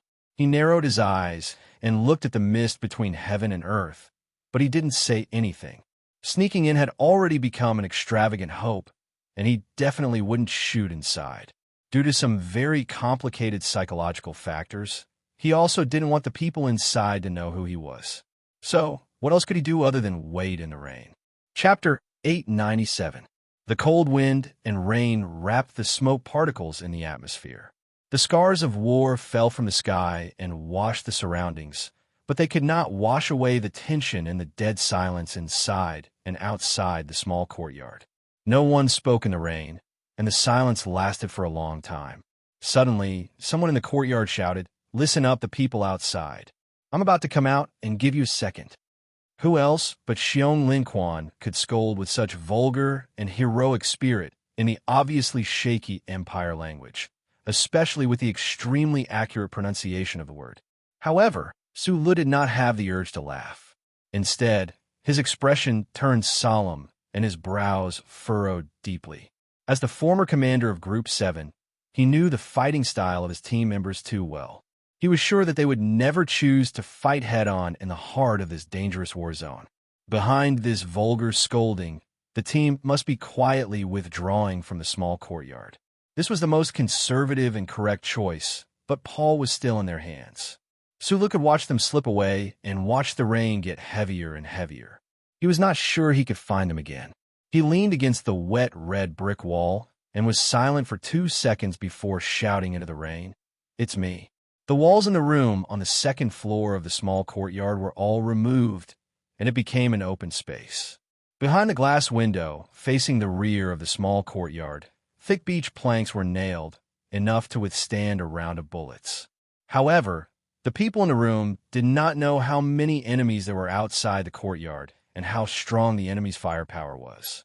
Under the muzzle of a Federation soldier, 2 Empire prisoners were struggling to lift a stretcher, preparing to be the first to evacuate. 6 lightly wounded people were organizing their equipment. The 4 people led by Xiong Linquan were holding heavy firearms and vigilantly staring at a certain part of the red courtyard wall, the place where the hand had just grabbed. At this moment, they heard the person outside the courtyard shout 2 words. Those 2 words clearly penetrated the sound of the wind and rain and entered their ears. No one would announce themselves like this. "Is it me? Who am I? Who the fuck are you? What is your name? Where did you come from? Where are you going?" These were not philosophical questions, but practical questions. However, at least 6 people understood these 2 words. To be precise, they recognized that this voice came from the vocal cords of some guy who had been ravaged by 37 brand cigarettes. They were once members of Group 7 of that hero, so they recognized that the other party was that former hero. The room was silent for a few seconds. "Yes, boss," one of the team members shouted out in shock. Then, he subconsciously put down his gun and cheerfully stood on his tiptoes. Through the wooden planks, he shouted at the courtyard wall in the rain, "Boss, it's you? I'll have someone turn off the thunder immediately." After saying this, the other team member very naturally prepared to turn off the electric switch of the explosives. The first team member who spoke first slung the gun over his shoulder and excitedly rushed to the stairs. When this team member walked past Xiong Linquan slapped the back of his head and roared, "Are you an idiot?" This roar and this slap woke up those excited members who were preparing to rendezvous with Sulu. Only then did they remember that their boss was an Empire citizen. After being separated for 3 years, the reunion in the rainy courtyard had been too sudden, so the members had completely forgotten about this matter. They had been blinded by excitement and joy, and now that they had woken up, their expressions became extremely complicated. They looked at each other's faces, not knowing what to do next. "Fuck, how could I forget that he's an Empire citizen? Fuck me too, you forgot that boss is also the Empire's crown prince. Fuck me too, I was just thinking about boss coming back. How could I remember these stupid things? Fuck me too, I was thinking that with boss here, we could escape no matter what. I was so surprised that I fainted." Xiong Linquan coldly looked at the team members, his cold gaze forcing them to shut up. Only then did he fiercely wipe his palms on the side of his pants, silently cursing the word fuck, hiding the embarrassment on his face. In fact, when he heard the word fuck coming from outside the courtyard wall, his first reaction was to rush out and see if that guy had lost an arm or a leg, and if that pair of eyes were still so small. Was he alive? Apart from the 2 Empire prisoners, the rest of the people in the room guessed the identity of the person outside the courtyard wall from their reactions. The NTR team's soldiers looked at each other in dismay, shocked that they would actually encounter such a legendary figure. On the stretcher, Dongfang Yu looked at Xiong Linquan and mocked, "Black blind, what the hell are you standing there for? If you want to surrender to the Empire's royal family, this is the best opportunity." Xiong Linquan looked down at the heavy gun in his hand, his tanned face flushed red. He cursed a few words in a low voice, walked to the window, and smashed open the hard beech planks with his fist, aiming at the red brick wall. Su Li's voice came from the red brick wall again. "I'm here to save a person. His name is Paul. He should be one of the 2 Empire soldiers you captured." Xiong Linquan frowned, looked back at the 2 Empire prisoners in the room, and asked in a deep voice, "Which one of you is called Paul?" The bright-eyed Empire prisoner, who had been particularly bold along the way, raised his hand. He was Aunt Susan's only son, Paul. After being captured for nearly 2 months, Paul had long been prepared to die at any time. The reason why he had been following this Federation team and not choosing more risky actions was that he needed an opportunity to die together with them. However, the Federal forces were too strong, and he had never found such an opportunity. Paul was somewhat baffled by the change in the situation at this time. He remembered that day in the cellar. These Federation soldiers had said that their leader was an Empire person. Then, could it be that the person hiding outside the red brick wall was that Empire person? Why did that voice sound familiar? His eyes lit up, but he didn't dare to believe his own judgment. Xiong Lin Quan stared at the red brick wall in the rain through the window, his heart full of anger. The source of his anger might be because Su Lu suddenly became an Empire person, which made him unable to accept emotionally. Perhaps it was because this person had made Group 7, or even the entire 17 years, suffer too many strange gazes and suspicions in the past 3 years. Perhaps it was because he felt powerless in the face of fate's betrayal. But the more likely reason should be that the leader, who he hadn't seen for 3 years, suddenly appeared on the battlefield. He actually didn't come to find these old men of Group 7, but to save that Empire person named Paul. Of course, he definitely wouldn't admit this. Just as he once said to the battalion commander of the Iron 7th Division's Defense Battalion, he firmly believed that he would be the first to shoot after seeing Su Lu on the battlefield. So Xiong Lin Quan furiously pulled the trigger at the red brick wall. The red brick wall shattered into pieces, exploding into dark powder that splashed everywhere in the rain. Amidst the concentrated gunfire, he shouted wildly, "Fuck your great-grandmother!" The moment the gunshot rang out, Su Lu did a standard roll in the rain. He shrunk his body in an extremely sorry state, lying in the dirty mud. He watched as the red brick area to the left of where he was before instantly turned into ruins under Xiong Lin Quan's gun. After escaping from the Federation for 3 whole years, he missed his homeland for 3 whole years, especially the old friends who lived there. He had imagined countless times what it would be like if he returned to the Federation in the future and reunited with those fellows. He even imagined that this kind of reunion would happen on the battlefield, just like today. However, in all of his countless imaginings, Su Lin never thought that they, especially Big Bear, would actually really shoot at him.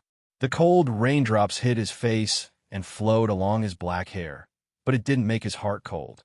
Instead, some kind of wildfire began to burn there, so hot that he bounced up from the wetland like a bolt of lightning, leaving the red brick wall and walking into the rain. The rain was open and there was no shelter. As long as a bullet was fired from the courtyard, his life would easily end. However, the wildfire burning in his chest and abdomen made him not think about this at all.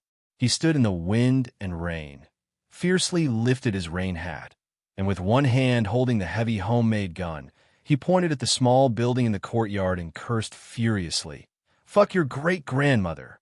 You open fire! You open fire! You might as well fucking kill me!" There was no gunshot.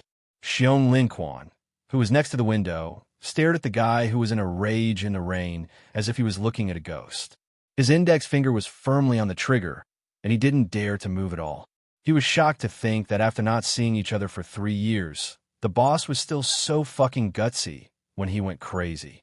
Su Li's figure appeared on the monitoring screen in the room. Paul looked at the furious face washed by the rain in shock. He didn't know where the courage came from, but he shouted loudly outside the window, "Brother, go quickly. Don't worry about me." Xiong Lin Quan looked back in shock and glanced at the inconspicuous captive of the Empire. Then he turned back to the window and shouted at Su Lu, who was still holding the gun and cursing. "So I caught the Prince of the Empire. Do you think it's possible to let him go?" Paul was stunned. When did he become the Prince of the Empire? Xiong Lin Quan shot at him. Su Lu kept repeating this sentence in his mind at this time. His anger couldn't be eliminated. Instead, it became more and more explosive. He fiercely wiped the cold rain on his face and directly rushed to the small courtyard, cursing upstairs, "If you have fucking guts, try to shoot me a few more times." He didn't choose any surprise attack method, nor did he raise his gun to try to suppress them. Just like this, with the wind and rain all over his body, he pushed open the front door of the small courtyard with a heavy gun and walked in openly. It was as if he was still the leader of Group 7 in the past. From the front door of the small courtyard to the building, who knew how many bombs and traps were set up? Sulu didn't even look at them and just shouted, "Turn them all off!" The members of Group 7 in the room woke up and turned off all the devices as fast as they could. They seemed particularly flustered and panicked. Xiong Lin Quan, who was next to the window, held the gun and aimed downstairs again and again. In the end, he cursed and put down the gun dejectedly. The reunion of Group 7 and Sulu at that time was so absurd. It was so fucking comedic. Chapter 898. A completely drenched Sulu pushed open the door and walked in, rainwater dripping down his sleeves. The gazes of several members of Team 7 followed the water droplets to the ground.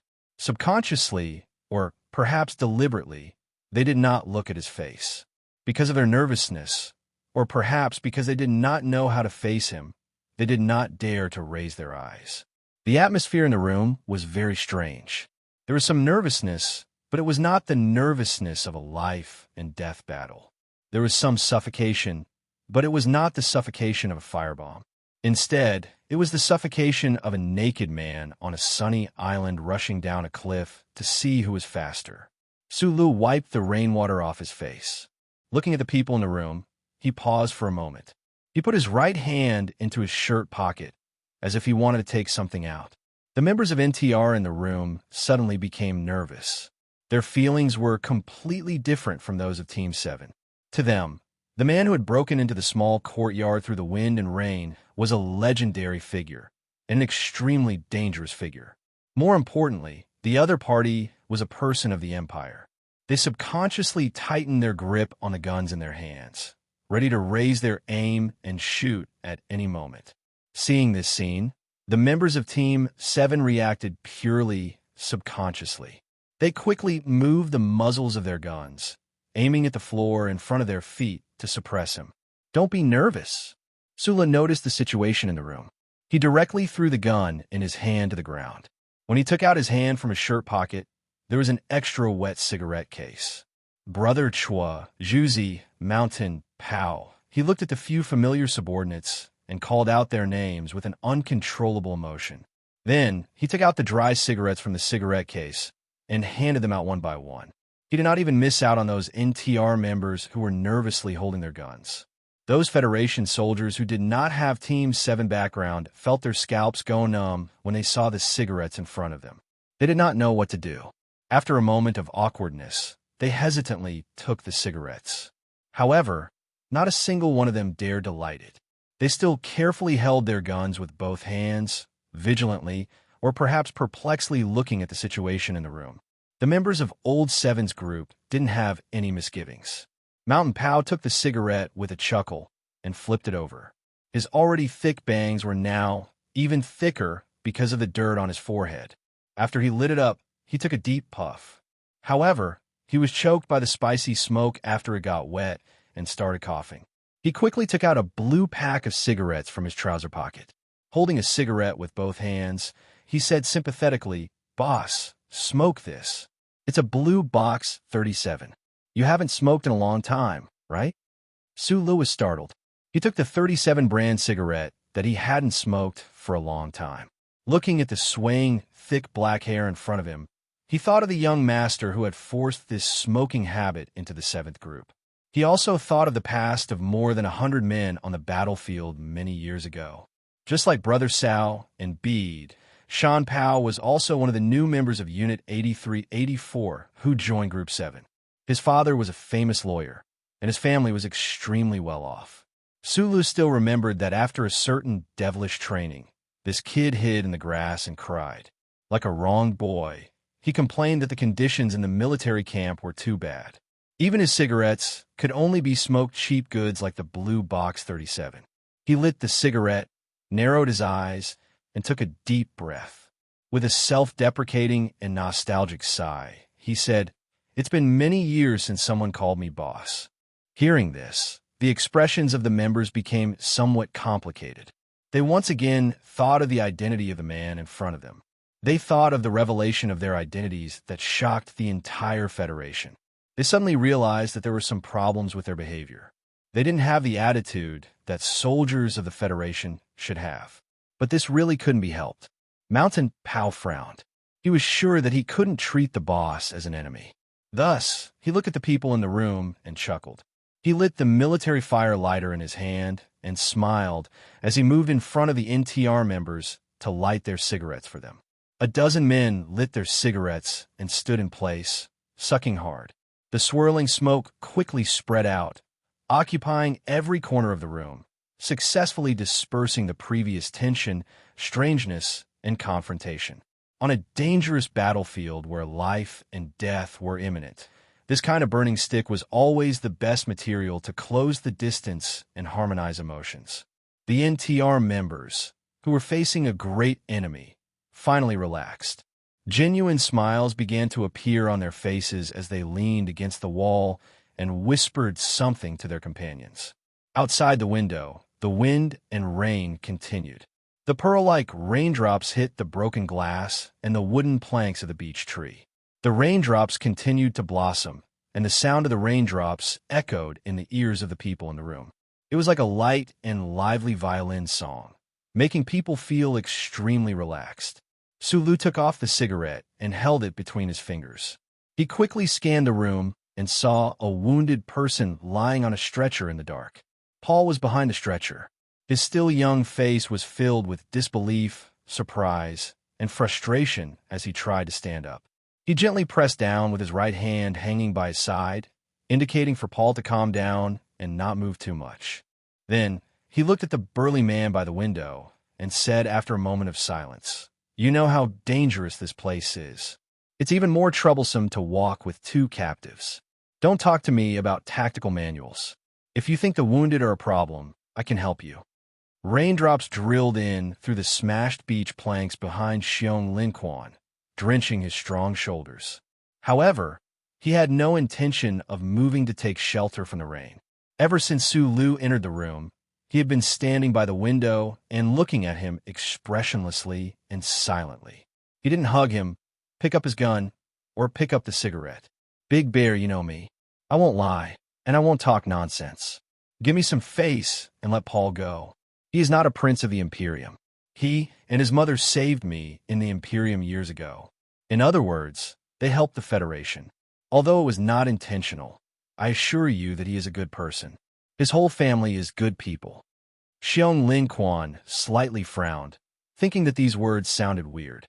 When he was about to say something, a burst of exaggerated laughter suddenly came from the dark corner of the room. "What a fucking joy! Ha ha!" The laughter was very loud, arrogant, cold, and even filled with resentment. It immediately attracted the attention of everyone in the room. Everybody took off the cigarette in their mouth and looked at that direction in shock. "What are you doing? Acting in a movie? A warm reunion? You idiots. You think that this guy is not a citizen of the Imperium if you cover his eyes?" Dong Fengyu, who was lying on the stretcher, was seriously injured. But at this moment, he somehow found the strength to prop himself up and lean against the damp corner of the wall. Panting heavily, he looked at the crowd and scolded fiercely. "What do you want? Defect to the enemy or commit treason? Or are you planning to suck up to the Imperial Crown Prince?" He raised his arm with difficulty and pointed at Xiong Linquan, who was standing by the window, and shouted, "Xiong Linquan, if you dare to make a deal with him, unless you kill me right now, this daddy will fuck your entire family and 18 generations of ancestors when I get back." Shan Pao was enraged by this person's vicious words. He spat out the cigarette in his mouth and roared, "Dong Feng, this daddy doesn't care about your rank. If you dare to call the boss a citizen of the Empire, this daddy will definitely stab you 3 more times in your stomach when you recover." Dong Feng Yu's resentful laughter forced tears out of his eyes. The wound on his chest and abdomen split open and began to seep out blood. He looked very miserable. He looked at Shan Pao and said with contempt, "Coward, you think he's not a citizen just because you say so?" Shan Pao's lips moved slightly. He wanted to retort, but didn't know how to. He grimaced and looked back at Sulo. His eyes were like that of a wounded rabbit, extremely pitiful. Sulu looked towards the corner of the room. Only now did he recognize the identity of this seriously injured person. He couldn't help but feel a wave of shock and strong confusion. Dong Fangyu was the commander of the 1st Regiment of the Iron 7th Division many years ago. He was Du Shaoqing's right-hand man along with Shimin Jin. The war had lasted for many years. According to the usual trajectory, this person should be at least the commander of a certain Federation division or even higher command right now. He should have become one of the federal military's new generation generals. Who would have thought that such an officer with a bright future would appear in the most desperate courtyard of the Southwest War Zone, lying on a stretcher and coughing blood while letting out mournful and resentful laughter? Sulu naturally remembered that he was the one who had forced Du Shaoqing to personally punish this person and throw him into the NTR unit of the new 17th Division. However, he didn't expect this person to survive for 3 years in the NTR unit, where the casualty rate was incomparably high. He also didn't expect that Du Shaoqing, who had long been the #1 person on the Federation's front lines, would actually not bail out this most loyal subordinate of his. You're right. Whether I admit it or not, I'm still a citizen of the Empire. However, I've already learned not to treat this identity as a humiliation because not everyone from the Empire is bad, and not everyone from the Federation is good. 3 years ago, several bottles of inferior wine, 2 bowls of instant noodles, and a long conversation in the department store at the foot of the mountain. Sulu had long forgotten about his identity. He narrowed his eyes and looked at Dong Fangyu on the stretcher. For example, someone from the Federation like you is actually shameless enough to shoot a comrade in the back on the battlefield. Do you think you have the right to call others cowards? The room was silent. Dong Fangyu leaned against the wall and looked at him, the smile on her face gradually fading. After a moment of silence, she coldly replied, I don't want to explain anything about what happened back then. Even during these years in NTR, I've never hidden my disgust for that piece of shit Team 7. For bandits like you, even if all of you die, I won't show any sympathy. But I pay the price. Dong Fangyu lowered her head and looked at the blood seeping out of the bandage on her abdomen. She said, I've been in NTR for 3 whole years. How long have the other people in this room been in NTR? Who on Mo Hua planet has killed more enemies than me? According to my military achievements, I could have walked out of NTR with my chest held high a long time ago. However, I'm not leaving. I'm going to stay in NTR until I die. Why? Dong Fangyu stared into his eyes and continued expressionlessly. Sulu, I'm doing this to shut the mouth of a moral peddler like you. I'm going to tell everyone that I didn't disgrace my commander in the Iron 7th Division. I'm going to make it so that you won't have any excuse to criticize my unit. Chapter 899. As for these prisoners, they're my prisoners. Dong Fangyu's pale face peeked out from between the thick stubble of his beard. It was as if he was mocking Sulu. He looked at the people in the room and mocked. This is not a fucking movie. If this was a movie, I would make you kneel down and beg me. You better not kneel down and beg me, because no matter how you beg, it will be useless. He looked at Sulu again. Ignoring his injury, he turned his arm and pointed at the 3 terrifying puncture wounds on his chest and abdomen. He said in a serious tone, I used my life to exchange for this. These 2 Empire prisoners must carry me back to the army and then be locked in the prisoner camp for the rest of their lives. If you want to take them away, you'll have to shoot a few more holes in my stomach. Xiong Linquan looked at the dust on his military boots and the swaying of the heavy gun beside him. He suddenly shook his head and said to Sulu, You should go. I have already sent the coordinates to the base. Our mission has been completed long ago. Tomorrow evening, a mecha camp will come to pick us up. If you don't want to face the federal military again, you better leave immediately. The relationship between Sulu and Team 7 was very complicated. They were naturally on opposite ends of the spectrum, but they couldn't really be enemies. Of course, they couldn't appear too close either. Right now, Xiong Linquan was able to say these words, which already represented a very rare trust and many old friendships. Su Li's reaction surprised everyone in the building. He didn't feel sad or dejected, nor did he suddenly transform into a cold-blooded demon king. Instead, he silently took off the military backpack behind him and frowned as he looked at the light screen in the corner. He asked, "Is there a signal in this area?" The electronic interference is still very serious. The communication is intermittent.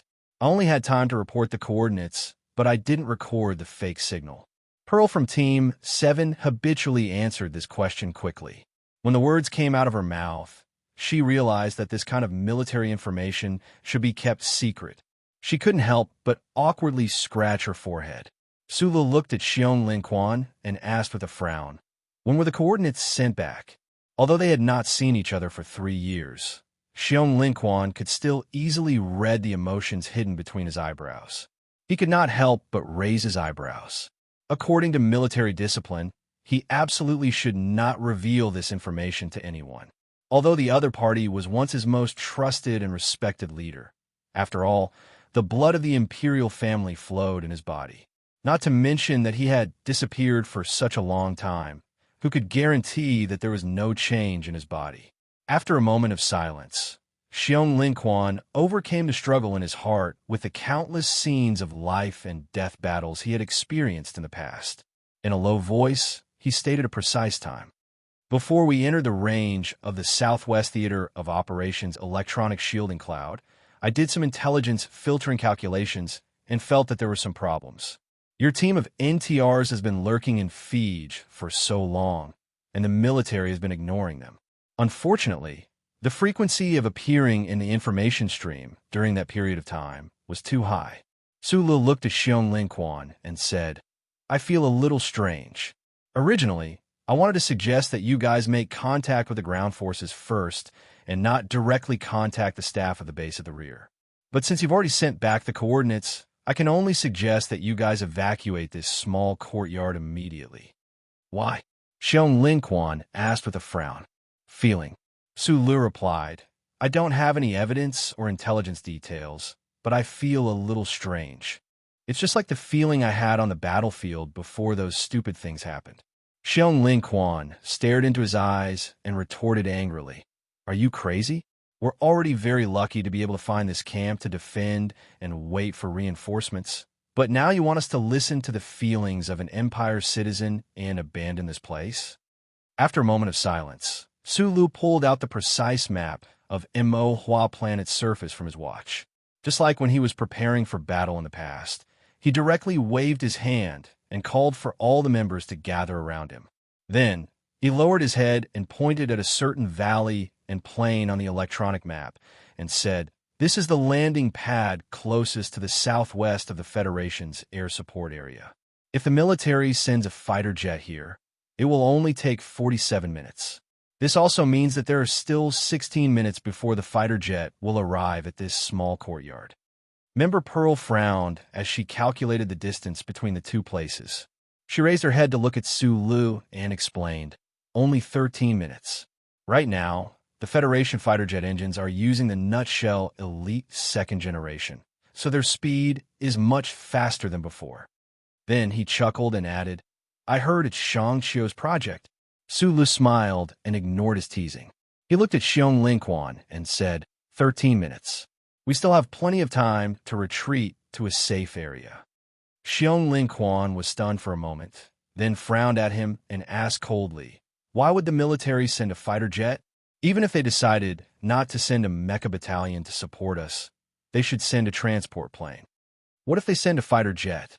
Sulu stared into his eyes and asked, "That doesn't make sense." Xiong Lin Quan waved his arms angrily and said, "Does the base want to attack our team? I know you've always thought that the upper echelons of the Federation are all fucking schemers, and I also admit that those people are fucking schemers, but don't forget that this is the front line. This is planet Emohua. This is not the capital. We are at war." Sulu was about to say something, but Xiong Lin Quan continued with a frown. "Besides, you should know very well that even though the General Staff Department transferred all of us, the old 7 group, to NTR, to those big shots, we are nothing. Even if there is a conspiracy, it is not worth it to use us." In the small courtyard amidst the rain, the people in the room quietly listened to the argument beside the electronic map. At this time, no one knew that within the federal military base, there had been an undercurrent flowing. One careless operation mistake had led to a routine purge becoming an even colder scheme. They also didn't know that Da Vinci was currently on the run in the forest, and that hundreds of small-eyed Special Forces soldiers were currently searching for the location of Camp 2 at the foot of the mountain. At this time, Sulu also didn't know what had happened at the base, and he even agreed with Xiong Linchuan's opinion. On the front line where the flames of war raged on endlessly, the big shots of the federal military had no reason to make a move against this NTR team. This kind of thing was too dirty and evil, so dirty and evil that it was not in line with the interests of any faction. However, based on his instinctive sense of danger, based on the importance he attached to the old members of this lone team, he decided to stick to his opinion. He stared into Xiong Linchuan's eyes without backing down and said calmly, "Even if it is just to be safe, you should still take the team and retreat. See if there will be a fighter jet coming. If there isn't, you can come back again." Xiong Linquan was silent, his brows furrowed. Suli used mockery to strengthen the strength of his words. He sneered and said, "It only takes a few minutes, just a rain shower. What are you worried about? Are you worried that I, a person of the Empire, will guess the ugly actions of the Federation and make you lose face?" Time passed minute by minute, second by second, and Xiong Linquan still couldn't make a decision. He was not an indecisive commander on a battlefield, but Su Li's words were too absurd in his opinion. Why would the base launch an attack on his team? Shan Pao's gaze shifted between Xiong Linquan and Su Lu several times. Finally, he couldn't help but pick up his helmet. Through the battlefield infantry system, he said to the observation post outside the building, "Monkey, don't save energy. Increase the filter detection range. Keep an eye on the sky of the 556 sector in the southwest. Pay attention to any abnormalities." Xiong Linquan tacitly agreed with his actions. Shan Pao looked at Su Lu and explained, "It's Monkey today on the tree hole. I guessed it was him a long time ago. His tactical actions are still so crude." Su Lu smiled and said, "Only a blind person wouldn't be able to see those two large footprints on the tree bark." The communication system wasn't turned off. A few seconds later, the angry voice of the member of Group 7 in the middle of the tree sounded. "Boss, you can't talk behind people's backs. Monkey didn't open fire just now." Su Lu smiled, but his brows suddenly furrowed. He subconsciously covered his ear with his left hand. When he confirmed that he could communicate in this area, he had activated the equipment in his military backpack. The equipment, which had been severely damaged, finally connected with the spaceship outside the atmosphere. Hearing the hissing noise and the intermittent keywords in his eardrums, Su Li's expression became more and more serious. He looked at Xiong Linquan and said, "We have to retreat. A fighter jet is approaching at high speed. It's faster than what we calculated. It seems that some people are more thirsty than we thought." Everyone in the room looked at him in shock. Sulu added, "It's Sparrowhawk." The Sparrowhawk was one of the Federation's most powerful ground attack methods. The Federation soldiers in the room were all veterans who had climbed out of piles of corpses. Of course, they knew that it was impossible for this kind of fighter jet to land in this kind of terrain, let alone evacuate with so many people. Exaggerated laughter burst out in the dark corner again. Dong Fangyu, who had been silent all this time, raised his arm and wiped his tears with difficulty. He scolded everyone. "You actually believe a member of the Empire's royal family. You are all fucking crazy." Monkey's shocked shout suddenly came from the treehouse outside the building. "It's really a Sparrowhawk, a gray hawk." The atmosphere in the room suddenly became tense. Dong Fangyu was stunned for a moment before he shouted angrily, "There are so many fighter jets of the Empire in the sky. This is a fucking air battle. Why are you so nervous?" Xiong Linquan looked back at him coldly and said, "According to the observation pattern of the past 2 days, the air battle in this area has already ended. Those people even dared to blow up the ancient bell." Su Lu said, "Retreat." Xiong Linquan gave the order. "I'm not retreating." Dong Fangyu roared, "I don't believe that anyone will attack me. You bunch of lunatics. Idiots." Su Lu shouted, "What about that time you fucked with Old Bai?" Dong Fangyu was silent. Xiong Linquan picked up a corner of the stretcher. Su Lu waved his hand and signaled Paul to follow behind him. He picked up the other corner of the stretcher. Everyone left the small courtyard at the fastest speed and entered the storm. A few minutes later, a gray Federation Sparrowhawk broke through the clouds and arrived. Accompanied by the clear sound of missile launch, the small courtyard turned into a sea of fire. Chapter 900. The gray, streamlined Federation fighter jet roared through the airspace above the small courtyard, tearing apart countless raindrops. It completed a graceful somersault high in the sky and flew away at a high speed, like a gray hawk tearing through the clouds. Because it was deep in the intersection area of the Southwest Theater of Operations, the Greyhawk fighter jet did not return after it left, and there was no routine confirmation of the results.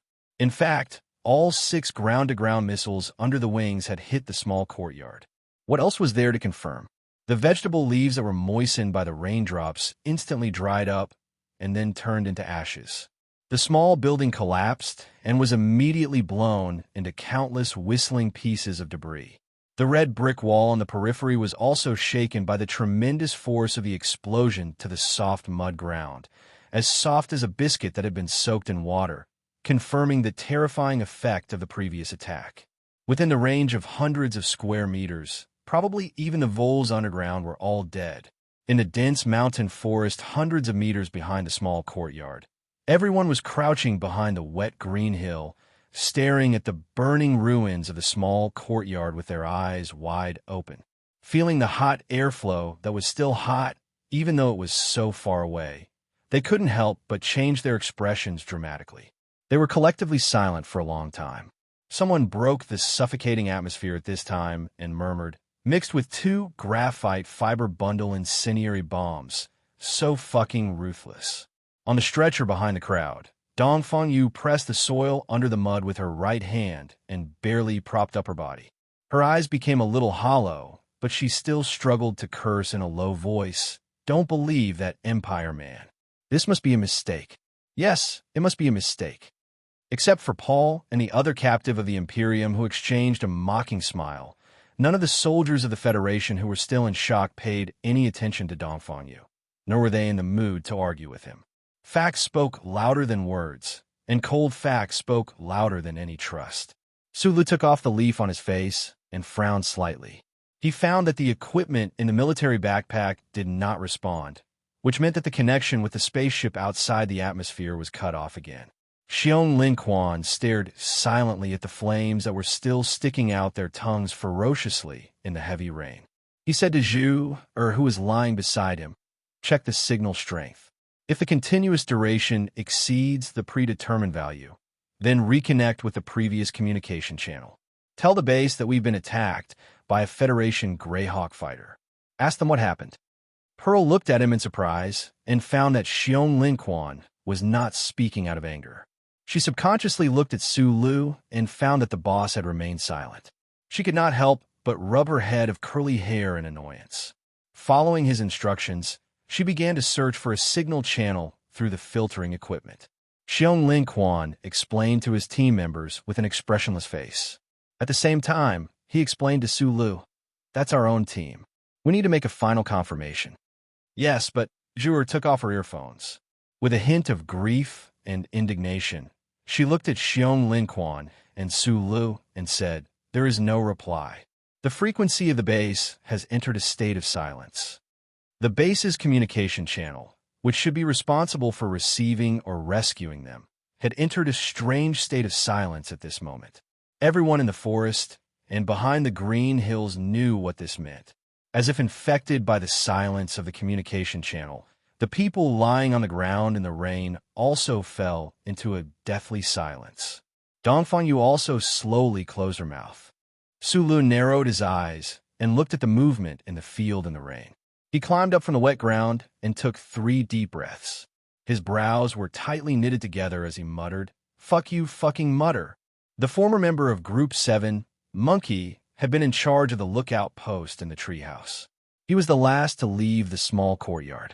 While he was shocked by the fighter, he had been paying attention to Su Lu. When he heard these words, he explained to the soldier beside him in a low voice, "Boss usually doesn't like to swear, but sometimes he can't help it.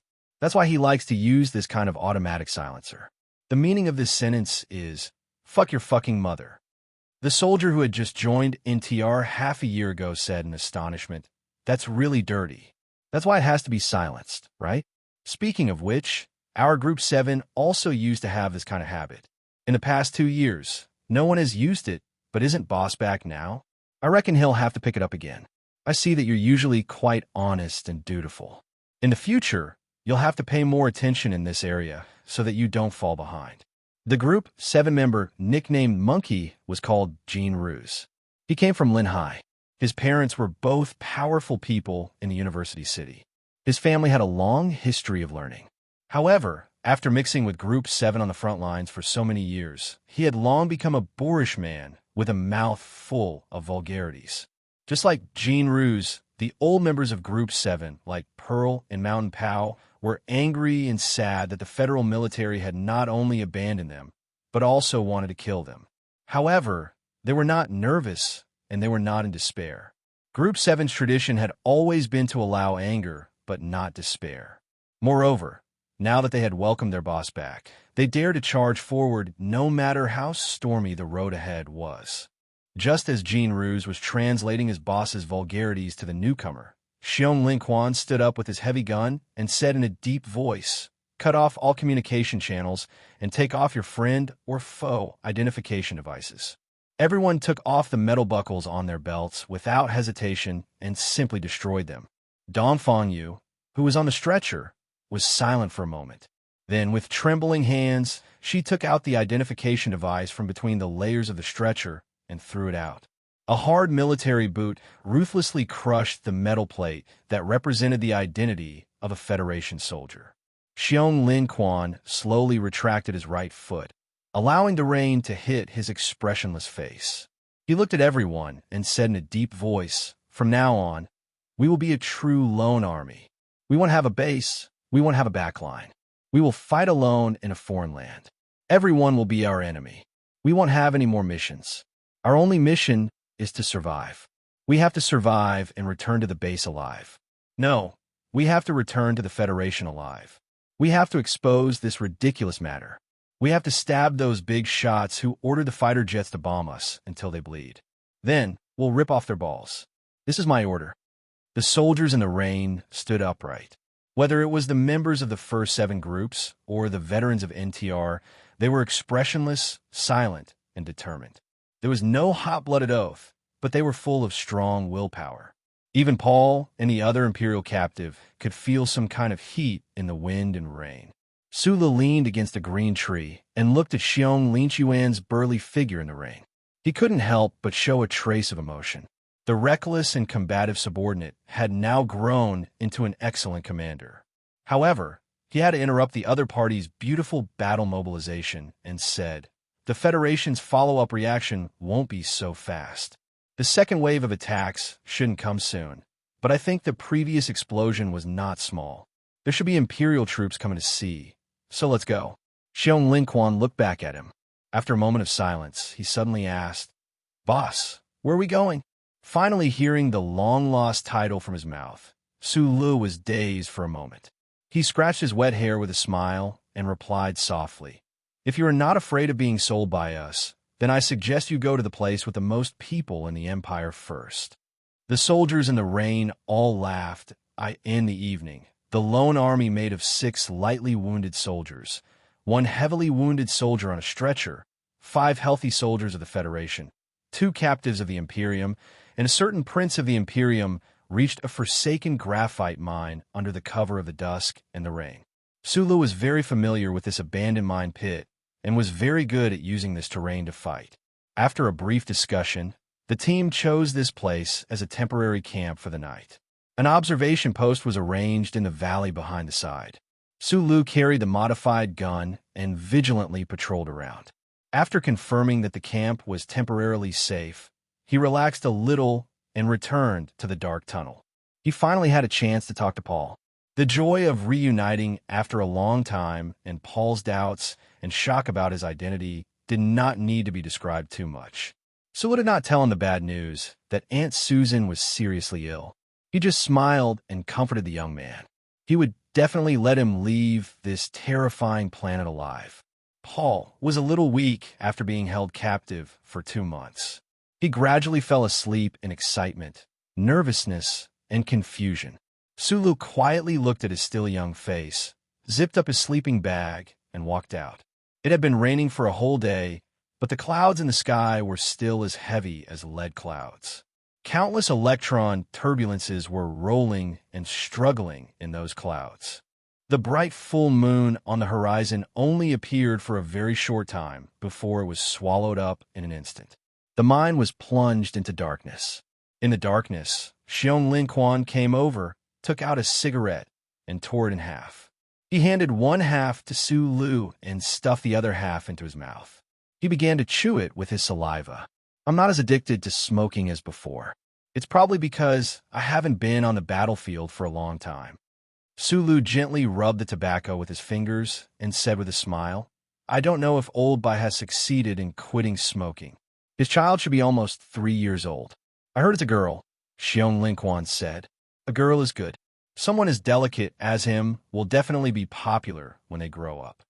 Sulu paused slightly and suddenly asked, How many people do we have left? Xiong Linquan was silent for a long time before replying, 37. Sulu looked at the occasional cannon fire under the night sky in the distance and said with a frown, Back then, there were 5,460 of us. We had a total of 137 people, and now there's only a few left? I'm talking about the people who are still in the army. Boss Thafi ran away. Some people chose to retire like Old Bai. Lu Jiao retired 2 years ago, and now he's driving a taxi in the capital. He earns quite a good income, but I heard that he always has abdominal cramps on rainy days, and he can't even hold the steering wheel properly. Do you still remember the wound on his stomach back then? In his letters, he always complained that it was the after effects of that injury. I don't understand. There's no joint in the stomach, so how can he get rheumatism? Fuck. Xiong Linquan scolded with a smile and spat out the tobacco in his mouth. Sula narrowed his eyes and sighed. Retiring from the army is pretty good. At least they're still alive. Xiong Linquan only said that some people had retired from the army, but he was not willing to say how many. He understood what he meant. Many of those people in Group 7 had left the army forever because of this war. He stuffed the tobacco into his mouth and slowly chewed. He felt that it was getting more and more bitter and numb. Chapter 901. Death was the eternal main theme of war. The screams of being shot and the cries of discovering one's disability were just background noises. As for words like sacrifice and dedication, they were just unremarkable side notes. Through Xiong Linquan's narration, Sulu learned about those who had left in the past few years of war. What was even more chilling was that, in this bloody battle in the southwest mines, of the 20 or so former team, 7 members of the 17th Division's NTR unit, less than 10 people were still alive. Why were you guys transferred to NTR? Sulu spat out the wet tobacco in his mouth and asked with a frown, You've already been promoted to lieutenant colonel. At least this means that you haven't violated military discipline in the past 3 years.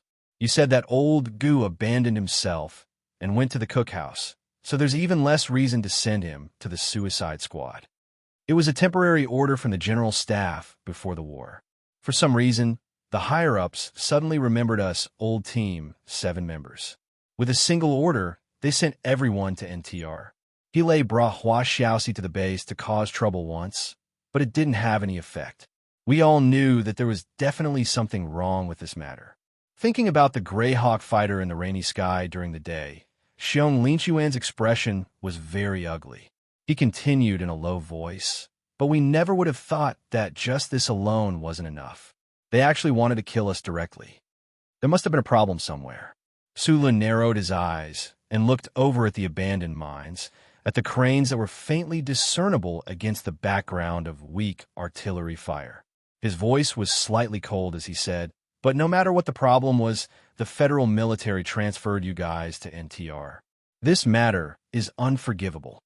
If this is the intention of the highest level of the military, then they don't need our forgiveness at all.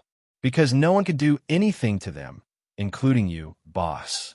Right now, you're a citizen of the Empire, not a hero of the Federation. You're not the successor personally chosen by the war god, the destined commander of the 17th Division. Xiong Linquan looked at Su Lu in silence for a moment before calmly changing the topic. As per your request, I pacified that Imperial captive and promised to let him go once he entered the safe zone. After a slight pause, he said self-deprecatingly, "But my Imperial language is terrible, and I don't know if he understands. Besides, I remember who Paul is.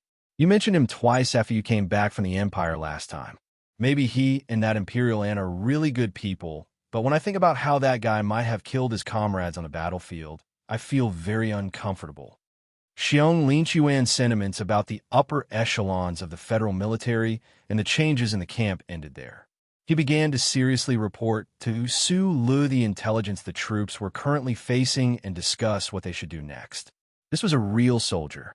No matter what kind of unexpected situation they encountered on the battlefield, even if it was the ugliest, dirtiest, disgusting, and shameless thing, they could accept reality as quickly as possible, get used to it, and then resist it until they finally defeated it. According to the current route, we will be able to reach the outermost edge of the Southwest Theater of Operations in a dozen hours. There is no protection from the lead clouds and high-density electron turbulence. The signal relay stations outside the atmosphere, as well as the military satellites of the Federation, can easily capture our whereabouts and then complete a fatal positioning attack. This is my biggest worry right now. Su Lu frowned and was silent for a moment before saying, "Staying in the Southwest Theater of Operations means that we may encounter troops far stronger than us at any time and anywhere. It is equally dangerous. Let's go out first. If the glory of the Charter sprinkles down, I'll find a way to deal with it." In the minds of the people of the Federation, no one could resist the glory of the Charter, even in the Imperium, where the glory was dim and incomplete. But after hearing Su Li's words, Xiong Linquan did not show any emotional reaction of shock. After the storm, the brawny man accepted the return of the boss from the bottom of his heart. Then, he naturally returned to the mindset of the past and firmly believed that the boss was omnipotent. A cigarette was lit in the abandoned graphite pit, vaguely emitting a faint red light. Frowning, Xiong Linquan lifted the dark curtain and looked forward. Surprisingly, he did not scold him in a low voice. On the contrary, his left hand that lifted the curtain was somewhat stiff. Su Lu glanced into the pit through the gap. In that extremely short instant, when the light of the fire illuminated the walls of the pit, he saw Dongfang Yu on the stretcher. The cigarette in his mouth was slowly burning, and the middle-aged officer's white hair was tangled together, revealing his severely damaged ear. Abandoned, deceived, and hunted down, we of the 7th Division have seen too much of the dark side of the Federation in the past, so we can be a little calmer. But Dongfang Yu is different. He has been following Du Shaoqing ever since he left the military academy, and his whole mind is filled with loyalty. Right now, he should be in a very bad mood. Xiong Linquan lowered the heavy curtain and said to Su Lu in a low voice, "You should still remember that his ear was cut off by Old Bai with a knife. Now that he's disabled, he can't really listen to human speech. Also, he spent 3 whole years in the Abyss Division like NTR, so it's inevitable that his mentality is somewhat distorted. Don't mind his attitude during the day." I didn't think that you would speak up for Dongfang. You know that I've never had a good impression of those maniacs from the Iron 7 Division. Su Lu frowned, looked at Xiong Linquan, and said in a low voice, "His ear was cut off by Old Bai, so it's only right that he pay the price. I won't forget what he did on planet Yellow Doom. Just because of this, our 7th Division only has a pair of twin brothers. Jesse died by that stupid stream in 20 years ago. Jia, one could be said to have died by this guy's hands." Xiong Linquan was silent for a very long time. He stroked the light spikes on his head and said, "If you want to survive in this damn place on the front lines and live with a normal mind, you have to forget too many scenes of death. This time, so many of our brothers died in the Southwest War Zone, but Monkey and the others can still smile so happily when they see you. That's why." He looked at Su Lu and said, "I'm not trying to defend Dongfang or anything. I just feel that this guy has been living quite a miserable life. We've only been in NTR for less than 3 months, and we're already on the verge of going crazy. He's been here for 3 whole years. Sulu gently moved his right foot and slowly stepped on a rock. After a moment of silence, he said, "That's true. People have to look forward." At 3:30 in the morning, before leaving the abandoned graphite mine camp, this lonely Federation team held a pre-battle meeting. Everyone was clear about the dangerous situation they were in, so the main purpose of this meeting was not to unify their thoughts or mobilize them, but to simply come up with a conclusion where everyone should go. The upper echelons of the federal military wanted to eliminate them for certain reasons. So now there was a sad and indignant truth. The areas where the Empire's troops held the advantage were actually safer for these Federation soldiers. However, they could not wander around the Empire's controlled areas forever. Apart from facing the test of raising ammunition, they could also be surrounded and annihilated by the Empire's troops at any time. The image of a lone army fighting is very tragic and powerful, but this kind of thing will always have a tragic ending. It's better to avoid it if possible. Sulu put down the canned food in his hand and passed it to Mountain Pal beside him. He looked at the people in the tunnel and said with a smile, "I suggest that we go around the Liangshan area, shake off the pursuit of the upper echelons of the military, and actively and quickly approach the ground troops of the Federation. There's no conspiracy that can make the millions of federal troops of Mo move together. As long as we don't get killed on the spot, then we'll have a chance to explain the truth. The key is which ground troops are trustworthy. If we just go over like this and find out that the ground troops are Hu Yin's direct subordinates and are chasing us everywhere, then it'll be like sending white meat to an orphan's mouth. It'll be a horrible death." The people in the tunnel used the dim light to stare at the electronic military map and began to seriously consider the direction of their breakout. They had been hiding in Fierce City for 2 months, and they had no information at all, so they did not know what to do. The war in the southwest has started, and the 11th Division has moved to the North Liangshan area. According to the calculations made in the past 2 months, this division is now stationed here. A cold and tired voice suddenly rang out in the quiet tunnel. On the stretcher in the corner, Dongfang Yu struggled to prop up half of her body.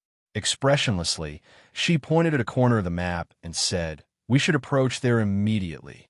"Why?" someone asked. "The 11th Division and the 3rd Division are the main forces of the Southwest War Zone, and they're the direct subordinates of the division. Even if Hu Yin can order them around, he definitely won't dare to order these 2 divisions to kill us. Besides, I used to have a good relationship with those 2 division commanders." Dongfang Yu coldly explained, "The 3RD Division's main attack range is in the Northwest Basin, too far from here, so we can only choose to approach the 11th Division." Mountain Pal looked at him and sneered. "Wake up. Even if you used to be friends with those 2 division commanders, when was that? Now, they're the division commanders of the Federation's main forces, and you're just a pitiful guy like us who's counting the days in the NTR unit. Who would remember you?" Dongfang Yu's haggard cheeks suddenly flushed red. He stared coldly at Mountain Pal, wanting to scold him, but for some reason, he just shut his mouth and refused to speak again. "I agree with Dongfang's opinion. Use the fastest speed to approach the 11th Division." Right at this moment, out of everyone's expectations, Sulu expressed his agreement. He looked at Dongfang Yu and said, "I don't think highly of your relationship with the 11th Division commanders, but I believe that the troops and officers brought by Du Shaoqing won't all be as fucked up as you were in the past." Dongfang Yu frowned slightly and looked at him. It was rare that he did not retort.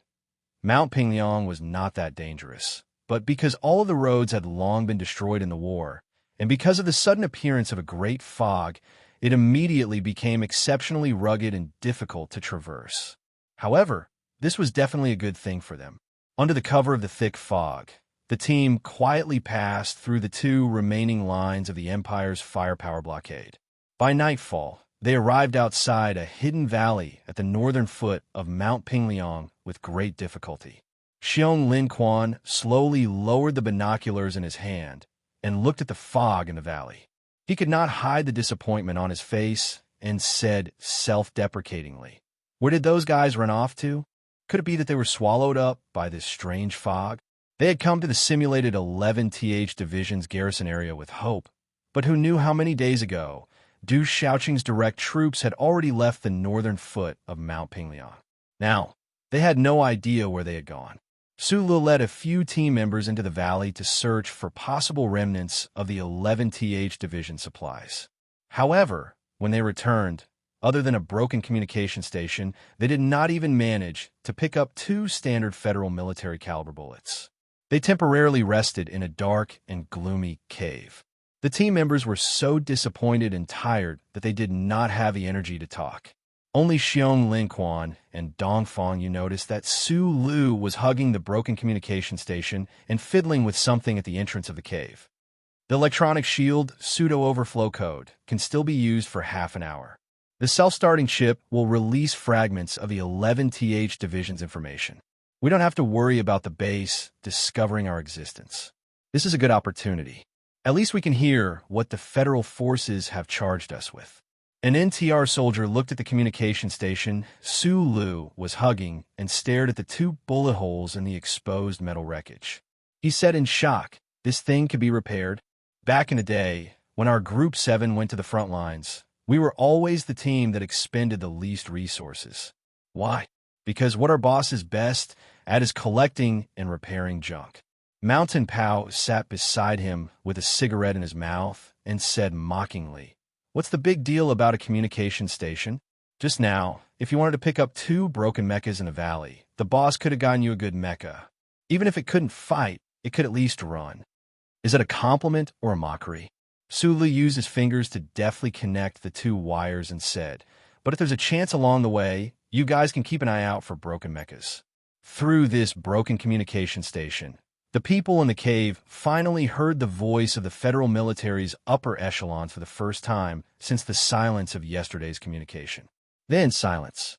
In the secret message sent by the Federation base to the various troops at the front lines, their NTR unit was confirmed to have colluded with the Empire and betrayed the Federation.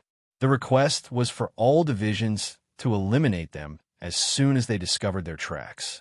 Xiong Linquan slapped the wet wall of the cave and said angrily, "They actually accused us of betrayal. Those people are so shameless." After a moment of silence, Dong Fangyu suddenly laughed self-deprecatingly and said, "This is really too damn interesting. The base isn't wrong. Accusing us of betrayal is also reasonable." He pointed at Su Lu and said, "Isn't this just an Empire person? It's just that you guys haven't had the time to collude with him and betray the Federation yet." Dong Fangyu's tone was very absurd, but it was hard to tell whether it was sarcasm or the crazy words of someone who had suffered a mental blow. None of the team members were in the mood to argue with him. Leaning towards the 11th Division was the most conservative and also the most reasonable choice. Now that this path was cut off, the orders from the base had brought them into an even more fatal situation. Right now, no one knew where to go. The despair at the end of the road was just like the strange fog that filled the air of the southwest war zone, blocking off all paths ahead. Suddenly, the fog at the northern foot of Mount Pingliang dispersed. Even the thick clouds in the sky seemed to magically open up a gap, letting in clear sunlight. A hail of bullets came from the mountainside. Enemy attack. Chapter 902. The sound of the heavy autocannon bullets striking the rocks was not the crisp sound of raindrops.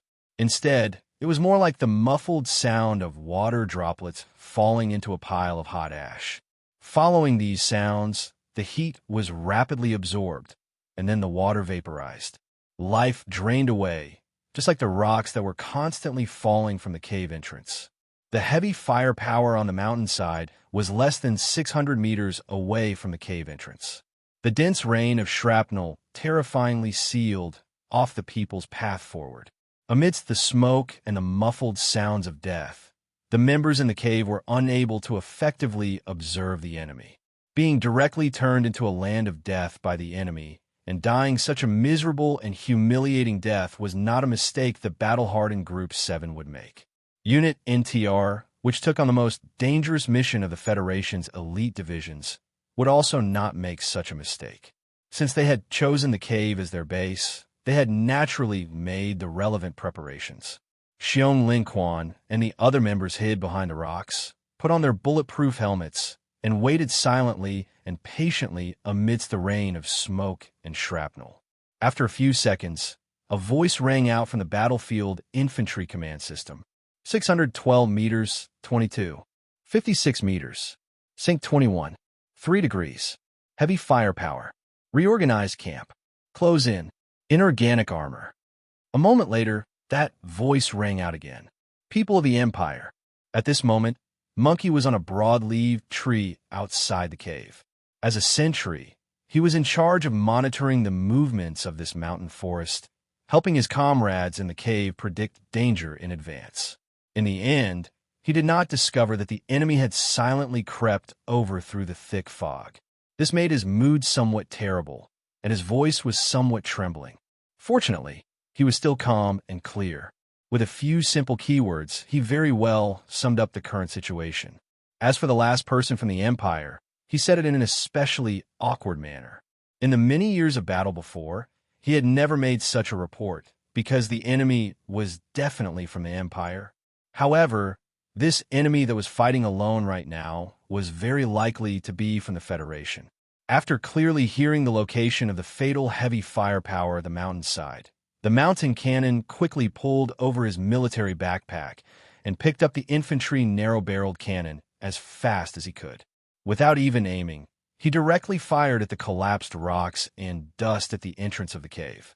Under the suppression of the Empire's heavy cannons, he had no way of peeking out of the hole to launch an accurate bombardment.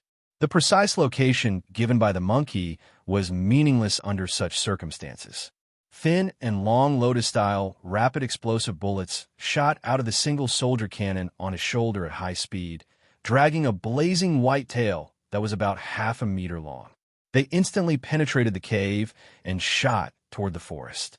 They seemed to have no target, but they could tilt upward at any moment and soar into the sky, disappearing in vain.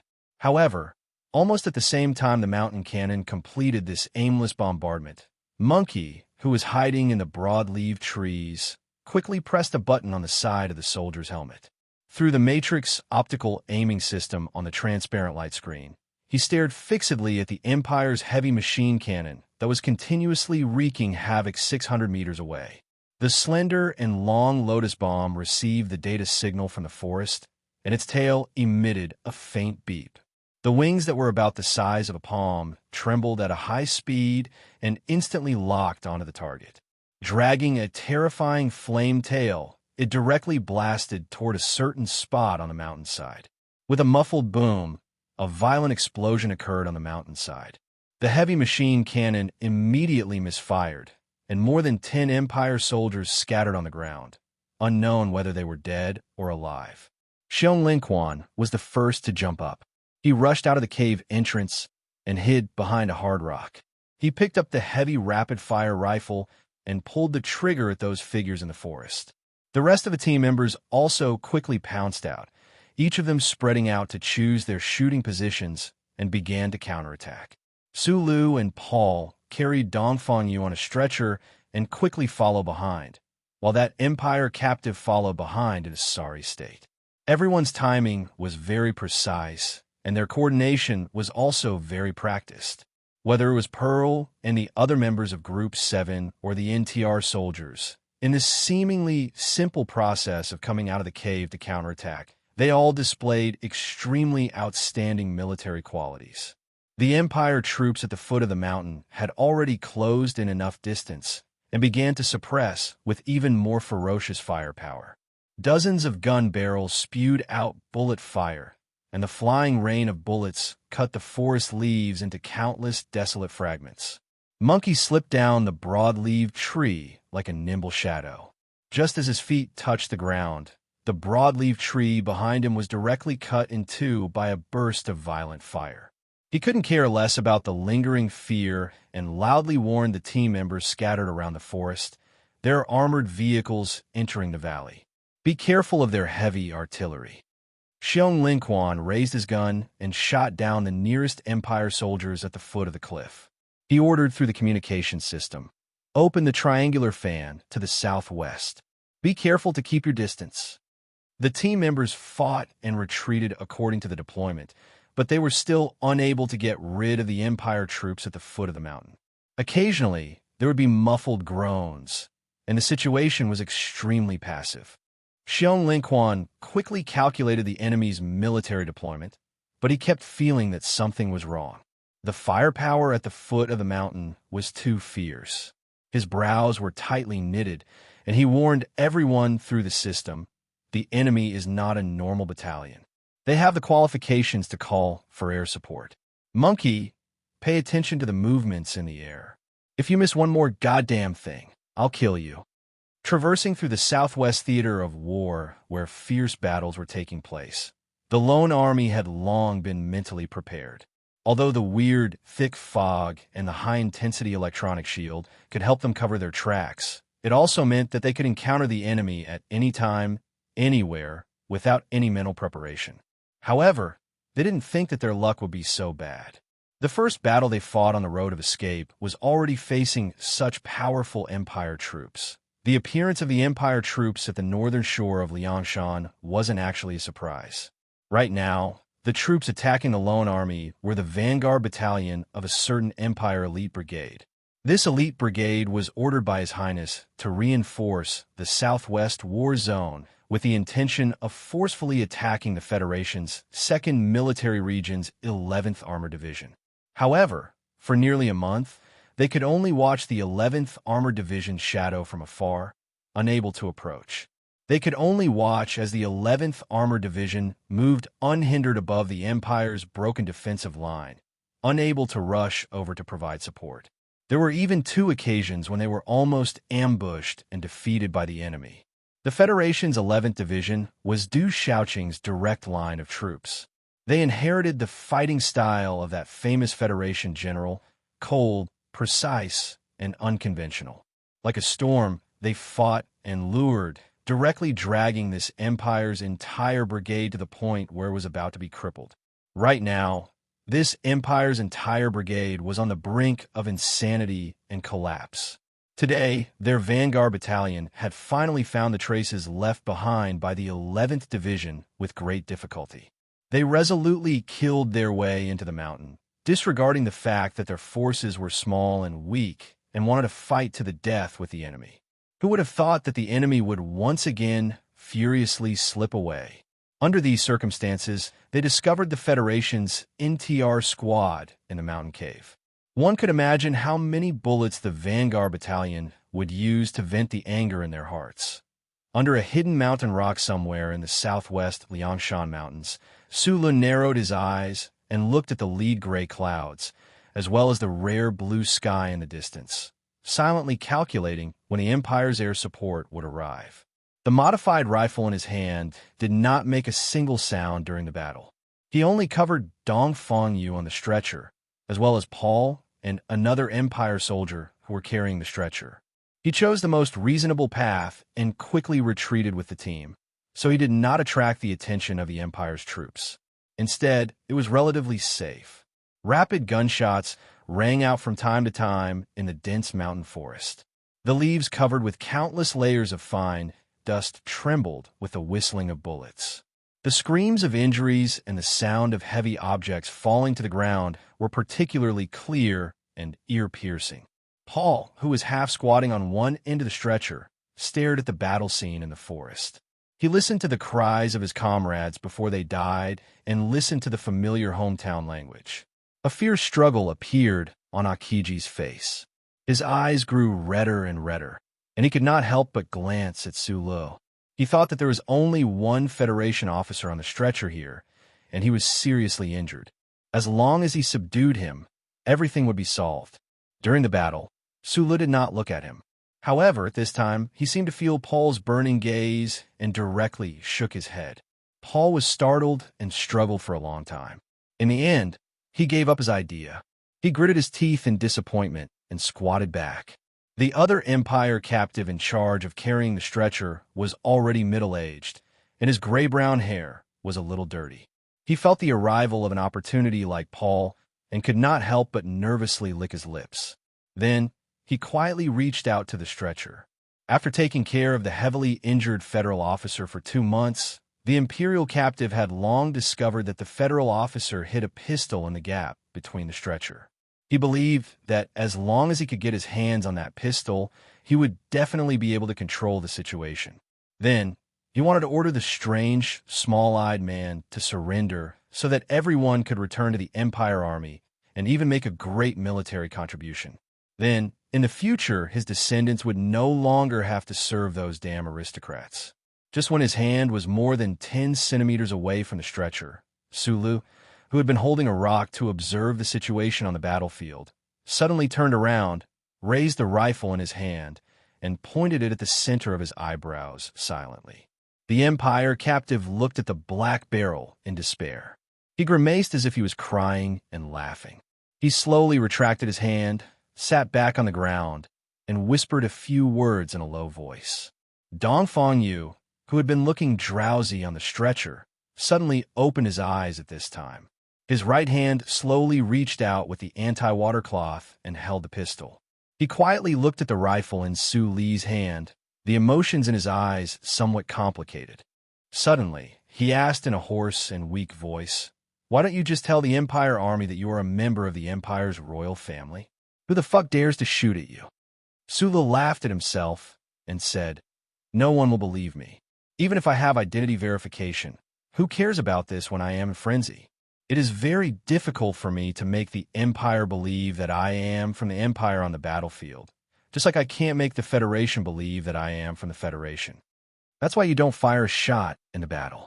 Dongfang Yu looked at his face and said in a hoarse voice, "And then you will stop your fellow countrymen from stealing my gun."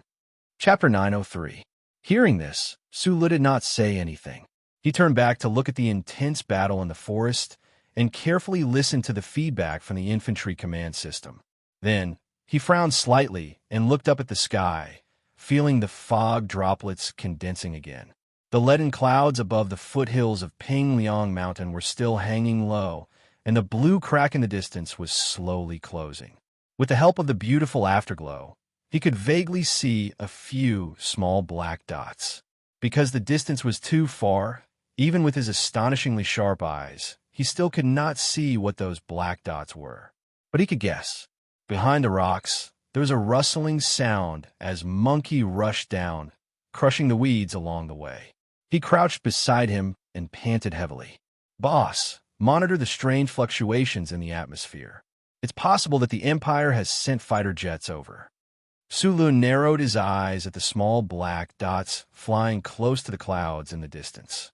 His hands forcefully unwrapped the oilcloth wrapped around the rifle, and at the same time completed the action of loading. He said, "I've seen them. Everyone must hurry up and retreat." In order to retreat before the Empire's fighter jets arrived, they first had to suppress the Empire's troops. However, it was difficult to complete such a difficult task with only a dozen guns. Sulu did not say anything. His left foot lightly stepped on the rock, and his entire body turned into an afterimage as he rushed into the forest. He did not run toward the place where the firepower was the densest, but deliberately chose to distance himself from the battlefield. Relying on his terrifying speed, he quietly arrived at a mountain stream a kilometer away. Without any cover, he simply stood beside the splashing white rocks. His hands held the modified gun straight, and he aimed at the vague figures in the forest in the distance and quickly pulled the trigger. He had not fired a single shot in the battle so far, but when it was necessary to fire, he would definitely not hesitate. With the crisp sound of a gunshot, an Empire's heavy metal gun that was wildly firing in the forest to suppress Xiong Linquan and the others from retreating suddenly stopped firing. The water from the mountain stream continued to fall, splashing against the smooth rocks. Su Li's rifle fired at a clear and steady rhythm. From time to time, there would be Imperial soldiers holding their thighs and falling down, or screaming in pain as they retreated. Even the best snipers in the Federation and the Empire wouldn't be able to do such a thing. What was even more terrifying was that he could even choose where the bullets would hit the target while he was shooting, avoiding the vital points as much as possible. This kind of shooting method had long surpassed the imagination of all military personnel. Even Su Lu himself would not have been able to do this on the battlefield, unless he had used ACW back then. He and Philip had designed and built this modified gun together. Apart from the fact that the ammunition was relatively light, the most terrifying feature of the gun was its accuracy. However, to be able to perfectly display the accuracy of this rifle from such a long distance required the shooter to have unimaginable stability and strength. In this world, apart from Su Lu, only Huai Chaoshi and Li Feng could do it. The sound of the stream slapping the white rocks covered the muffled sound of the shooting, which would make it take more time for the Empire to determine his position.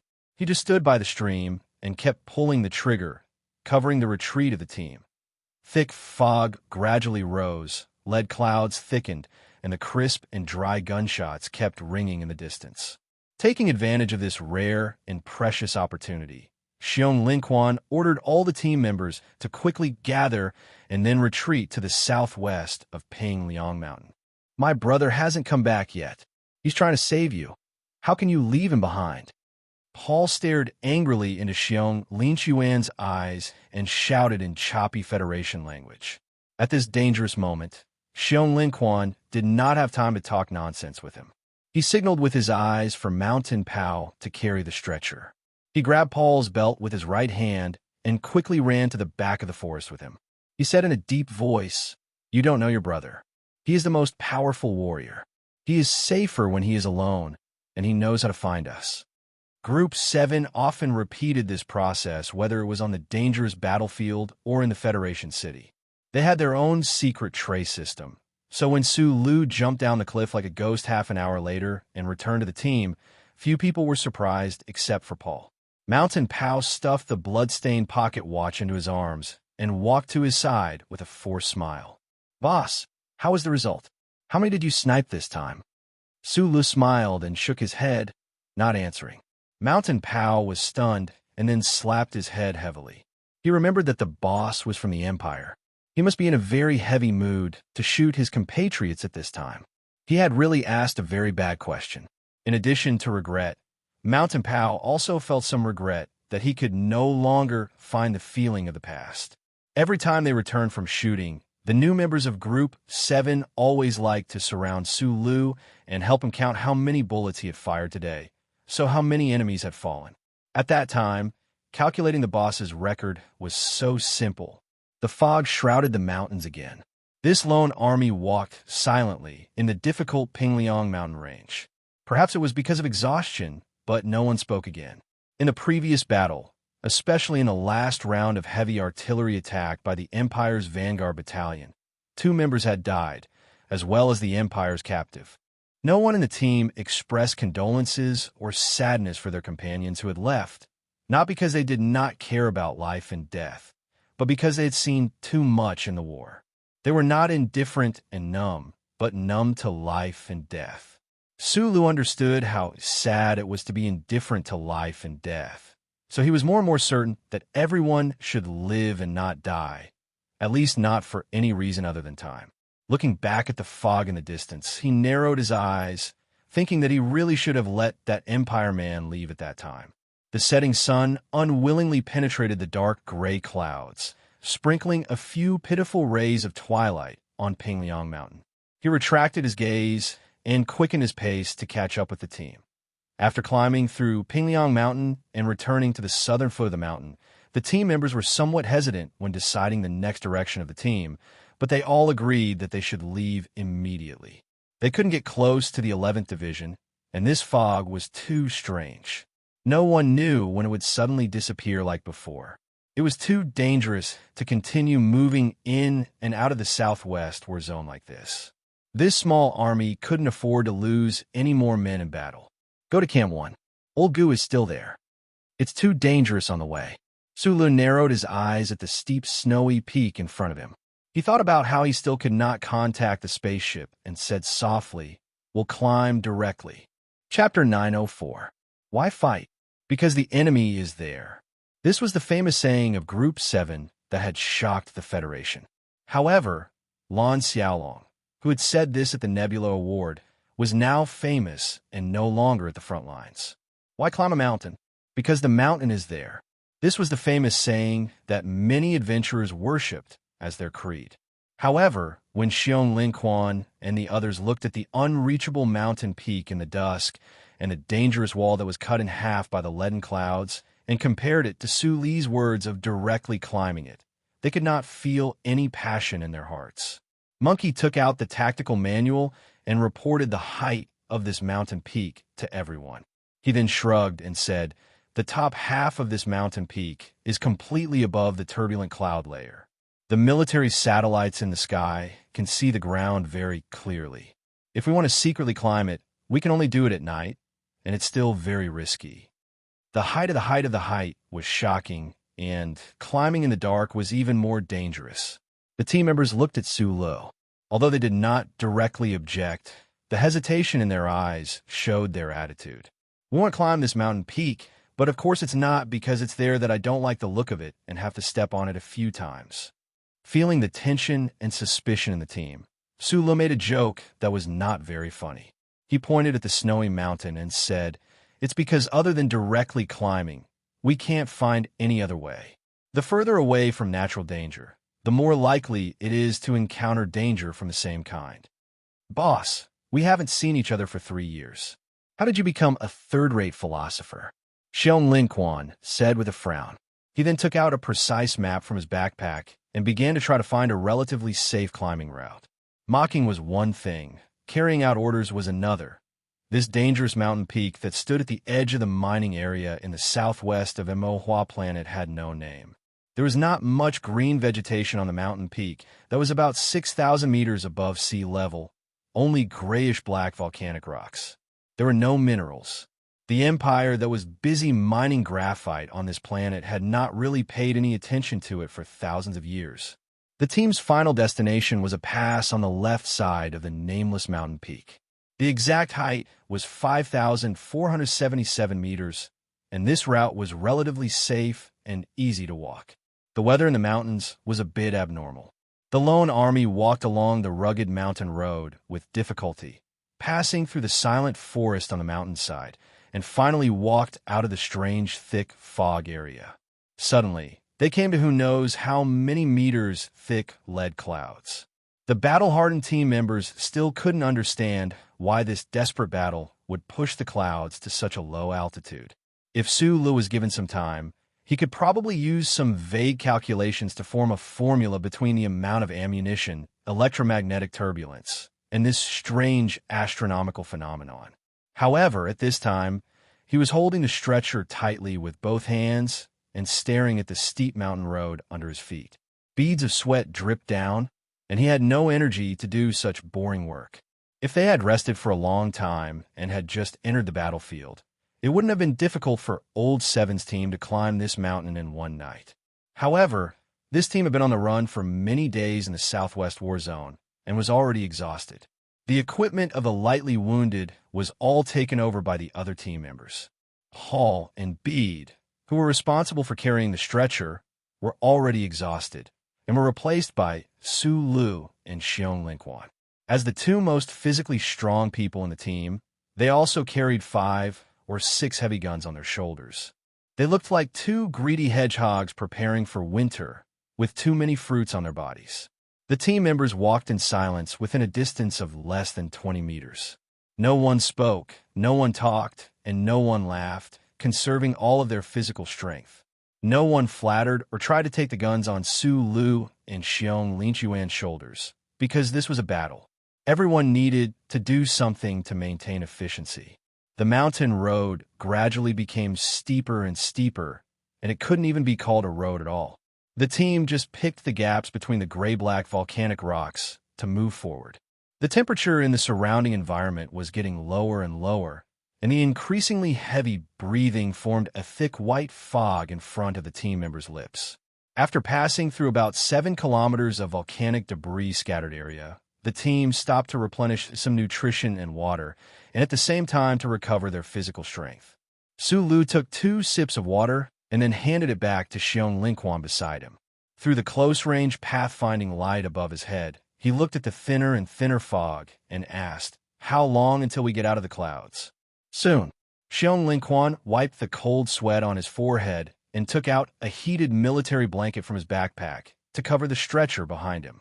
He said, "The problem is that according to the height table on the map, the road above is much steeper than it is now. It is very likely that there will be snow at the top.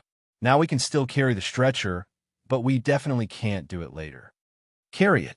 Su Lu licked his dry lips and said without hesitation, "We too will change, and then you pay more attention to the warmth of the team members, especially the wounded. There must be no problems." Xiong Lingquan nodded and did not raise any doubts. Although carrying a seriously wounded person on his back and climbing the dangerous mountain peak would certainly bear a certain degree of risk, he was very used to doing things according to the orders of the boss, and he was proud of this trust. On the stretcher behind the two of them, Dongfang Yu struggled to raise his right arm and tugged at the military blanket that was gradually heating up. Listening to the conversation, he seemed to want to say something, but in the end, he did not say anything. All he did was to seriously chew on the nutrition cream paste. After leaving the grayish-black volcanic rock area, they could no longer find a ready-made passage. Monkey, who was good at climbing, explored the steep cliffs, using the fluorescent stick tied to his hip to mark the direction. The rest of the team members carefully followed behind him, always paying attention to not step on empty air and fall into the endless dark night beside the cliff.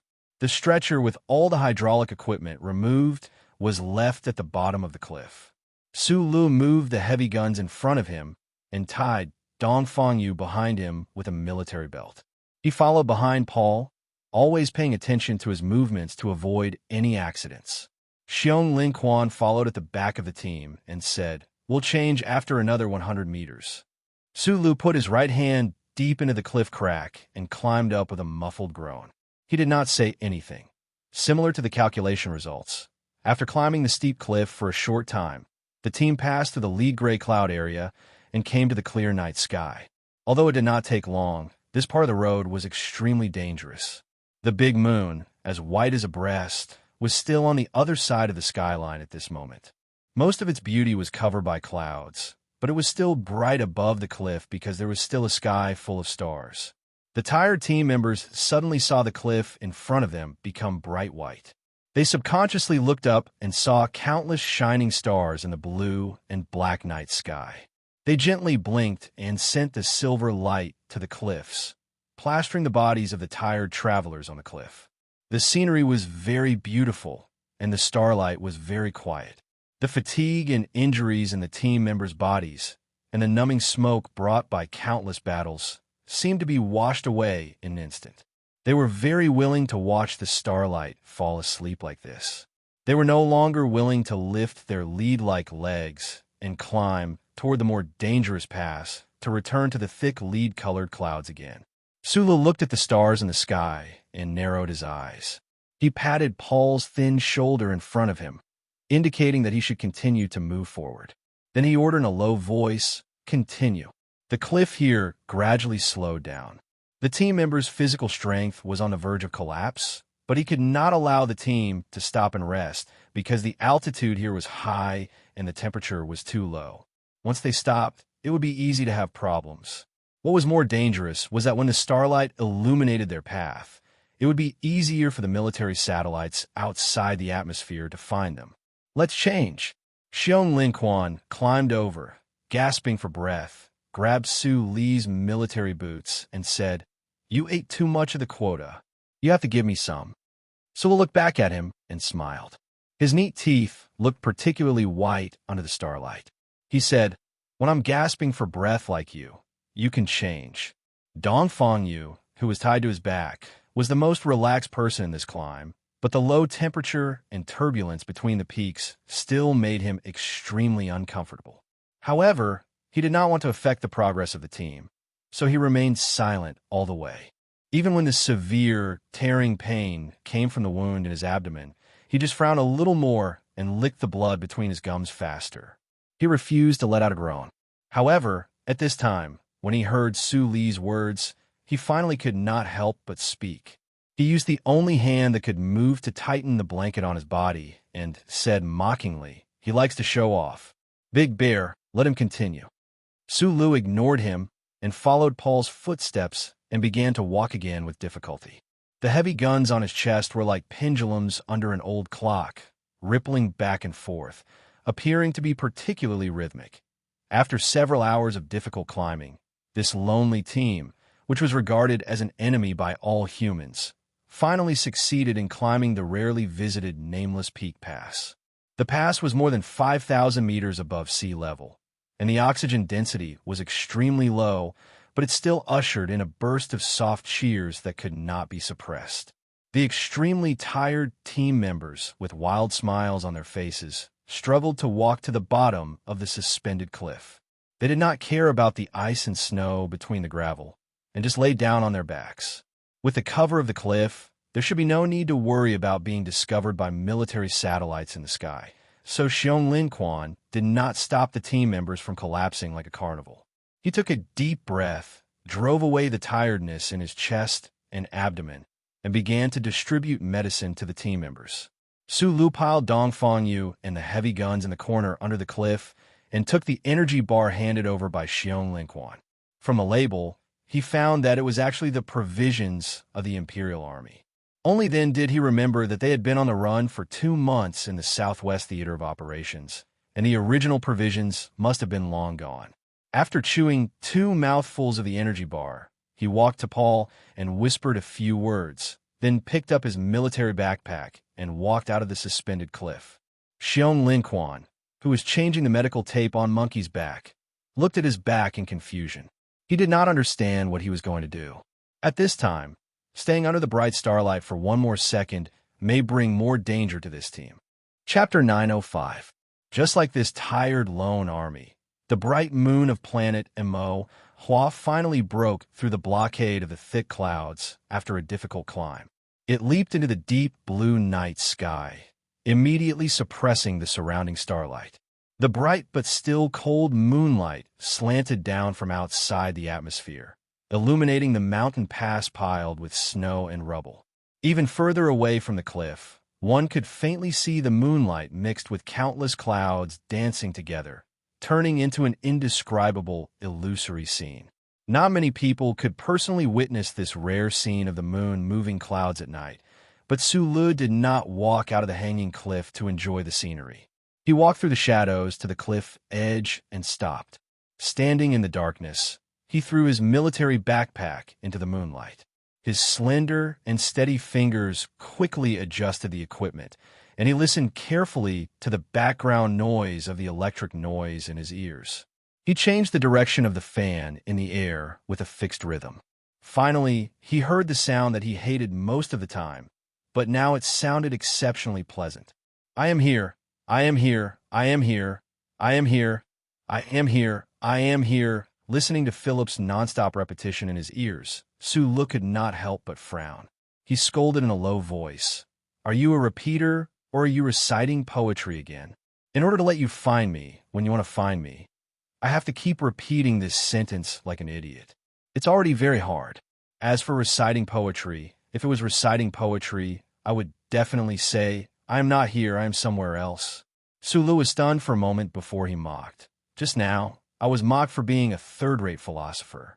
Now I understand that it was all because of you, a fourth-rate philosopher. Please, you want a mechanical brain to master philosophy, this boring human magic game? Cut the crap. Su Lu lowered his head and began to pack his military backpack. Hurry up and send a spaceship to pick us up. There are 14 people in total. You can calculate the location yourself. In his opinion, since the 2 sides were in contact, it was very easy for Philip to bring this lone army to a safe area with his ability. That was why he was in the mood. Looking at the cold moonlight outside the cliff, he stood in the shadows of the cliff and joked with Philip, who he had not seen in a long time. However, Philip's reply immediately extinguished all of his hopes. Outside the atmosphere of the Mo Hua planet, the strange-looking black spaceship was currently moving at an extremely high speed. Thousands of kilometers away, 2 3-winged spaceships were trying to find something. In the central control room deep within the black spaceship, a slender alloy probe vibrated angrily at a high speed. Philip used a precise ground communication device and screamed towards a nameless peak in the southwest darkness. That meteorite belt is not my home in Bermuda. How can I hide there forever? In order to find you, an unorganized, undisciplined, and good-natured person. How could they not be discovered by those lousy ships? Yes, they're lousy ships. I'm a good ship, but I can't compete with others who have too many ships. Both fleets have discovered me, especially the fleet from the Federation. They're looking for me like crazy. What else can I do other than hide like a thief? Zhong Huiyin, who was sitting cross-legged in a round chair, was eating ice cream in boredom. She glanced at the picture of the rear area on the light beam now and then to make sure that the two three-winged warships of the Federation charter that were like flies hadn't noticed the burn marks that she had left behind. The beautiful girl had no interest in participating in this kind of scene that had happened frequently in the past 3 years. Although she was worried about Su Li's safety, she knew that Philip was telling the truth. In the past few hours, the Federation fleet had suddenly increased the patrols on the Dark Hemisphere. This seemingly omnipotent spaceship was almost surrounded by several giant ships several times. No one knew what Su Lu said in the communication system, but the slender alloy sensor trembled more and more violently. Like a child whose pure feelings were hurt, she said angrily, "I'm sorry. Of course I have the ability to parachute onto the Mo Hua planet. Don't you know what I'm capable of? I only need to destroy 4 Federation warships, and I can easily take your lousy troops away." Philip's voice suddenly became solemn and dignified at this moment. According to my calculations, at least 23,556 Federation soldiers have died. Are you sure? There was a moment of silence in the control room. After hearing Su Li's answer, Philip said proudly, "I knew that a wavering pseudo-pacifist like you wouldn't have the ability or the determination to make such a decision. If you're Du Shaoqing, would I still hesitate?" Then his voice became serious again. "Give me some time. I've been trying to hack into the Federation's air and ground command network, but the cold, broken computer under the Federation's underground is obviously well prepared, and the progress is very slow. Let me tell you a piece of bad news. That guy's improved a lot." Xiong Linquan looked at Su Lu, who was walking down the cliff, and noticed that his expression was a little strange. He frowned and asked, "What's wrong? I heard you talking to someone just now. I have a spaceship up there. Don't worry, there's no problem." Su Lu didn't put down the heavy marching backpack in his hand and directly said to everyone under the cliff, "Withdraw quickly after you've rested. We have to enter the clouds before dawn." No one hesitated. They pulled out the oxygen tubes in their noses, stood up, and began to organize their equipment. Paul, who had been squatting alone in the corner, silently took off the military blanket in his hand and returned it to Mountain Pao. Then, like before, he took the marching backpack from Su Li's hand. When Su Lu hung the heavy firearms around his neck and turned around to tie up Dongfang Yu, he found that Xiong Linquan had already tied Dongfang Yu on his back and had already walked more than 10 meters away. He could vaguely hear Dongfang Yu mumbling on his broad back, "I'm a piece of trash, but now I've become a treasure that's being robbed." Su Lu smiled, snatched the heavy supply box from Monkey's hands, and strode forward. Nameless Peak still belonged to the Pingliang mountain range. After they crossed the pass, it was equivalent to crossing the entire mountain range and coming to the south. The terrain on this side of the peak was obviously much flatter. Although the distance between the 2 points was relatively far, at least it wasn't as difficult and dangerous as before. It didn't take too long for the team to re-enter the thick lead cloud from more than 5,000 meters above sea level. The clear light in the night sky was once again swallowed by the clouds, and the surroundings were dark. Only the close-range searchlight on the helmet and the fluorescent stick hanging from Monkeys, but at the forefront illuminated the path beneath their feet. In a sparse mountain willow forest, the team decided to temporarily rest for a while. Xiong Linquan stood in front of the rock slope, pointed in front, and said, "Continue to walk for 30 kilometers in this direction, and you will see a large lake. Go around that lake, and you will reach Autumn Leaf Plains. Then pass through a gentle mountain, and you will reach the camp. If nothing happened to old Gu, he should be waiting for us in that camp now." Su Lu, who was standing beside him, narrowed his eyes and looked into the endless night. The base doesn't know the exact location of the camp. This is a habit of NTR. The location of the camp is strictly kept a secret. It was chosen at the last minute during the mission. Even the division headquarters doesn't know where the camp is. Sula nodded and narrowed his eyes. The fog around the rock peaks was actually the lead clouds that could be seen when looking up from the ground. It blocked out all the light in all directions, so they couldn't see the lake and autumn leaf plains that Xiong Linquan had mentioned. Xiong Linquan brought up the electronic map, tapped his finger lightly, and said, "We will turn at the edge of autumn leaf plains. According to the orders of the General Staff, all federal forces are strictly prohibited from entering the eastern region of autumn leaf plains." Why? I heard that the Academy of Sciences expert support team discovered that the graphite mine east of autumn leaf plains has mutated. The radiation is especially severe, and the human body can't withstand this kind of radiation at all. The detour will be longer, and the chances of encountering enemies will be higher. Sula looked at the clear red line on the electronic map and frowned. Is the General Staff's statement reliable? Will there be any problems? The underground resistance has been sending in intelligence. There is a rich graphite mine below the plateau, but the Empire has never mined it. This can be used as proof. Sulu agreed with this judgment after a moment of silence. He and Xiong Linquan didn't notice that Dong Fangyu, who was sitting behind them, frowned after hearing this. I'm still worried about the sky. We walked for too long outside the clouds just now. Will the base discover us? Xiong Linquan put away the electronic map, looked at Sulu, and said worriedly, "The sensitivity of military satellites isn't high, but the Bureau of Proclamation must have scattered countless signal relay stations in the sky above the southwest war zone. Those things are very good at capturing the pulse of the identity chip." Speaking of this, he subconsciously touched the back of his neck and laughed self-deprecatingly. I've lived for almost 40 years, and there are only a few times when I remember that I have a chip buried in my neck. Only now do I realize that this thing is really deadly. Boss, is the chip behind your neck still there? Does the Empire have a way to take it out? If the Empire had such advanced technology, this war wouldn't have started at all. Sulu replied with a smile. He didn't discuss this further. He patted Xiong Linquan's shoulder and said, "Don't worry about the glory of the charter. Just keep walking. It'll be fine as long as we don't run into the enemy." From the beginning of their escape until now, no one in the team had noticed that there was a small device in Su Li's jacket pocket that kept emitting a faint blue light, an invisible blue light. Going all the way down from the nameless mountain pass, the exhausted team had just left the lead clouds and entered the thick fog. This strange fog cast a layer of ominous foreboding in the team's hearts.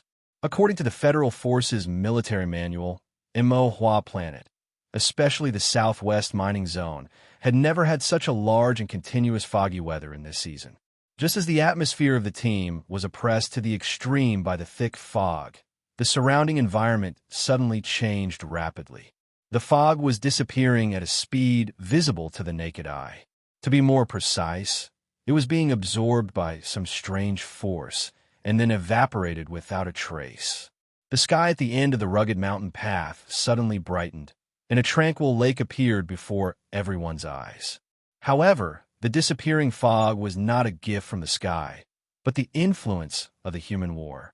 The team members on the mountain path saw the densely packed mecha and armored vehicles by the lake, saw the bullet lines dancing in the sky, and felt the blazing artillery fire that was enough to evaporate the fog. They were so shocked that they couldn't say anything. They were witnessing the decisive, final battle between the Federation and the Empire in the Southwest War Zone. Chapter 906. Hundreds of cruise missiles whizzed over from the distant horizon. With an irresistible, terrifying power, they smashed into the enemy's base. Following the violent explosion, countless suns rose above the lakeside field at the same time, making the real sun outside the lead clouds even dimmer. The high temperature represented by the blazing white light instantly evaporated the thick fog that shrouded the battlefield. Beside the remains of the armored vehicles that were blown away, hundreds of clusters of thick smoke spread out ferociously. Countless black dust condensed into clouds that covered the lakeside and blocked everyone's sight. Accompanied by ear-numbing, terrifying screeching noises, the level-fire dense arrays of the Federation and the Imperium opened fire at the same time. Threads of light that were even denser than the heavy rain tore through the air above the lake at a high speed.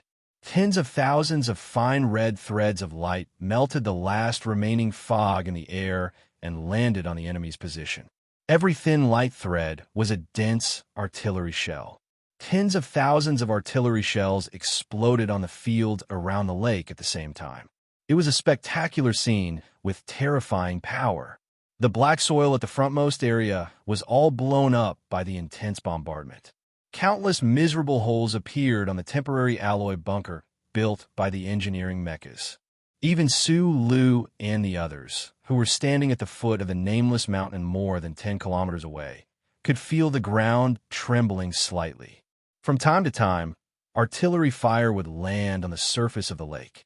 Although the probability of the dense artillery fire deviating from its trajectory was not high, because of the high frequency of firing on the battlefield, the lake between the two armies, which was originally as calm as a mirror, began to surge with wave after wave. The water splashed with the mud at the bottom of the lake, and the corpses of countless silver fish that had been shaken to death began to pile up on the shore. Xiong Lin Quan and the others stood at the foot of the nameless mountain and silently watched the battlefield through the telescopes in their individual helmets. Their expressions were extremely complicated. Because of the distance between them and the battlefield, the loud explosions sounded somewhat muffled and soft in their ears. However, they could feel the earth-shaking momentum. They couldn't hear the screams on the battlefield, but they could imagine how many of their comrades were screaming in pain and then dying. Just as they were lamenting, or perhaps they didn't even have the time to sigh, the Federation and Empire mecha on the battlefield began to charge. Hundreds of the most advanced military mecha in the universe stepped on the soft ground, waving their fire-spitting mechanical arms, and collided with each other like two unstoppable mountain-splitting axes. Ever since the Federation had successfully developed the MX mecha and the Empire had successfully developed the Wolf Fong mecha, military mecha were no longer synonymous with clumsiness. Instead, they had become terrifying war machines that combined mobility and destructive power perfectly. They had become the main force of direct combat. In this intergalactic war that lasted for many years, countless MX and Wolf Fong mechas fought fiercely on the surface of dozens of planets. Black and green cold alloy torrents clashed with each other, playing out from time to time. However, after witnessing the scene of hundreds of mecha charging forward at high speed, the people at the foot of Nameless Peak still felt an unprecedented fear. It was as if they could clearly hear the terrifying sound of those sturdy alloy armors being deformed under the high-speed collisions. It was as if they could hear with their own ears the clicking sound of Darren's rotary cannon firing a rain of bullets. There were sounds of collisions, shooting, snapping, and explosions. The sound of drums filled the air. The sound of war drums. The combined forces of the Federation and the Empire's main forces that were battling on the plains by the lake definitely exceeded the number of 4 combined mecha divisions. As the battle at the Straits entered an irreversible end, the Southwest War Zone that had already been engaged in fierce battles for 2 months was about to welcome its final victory. The Federation's reinforcements to the Southwest War Zone had arrived. The 2 reserve mecha brigades that the Empire had always held in the palm of their hands had also entered the fray. The Empire was at a disadvantage in the overall battle. For the next half a year, they would have to shrink back and maintain a defensive posture. They would definitely do whatever it took to protect the Southwest region, which had important military mineral resources and could be used to guard the route to the north. What was puzzling was that the Federation military had displayed an extremely resolute attitude in this battle. It was definitely not as simple as just helping the frontline troops retreat. The members at the foot of Nameless Peak naturally didn't know the strategic significance of this battle to the Federation due to their position. They only looked at the terrifying front of the battlefield and thought of the battle yesterday. They felt some lingering fear, but they also felt lucky. At that time, if they had shaken off just a little slower, the Empire's Vanguard Battalion would have all come over. They definitely wouldn't have survived. The mood of the members was somewhat gloomy, eerily gloomy, right now. They should be burning with passion, joining their own troops to attack the Empire's enemies. However, right now, they could only stand an extremely far distance and watch silently like bystanders. Let's leave before we are discovered. Sulu retracted his gaze and said to the members, adjust our previous route. Walk into the fog. Wherever there is fog, we will walk there. Try to go as deep as possible. The lonely spectators quietly left Nameless Peak and turned back to dive into the remaining thick fog at the southern foot of the mountain. They walked in the fog, silently walking. They didn't know where to go. They only knew that the further away they were from the battlefield, the better. However, on this vast continent of the ink flower planet, from the beginning of the third year onwards, green mountains and clear waters were everywhere. How could they hide? Designation: Reconnaissance Battalion of the 11th Division. Who's the battalion commander? Xiong Linquan turned back to look at Dongfangyu. Dongfangyu mouthed the name. He raised an eyebrow, somewhat in disbelief, and replied hesitantly, bandits of the southern mountains? Dongfangyu sighed helplessly, thinking to herself, your eyesight is really too bad. How could you really think of the southern mountains as bandits of the southern mountains? At the other end of the fog, a narrow path could be vaguely seen between two boulders. At the other end of the path, the Federation soldier asked in a low voice, why is there no authentication signal? Walking in the fog, it was very difficult to see anything more than 10 meters away. In order to prevent the signal from leaking out, Xiong Linquan had ordered the members to turn off all surveillance equipment. There was simply no way to predict what kind of situation they would encounter. Thus, they were extremely unlucky to have run into this Federation soldier who was either alone or on sentry duty. Fortunately, when they were hurrying along earlier, Dongfangyu had told a dirty joke in the Federation language in order to mock Su Li's lack of discipline. Otherwise, the team would have very likely been shot in the back by the other party. When he thought of this, Xiong Linquan felt some lingering fear. Unable to answer the other party's question about the lack of authentication caused his mood to become even heavier.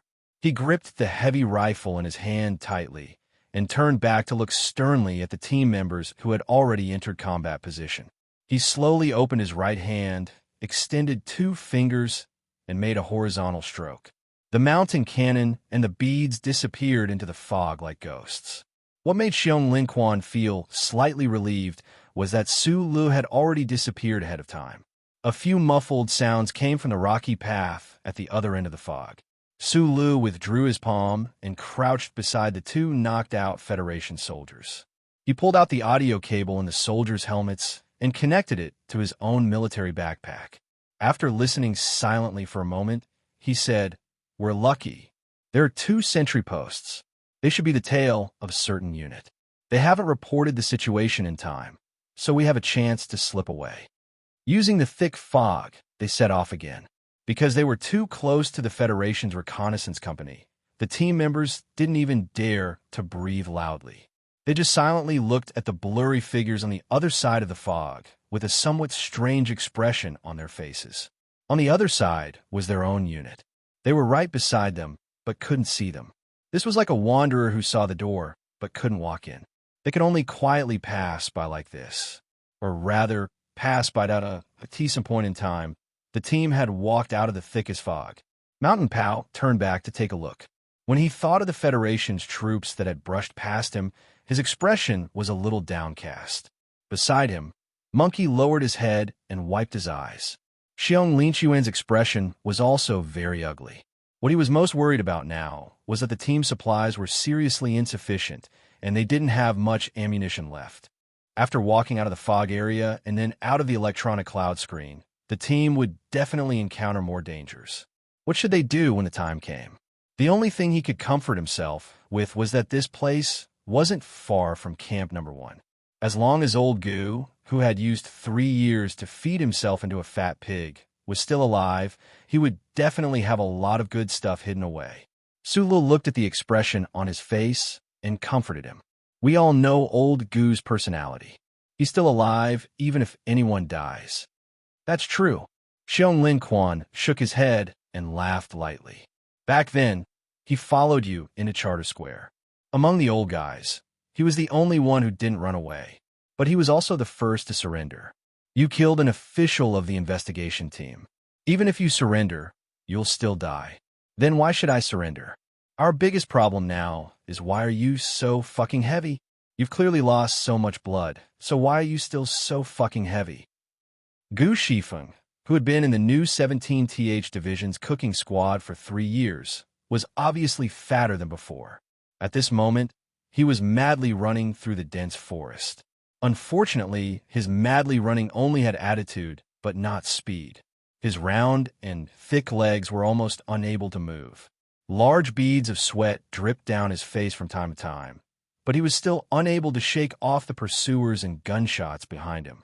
Da Vinci, whose face was pale, weakly said from behind, "Fuck, trash is trash. Am I as heavy as you? You hide in the cooking squad and eat wild boar's feet every day.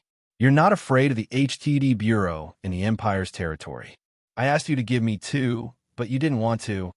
Gu Shifeng panted heavily and angrily said in a trembling voice, "Who's the trash? You should have just died. You had to come to me with your hands on your intestines. In the end, you attracted a bunch of trash and caused the deaths of my boys. You still have the mood to rhyme leisurely. Don't you know how to use your strength on your legs?" Da Vinci anxiously scolded. "I've said before, don't always play with circuits. You also need to train your physical strength. Look at the old guys. Who's as fucking weak as you?" Gunshots rang out from behind the forest again. The white bark of the tree beside him flew, but Da Vinci did not seem to see it at all. He continued to angrily criticize. "It's because the boss and old white spoiled you too much that we ended up in this situation." "Nonsense," Gu Shifeng panted and retorted. However, before he could finish the second half of the sentence, he was forcefully pushed down from behind by Da Vinci, and he fell heavily onto the grass. A rocket came from the forest, and after the explosion, the grass was dyed with blood. It was as beautiful as dusk. Chapter 907. Gu Shifeng fell heavily on the grass and felt something warm behind his head.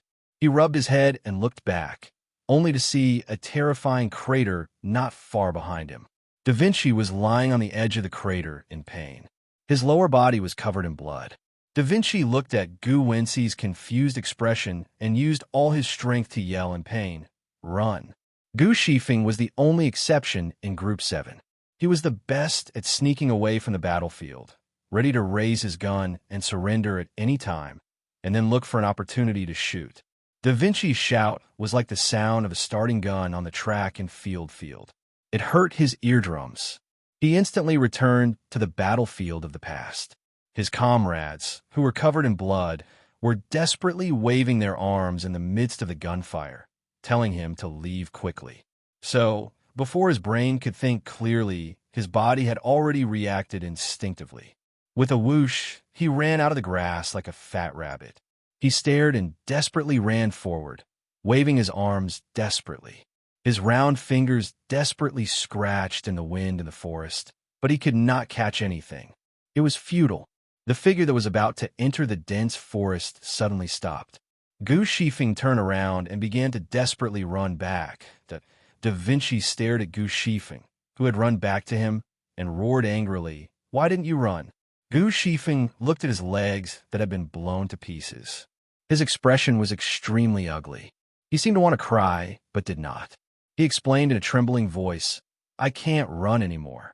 Da Vinci looked at him strangely, as if he was looking at an idiot.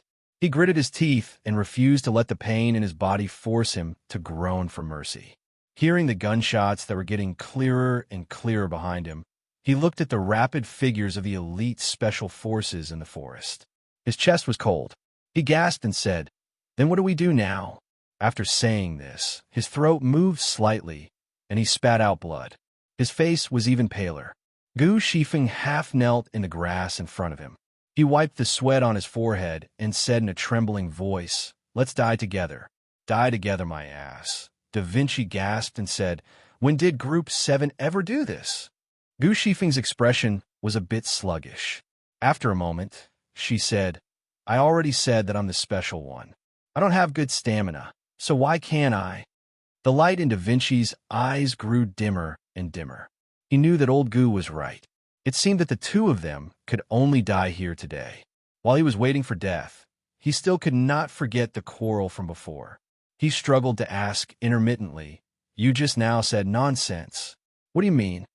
Gu Shifeng sat down in the grass and didn't even look at the figures of the Special Forces members who had already rushed out of the forest. She panted and said, "I'm the best at electric control in Group 7. Boss and Old By spoil me because they value talent." It was unknown whether it was the final radiance of the setting sun or the burning of his life, but Da Vinci's breathing became much steadier. His face was extremely pale due to excessive blood loss, but he still had the mood to ridicule. He said, "Back then, during the small meeting in the team, everyone wanted to invite this young master to the 7th group.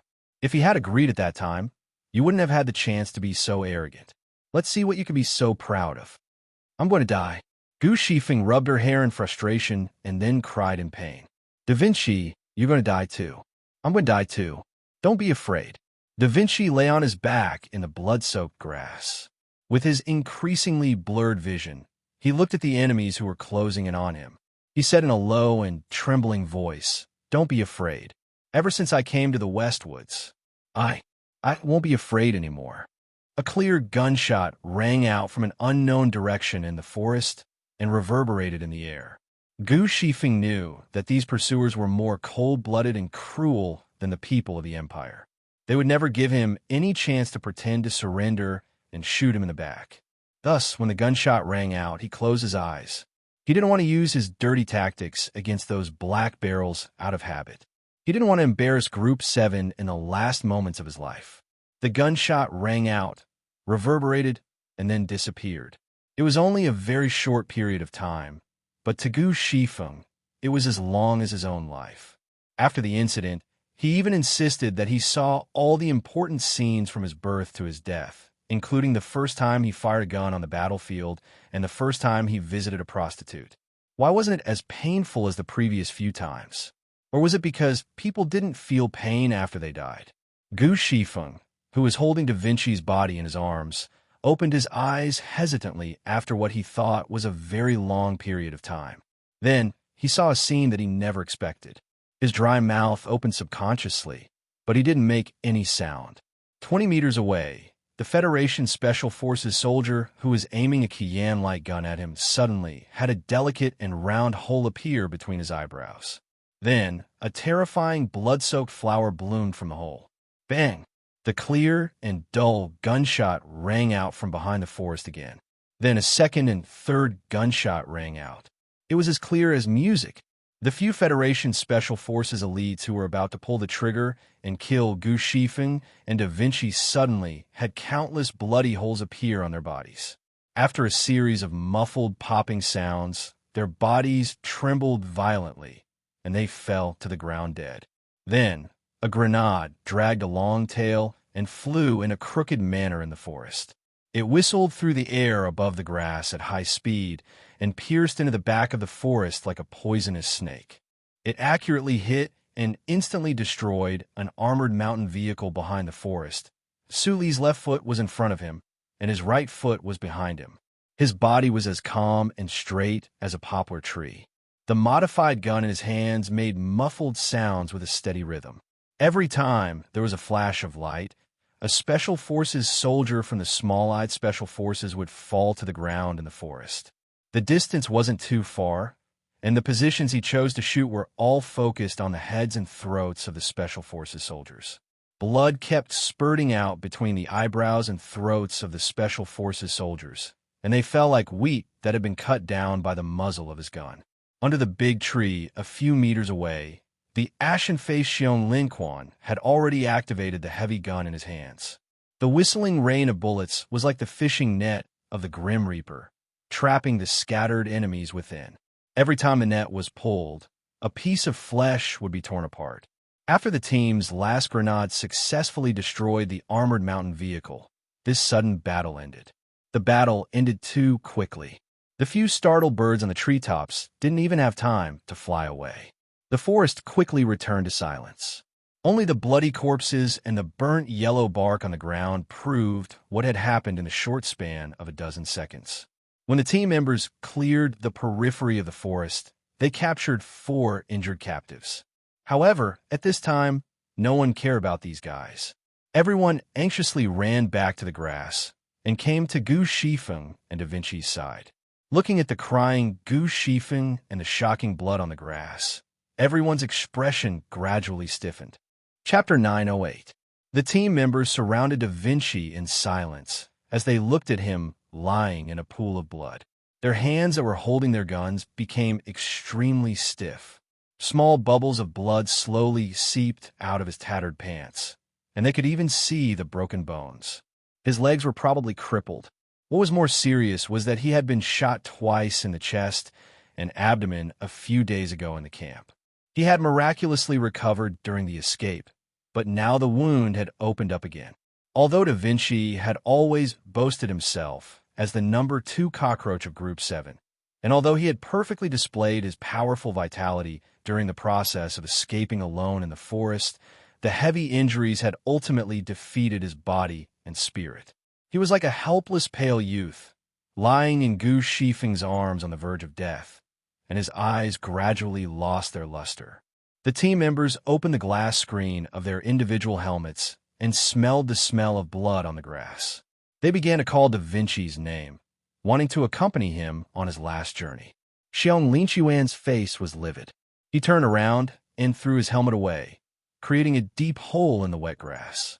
However, he still could not vent the emotions in his heart at the moment. Su Lu squatted down and picked up Da Vinci's body from Gu Shifeng's arms, who was about to faint from crying. He laid him flat on the soft grass, pulled out a tourniquet from his waist, and forcefully wrapped it around Da Vinci's thighs. He then tied a knot.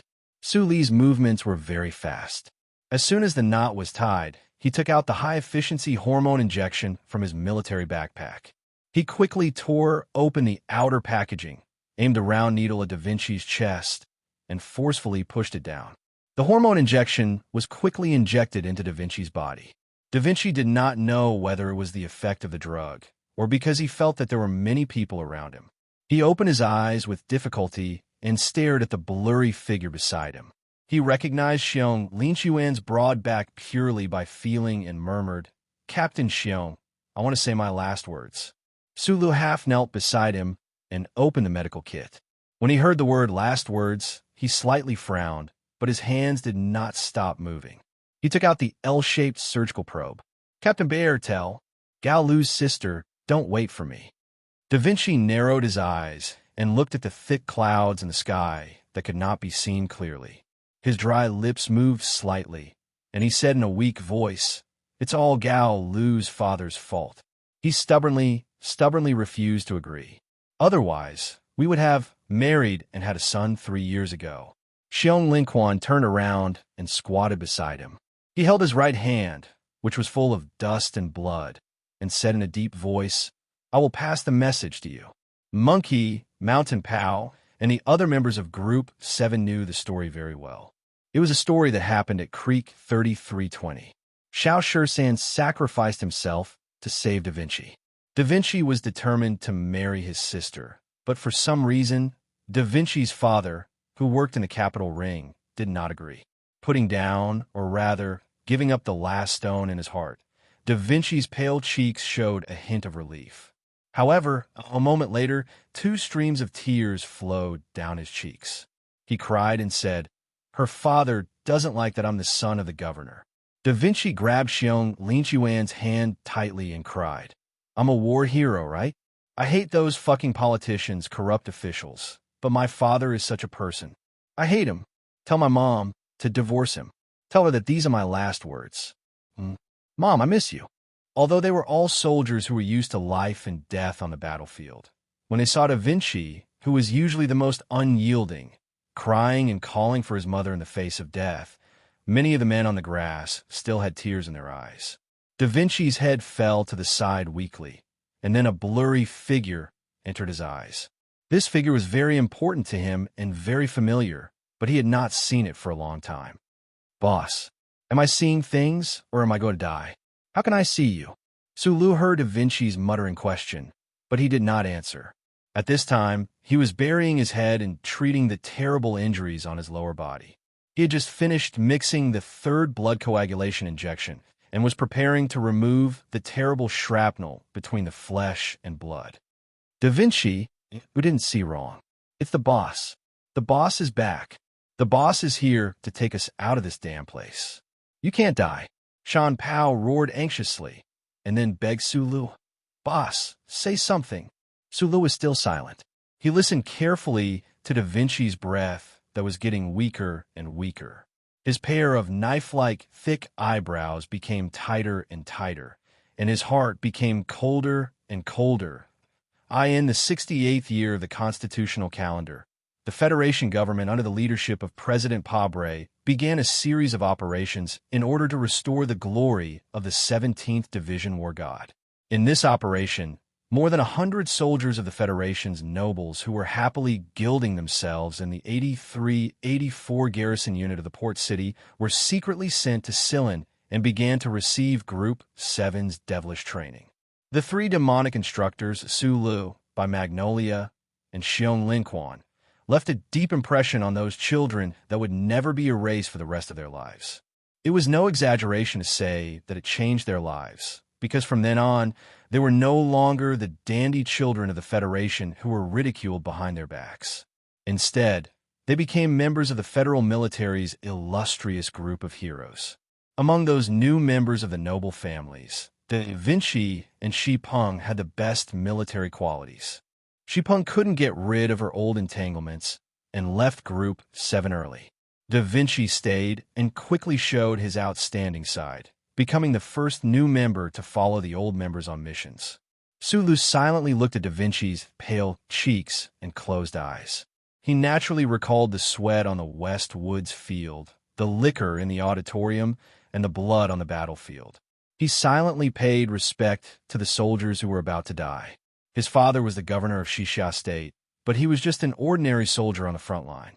This was not something that anyone could do. Xiong Linquan's face was ashen as he looked at Gu Shifeng and asked, "Where are the others in the camp?" Gu Shifeng retracted her shocked gaze from Su Lu and said dejectedly, "They're all dead." NTR Group's forward camp was located in an extremely remote location, and their disguise was extremely good. However, they still couldn't escape the Federation's search. A total of 200 people from the Small Eyes Special Forces took a fighter and launched a surprise attack. The camp, which only had a dozen members, was instantly destroyed. Only Gu Shifeng and Da Vinci managed to hide ahead of time. Hearing this, Xiong Linquan's face turned even uglier. He walked behind Su Lu and whispered the names of a few people who had died in the camp. Su Li's eyebrows slowly rose. Those familiar names represented fresh faces. Those names had all appeared in Group 7's roster. They were all his closest and most reliable subordinates or companions. Ever since his identity as a citizen of the Empire was made known to the world, the situation of the members of Group 7 had become awkward. Fortunately, they all had family backgrounds in the capital ring, and with the protection of the 17th Division and Teacher U, their days on the front line were not difficult. Until the commander-in-chief at the front line was replaced, the members were transferred to the most dangerous NTR group in batches and began to undergo inhuman tests again and again in the Southwest Theater. However, what was strange, or perhaps admirable, was that not a single member told the situation at the front line to their powerful parents in the rear in an attempt to be transferred away from NTR. This was because they firmly believed that the duty of a soldier was to appear on the most dangerous battlefield.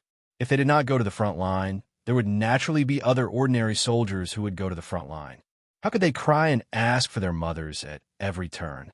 Even if they're retired, there are less than 30 people left. Sula looked at the few members around him and silently calculated in his mind. When he thought of those high-ranking military officers in the Federation base, his eyebrows slowly rose. The 4 captives were escorted over. Their bodies were more or less injured, and their faces no longer had the usual arrogance and confidence, only nervousness and panic. The Small Eyes unit, which was a military establishment but belonged to the Federation government's Joint Investigation Department, was mostly from Philadelphia. They had all undergone special training at the Philadelphia Training Hall and were abnormally strong. In their eyes, whether it was Du Shaoqing's Iron 7th Division or the new 17th Division, They were all just a mob. They never would have thought that they would be defeated so quickly and so thoroughly in the previous battle. They didn't even have time to report the situation to the headquarters at the rear before they lost in a complete mess. They were humiliated and became prisoners of war. Sulu was very clear about the origins of these Special Forces soldiers. The first person to fight these people in this world was himself. To be more precise, when the Federation's Small Eyes unit was first established, their only purpose was to capture or kill him. He stared at the Small Eyes blood seal on the captive's shoulders and said, "You are Lee Jae-doo's men." The captives did not answer his question. Instead, the officer looked at Su Lee's face, and his expression became more and more strange. He said in shock, "You are Su Lu." After a moment, he seemed to understand something. He looked at the people around him and roared angrily, "You are indeed colluding with the people of the Empire?" The officer stared into Xiong Linchuan's eyes and threatened coldly, "I suggest you let us go immediately and surrender. Otherwise, you will definitely regret what you did today." The sound of a gun being loaded rang out. Xiong Linquan glared with his blood-red eyes, raised the barrel in his hand, and aimed it at the officer's forehead. He roared furiously, "I'll make you regret what you've done today." Gu Shifeng, who was being supported by Shan Pao, said in pain, "Kill them and avenge our brothers." The officer of the Small Eyes combat unit looked at the muzzle of the gun that was inches away from him. His face turned pale from fear, but his eyes were unusually bright. He roared forcefully, "You dare to kill the captives?" "It's not the first time I've killed them," Xiong Linquan replied in a low voice. The Small Eyes combat unit officer's expression changed drastically. He finally remembered that he was facing Group 7, the legendary Group 7 that dared to do anything. His gray lips trembled quickly for a moment before he screamed, "Federation people don't kill Federation people." This was a famous quote from Federation member. Back when the West Woods was at its strongest and the internal situation of the Federation was very unstable, one of the ancestors of the Zhong family looked at the television camera and calmly said, "Federation people don't kill Federation people." Since then, no one had discussed the issue of West Woods independence. Hearing these shameless words, Gu Shifeng spat at the officer and said with endless hatred, "Then why did you shoot at us? Federation people really shouldn't kill Federation people." Su Lu took the gun from Xiong Linchuan's hand and looked at his team members who had angry expressions and the few captives from the Small Eyes combat unit who had complicated emotions. He paused for a moment before he raised his arm and pulled the trigger in a simple and neat manner. Pa! Pa! Pa! Pa! For crisp gunshots rang out. 4 Small Eyes combat unit Special Forces soldiers, with bloody holes in between their eyebrows and expressions of shock and fear, fell dead on the grass that was already covered in blood. "But I'm from the Empire," Su Lu said to the 4 corpses. Then he walked back to Da Vinci's side. With a last bit of desperation and exhaustion, he slapped Da Vinci's face and roared in a low voice, "Wake up!" Da Vinci slowly opened his eyes and woke up, in the backup camp prepared by Gu Shifeng. The team restocked some ammunition and once again set foot on the road of escape. However, this time, other than Dong Fangyu, there was also Da Vinci in the team. On the stretcher, temporarily made of branches, Dong Fangyu often frowned from the jolting. Da Vinci was still in a semi-conscious state. He even convulsed when they came to Pinecone Ridge. He wasn't completely out of danger yet. Su Lu threw the device in his backpack to Gu Shifeng and told him to repair it as soon as possible. Otherwise, he wouldn't be able to contact Philip under this cloud of lead and would feel very insecure. As for himself, he was still with Xiong Linquan, acting as the main force carrying the stretcher. Gu Shifeng lived up to his reputation as the federal military's top electronic control expert. Although he had completely repaired the device, through his thick and round fingers, the team was able to listen in on a few secret communications from the Federation base. The order to kill them was no longer new.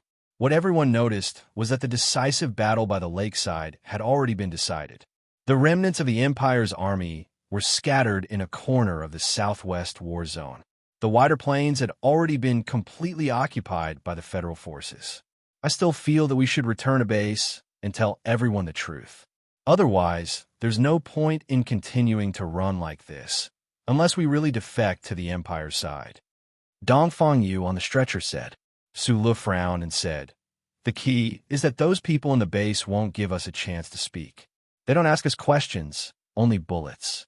You shouldn't have been so impulsive as to kill those 4 captives." Dongfang Yu coughed painfully and said, "Now, even if I want to explain it, I won't be able to." After a moment of silence, Su Lu said, "You're not a member of Group 7. You don't understand that we rarely say anything. We're only used to doing things."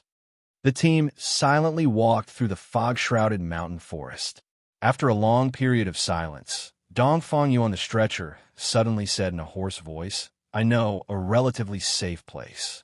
It's just a matter of whether you dare to go or not." Chapter 909. "Where is it?" Su Lu asked. "BG Plateau." Dongfang Yu mentioned an unfamiliar place. Xiong Lin Quan, who was in front of the stretcher, frowned and asked, "Isn't that the radiation zone we mentioned before? It's just beside Akihabara. It's not big, only about 2,000 square kilometers. If you want to pass through Akihabara without being exposed to the military satellites, you might as well go through BG Plateau. As long as there are no problems along the way and you can successfully break into that area, then the Federation's ground forces won't pose any trouble. Because of the radiation, the Federation's ground forces have never dared to enter BG Plateau. Naturally, it's not a problem," Xiong Lin Quan said angrily. Xiong Lin Quan said angrily, "But we're not a bunch of monsters in lead jackets. The radiation itself is the biggest problem." Dongfang Yu rolled over on the stretcher with difficulty and looked at the shadow fragments of the sky formed by the leaves of the dense forest above his head. After a moment of silence, he said, "Actually, federal forces have gone in before. To be precise, there have always been federal forces inside." Su Lu frowned and looked at him. After a moment of silence, he asked, "You've gone in before?" "The 4 strongest divisions of NTR went in 2 years ago. Trust me, the radiation on the surface of the plateau is not very harmful to the human body," Dongfang Yu said indifferently. Dongfang Yu said indifferently, "You don't have to ask why I dare to let you go to the plateau when there are Federation troops inside. The reason is very simple. It's because the Federation troops left on the plateau are all engineers, and they should be underground." Su Lu and Xiong Lin Quan looked at each other. They somewhat believed Dongfang Yu's words, but they could not completely believe it. This was because after this person finished speaking, he shut his mouth tightly and refused to provide any more details, nor was he willing to talk about his experience when he went in before. In a valley, the team stopped temporarily to discuss the route forward. Su Lu looked at Da Vinci, who was still unconscious, and then at Gu Shifeng, who was busy repairing the equipment. He said, "Our destination is now the Golan Highlands, which is close to the Straits War Zone. I can't explain why I chose that highland for the time being, but I believe it's the best choice. For the past 3 years, the entire Mo Hua planet had been a battlefield. Now, this small team had no base or backup. Everywhere they looked, they were surrounded by enemies. They were in a desperate situation and did not know where to go. Needless to say, their trust in Su Lu was so firm and even blind that nobody remembered that he was a citizen of the Imperium. Even if any one of them were to offer an opinion, they would probably all agree. The problem now is how to get there. The original plan was to force our way through the foothills of Autumn Leaf Field, but this path is very dangerous, especially after we pass through the Lead Cloud electronic shield. The base can discover our position at any time.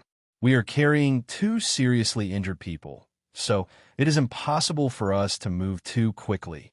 Su Lu continued. Dongfang just gave a suggestion. "The team will go directly from Autumn Leaf Plain to the BG Plateau, and then go through the tundra to reach the Golan Highlands. This route is easier to take, but you should have heard that the BG Plateau has abnormal radiation. The Federal Forces and the Imperium don't dare to enter." Then, he repeated Dongfang Yu's reasoning. The team members fell silent, each thinking. At this moment, Gu Shifeng suddenly stopped repairing the equipment and looked up at Su Lu.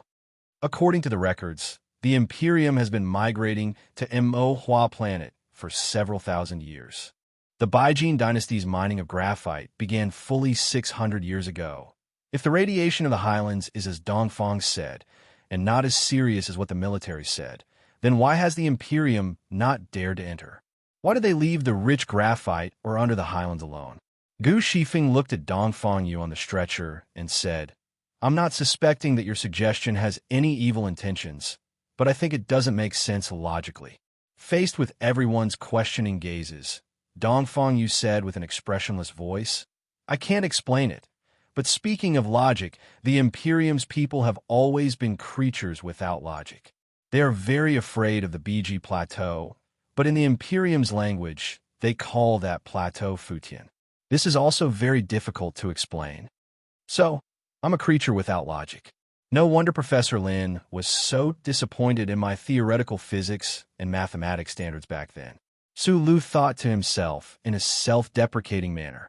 Then, he looked up at everyone and said, since that's the case, we'll follow the edge of autumn leaf plains. That dry water dividing line is at the edge of the lead clouds, so it's relatively safe. If we encounter a large force of the Federation or an extremely dangerous situation, we'll immediately retreat to the highlands. After confirming their destination and route, the team, who had been through hundreds of battles, had a rare moment of relaxation. This was especially so after crossing Pinecone Ridge for the second time, where they had unexpectedly captured 4 scattered Imperium soldiers. Due to their lack of manpower, they could actually take turns carrying the stretcher. However, words like relaxation and joy could not accompany people's escape forever. On the contrary, in all sorts of adventure novels, escape was always a synonym for bad luck. Therefore, less than 4 hours after the team set foot on Autumn Leaf Plains, they encountered a reinforced Federation company at a mountain pass shrouded in a thin layer of fog. Not every sudden battle would have a sudden and perfect ending like the previous few. There were less than 10 people left in the team who could fight, and they still had to monitor the 4 Imperium prisoners responsible for carrying the stretcher.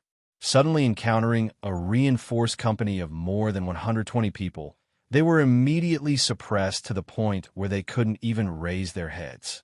Danger surrounded them. Through the thin fog, Su Li's expression was extremely grim as he looked at the Federation soldiers moving toward the cliff. From time to time, bullets whistled past his head and pierced deeply into the hard black cliff. The shrapnel that shot out struck his back and caused him a burning pain. A muffled explosion came from the west. The explosives set by Gu Shifeng and the near-perfect geomechanics calculation once again played a crucial role. Hundreds of tons of rocks rolled down from the mountain stream, accurately and dangerously brushing against the highlands as they roared down. They heavily smashed into the west side of the mountain path and shook the entire valley. The team was currently controlling a cliff with excellent terrain. Looking down from above, with the help of the thin fog, it wasn't difficult to defend. After the rocks blocked the enemy's path of attack from the west, they didn't feel too much of a problem. However, battle was not a game of chess. Everyone, including Su Lu, knew that with just these cliffs and rocks, there was no way they could stop the attacks of a reinforced Federation company.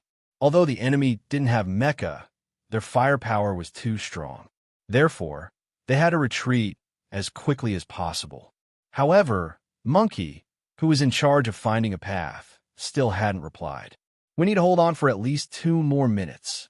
Xiong Linquan crawled to Su Li's side and shouted amidst the dense gunfire. We need to find a path that the heavily injured can pass through.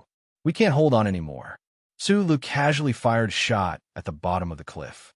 Looking at the clear and organized fan-shaped attack formation of the reinforced Federation company, he said in a low voice, there are too few shooting points. We can't form a suppressive fire net. They didn't know which division the Federation company at the bottom of the cliff belonged to, but after knowing their identity, they fired without any hesitation. They were even more resolute and certain than when they were shooting at the Empire people. This bravery made Xiong Linquan and the others extremely angry. They were all Federation people. If they could avoid fighting, that would be for the best. Even if they were forced to fight by their superiors, did they really have to fight so viciously? Amidst the dense gunfire, There were occasional grunts from the team members. Although there weren't many of them, considering the advantage of the terrain they controlled and the number of people they had, it was clear that this battle was going to be very tragic. Xiong Linquan knew that Su Lu was right. If they wanted to form an effective suppressive fire net, they had enough guns and ammunition, but they didn't have enough people. Thinking of this, his gaze couldn't help but fall on the captives of the Empire, and his brows furrowed tightly. There was a gap in the cliff that looked like a natural trench. Da Vinci and Dongfang Yu were both heavily injured, and Su Lu, Xiong Linquan, and Gu Shifeng were all here. Noticing Xiong Linquan's gaze, Su Lu knew what he was hesitating about. He pursed his lips tightly and didn't say anything. Gu Shifeng, however, directly shouted, "Don't hesitate.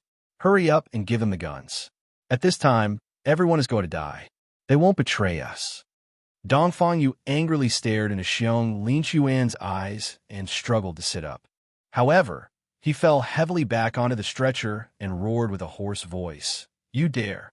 If you give the guns to the Empire people to kill our own comrades, I'll kill you." Gu Shifeng glared at him and roared back, "Look clearly. It's our comrades who are trying to kill us at all costs. I don't want to fucking die like this." Dongfang Yu continued to roar angrily. Xiong Linquan didn't say anything. He just silently opened his weapon bag, took out the guns, and threw them to the four nervous and frustrated Empire prisoners. Then, he handed one to Paul, who was behind Su Lu, and said in a deep voice, "Do what you did when you were in the army." Throughout the entire process, Xiong Linquan didn't ask for Su Li's permission. He didn't even look at him because he knew that he could only make this difficult decision. After Paul took the gun, he ran to the fire control point on the south side without hesitation. He lay down on the cliff and began to steadily shoot down. After the other four Empire prisoners received the guns, they were stunned for a long time before they reacted. They walked to their positions in shock and started to shoot together. This team, which was already extremely complicated to begin with, became even more indescribable. The sounds of gunfire on the cliff suddenly became dense. The war heroes of the Federation and the Empire prisoners held the same guns and interacted like comrades. They covered each other and made all kinds of simple tactical gestures. They even began to worry about each other's safety. They came from different planets and belonged to different races that had been hostile to each other for many years. But now, they came together for the same purpose and began to fight side by side. The purpose was very simple. It wasn't for the glory of their race, the rise and fall of their country, or hatred. It wasn't for the interests that the merchants valued the most. It was just for survival. Half an hour later, the team that had retreated to the edge of the plateau rested on the spot. In the gloomy twilight, Su Lu looked at the team that had shrunk in number, looked at the team members in ragged clothes, looked at the nervous captives of the Imperium, and felt the suffocating atmosphere. Therefore, he repeated the following words in the Federal language and the Imperium's language twice. "In front of us is the BG Plateau, which is also known as Fujian in the Empire language. There may be dangerous radiation on the plateau, or there may be happy springs. But since we're all together, fate must have made the most suitable arrangement. Then let us live together or die together." Chapter 9-10. 10 days was a long plot. There were many points that I liked, many points that I had prepared for a long time, and many parts that I would get excited when I looked at the outline. I liked Lin Banshan's phone, Lin Banshan's shoulders, Lin Banshan's arrogance, Lin Banshan's gifts, and him as a person. I liked the picture that the female anchor received. I liked that the president in the picture was a man of character. I liked the dark horse head on the bed. I liked that the director who received the dark horse head was a fan of the Godfather's novels. I liked the old clockmaker and the young girl, Azala. That was the feeling of the city of war that the parrot wrote down in Shurhang's excerpt. Although it was short, it had to have some. I liked the old clockmaker's words. A happy person only needed to do one thing, and that was to live. I liked that whether it was Xiong Linquan or Su Lu, both of them accidentally helped the Empire's young girl, who had the right and reason to live and really lived. Of course, I liked the reunion of Su Lu and Group 7 the most. I was really happy to write that chapter. New wine in an old bottle. I've said it many times before. This time was the first time. Why did Xiao Feng have to stab himself in the chest with an arrow and fight with the old brothers of the beggar sect? I didn't want to. I also liked how Gu Shifeng and Da Vinci had gone through life and death together. To be honest, I had been accumulating murderous intent for the past 10 days just to kill Da Vinci. After thinking about it, I decided to stand on the side of the people and let Su Lu slap him awake. Yes, there were already too many deaths in our world. There were also too many stories of spies. It would be warmer if this son of a governor who had yet to marry Gao Lu's sister didn't die. There was no need to say much about promises and bets. Compared to the hard-working writers beside me, if I dared to say that I was tired, I would be showing my cheap side and asking for a beating. But I've always been confident that I have a good character, and I spent 2 years seriously writing this story. I am very satisfied that I didn't waste my life. I will take a short break, and then I may stop writing. When I come back, I will continue to work on this story with you. In a few more days, I will end these 2 years. At such a sour time, do I still need to ask for monthly votes? Yes, I still want monthly votes. Good night, people of the spies. Good night, people of the spies. Chapter 9-11. The exhausted team walked on the BG Plateau in the early morning. Behind them were patches of light yellow grass, a sea of black gravel, a dry riverbed, and the bones of dead beasts. Just as Dong Fangyu had predicted, the radiation detector's index was indeed on the high side, but it didn't exceed what the human body could withstand. This was a very fortunate thing. Another fortunate thing was that due to the existence of this radiation, neither the Federation nor the Empire had sent any ground troops to this wasteland. As for whether or not there were any engineering mechs digging into the depths of the plateau, that was something they didn't know yet. For the people, the real danger now was the blazing sun. Not long after dawn, the high temperature instantly forced out the moisture in the human body. Then there was the somewhat unfamiliar sky without a trace of cloud. The bright light from the blue dome sprinkled down like a curtain of water, and when it came into contact with the black gravel ground, it was slightly distorted in the nearby area, shrouding the scene in front of them with a layer of unreality. Xiong Linquan reached out and wiped the line of salt on his chin. Panting, he looked at a shallow tunnel entrance a few hundred meters in front of him and ordered with a hoarse voice, "Everyone enter." In order to delay the detection of the Federation's military satellites as much as possible and to guard against attacks from the sky, their team had chosen to hide during the day and move out at night after entering the plateau. After dawn, they had to find a mining pit where they could hide in the shortest amount of time possible. Although the radiation index in the mining pit was higher, it was still bearable. Furthermore, they had to take this risk. Otherwise, if a random Federation fighter jet came, the entire team would die on this barren plateau. This abandoned mining pit was obviously not in use for long. The alloy supporting structure in the tunnel was still shining after the dust on the surface was wiped away. Su Lun narrowed his eyes and looked at the smooth surface of the metal under his finger, deep in thought. After a moment of silence, he turned around and looked at the extremely tired team members and said, "Everyone hold on for 2 more days. As soon as we reach the Golan Highlands, there will be a ship coming to pick us up." After entering the plateau, with Gu Shifeng's help, he had made a few intermittent contacts with Philip, who was outside the atmosphere. They had discussed a plan to evacuate Mo Hua planet, so he was more confident. "You have to promise that it's not the Empire's ship," Dong Fangyu said with a hoarse voice as he stared at his face. "I promise it's definitely not the Empire's ship," Su Lu replied.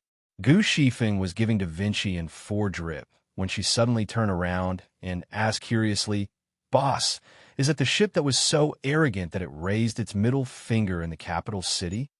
"Yes," Su Lu replied with a smile. He then threw his military backpack to Paul and sat down beside Dong Fangyu's stretcher. He looked at her silently and didn't say anything for a long time. Silence usually represented a very clear attitude, but Xiong Linquan was obviously more willing to choose a more direct approach. He stared at Dong Fangyu's face and said, "This plateau, radiation, and these obviously new mine tunnels. Dongfang, do you still have something to say?"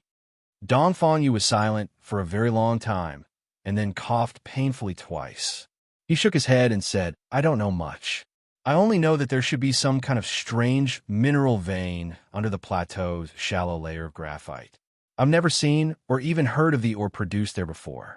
I only know that it contains very strong, harmful radiation." Perhaps because he had recalled some very unpleasant memories, his eyebrows furrowed tightly, and he said hoarsely, "More than 2 years ago, Intar was responsible for escorting engineering Mecca into this plateau. Because it was a top-secret mission, none of you know about it. In fact, the team I led back then had taken sufficient anti-radiation measures, but after the mission, 2 of the team members still contracted severe radiation sickness. I heard that they died not long after boarding the ship. The radiation is so strong? What is that?" The team members turned to look at Su Lu in shock. They were used to looking for answers directly from him when they encountered such questions. There are many natural radioactive elements in the universe, but those that can form mineral veins are relatively rare. But the way I see it, the crux of the problem is why the Federation wants to mine this kind of mineral vein. What is their goal? I don't know. Those who were able to come back alive from underground have all signed confidentiality agreements. Besides, I think that my luck is already good enough, so I don't want to ask these questions. Dongfang Yu frowned and replied, "But there is one thing I can remind you of. This mission was directly ordered by the Department of Defense. It didn't even go through the headquarters." At the time, Du Shaoqing was still the commander. In the entire federal military, there was only one person who could bypass him on planet Imohua. Su Lu shook his head and said, "But since you know about this matter, doesn't Du Shaoqing have any doubts about it? Others don't dare to ask Li Jiedu, but he definitely does. I said before that I signed a confidentiality agreement. Besides, I'm no longer a direct subordinate of the commander. According to the commander's teachings, I can't report to him above my rank." Xiong Lin Quan threw away the cigarette, but in his hand, and said mockingly, "Like person, like soldier. I wonder if Du Shaoqing regrets teaching you so rigidly." The discussion about the strange radioactive mineral vein under the BG Plateau did not go any further. For this fugitive team, their most important and only mission right now was to survive and board the ship that was coming to pick them up. The federal military upper echelons, or to be more precise, General Li Jiedu, had given the order to excavate this mineral was not a question that they had the energy and ability to think about right now. Even if they had a strong sense of justice and decided to maintain the peace of the universe, there was no way they could go deep into the plateau in this exhausted and broken state. Is it a new type of alternative energy source or something? Su Lu walked to the end of the deep tunnel and looked at the slightly wet rock wall. The suspicion that had just appeared in his heart was immediately overthrown. According to the radiation intensity described by Dongfang Yu, it would be very difficult to turn this mineral into a stable and reliable energy source. Sitting down next to the stretcher, he looked at Da Vinci, who was still in a semi-conscious state. Sensing his increasingly long and steady breathing, he couldn't help but narrow his eyes.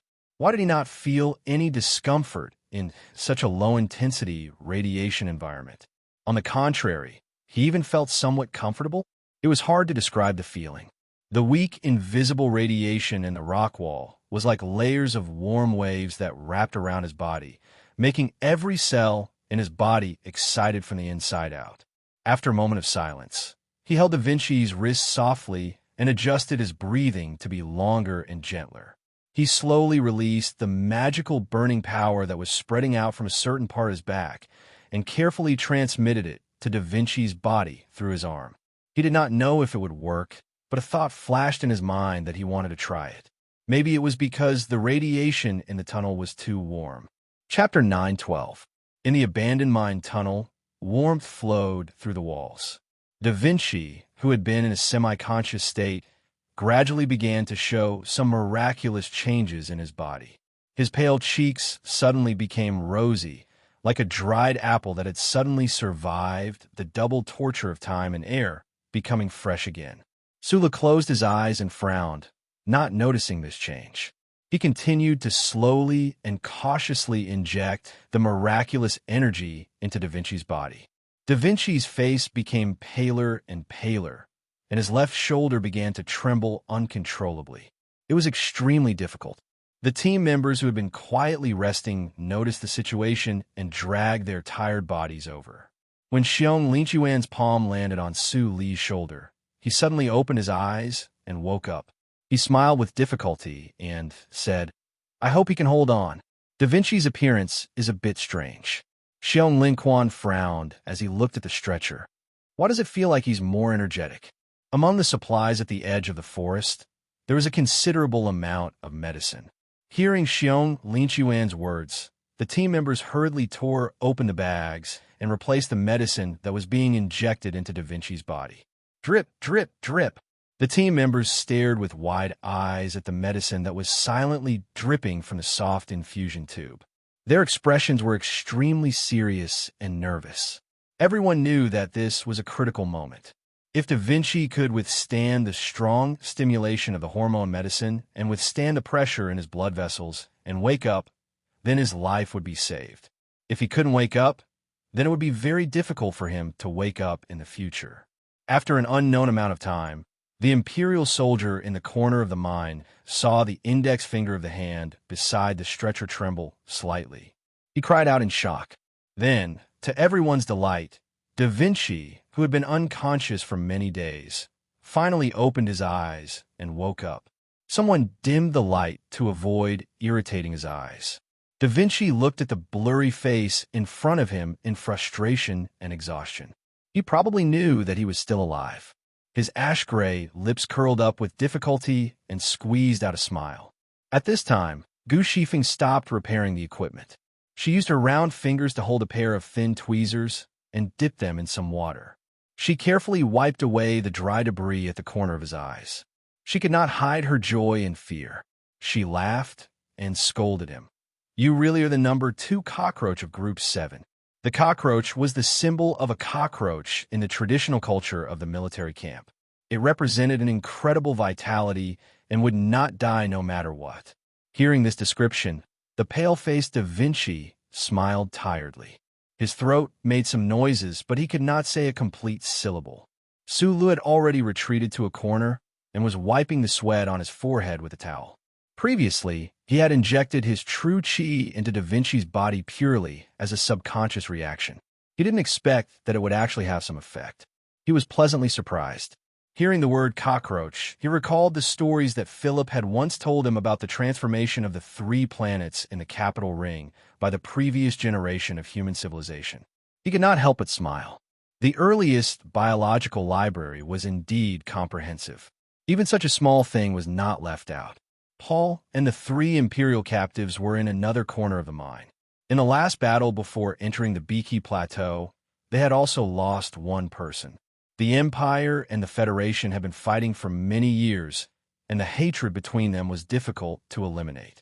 Although they had fought side by side with these Federation people, and although Su Lu had said before entering the plateau that this was the arrangement of fate and that everyone was destined to live or die together, the 2 sides were still subconsciously divided into 2 parts and rarely communicated with each other. Looking at the lively scene, Paul lowered his voice and translated for his companions. Probably because they felt that it was difficult to understand why the Federation people regarded such ugly things as cockroaches as sacred, several of the Empire people could not help but laugh. The tunnel was very warm, and the atmosphere was very good because of the occasional laughter. Paul looked at that area and hesitated for a moment before breaking the long silence between the 2 sides. He asked Xiong Linquan in choppy Federation language, "Then, who is the number 1 cockroach?" "The number 1 cockroach of Group 7? The Federation soldiers laughed and pointed to Su Lu in a tacit agreement. Xiong Linquan smiled and replied, "Of course it's the boss. This guy seems to be unable to die, no matter what kind of desperate situation he encounters. As the most fearless stone, he probably would not be willing to find trouble with death." Su Lu shrugged in front of everyone's eyes, tacitly agreeing with this statement, but he did not have the strength to take advantage of this rare harmonious atmosphere to say anything more. At this time, he just felt extremely tired and hungry, as if he had returned to the battlefield of the past. As long as he squeezed out all the true energy in his body, he would turn into a gluttonous monster. Find something to eat. He looked at Paul and said, I'm so hungry right now that I can swallow a mech. At this moment, Pearl's low and excited voice sounded from the battlefield infantry communication system. She, who was patrolling around the camp, found something interesting. Boss, you have to come over. I found a few mechs. The starlight on the plateau was a little strange. When it fell on the gray protective suits of Su Lu and the others, it was suffused with a strange purple, and when it fell on the black gravel, it suddenly disappeared without a trace. Su Lu lifted his helmet and looked at the two charred and damaged military MX and a large excavation engineering mech in front of him. He was not shocked or disappointed by the degree of damage. In fact, before he came out, he knew very well that a mech that would be abandoned by the federal military definitely would not have much repair value. Of course, the so-called repair value here was the concept of normal mech repair and did not necessarily include him, the main designer of the MX mech. Thus, he did not hesitate to walk towards the 3 piles of metal garbage and began to climb up. The army can't leave the military MX to the Empire people. Since it did not self-destruct, it means that it has been judged to be of no repair value, or even possible to repair.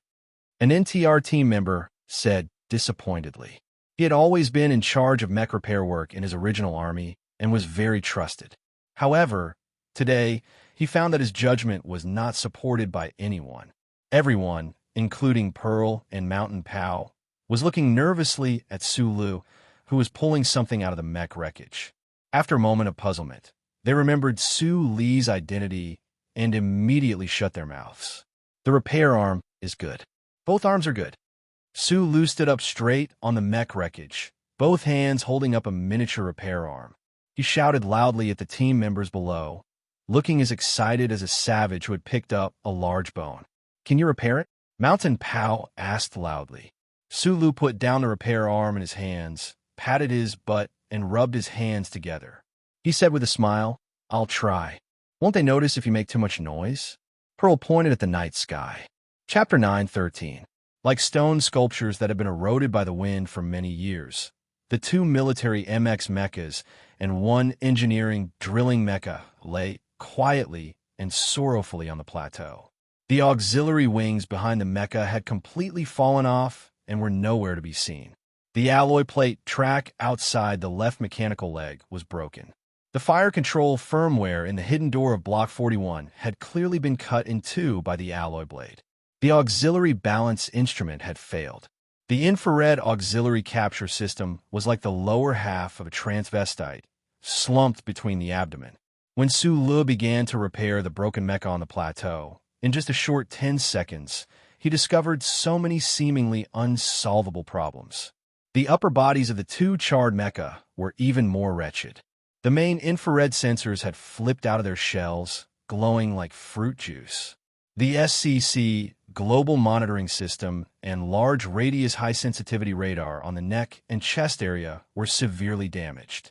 What was even more frightening was that the twin engines behind the mecha's waist could no longer be seen.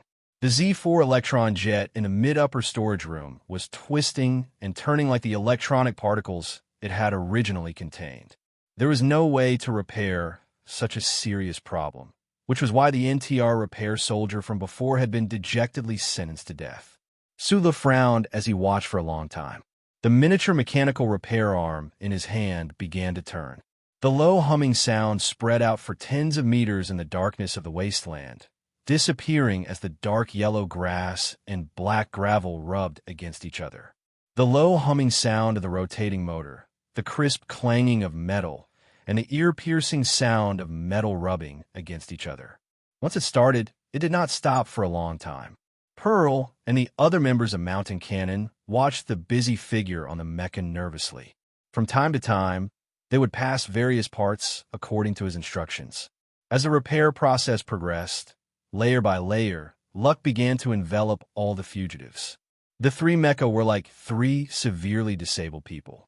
The one without arms had legs, and the one with a head injury had healthy legs. The so-called piecing together, or rather, making up for each other, happened in this way. The darkness of the night faded away, and the morning sun gradually rose. When the light on the BG plateau was still dim, the exhausted Sulu wiped the sweat off his forehead and entered the cockpit under the expectant gazes of his team members. He groped around in the dark and found the left control stick. His fingers quickly pressed the 17 intact quick touch buttons and completed the Start Group Action command. Suli's lips curled into a smile. 3 days later, in the BG Plateau, a fierce battle was taking place. This was what Sulu and the others had expected, but they didn't expect this day to come so quickly. The airborne missiles danced in the air and then turned into countless deathly gray and black flowers that bloomed on the black plains, forming a large circle that surrounded the lone team. The high-speed machine artillery shells were like countless sharp blades, simply and directly splitting open the dry earth. Occasionally, they would hit the center of the circle, smashing viciously against the tough alloy armor, making dull and terrifying thuds. The 4 Federal close-air Greyhawk fighter jets soared through the blue sky at high speed like ferocious birds. They wantonly unleashed cannon fire, completely overturning a certain temporary tunnel camp of the lone army. They looked so insufferably arrogant. However, upon closer inspection, one would discover that the attacks of these 4 close-air Greyhawk fighter jets were actually very careful. They were trying their best to increase the distance between them and the ground. Because of this kind of careful combat posture, the seemingly fierce firepower against the ground appeared to be very scattered, and those bullets that could hit the target were ineffective. Because within the lone team, there was a dark black, clumsy, bloated, and even strange mecha. This was a monster that didn't look like an MX, nor did it look like an engineering mecha. Its left and right were extremely unbalanced, and its mobility was severely reduced. It only had a seemingly strong body, but it was like a stupid boar twisting its muddy butt. However, such an ugly mech that had been pieced together was able to bitterly hold on under the attacks of the 4 close-range combat aircraft. It protected its team members who were trying to hide below. The modified Darlin's autocannon on its left mechanical arm had even formed a powerful anti-air firepower. Pay attention to concealment. 6 o'clock. Mecha crouch. From time to time, Suli's quick but still calm orders rang out in the individual soldier system. Under his command, the small team of more than 10 people cooperated with the clumsy mecha, dodging in near-perfect synchronization. Amidst the cloud of dust and the whistling of bullets, they remained unscathed. It was only at this moment that most of the people, including Xiong Linquan, finally understood why Sulu had insisted on bringing this clumsy, pieced-together piece of trash with them when they had thought that it had no combat ability at all, even at the expense of slowing down the team's advance. That was because when faced with an aerial attack, there was no other mecha, not even the most advanced intact MX mecha, that could protect everyone's lives better than this crappy metal monster. But being attacked without end, unable to mount an effective counterattack, the lone team could only walk step by step towards death. Even though they could almost see the dejected and anxious faces of those 4 Federation pilots in their minds, the people fighting desperately on the ground still felt a chill run through their bodies. 20 kilometers to the south. 4 of them, about an entire company. I'm guessing it's small-eyes people. In the dim cockpit, Gu Shifeng glared at the global surveillance system that had just been repaired by her chubby fingers. She looked at the clear dots of light. Like a woman who was about to be raped, she screamed helplessly and angrily. Targets that had been tracked by the glory of the charter could not hide, and targets that had been locked down by the Federation Air Force could not escape. Right now, the assault force from the base was about to arrive. Hearing Gu Shifeng's message, the team members, who were already extremely cold, suddenly became even more nervous. Even the few Empire soldiers who did not understand the Federation language seemed to feel the intent of death in this dry world. Gu Shifeng stared expectantly at Su Li's face beside her. Su Li's face was expressionless, but his heart could not calm down. Earlier, when he had contacted Philip, he had not found a feasible method. Faced with this situation, he had no other ideas. Where could they retreat to? No, this lone team had no place to retreat to. Sulu stared at the roaring mecha in the sky, through the SCC. He looked at the group of armed robots in the distant horizon that was about to become visible. He licked his lips. Right at this moment, a sharp alarm suddenly sounded in the dim cockpit. Su Li's brows furrowed. He did not understand where the alarm was coming from. Could it be that there was an even more despairing, unknown danger before this hopeless situation? A terrifying tremor suddenly descended upon the BG plateau. The crappy, assembled mecha froze on the spot, and then fell forward heavily. The team members beside the thick mechanical legs were thrown into the air with pale faces. Smoke and dust covered the entire area, covering the world. Chapter 9:14. A sudden earthquake descended on the BG plateau. The wrath unleashed by the Creator when he occasionally raised his eyes brought endless disasters to the world. The entire world instantly changed its color and appearance. Even the human beings with the most cutting-edge technology, the soldiers with the strongest willpower, and the experts with the most extraordinary abilities couldn't resist this terrifying power. They could only search for a safe place in the smoke and dust and fear and uneasiness, shouting for their companions in vain.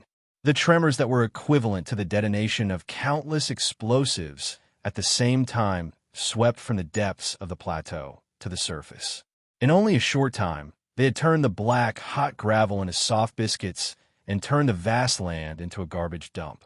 For the army, the most terrifying thing was not the power of the tremors, but the electromagnetic interference that raged in the air and on the ground like a storm at the beginning of the earthquake. A few screams of panic rang out in the systems of the 4 Federation Sparrowhawks. Then, no sound could be heard anymore. The grayish-black streamlined fuselage flipped helplessly in the air and crashed into the ground like a sparrow hawk after being shot, turning into a few clusters of flames and alloy structural fragments that filled the sky. The helicarrier that flew over from the horizon was like a drunkard who had too much to drink in the violent and tangible smoke and the invisible but even more violent electromagnetic turbulence. It managed to hold on for a while, but in the end, its legs couldn't help but give way, and it fell into the garbage dump in a sorry state. There were faint sounds of explosions.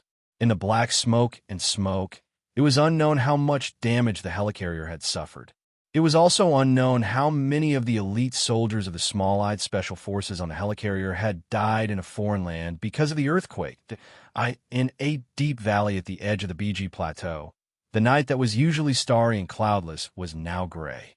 No matter where one looked, it was the same, boundless and without any sense of direction. The dusty Sula couldn't care less about his dry and bleeding lips. He forced himself to support his exhausted body and counted the number of people in the team with the help of the night vision lights with Xiong Linquan. In the end, they confirmed that everyone was still alive. The two of them looked at each other and couldn't hide the luck and fear in their eyes.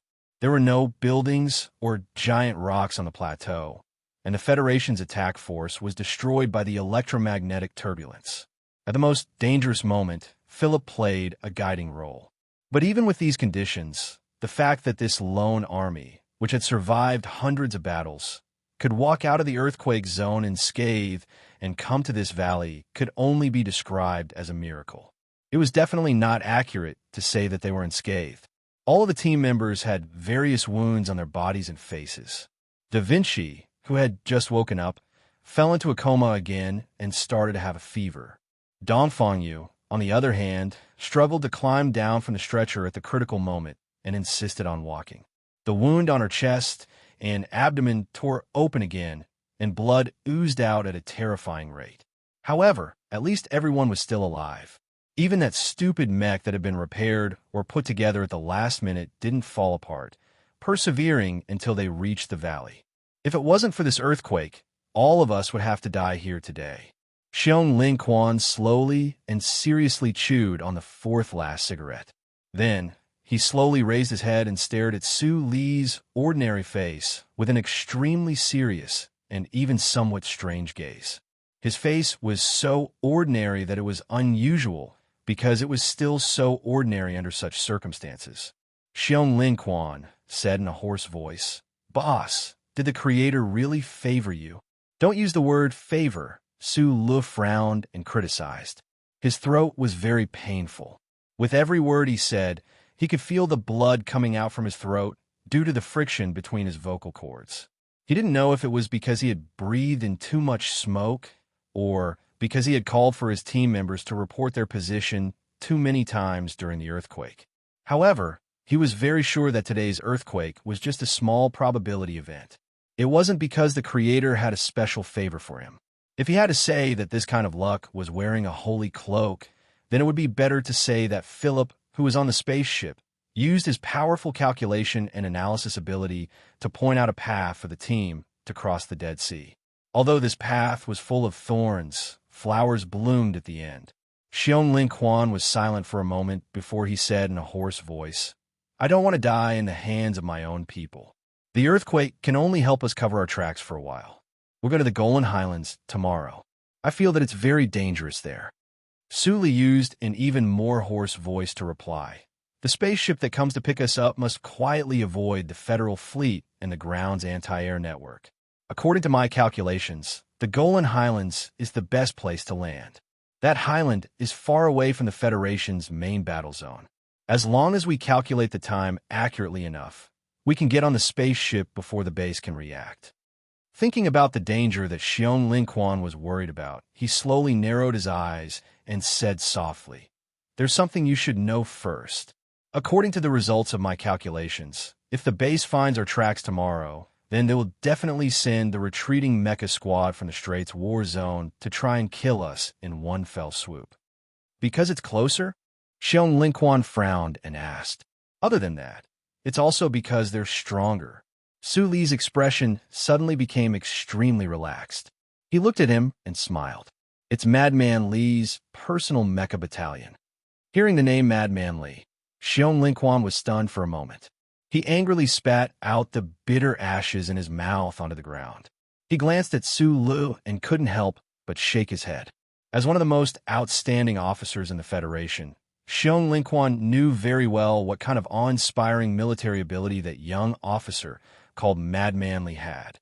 Although the other was still only a colonel, he was far from being an expert that he could contend against. According to the information that Gu Shifeng had eavesdropped on, this battle in the Straits had been single-handedly commanded by this person. He was the continuation of the glory of the Lees of Philadelphia's military god. He had the reputation of being unrivaled in the entire military camp at the age of 16. The mottled golden stars that represented the number of enemies he had killed had long filled the two strong mechanical legs of Jianqi. He was an unparalleled expert on par with the Empire's princess, Huai Chaoshi. Yes, the most powerful leader had once defeated the other. At the very least, his strength was definitely not weaker than that madman's. However, could it be that they would expect their leader to operate that crappy compatible machine to go against the most advanced MXD controlled by Madman Li? The earthquake was a blessing bestowed by the heavens. It was a myth. If Xiong Lin Quan hoped that Su Lu could still defeat Madman Li in this state, and that the team could still escape from this hopeless situation, then it was no longer a myth, but a joke. Su Lu noticed Xiong Lin Chuan's slight shaking of his head and knew what he was thinking. However, a gentle smile hung on the corners of his dry and bloodied lips. Thinking that after leaving the valley tomorrow, he might see that guy's violent and proud figure, his mood became somewhat strange. He was not anxious, but abnormally calm. "I understand him." Su Lu stood up, patted Xiong Lin Chuan's shoulder, and said, "So I can deal with him." Chapter 9:15. After entering the tunnel, Xiong Lin Quan told his concerns and Su Li's analysis to the team members. The stone walls that were darker than the valley began to fill with an oppressive and tense atmosphere. The team members' expressions were very heavy. From time to time, they looked up and seemed to inadvertently glance at Su Li's figure. They knew very well that if the lone army was intercepted by Colonel Li Feng's mecha battalion before boarding the spaceship, the remaining 1 in 1,000 survival rate would all be on the boss. After the Empire people and the team heard Paul's analysis in a low voice, their faces full of thick beards were full of panic. They were even more frightened than the team members because until now, they still didn't know the true identity of Su Lu, but they knew very well how terrifying the Federation officer named Madman Li was. The dim backlight flickered slightly. An Empire person held his head in despair and cursed a few words in the Empire language with a Northern Star region accent. They fought for a long time on this meat grinder like Mo planet and were defeated by the lake. Then, they were inexplicably captured by this Federation team. After a series of battles, they entered the plateau and encountered earthquakes, but in the end, they still couldn't get rid of the shadow of death. However, this was already deep into the actual control area of the federal military. Other than desperately running with this Federation team and hoping that the goddess of luck who was laughing more and more at them, what else could they do? The Imperial soldier who buried his head between his knees spoke faster and faster. His hoarse voice suddenly became sharp, and then, without any warning, it turned into a roar mixed with crying. His thin and weak shoulders kept trembling, and tears dripped down from his dirty beard. Shan Pao and several other Federation soldiers stared at the corner in shock and vigilance. Their palms slowly moved to the side of their guns. They didn't want to become the victims of stray bullets at this critical moment because of an Empire brat's mental breakdown. He's cursing the Empire military department and the big and small nobles in his hometown. Well, he's just cursing the other party's mother over and over again. There's nothing new. You probably don't know very well that in the Empire, ordinary civilians, especially slaves, don't have much opportunity to receive education. Sula looked at the sobbing soldier and frowned slightly. After a moment of silence, he continued to translate to his team members. Right now, he is scolding the military intelligence department. They said that those bastards only know how to play tricks and frame their colleagues. They threw their strongest reserve team into the encirclement of 3 mecha operators from the Federation just because their team didn't have the royal family's insignia and came from the Northern Starfield. They never liked the orthodox military. Hearing Su Li's translation, the tension in the team gradually relaxed. They silently looked at the other side and naturally thought of their own experiences. They thought of the pursuit by the base, the infamous Federal Investigation Department of the federal government, and the small-eyed special forces that had left many of their brothers lying in a pool of blood. They felt sorrow in their hearts, and only then did they realize that everyone was in the same situation. The tunnel was silent. The people of the Federation and the Empire had fought side by side for the past 10 days. Even if there was no friendship, there was some trust between them. They also felt the same emotions. Thus, they all closed their eyes tiredly and began to prepare for the final battle tomorrow. Sula didn't close his eyes. He checked on Da Vinci's condition and sat down beside the simple makeshift stretcher. He rubbed his slightly tangled eyebrows and silently looked at everyone's faces. He saw the helplessness and pressure in everyone's hearts. Just hearing the name Madman, Li almost made the Empire soldiers collapse. It could be imagined how terrifying that person was in their hearts, including Shan Pao and Xiong Linquan. The Federation soldiers also found it difficult to suppress their nervousness and despair. If the battle was fair, the members of Group 7 would definitely be full of confidence in Su Lu. However, the problem now was that the Federation military wouldn't give them any fair chance to fight. Conspiracy, framing, pursuit, base, and small number of people, the division between justice and betrayal. There was no fairness in this matter. We might die tomorrow, so I have something to say to you. Lying on a stretcher beside Su Lu was Dongfang Yu, the former high-ranking officer of the Iron 7th Division, whose wound had split open again, turned his head with difficulty and said with a hoarse voice, "The purge targeting Group 7 definitely has nothing to do with the division commander. I hope you can believe this." Although the members leaning against the stone wall of the tunnel had their eyes closed, they were thinking about many things. Perhaps it was like how some literary novels described, seizing the last moment to reminisce about the most beautiful scenes of their lives. They weren't really asleep at all. When they heard this, they all opened their eyes and looked at him with puzzled frowns.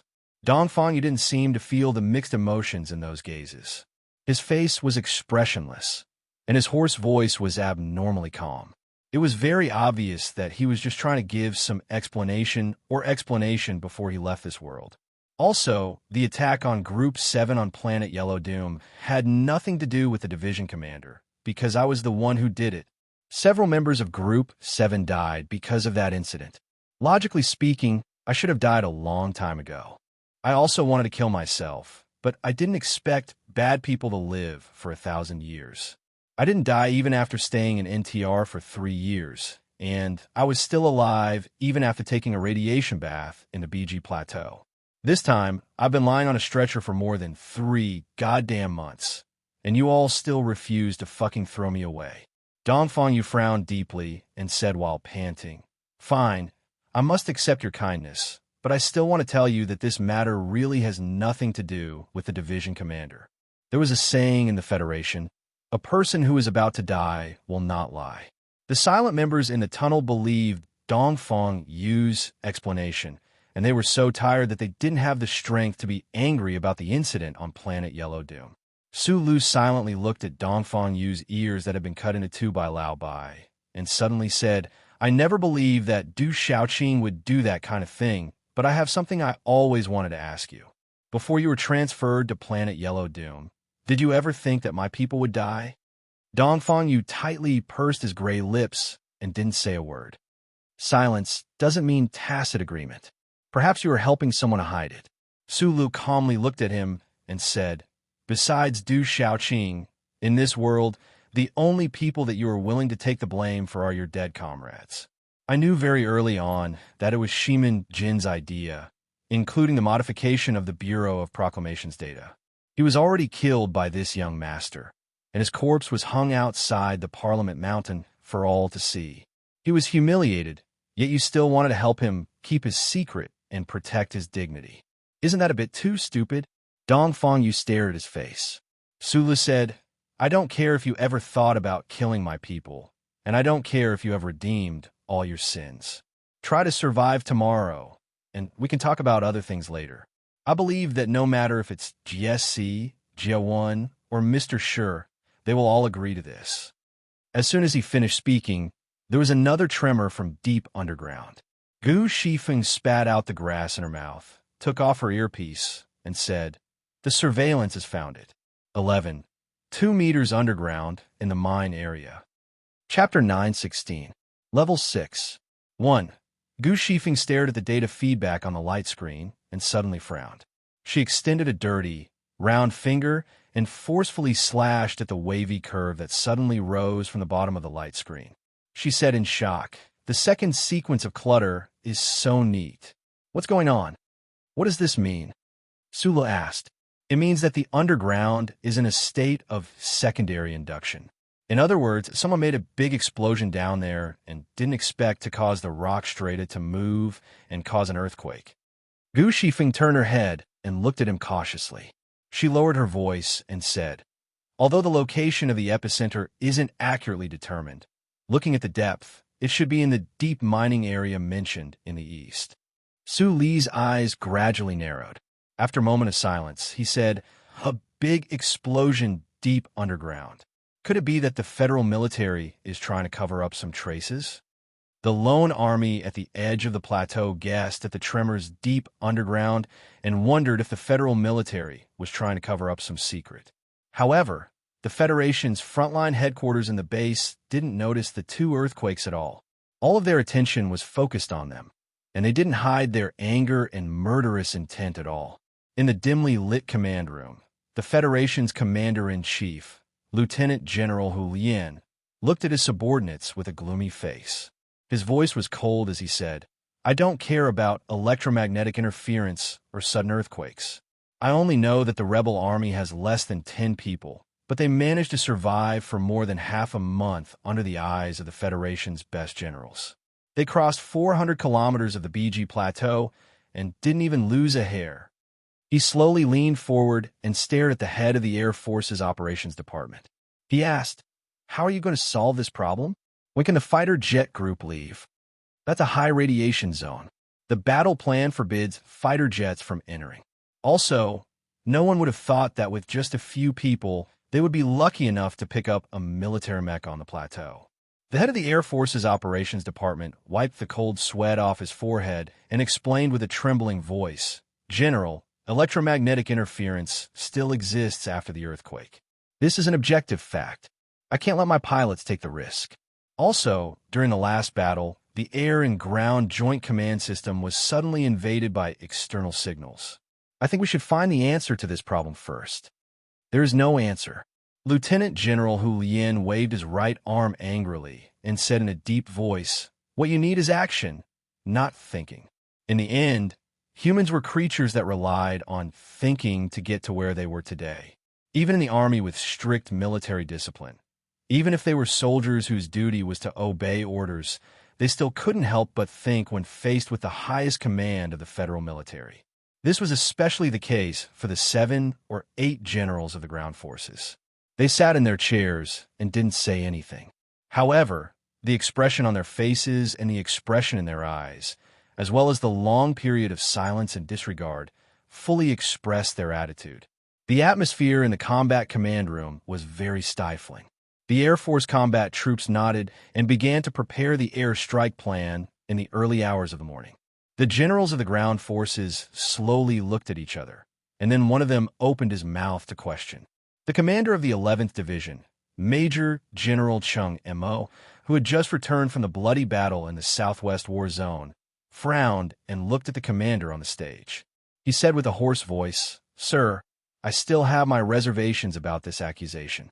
In my opinion, the new 17th Division, NTR, is the most outstanding and most resilient group of soldiers in the federal military. They have no reason to betray us." After a short pause, without waiting for General Hu Lian to reply, Major General Chung Mo said in a deep voice, "Betrayal always needs a reason. They were carrying out the most dangerous mission. Now, only less than 10 people out of 70 are left. Furthermore, they have already completed the mission. Once they return, they will become heroes of the Federation. What reason do they have to abandon their glory and homeland and rely on those hairy people of the Empire?" The generals of the Federal Military Ground Forces had already begun to have doubts about the command center's order to spare no effort in hunting down that small group of rebels. Especially after the previous conflict, they were even more conflicted. They always felt that there was a thick smell of conspiracy, and, as an iron-blooded soldier, they were the most resistant to this point. Lieutenant General Hu Lian slowly raised his eyebrows and looked around at the people in the room with a cold expression. He was not Du Shaoqing. He did not have the qualifications or charisma to suppress this group of arrogant and powerful generals who had been on the battlefield of life and death for many years. If he could not take out something powerful at this moment, then he might face a very embarrassing siege. He might even have to pay a price for the previous conflict. Even if he used his superior's authority to suppress these people in the end, he would never be able to regain his dignity. Hu Lian's furrowed eyebrows gradually relaxed. He tapped lightly on the table with an expressionless face and brought up dozens of high-definition ground photos continuously taken by military satellites. A rebellion needs a reason. A group of the Federation's most outstanding soldiers betraying the Federation even more needs a reason. I understand your doubts. Hu Lian looked at the small group of rebels who had escaped in the photos, looked at the 2 simple stretchers, and looked at a certain person whose face was blurry, but whose features could be seen clearly in the crowd. He said, "I think all of you should recognize this person." He turned around and looked coldly at these valiant and proud division commanders. Looking at their shocked expressions and their tightly pursed lips, he could not help but feel happy. He said slowly, "You need a reason. The betrayal of these outstanding soldiers needs a reason. In my opinion, Su Li's appearance is the simplest reason." The generals in the room could not suppress their shock as they stared at the blurry face in the photos. Some of them were the division commanders of the Federation's elite divisions, and some of them were the commanding officers of the ground forces. However, they knew very well the power of this face. Yes, in the eyes of many people, including them, the outstanding soldiers of Old Seven's group had no reason to betray the Federation. However, as long as Su Lu appeared in front of them, they would die for him at any time, let alone betray him. The battle command room was silent. The air mixed with the smell of tobacco and coffee suddenly froze. No one opened their mouths to speak. Hu Yin looked at everyone's reaction and turned his head to stare at Ilay, who was being restrained by two military police in the corner. He said coldly, "Division Commander Ilay, you must be suspended from your duties and be investigated by the Military Law Office. I understand today, so I forgive your rashness. However, if you pull out your gun again, place it on the table, and scream, I will shoot you directly." Ilay's face was ashen. His two arms, which were being held by the military police, trembled violently. He wanted to say something, wanted to do something. However, looking at the instructor's face in the photos, which had not changed at all 3 years ago, he lost all of his strength.